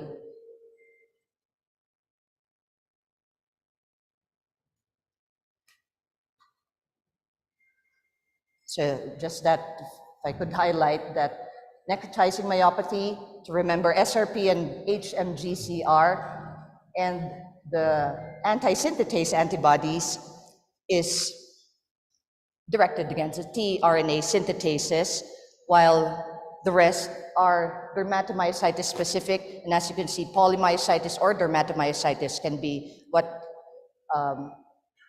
occurs in anti-synthetase syndrome. We'll have a look at these first 5 syndromes and also the anti-synthetase syndrome. It's labeled ARS, anti-tRNA synthetase. TIF1 gamma is so important to recognize because of its high association with cancer. It is often amyopathic but very classic rashes. So constitutional features, dysphagia, aside from classic dermatomyositis, with or without weakness. Without knowing this subset, would we be as vigilant and highly vigilantly looking for a malignancy isn't clear. But in that sense, again, the history monitoring would be important, but if it's possible to test for it, at the very least is if it can be sent out, and while waiting, initial therapies also can't be withheld. So the skin triggered by UV light is what the central part of the screen depicts, and certain rashes like the palette patch is characteristic of TIF1 gamma. So malignancy associated, I'm sorry, this is opposite. For TIF1 gamma, that's the highest association with internal malignancies, what to definitely remember. The next one is MDA5 syndrome, which notoriously is amyopathic. So it can be the classic rashes, or transiently, I've seen it in my patients that they had the rash transiently and then it's gone, that I couldn't have even taken a picture, but then the ILD suddenly exploded that it became an ICU scenario for 5 months until he was stable enough that we found the colon cancer, and then aggressive treatment of both. And despite that earlier years in maybe 2013, 14, this antibody wasn't testable yet. So the centers that are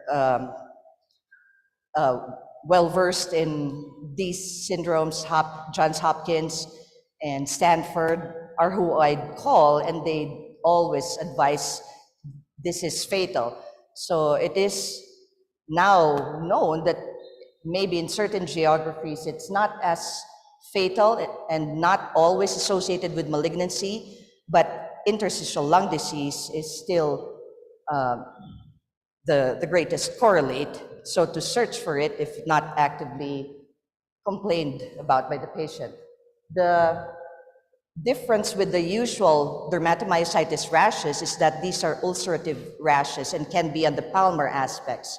The ulcers, though, that I've seen in my set of patients have even been beyond the Gauthron's areas. So there might be some ulcers in palms or across the MCPs, PIPs, but also on the lateral aspect of the second finger, which seems to be somewhat of a sign because it's frequently there, but no study yet on what the sensitivity of that would be, except that it is characteristic that it might be worth thinking about MDA5 syndrome, especially if it's ulcerations, as their characteristic rashes in Gauthron's areas, but also if it's beyond, can't be excluded. Ulcerations do heal when it's treated with immunosuppression, but if it is cancer associated, searching for within 3 years of the diagnosis of dermatomyositis is when these malignancies can present. So pre-diagnosis of 3 years and post-diagnosis of 3 years is when that window might be where the highest vigilance for cancer evaluation and monitoring should be. MI2 is increasingly recognized as one of the syndromes that gives the most severe weakness. It's not the very, very high C case that would tell us that, but it sometimes doesn't correlate biochemically. The weakness might be severe. The C case may run in the 2000s, while MI2 is known to have a good response to therapy.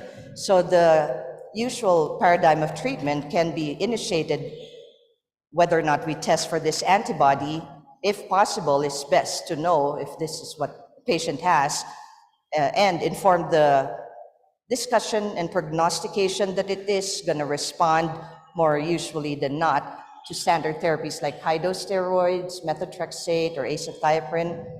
So that's why it's also important. So the family, the patient and family can also know what their prognosis is by knowing the antibody syndrome and what to expect and what therapies to initiate that we have immediately available.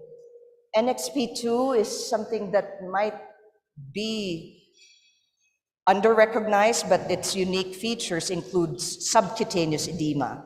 So it is not seen in other syndromes, but that peripheral edema and finger extensor weakness is present in possibly 100% of patients, but can be subtle. So when looked for, all series in Hopkins Center has had finger extensor weakness. Again, it won't call for the usual proximal myopathy if it's distal and finger extensor, but it's one of possibly the latest to improve.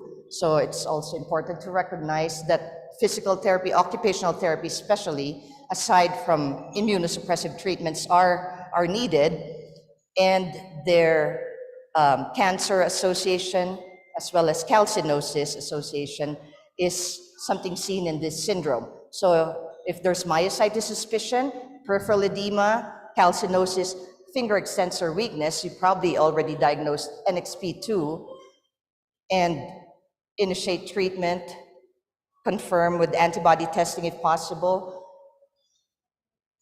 while supportive with aggressive rehabilitation treatments, PT, OT, all the essentials must be done.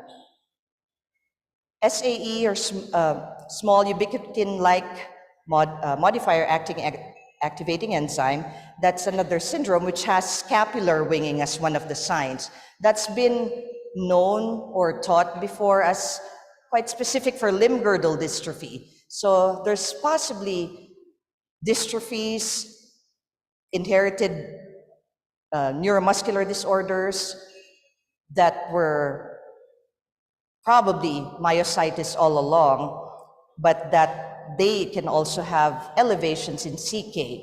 So it isn't so well reported yet, but that skin and muscle, not as severe, but that scapular winging might be a sign and not test positive for the limb girdle gene tests might be how we become aware of this syndrome, unless it can be tested specifically for anti-SAE.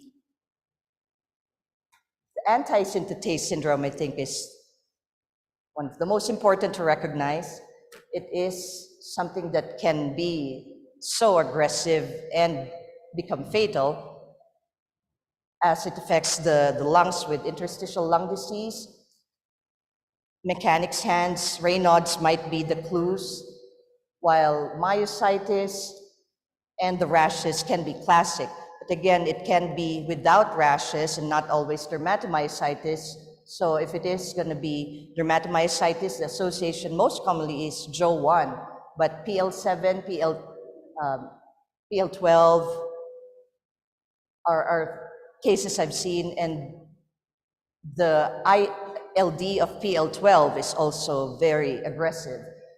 So it is something that can present more commonly than the other syndromes, and maybe your clues is the examination of mechanics hands, Raynaud's, or look for capillary dilatation with nail fold capillaroscopy in that setting, as well as, if possible, to submit for those antibodies. So it does correlate with the distinct clinical phenotype and prognosis when we know these antibody test results, but shouldn't stop our differential diagnostic acumen and treatment decisions so that we can intervene with myositis course. So it seems like the category of polymyositis is shrinking, and there probably are many polymyositis cases that are actually one of the non-dermyositis syndromes that we've been following. The biopsy would show the pathomechanism of CD8 T cells attacking the muscle fibers itself, confirming the diagnosis of muscle biopsy, while the rest of what we call polymyositis might actually be those other syndromes, IBM, those that have no rash, and the myopathy might have been under that category, but knowing each one as distinct syndromes will help impact the prognosis, and specific treatments are available depending on the actual condition. So the change in the classification criteria in 2017 has recognized this, and the full criteria is through that reference in your slides, that it is to start with, is it possible, probable, or definite idiopathic inflammatory myopathies, for which then we can apply our decision tree on what we will use as a working diagnosis and start therapies for. So that category of polymyositis must have also included the necrotizing myopathies in the past. And now it is recognizable as immune-mediated necrotizing myopathies, IMNM, or other acronyms, statin-induced necrotizing myopathy, if there's statin exposure. IMNM is recognized in two big categories right now: the anti-HMGCR myopathy, which would have necrotizing changes on biopsy, regeneration, necrosis, but minimal or scant lymphocytic infiltrate. it is not 100% statin associated, even if the antibody forms against HMG-CoA reductase, because we know that's what can get upregulated by using a statin, because children, there's been reports in children who had no exposure to statin, which means there might be other sources of statin-like chemicals, red rice yeast and certain mushrooms. So it's not so well known, but as of now, with the common use of statins for cardiovascular disease, it is important that at the very least, someone on a statin with myopathy symptoms should always be immediately considered for this condition, but also to know that 1 in 150,000 of statin users is who will develop this syndrome. Not that common, and statin is a very important medication. There are other statin-related muscle problems that also must be excluded, but stopping a statin, it doesn't improve. That's a clue. And testing for the antibody, HMG-CR antibody, if possible, that would really answer that question and not need a muscle biopsy, because there's a toxic effect of statin itself on the muscle, and that can improve after stopping a statin. Rhabdomyolysis and myalgias are the other side effects of statins. Myalgias, you can change the statin. The rest, even HMG-CR myopathy, we really shouldn't restart a statin. So what we've been using is evolocumab, PCSK9 inhibitors, which affect the LDL receptors so that there's less LDL, non-statin therapies, because we really shouldn't re-challenge them with statins if they have statin IMNM. They don't have ILD so far in these several years that this syndrome has been more clearly recognized. While the other necrotizing myositis, SRP, can have interstitial lung disease, but the most aggressive feature is the myositis itself. They're severely weak. My patient who has this is 12 thousandths of CK, and it started at initial aggressive immunosuppressive therapy. Biochemically, the CKs were improving while he did it. He was still in a wheelchair, so very refractory, resistant, and really hard to treat, and can have occasional cardiac correlates. So echo and dysphagia and all the secondary complications that can come along with those extramuscular problems with SRP myositis, while aggressive treatment has to be started. But specifically, if it's SRP myopathy, we're advocating for high-dose steroids, but more sooner consideration of rituximab because of how aggressive it is. It's not wrong to start methotrexate. While HMG-CR, even the European Neuromuscular Center is advocating for within 6 months IVIG, and they really respond beautifully. Just this year, the last 6-8 months, I've had 6 of them, and IVIG monthly, several months, then I gauge it. They're from bedbound to wheelchair, to walker, to ambulatory. They're very responsive to IVIG and can taper their steroids. So again, with the resources that the patient can afford and continue, we have to work with what we can treat them with. Steroids are first line, while recognizing that not to be put back on a statin might be the best first step in their treatment. So with that, I hope we can know that the primary idiopathic myopathies are not only the polymyositis and dermatomyositis, and these categories, they have different behaviors and phenotypes that even on history and exam, you can recognize. Because if we do recognize and are able to test the specific antibodies, it guides that certain treatment paths might be the way to go and spare from immunosuppression that might be not as targeted, and also with the exclusion of other mimics of myositis, we can spare non-myositis patients from immunosuppression or capture those who were called as dystrophies as myositis, appropriately if that's the case. While the classification criteria is recognizing the increasing syndromes, we also should adapt and know and help confirm or test the syndromes as much as possible, also for best prognostication and information to give to the patient for their informed decision, because if to also judge and allocate limited resources on what they will have to afford and for how long, it's going to be a service to know if we're going to have to be very aggressive with therapy right away, and or how stringently malignancy should be monitored for, knowing that some syndromes or dermatomyositis in general, to keep in mind that they're malignancy associated. So with that, I will close and thank you for your attention. And those, thank you. Thank you. My contact information, because if you have questions, that's going to be in the slides, so you can feel free to email me.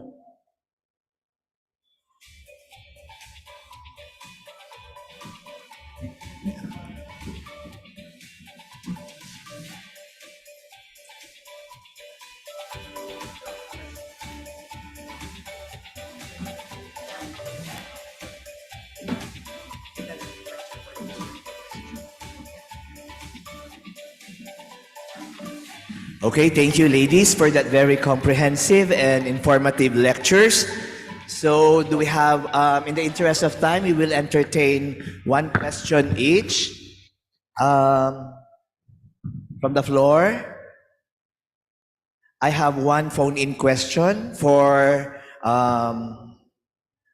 any question from the floor? Okay, let's. Yeah, I'd like to buy time for these two lovely ladies, so I will ask one question each for one of them. So for Dr. Quintanar, oh, there's one question. Yes, doctor. I think you can use that. I'll use this. Hi, good afternoon. Would like to ask regarding cancer-associated dermatomyositis, because here in the Philippines, unfortunately, we don't have the NXP and the TIF types of antibody MSAs to test for them. Based on your experience, what, aside from the age, what other suspicious clinical features would you make you suspect na, okay, this patient more like might be having a cancer-associated dermatomyositis po? Yeah, aside from their dermatomyositis being active and that their age group generally above 40, if, for example, TIF1 gamma, there have been studies that if less than 40, maybe not as much, but it's hard to exclude that that's a possibility to safely rely on, but that it's the above 40, as well as if their other symptoms include constitutional features, as well as any unusual signs that we may not expect with the dermatomyositis syndrome, difficult to tease out because their weight loss, unexplained weight loss, might be coming from dysphagia. So it is the detective work that I mean, age-appropriate screening that can be done as much as possible, as well as if there's blood in the stools, any unusual characteristics, it's mainly to chase after those clues, because it's the clinical symptoms and exam that might point. I mean, masses in the abdomen or history of smoking, anything to target what organ to search for if there's no other clues or buried in an active inflammatory state of dermatomyositis. Yeah, it's hard to have that thinking that search for a malignancy, and it's not always possible to say that and not say where do we look. So it's targeted with symptoms that might point us to that direction. And if it's possible to test for it, then any possible imaging test that can captures if it's NXP2 or TIF1 gamma at the very least. If that's a positive result, then without symptoms, targeted imaging as much as possible, symptom directed might be the most efficient. Thank you, Doctor. So, Thank you for the question. yeah, so it's still the history, dig into the history and physical examination. Let's have one question for Dr. Quintanar.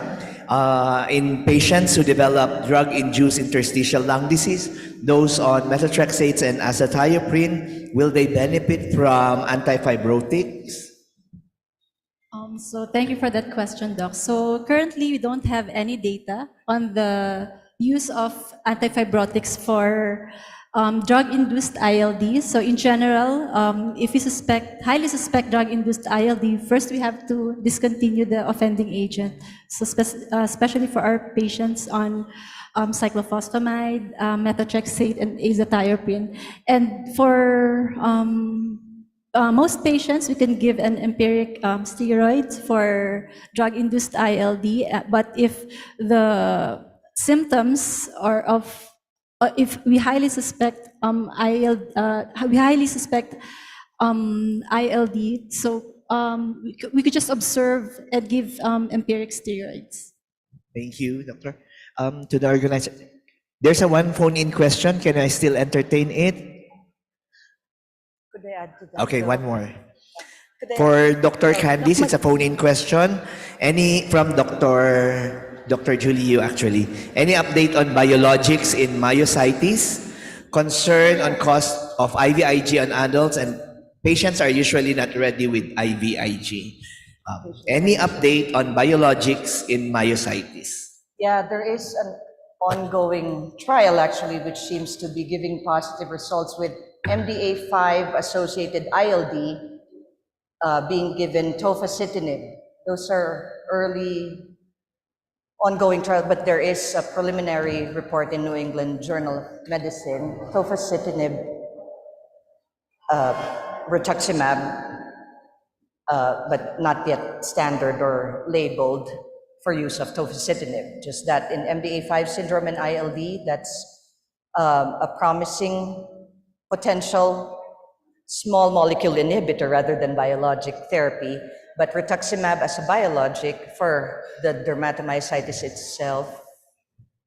And the question was ILD in myositis. In myositis. And of course, if ever, the ILD phenotype is usually not non-specific interstitial pneumonia, mycophenolate, anything that would cover the lungs, but also help the muscles and other extra muscular features, and not necessarily be the first thought to be biologics and not TNFs playing a role that I know of. Rituximab is getting help. Thank you, doctors. In the interest of time, actually, I'd like to close my phone already because there are several phone-in questions. You know who you are. Just approach. You can just email Dr. Candice Reyes or maybe approach. They're both approachable. Thank you very much for a very informative symposium. Together with our chairperson, Dr. Joseph Patrick Patricio, and we'd like to thank Dr. Noreen Antoinette Quintanar and Dr. Candice Marie Reyes. Please join us here, and please receive your tokens and certificate of appreciation from Dr. Baez and Dr. Gomez.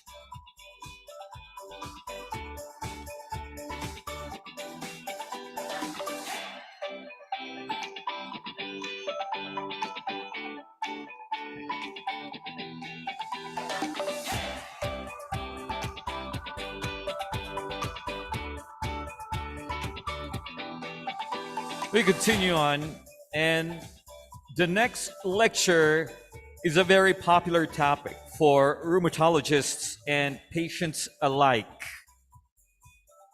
We're talking about gout.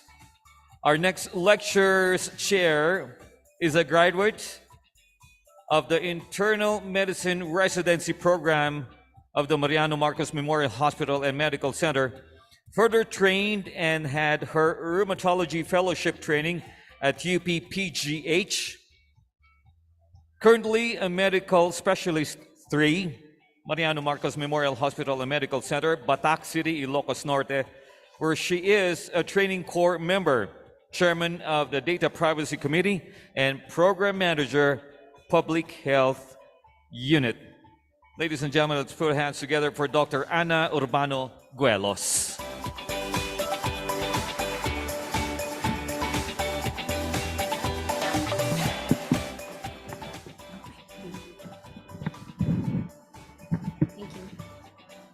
Good afternoon, everyone. Are we still good? Yes.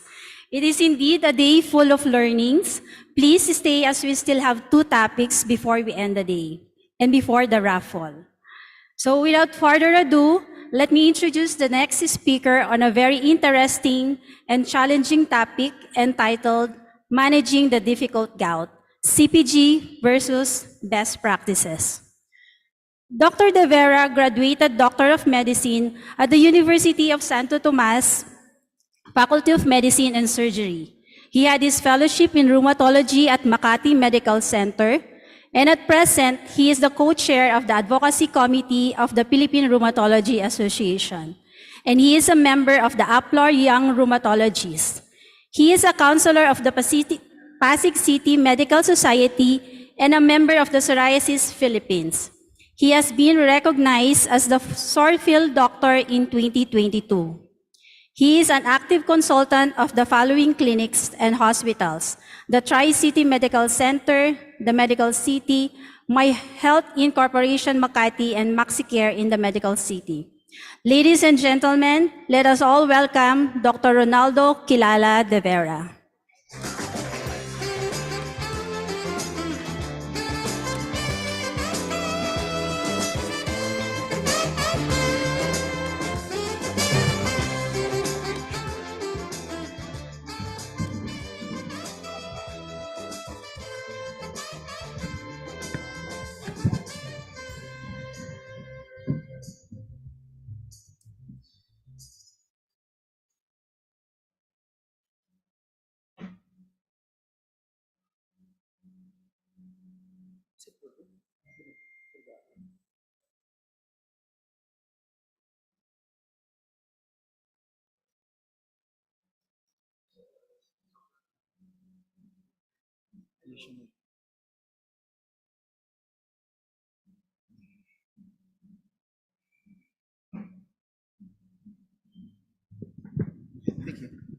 So good evening, everyone. I'm Dr. Aldo De Vera, and I will be discussing managing the difficult gout, CPG versus best practice. So my goal today is to present the difficult gout simply and to present images that we can use in educating our patients and co-physicians. Our end goal here is to spread awareness about treating gout so that we can make a change in patient care in our country. So in this lecture, we will have a brief review on gout, its demographics, the latest consensus labels, and we will be discussing the difficult cases of gout that we get in our daily practice, their treatment, and the best practices for them. So we hope that at the end of this lecture, we will have a greater grasp of gout and a greater confidence in approaching the difficult gout. So we begin with gout, which is a disease of monosodium urate crystal deposition, which presents as recurrent attacks of acute inflammatory arthritis. And a quick pathogenesis review, condensing the different biosynthesis pathways, purine salvage, catabolism, and anabolism, we are left with this. So purines are converted to xanthine, and the xanthines are converted into urate. An increase in the urate can be from an overproduction of the purine or an underexcretion of urate, which is mostly from the kidney. So this would lead to hyperuricemia, and to note a special call out to xanthine oxidase as the important enzyme before the conversion into the urate. So there's a lack of standardization in the terminology for gout, and as couples in new relations would say, labels are important. because you can only move on and understand each other when you speak the same language. So the GCAN consensus of 2019 was done so that we can define gout and that we can speak the same language. So urate is the final enzymatic product by xanthine oxidase.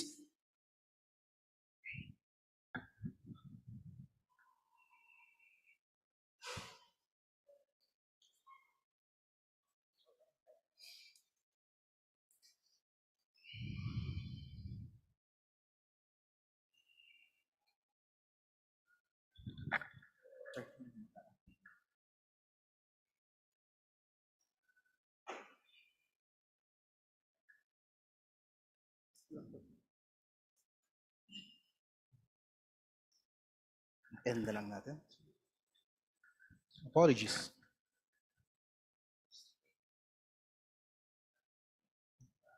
Ay, I don't know. Ang ginawa ko.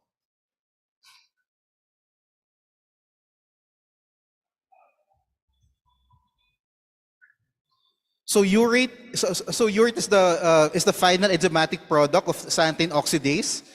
And then hyperuricemia is when the urate concentration is over the saturation threshold.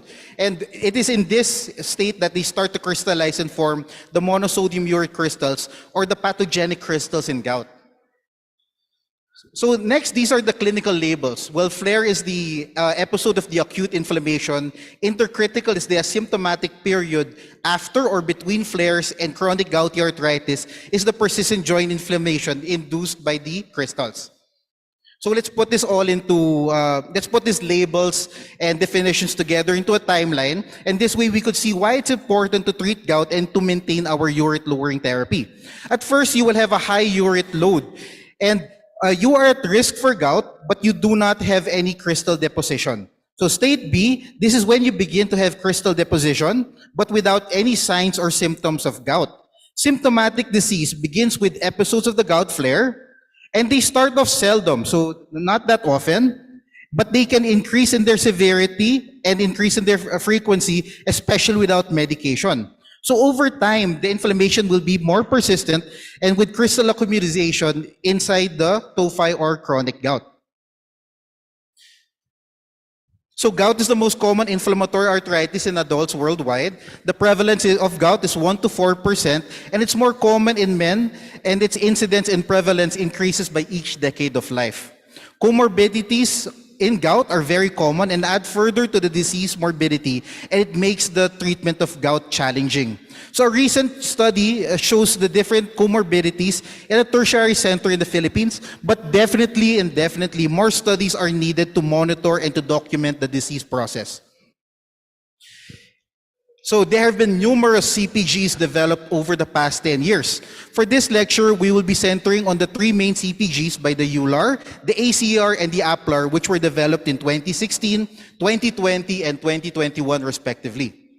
Of the three, it is this lecture's opinion that the APLAR CBG is a good fit for our country's needs. Aside from being the latest, there are differences and uniqueness among the CPGs from the different regions due to different ethnicities, health systems, resources, the society values and preferences.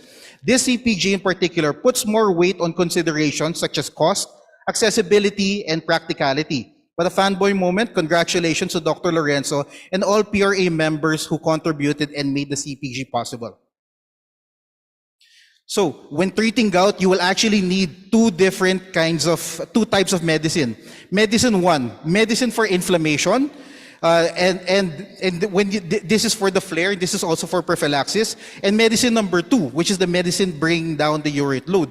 Unfortunately, in the Philippines, not all medications are available, although I do hear that some are in the pipe works. Also, some practices in the Philippines are different, such as the use of steroids. These are rarely used here by doctors due to the potential for abuse. So looking at the medications taken by the patient, so this is from the same study done in the tertiary hospital, we see that most patients have received NSAIDs for their flare medication, but the urate load is not appropriately being lowered, with only 69% of patients taking urate lowering therapy. From this, 32 are taking allopurinol and 26 are taking febuxostat, and there is definitely a lack of treatment. To note, there is a 19% non-medical practitioner prescriber, meaning the patient either self-prescribed or maybe they got the medicine from their neighbor or from a herbalist, etc. Patient education was low at 16% and follow-up compliance is 18%. And this shows that there is definitely a need, and this can add to the difficulty when we treat gout. This study by Dr. Kilisadio was done, and what they did was they looked at the success rate of patients in treating gout if they were able to reach the threshold of bringing it lower than 6 milligrams per deciliter. And what they found was that target serum urate level was not achieved at 6 and 12 months of treatment in most of this cohort. So there was a 37 and a 36% who achieved it during this time. So, going over the different CPGs, they do have their constants in treating gout. And I tried reimagining them, and here we have 4 main pillars or principles of gout, if you will. And management, and these stand over the base of treating the patient holistically with proper collaboration, education, and shared decision-making with your patients and with other doctors. So pillar 1 is lifestyle modification in the treatment of comorbidities. 2 is acute attack. 3 is prophylaxis or prevention of the recurrent attack. And 4 is urate lowering therapy. These pillars act as a guide when you treat the difficult gout, and then also for the gout, also even for the simple gout. And this image is helpful, especially for non-rheuma specialists, as sometimes they will only treat the flare and not provide ULT, or they will provide ULT but they will not aim to target. So all pillars are needed to be standing and to be constant to treat gout. So for lifestyle modification, the first pillar is it talks about lifestyle modification and comorbidity treatment. Weight loss should be done, regular exercise should be advised. We avoid alcohol, sugar, heavy meals, and excessive intake of meat and seafood. Low-fat dairy products should be encouraged, and patients should be systematically screened and treated for associated comorbidities and cardiovascular risk factors. And then let's now go over quickly the three different pillars. So the next 3 pillars are acute attack or anti-inflammatory, prevention of next is prevention of recurrent attacks and urate lowering therapy. For the acute attack, it is best to treat as early as possible. For prophylaxis and for the acute attack, you can give colchicine, NSAIDs, or corticosteroids. For the urate lowering therapy, it is advised that you treat to target. You start low, you go slow with the first line, allopurinol, and then second line, you can go to febuxostat, and the ULT is considered for life. So what are the different indications? The EULAR, ACR, and APLAR have slightly varying but very similar indications for starting urate lowering therapy. So the goals are to prevent gout flares, to achieve low serum urate, and to reduce crystal deposition load and resolution of tophi if present. With established gout as a diagnosis, urate lowering therapy can be started if the patient has 2 attacks in the last year, or 1 tophi, urolithiasis, or evidence of radiologic damage. But let's say you're faced with a patient who just experienced his first attack.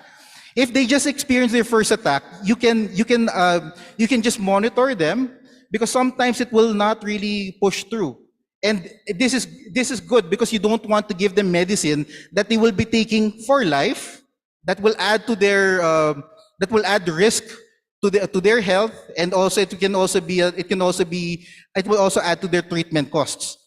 But when you have for patients that are young or less than 40, have high serum urate more than 9, or comorbidities such as CKD stage 3 or more, hypertension, ischemic heart disease, or heart failure, then your urate lowering therapy can be started even with 1 attack. So we will now go over some cases of gout that we get in our daily practice, their treatment, and then our practices for them. So here we have case one. We have RT, a 57-year-old overseas worker who presented to the ER for chest pain. He is a known case of hypertensive with no history of joint pains. On assessment, he had elevated blood pressure, creatinine, and serum urate was elevated at 8. He was referred to you for elevated uric acid, and the attending requests that you treat the serum urate to lower the risk of mortality, major cardiovascular events, and progression to end-stage disease. So the mission, if you choose to accept it, is if you will treat and if you will begin urate-lowering therapy. So what do our guidelines have to say about this? So the patient has a symptomatic hyperuricemia, which the ACR has defined as a serum urate more than 6.8, but with no prior flare and no subcutaneous tophi, and they do not recommend starting urate-lowering therapy. This is the same with the APLAR.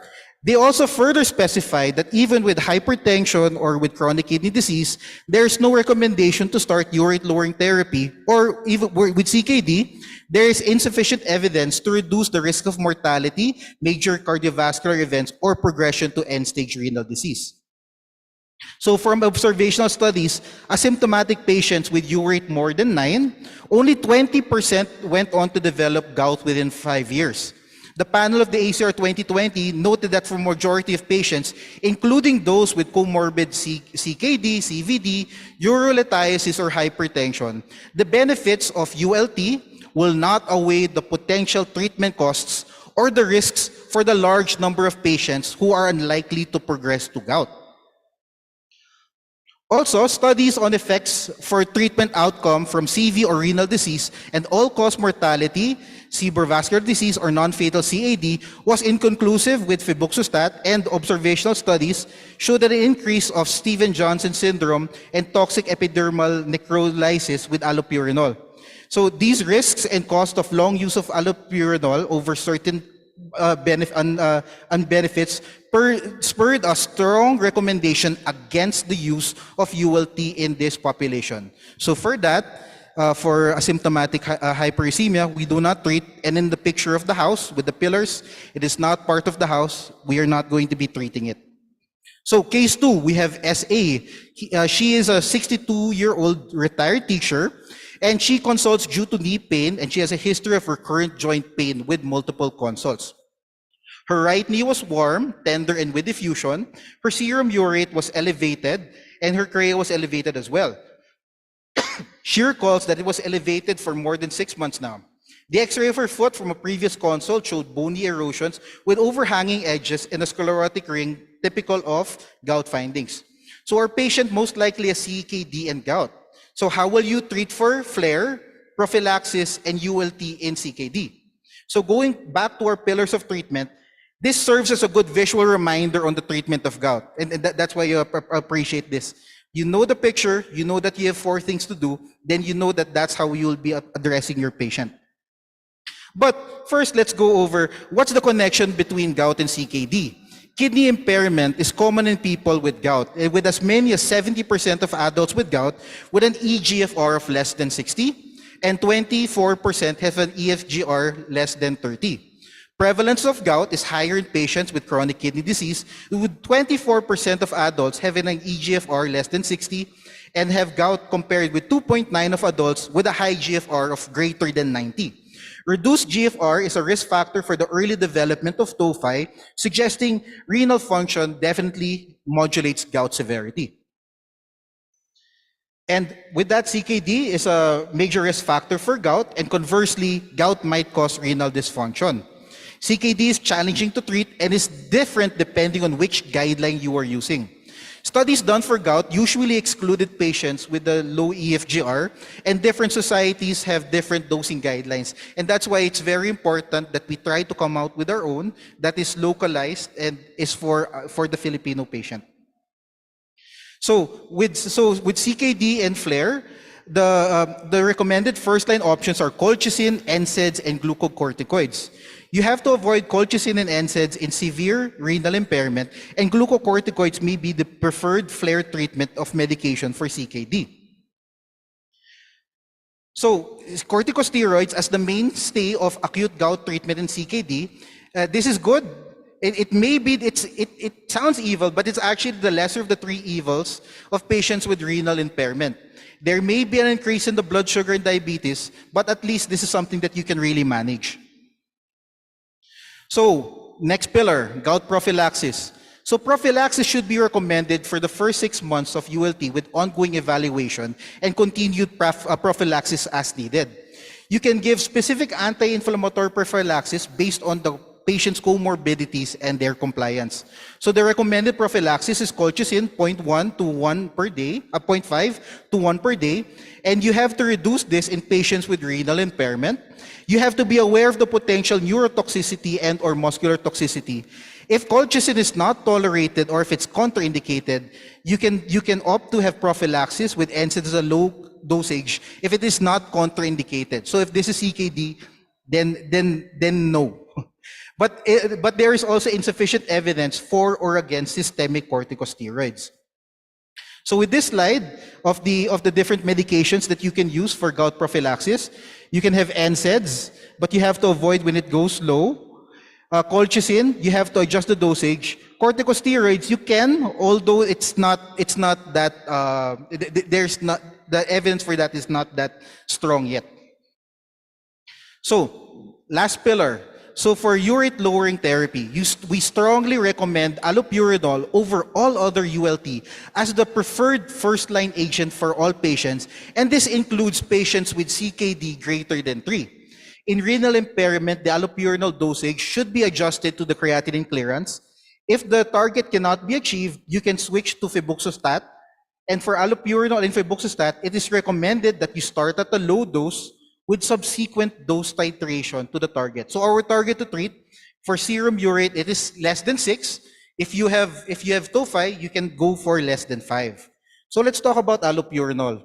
Allopurinol is the recommended first-line ULT over the other medications, and the active metabolite is oxypurinol, and this is predominantly cleared by the kidneys.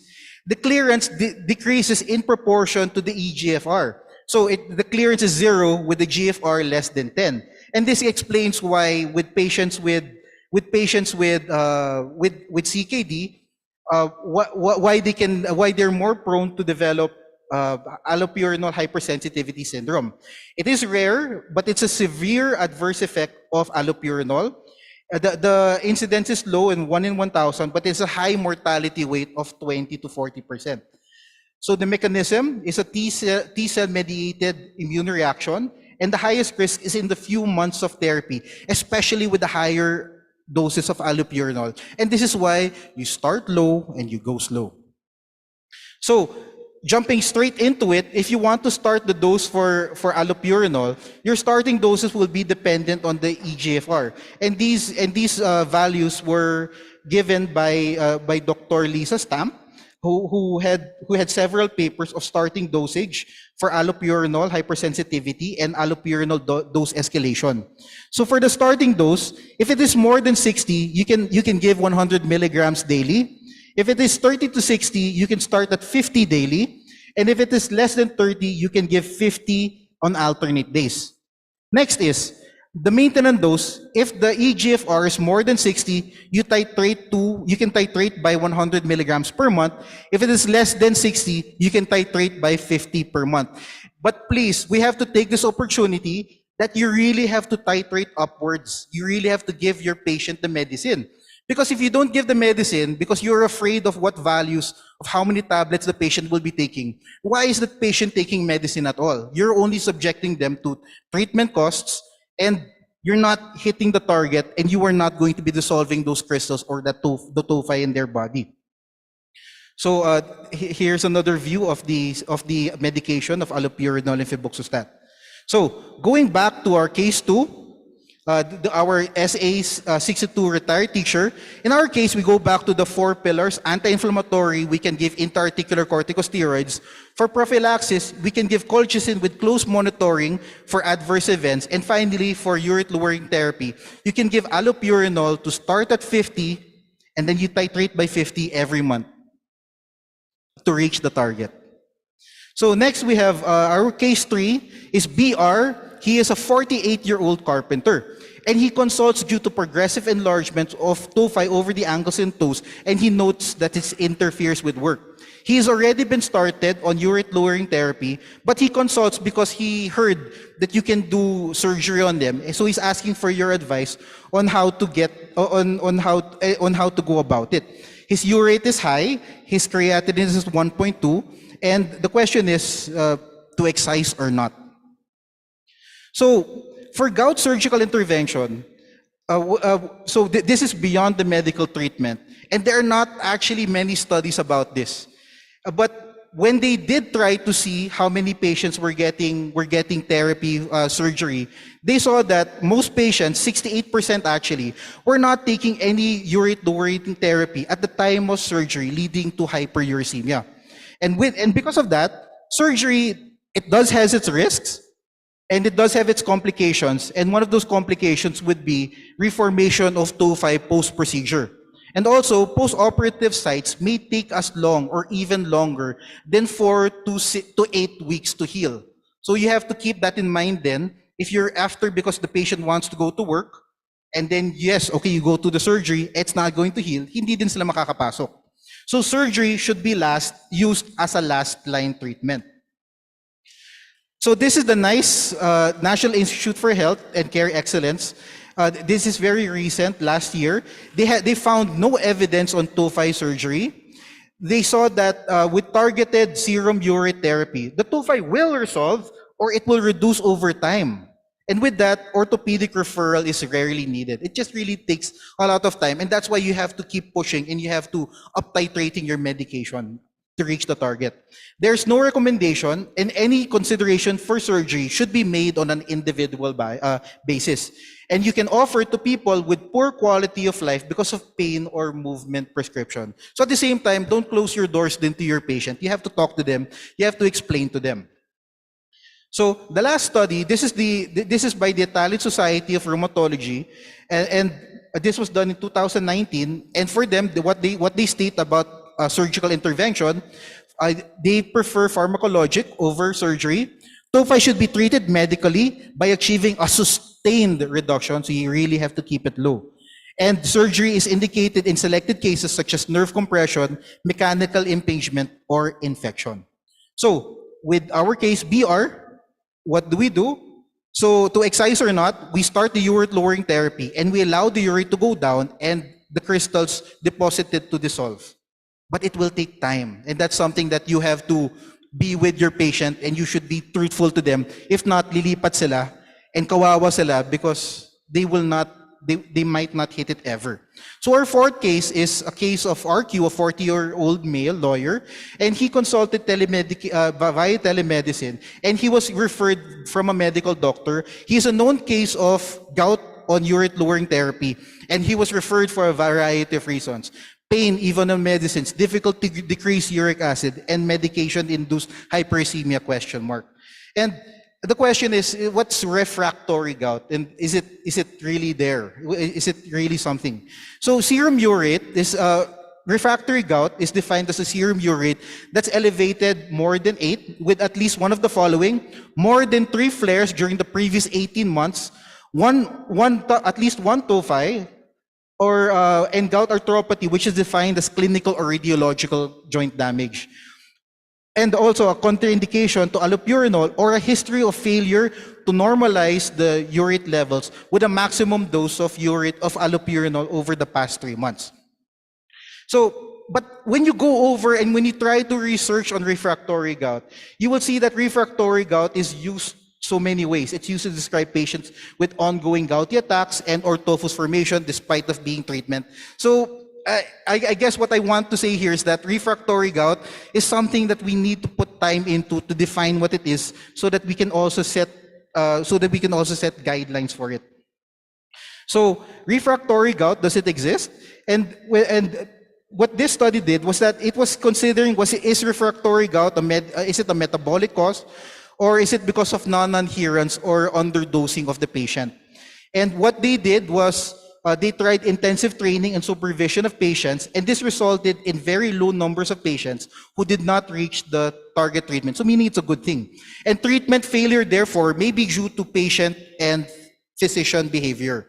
But of course, of course, you really need to jump into it, and you should really look into your patient. So you have to reassess your diagnosis, and you have to treat as appropriate. Baka mamaya yung sinasabi niya na masakit yung toe niya, yung pala it's dactylitis caused by psoriatic arthritis. And that's why you have to go back into the way the patients describe their pain. You have to check your compliance, but please do not blame the patient. You have to encourage your patient to follow up, and you have to treat your patients as partners in their health. Because if you tell them this is what we're going for, mas babalik sila, and you will be able to hit those targets because he knows that this is a target that we have to hit, and not wala akong sakit. He knows that this is the number. And then you review the medicine so you can coordinate with your co-doctor, and you replace the medications if it's allowable. So for example, if he's on diuretics, maybe you can switch it to losartan, or if the patient is on aspirin, well, that's something that's not allowable. That's something you have to keep. But the point here is that you reach out to your doctor, you reach out to your patient, and then you really have to look into it. I had the previous case, the patient's been complaining of refractory gout, and only to find out that he was being treated for TB. I spoke with the pulmonologist. There were changes made to the and his uric acid went down. So you always have to educate your patient. You always have to have treatment goals. So there's the medicine in pocket and the pill in pocket approach, meaning if they have a gout attack, they can automatically take the medicine. And you have to teach them that the target to treat is less than 6 or less than 5 for tophaceous gout. So with that, the take-home message here is asymptomatic hyperuricemia treatment is not recommended. CKD monitoring requires close monitoring. CKD requires close monitoring and proper medication and dosing.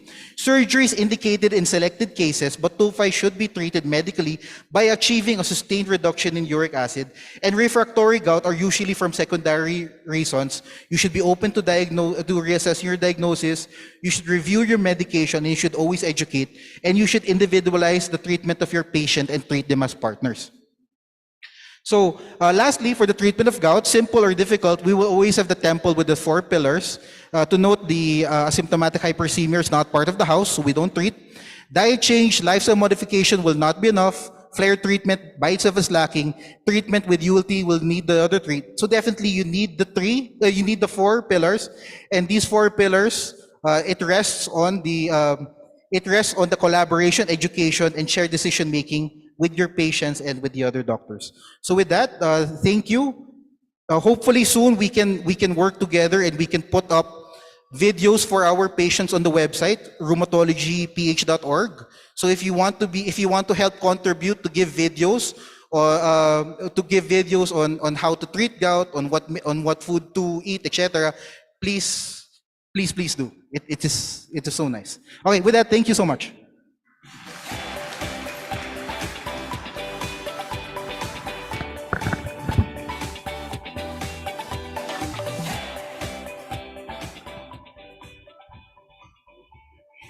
Thank you, Dr. De Vera, for that extensive discussion.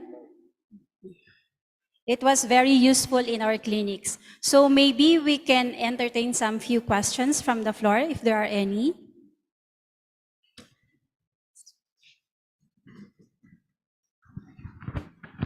Just one question lang.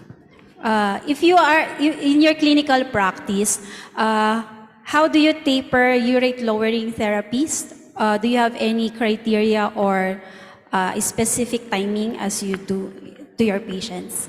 Okay, so thank you. So when you read the guidelines, or when you go over the books, they will always say you can increase your medicine after 4 weeks of treatment.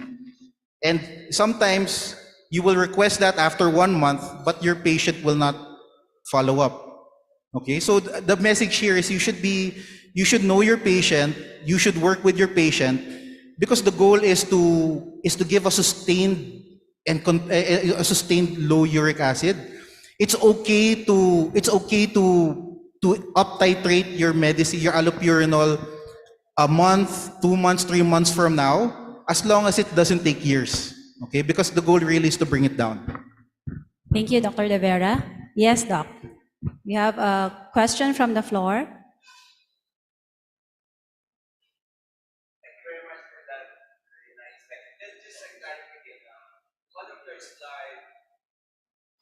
You showed that some of the drugs that can be used for prophylaxis not just colchicine, but also your NSAIDs and steroids. Can you clarify on that? I mean, use of steroid as prophylaxis as well?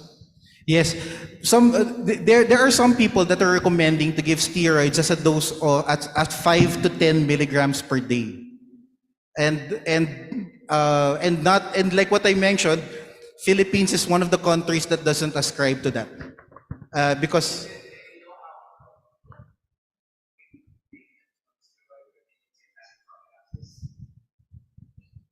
As prophylaxis, how long do they usually keep? Like the colchicine, we usually keep them like 2 to 3 months from the initial attack. It would also be po, doctor, for 6 months. Okay. Thank you, Doctor.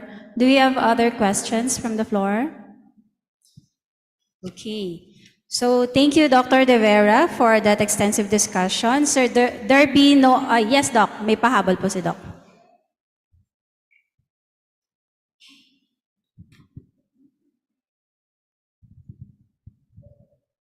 Parang hindi nakita yung phone-in question ko. Sorry. Thanks, Aldo. Love your talk. I would like to piggyback dun sa concern about the elderly. You mentioned about adjusting medications based on the renal function. Any particular recommendations on how to estimate the EGFR? Well, personally, I use the computation po, doctor. I use the computation po, doctor, using the weight and the creatinine po. Oh, you're referring to the Cockcroft-Gold Yes po, doctor. equation. Yes. Thank you. Okay, thank you, Doctor. Sir, there being no other questions, we end this session and we will now proceed to our Sunset Symposium. Thank you, everyone, for listening. Thank you, doctors, for that comprehensive lecture. Of course, our chair, Dr. Ana Urbano Buelos, and of course, Dr. Ronaldo De Vera. Thank you very much.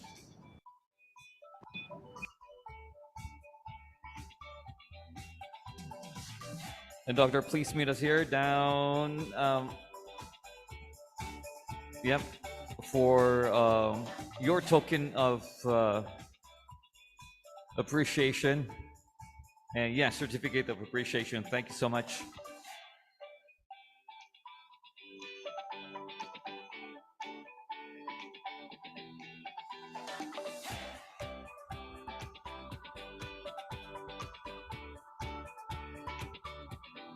One more topic for this evening, ladies and gentlemen. Psoriasis is a topic of our next lecture to be delivered by Dr. Sandra Tanque Torres, moderated by Dr. Dan Forth Kadangan, a medical scientific liaison of Zuelic Pharma Therapeutics. Welcome everyone for this Sunset Symposium brought to you by ZP Therapeutics, the unmet needs in psoriatic arthritis, and the treatment role of ixekizumab. And I will be your moderator for this session. Our speaker is an active consultant at the Cardinal Santos Medical Center and Hospital na Makati. She had her fellowship training at the University of the Philippines, Philippine General Hospital, and was an Appler Scholar in Rheumatology at the Royal Melbourne Hospital. She was a past president of Philippine Rheumatology Association and a member of the American College of Rheumatology. Colleagues, let us all give a round of applause to Dr. Sandra Tanque Torres.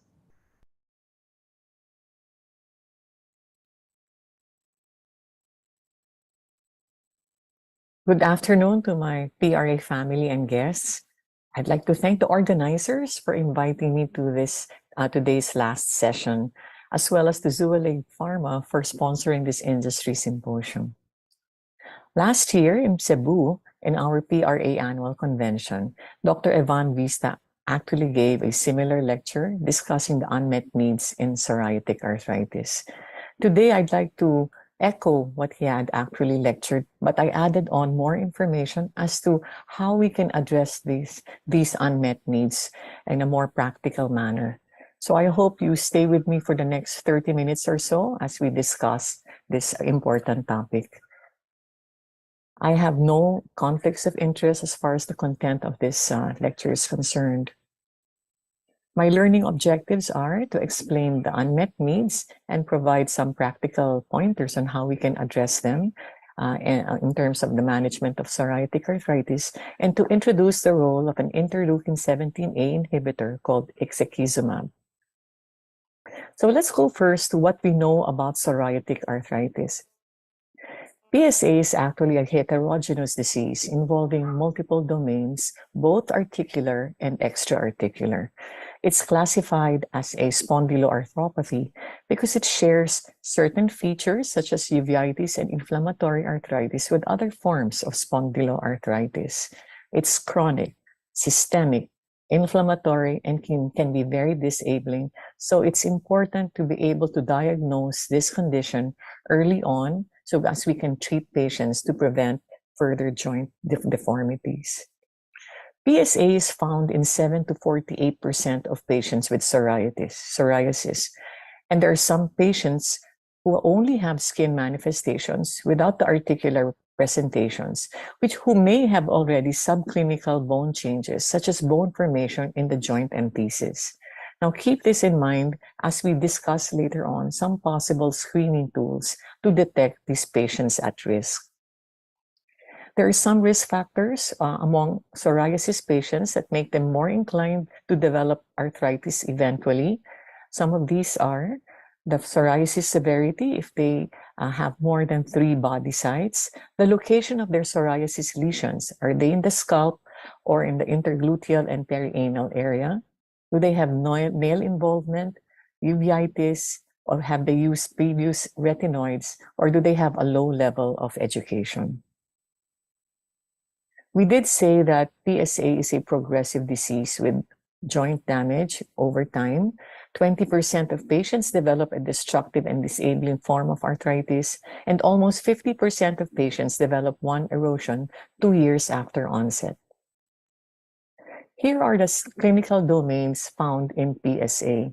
As I said, they can be articular and extra-articular, which we find on the right-hand slide of this right part of the slide. Persistent symptoms of PSA significantly impact physical function and activities of daily living. For example, just by turning faucets on and off, dressing yourselves, walking outdoors, and even bending down to pick up things from the floor can be very burdensome, especially for patients who have enthesitis and dactylitis. This graph will show the difficulty they have in 10 to 30% of patients who have these two manifestations. It's important to be able to control disease activity across those 8 domains I showed earlier. The benefits will be demonstrated not only as far as the skin and the joints are concerned, but in terms of other patient-reported outcomes such as pain and function.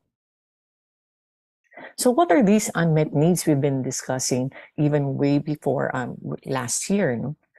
So first of all, of course, is a delay in diagnosis. Early diagnosis and treatment is key in helping our patients with psoriatic arthritis. You know that psoriasis patients may already have bone changes as early as 6 months, and there happens to be a mean delay of even up to 5 years between a patient presenting joint pains with joint pains and a formal diagnosis of PSA. There are markers, biomarkers that we can use, such as HLA-B08, B27, a subtype of which is 0502, or HLA-B38. It's also been found out that there's a certain HLA type, the C06, which can be quote-unquote protective, meaning you could, there's a delayed onset of PSA among these psoriasis patients who have this HLA type. Dermatologists are actually in a strategic position to screen at-risk patients with psoriasis. There are different screening tools that can be used and even referral algorithms, which I can share later on. But in a study I found among 355 German patients, they were all exposed to these screening tools, as well as an MRI of the spine and an MRI of the sacroiliac joints.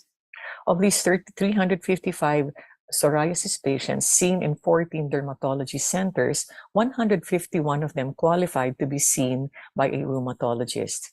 So from 151, the first 100 consecutive patients were evaluated to have either axial psoriasis, axial psoriatic arthritis found in 14% of patients. You had 5% of them having peripheral psoriatic arthritis, and 3% having both axial and peripheral involvement, with a total of 21% prevalence rate. Here are some of those screening questionnaires I mentioned earlier. Note that the sensitivity and specificities are very acceptable, seen on the right-hand side. Dermatologists are requested to note some of these screening questionnaires to be used among their psoriasis patients. There is also a treat to intercept, or T2I algorithm, that can be used to intercept the occurrence of PSA in psoriasis patients. And I'd like to guide you as to this algorithm. Among psoriasis patients, they can be stratified to either moderate to severe types or those who have mild psoriasis. Now, what is moderate to severe? This is either patients who have either extensive psoriasis, meaning the body surface area can be more than 10%, or those that, even if they have limited psoriasis, can lead to significant impact on their QOLs, which will mean they have either face, hand, feet, or even genital involvement. So when you have these moderate to severe cases, you go down the algorithm, and if you look for symptoms of prodromal PSA, if they're present, then you are asked to treat them aggressively by using biologics, which is termed as T21 strategy. Now, if they do not have the symptoms of prodromal PSA, you look for risk factors for transition. And these are, again, looking into not only the severity of psoriasis, but looking for male involvement, family history of psoriasis, psoriatic arthritis, arthralgia, or non-specific musculoskeletal pain, and checking the BMI, looking out for obesity.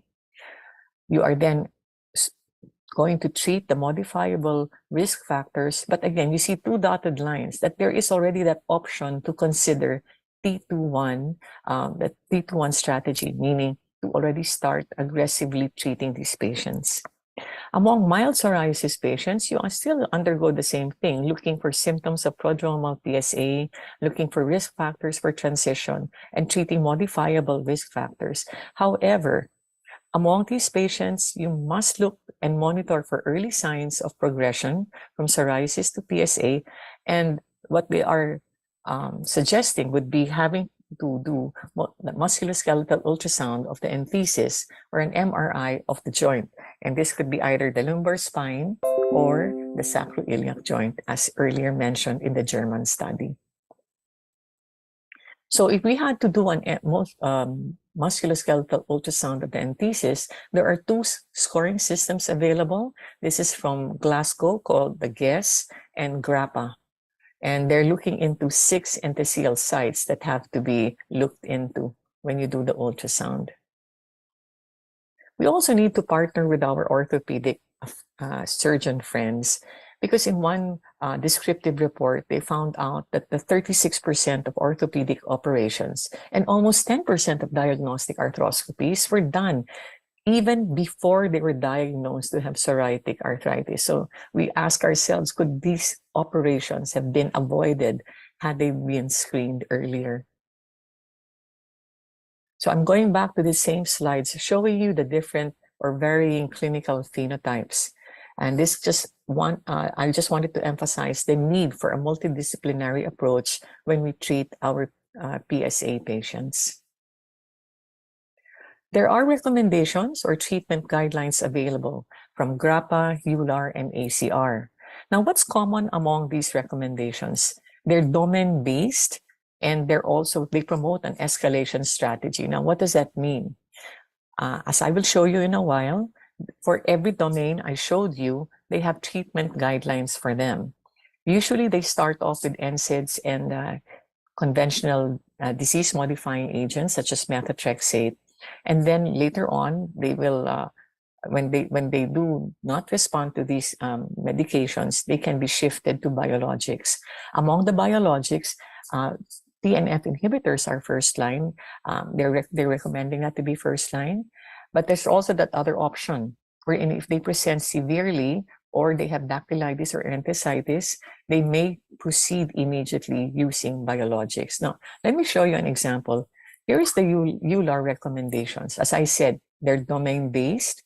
And let's say, for example, here in peripheral arthritis, you can start using NSAIDs or conventional disease-modifying agents, graduating to biologics if needed. But here on the right side, you have a dotted line showing that they can proceed immediately to using biologics if they present severely. You can switch biologics actually if you see that they're not responding to the previous one, but you must consider the patient choice, previous therapy, other disease involvement, and comorbidities. And you try to look for a drug or a medication that can address as many domains as possible. You see this in EULAR, and as I said, you also see this in GRAPPA. Now, the problem would be, what are the treatment targets? Because we should be the treatment should be switched when remission or low disease activity is not achieved. Again, the issue here is that there are no exact targets that are agreed upon by these different treatment recommendations. For example, in GRAPPA, they used minimal disease activity scores, whereas in EULAR, they used the disease activity scoring system for psoriatic arthritis, defining what low disease activity is. So I'd like to show you what the components are. In MDA, for example, they do not include inflammation, dactylitis, and quality of life indices. For DAPSA, they do not include enthesitis, skin, function, and quality of life. And for this PASDAS or the PSA disease activity score, they may include, the enthesitis and dactylitis in their evaluation, but they don't include pain and function. So, but these are patient-reported outcomes. So these two are also very important. In other words, when we say a patient goes into remission, if you have different standards, it can be very confusing as to whether we should be switching biologic agents or sticking to them. So it goes without saying that many patients do not achieve treatment targets with no standards really to rely on in terms of as what I showed you earlier. And there's another study called the Corona study. They found that 1 in 4 patients already treated with biologics, 96% of them using TNF inhibitors, achieved minimal disease activity already. So in other words, naka-biologic na, and yet only 1 to 4 achieves this MDA. So there is this phenomenon called non-responders to treatment. 40% of patients are primary non-responders to different class of treatments. And this increases to 50% among obese patients. They have a poorer quality of life, physical functioning, and work impairment, and they cite delays in switching therapy as being a factor. There's also a secondary type of non-responder, and up to 30% of them will discontinue TNF inhibitors at the first year. So, despite the availability of treat-to-target strategies, many patients are undertreated or inadequately treated. We know that conventional DMARDs are recommended prior to biologics with limited evidence supporting their use. We know also that the lack of effectiveness cited as the most common reason for discontinuation of TNF inhibitor therapy, and that those who are inadequate responders to TNF inhibitors are less likely to respond to a subsequent TNF inhibitor or even other biologics for that matter. So not all treatments are effective across all domains. So ideally, hinahanap natin one that will be efficacious across all phenotypes. Para bang one size fits all sana. So we're looking for new therapies with a mechanism of action that can offer this kind of effect. Let me show you the different biologics available that are being used for PSA. We have, as we said, TNF inhibitors. We have interleukin-17A inhibitors, interleukin-23 inhibitors, interleukin-17 receptor inhibitors, and even JAK inhibitors. But what we do know is that in the pathogenesis of PSA, although incompletely understood, among the pro-inflammatory cytokines, it's interleukin-23 and interleukin-17, which are central to the pathogenesis of psoriasis, as shown here. In whether they manifest in the skin or in the enthesis or the synovium, these two pro-inflammatory cytokines are prominently involved in the inflammatory response, leading to bone damage and skin problems. So let's focus on interleukin-17 inhibitors. The interleukin-17 family is actually composed of 6 different forms. A is the most active form, having a 30-fold higher activity than F. A is also can be found as an active heterodimer with F, meaning they can coexist, but their response is, of course, intermediate already. Because we know if they came out as pure, as only A, they have moderate inflammatory capability, and they serve as a recruiting and amplifying factor for other pathways, such as interleukin-6, interleukin-8, anti-TNF, and promoting elevated levels of Th17, CD4, and CD8. What we do know is that in psoriasis skin lesions, we have the predominance of interleukin-17F, whereas in the synovium, we see a predominance of the 17A. For pathological bone formation, there is a synergistic effect between A and F. So many cells are capable of secreting interleukin-17A, as seen here, both in the innate and adaptive immune system. And many cells also express the interleukin-17 receptor, and they're capable of responding to interleukin-17A. And so it's not surprising that if we wanted to inhibit the inflammation coming from the stimulation of these two interleukins, we need to inhibit not only interleukin-17A, but another way of approaching this is inhibiting the interleukin-17A receptor. So at this point, let's just focus on inhibiting interleukin-17A using a new agent called ixekizumab. It's an IgG4 monoclonal antibody that targets interleukin-17A with a high binding affinity. It may effectively prevent joint and enthesial inflammation, cartilage and bone degradation, and possibly even ectopic bone formation. So here are some clinical trials that we'll be discussing in the next few minutes on the use of ixekizumab in psoriatic arthritis. Both are randomized, double-blind, placebo-controlled trials. And for the first one, called Spirit P1, the population was actually those patients with psoriatic arthritis that were biologic naive. They were followed up initially for 6 months or 24 weeks, but extended the observation period up to 3 years. There were 4 arms. Ixekizumab given as with a loading dose of 160 milligrams, which is 2 injections, and then 1 injection thereafter every 2 weeks, with a second arm given every 4 weeks, and a third arm with adalimumab, and a fourth arm using placebo. Now, 54% of these patients had concomitant methotrexate. The second SPIRIT study involved the inadequate responders to TNF inhibitors.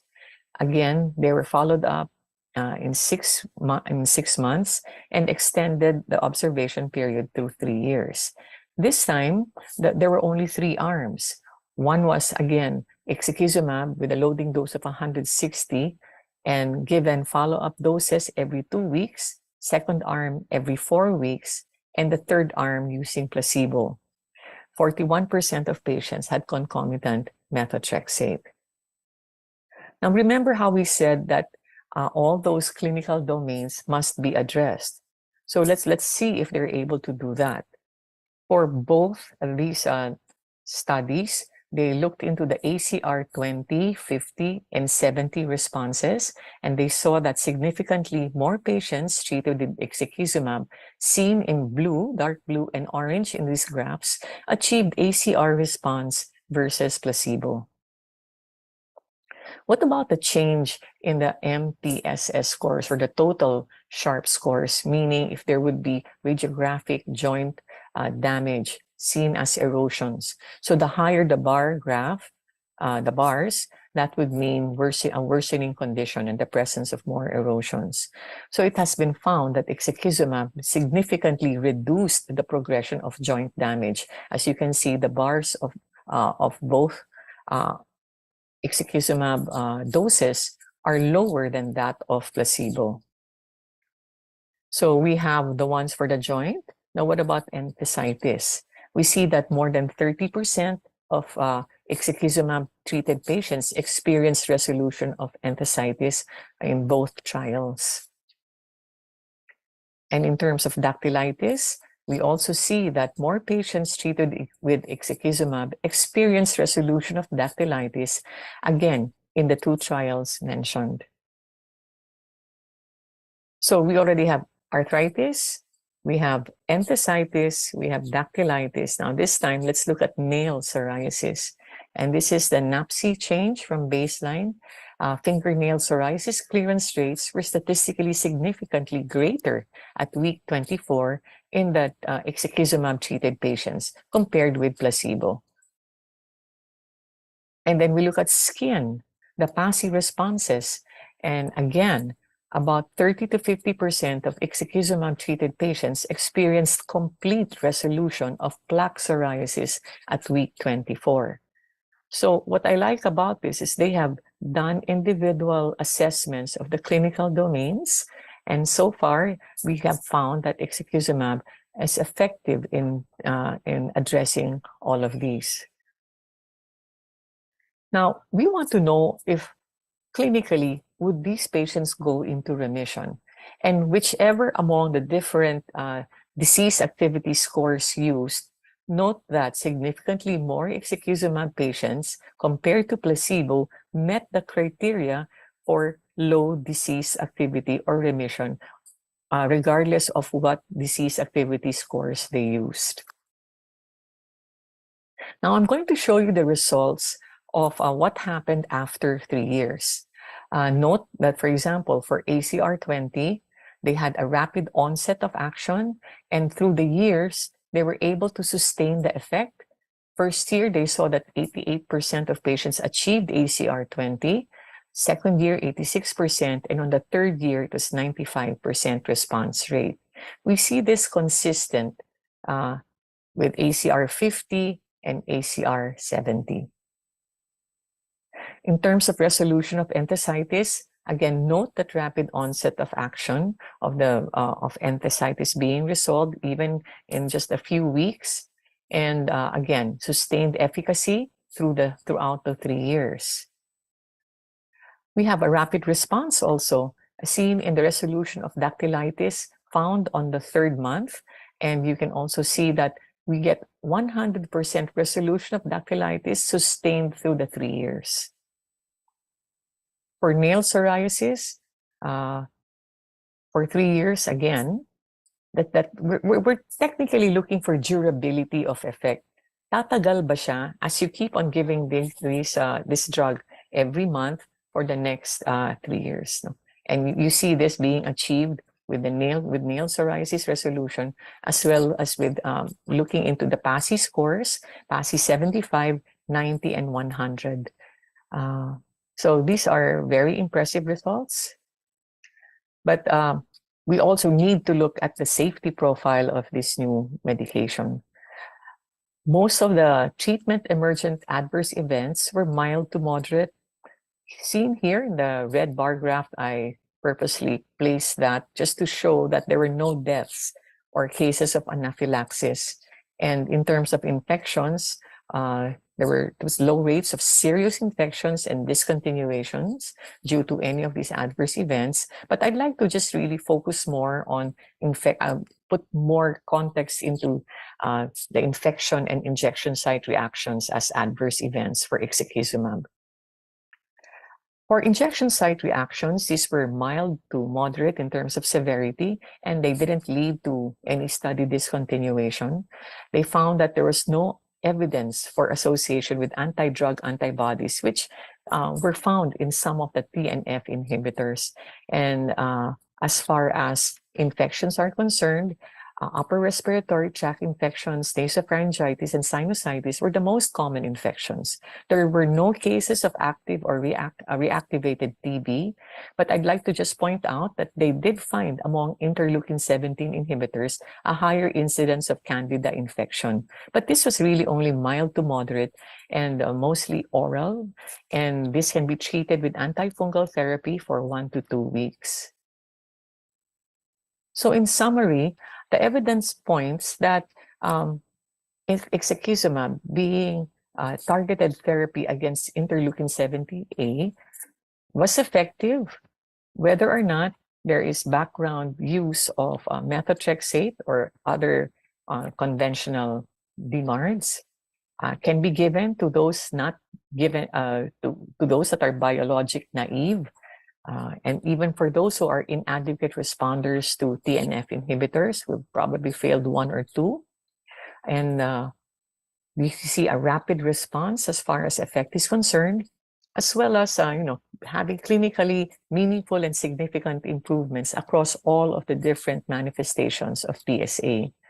Responses were sustained up to 3 years. And as far as safety is concerned, there was no unexpected safety signal. So in summary, we did a recap of what PSA is all about and looking into the multiple clinical domains and talking about how it can impair quality of life among of these patients. We discussed some of the unmet needs and looked into how we could address this in terms of either screening tools, partnering with our dermatologists and orthopedic surgeons and even physiatrists, and looking into, of course, new treatment that could target across all the clinical domains to be able to address all the patient concerns for better clinical outcomes. So thank you very much for your kind attention, and we can probably entertain 1 or 2 questions afterwards.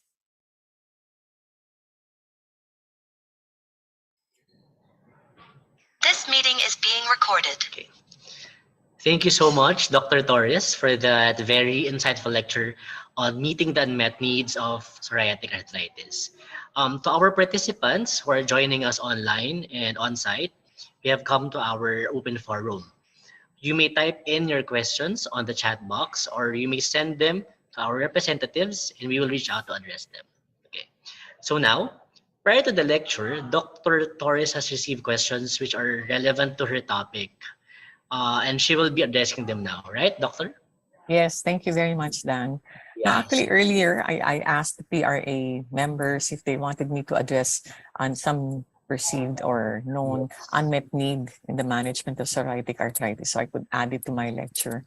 So I was able to address the one of Dr. Barba, early diagnosis and treatment, but Dr. Hazel Manapat even submitted others, which hindi ko na nasama. This is like pruritus and mental health issues, like, skin envy, but maybe for another lecture, care of Zuwili Pharma.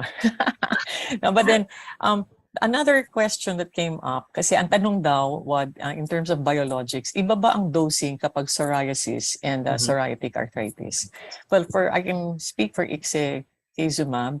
The dosing, kasi ixekizumab comes as an 80 milligram injection, tama Dan? No? So, Yes. you initially load with 2 injections, that's 160 kapag psoriasis, and then you it becomes 80 milligrams thereafter. So 1 injection na lang every 2 weeks. Pag PSA, when it's arthritis, you still load 2 injections initially, pero instead of 2 weeks, you give the next injection of just 80 milligrams after 4 weeks. So it aligns with the spirit trial that I showed earlier. Pwedeng every 2 weeks siya, pwedeng every 4, but as you can see, kapag every 2 weeks, mas maganda ang results kapag may resolution of nail and skin lesions of psoriasis. Versus yung sa arthritis, pwede na naman yung every 4 weeks. You saw that even dactylitis, enthesitis, na nako-control if you give it at every 4-week interval. So in that sense, that's a difference. Pero technically, again, even if we want to give it that way, there are cost constraints, on the part of the patient. Kasi nga, hindi naman siya reimbursed in like the way it is abroad. This is all kasi out of pocket. The second question.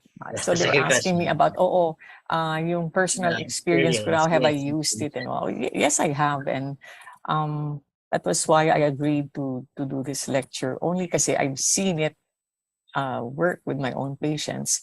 The one that I found very impressive was this 35-year-old male patient of mine, has both skin lesions and arthritis with dactylitis, enthesitis. Parang nasa kanya na.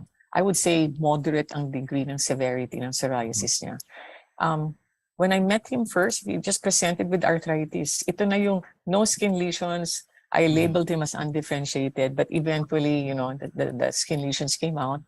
The way we managed before, I tried him out on NSAIDs and methotrexate, typical. And then when the lesions came out, I offered biologics and started him with a TNF inhibitor. Initially, very good response. Pero as we continue, bumabalik or hindi nag-clear completely like the way it was in the first few months or year na he was on it.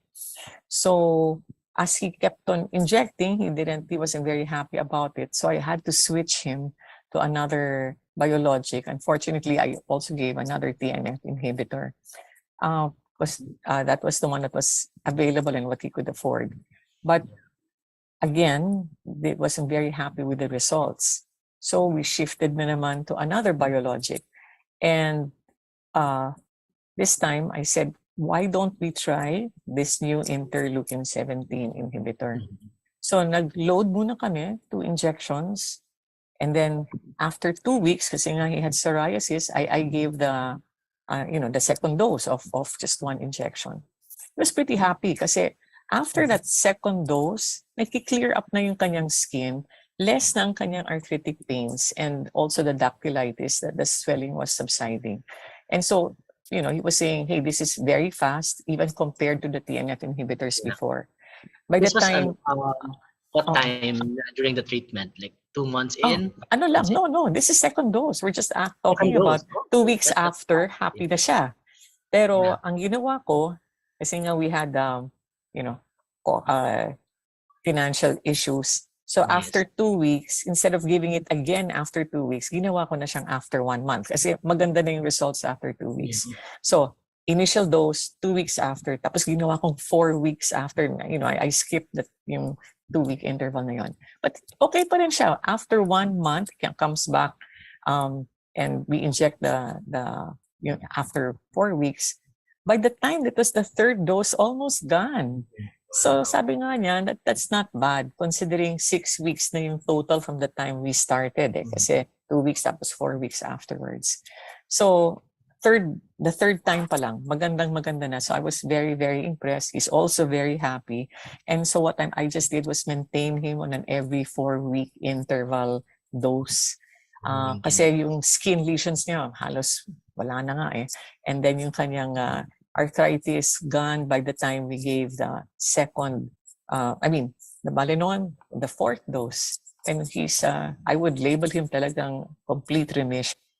But I guess, again, yung sustainability niya, sana he can continue it on a monthly basis para we can, have that sustained effect on him.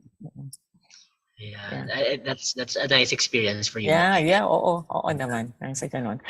Did he have safety problems? Yeah, that's the next question actually. Did he encounter any? Yung injection site reaction. Masakit daw, pero he put ice and then after a day, kasi namula medyo tender, pero after that, he was alright. So parang common nga ang injection site reaction, pero mild lang siya, nawawala naman after a day. Yeah. At least you're able to address that also, no? The side effects also of the drug. Right. So, before we end this session, Doc, can you give us, your takeaway message with the topic you just discussed a while ago, and it's relevant with the drug that you use with the patient? Yeah. Alam mo, well, I guess by the time we see all of our psoriatic arthritis patients, a little bit too late, no? So we really need to be more aggressive in screening earlier. But as I said, it may, sometimes hindi wala sa domain ng rheumatologist, nandun sa mga internists and family physicians or even orthopedic surgeons, dermas, who see these patients ahead, presenting with pwede pa nga arthritis lang, and it's so undifferentiated. So I would want to partner with our dermatologists who at least see the psoriasis patients already diagnosed. Yeah. Sa akin, in that whole lecture, what was important is the partnership with derma. If only we could have a collaboration wherein we can screen patients effectively with those tools, may mga screening questionnaires. Pwede rin sana mag-musculoskeletal ultrasound of the emphysis as another screening tool. Pwedeng gawing research yun.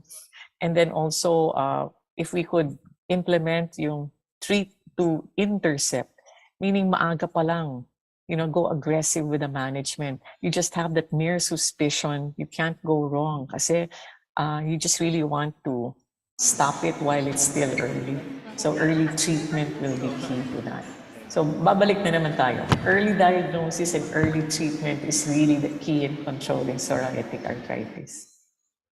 And I'm also glad that you mentioned the collaboration with other specializations as well. No? I think that's also essential in treating these kind of patients. No? Yes, that's right. So thank you very much, Dr. Thank Torres. you also, Dan. Maraming salamat. For answering all the questions as well. And then thank you also for everyone who attended the lecture. That's it. Thank you so much. Thank you. Thank you so much, Dr. Torres and Dr. Kadangan. And of course, their certificates, of course, will be given to them as soon as they're made available. Well, ladies and gentlemen, that ends today's scientific program. Truly, it has been an empowering day. Please give yourselves a big round of applause. Thank you very much. Just some announcements. Vasculitis SIG, please reminding you once again that we have a meeting. We signed the registration after the raffle. Okay, your meeting happens after this raffle. Calling out all the vasculitis SIG. Just so everybody knows, we have free. Yeah. Okay, that's closed now. Okay, so I guess we are ready. And ladies and gentlemen, together with our OPAS, I hope I got it right. Ladies and gentlemen, get ready for the much awaited raffle.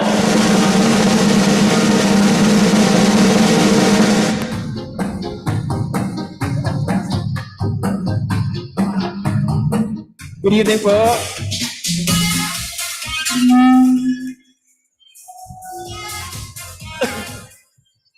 Hindi po kami sasayaw tonight. Reserve namin tomorrow. Promise Di ba, ni Jeff tomorrow, he'll give a good show. So, good evening everyone. Thank you for staying. After a long day full of learnings, it's about time. Magkaroon naman tayo ng reward. It's a raffle time. So, Jeff and I will be your raffle masters for tonight.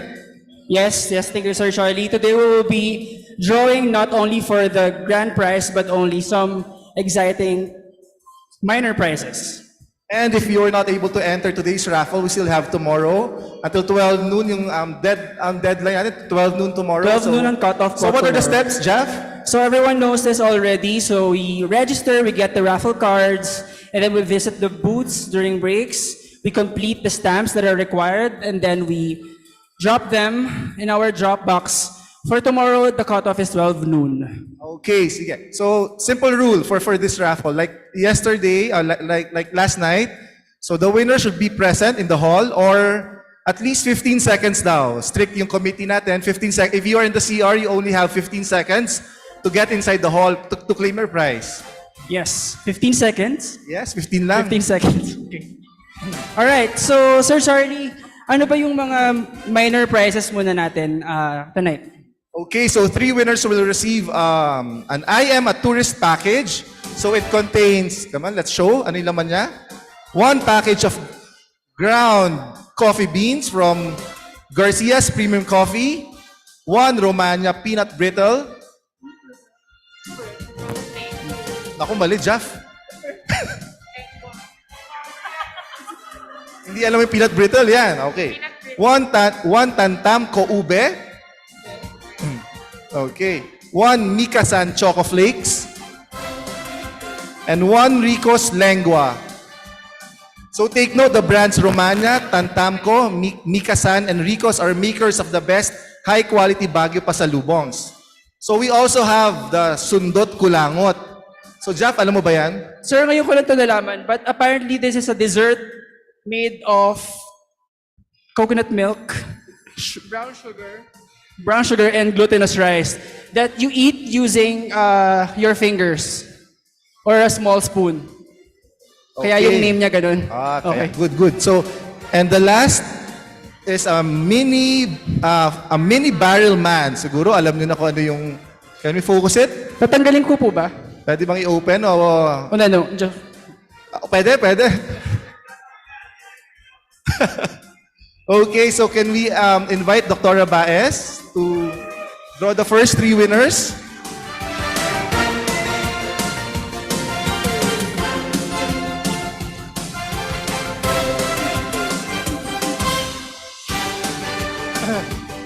All right, so we will first draw the winners of our minor prizes, the tourist basket. I am a tourist package. I am a tourist package. The first one.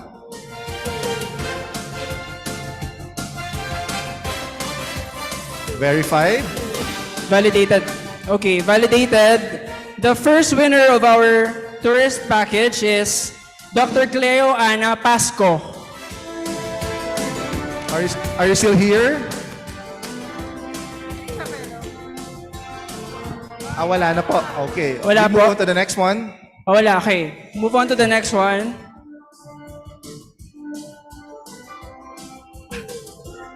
Validate muna. Complete. Complete, okay. Okay, the winner for our minor prize is Dr. Carl Babe Tagumata. KB. Congratulations.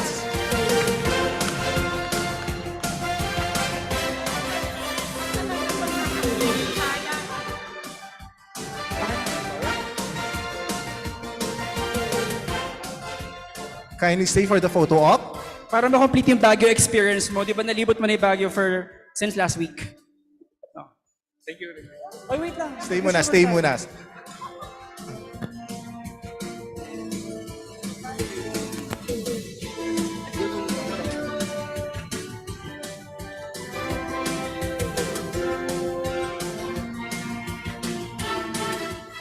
Okay, for the second winner.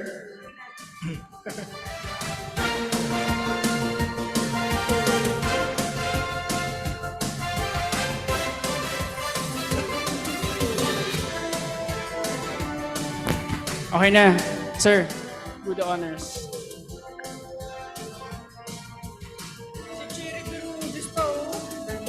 Doctora Charito Cruz Bermudez.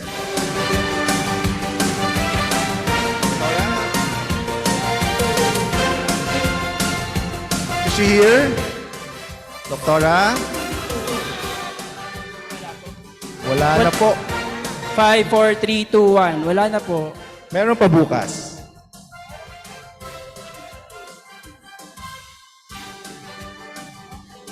Okay. Our second winner, Eloisa Generoso.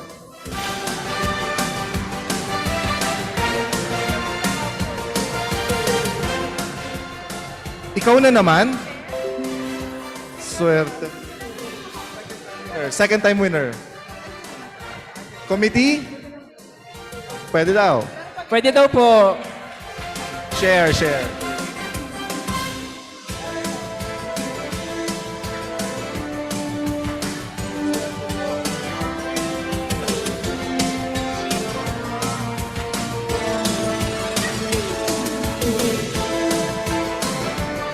Our third winner of the minor prize is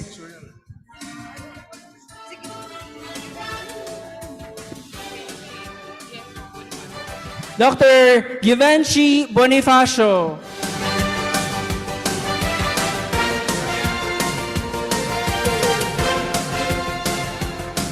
Mukhang wala na rin. Dr. Givenchy Bonifacio. Okay. Wala po. Okay.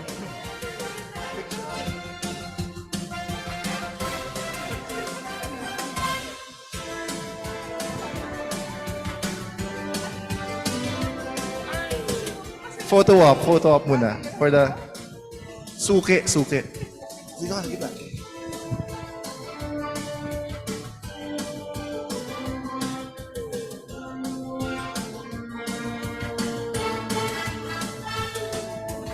So, hindi po valid yung binunod kasi kulang po ng stamp.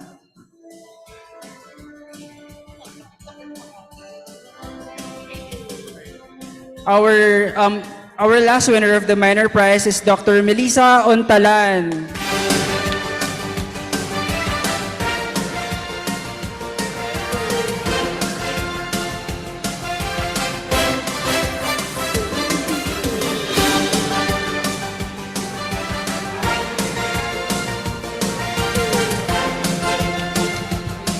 Congratulations.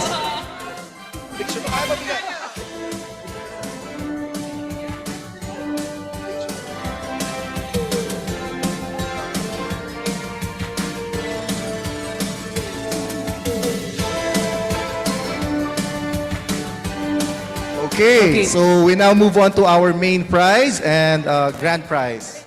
So the main prize, Alright, Jeff, so one of the main prizes is a sports watch. I believe it's a sports watch. It's a Huawei Watch Fit that you can use to count your calories, count your steps, count the number of minutes you've been working out, and it's very versatile. I want one.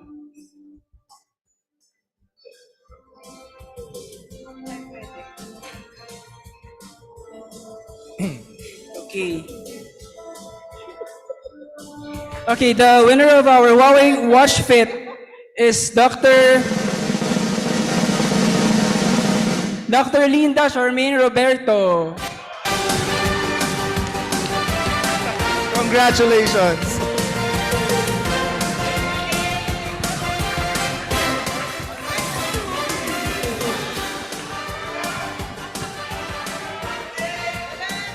Donate.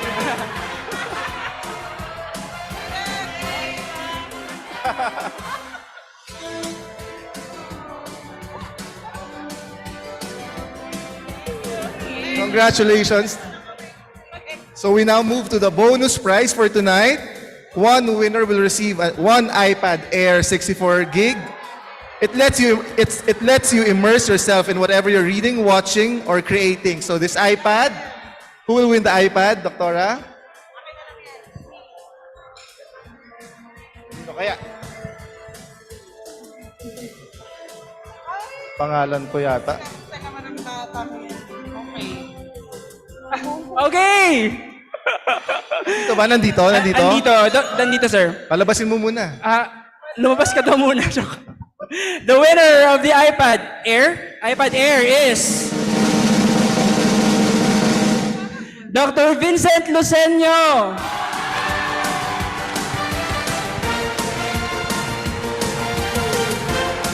Correct. Congratulations.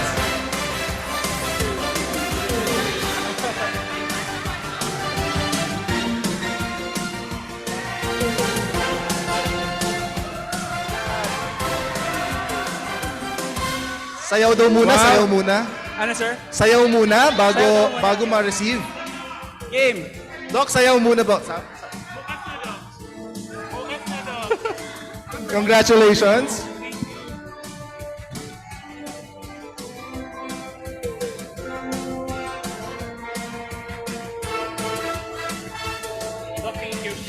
Congratulations to the winners. Thank you, ma'am. Thank you. So I think, sir, that concludes our raffle today. So we still have tomorrow. You have to fill up again your IDs, your raffle tickets. Announcement. Okay, just an announcement po for tomorrow's research presentations, research contest presentations. All participants should be here, especially the fellows and residents at exactly 7:30 in the morning. Exactly 7:30 in the morning. So with that, thank you so much and good evening. The vasculitis SIG, we'll have a meeting po, a short meeting. Thank you. Good night, everyone.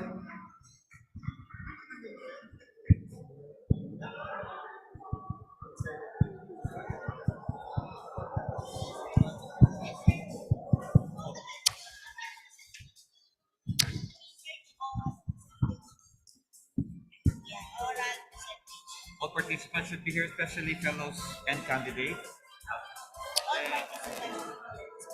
And residents. Just to repeat the reminder once again, ladies and gentlemen, research oral presentation. So we're calling on all participants, especially fellows and residents, to be here tomorrow morning at exactly 7:30 a.m. 7:30 in the morning po. Let me just repeat that again. Research, oral presentation, all participants, especially fellows and residents, please be here tomorrow morning at exactly 7:30. Thank you very much.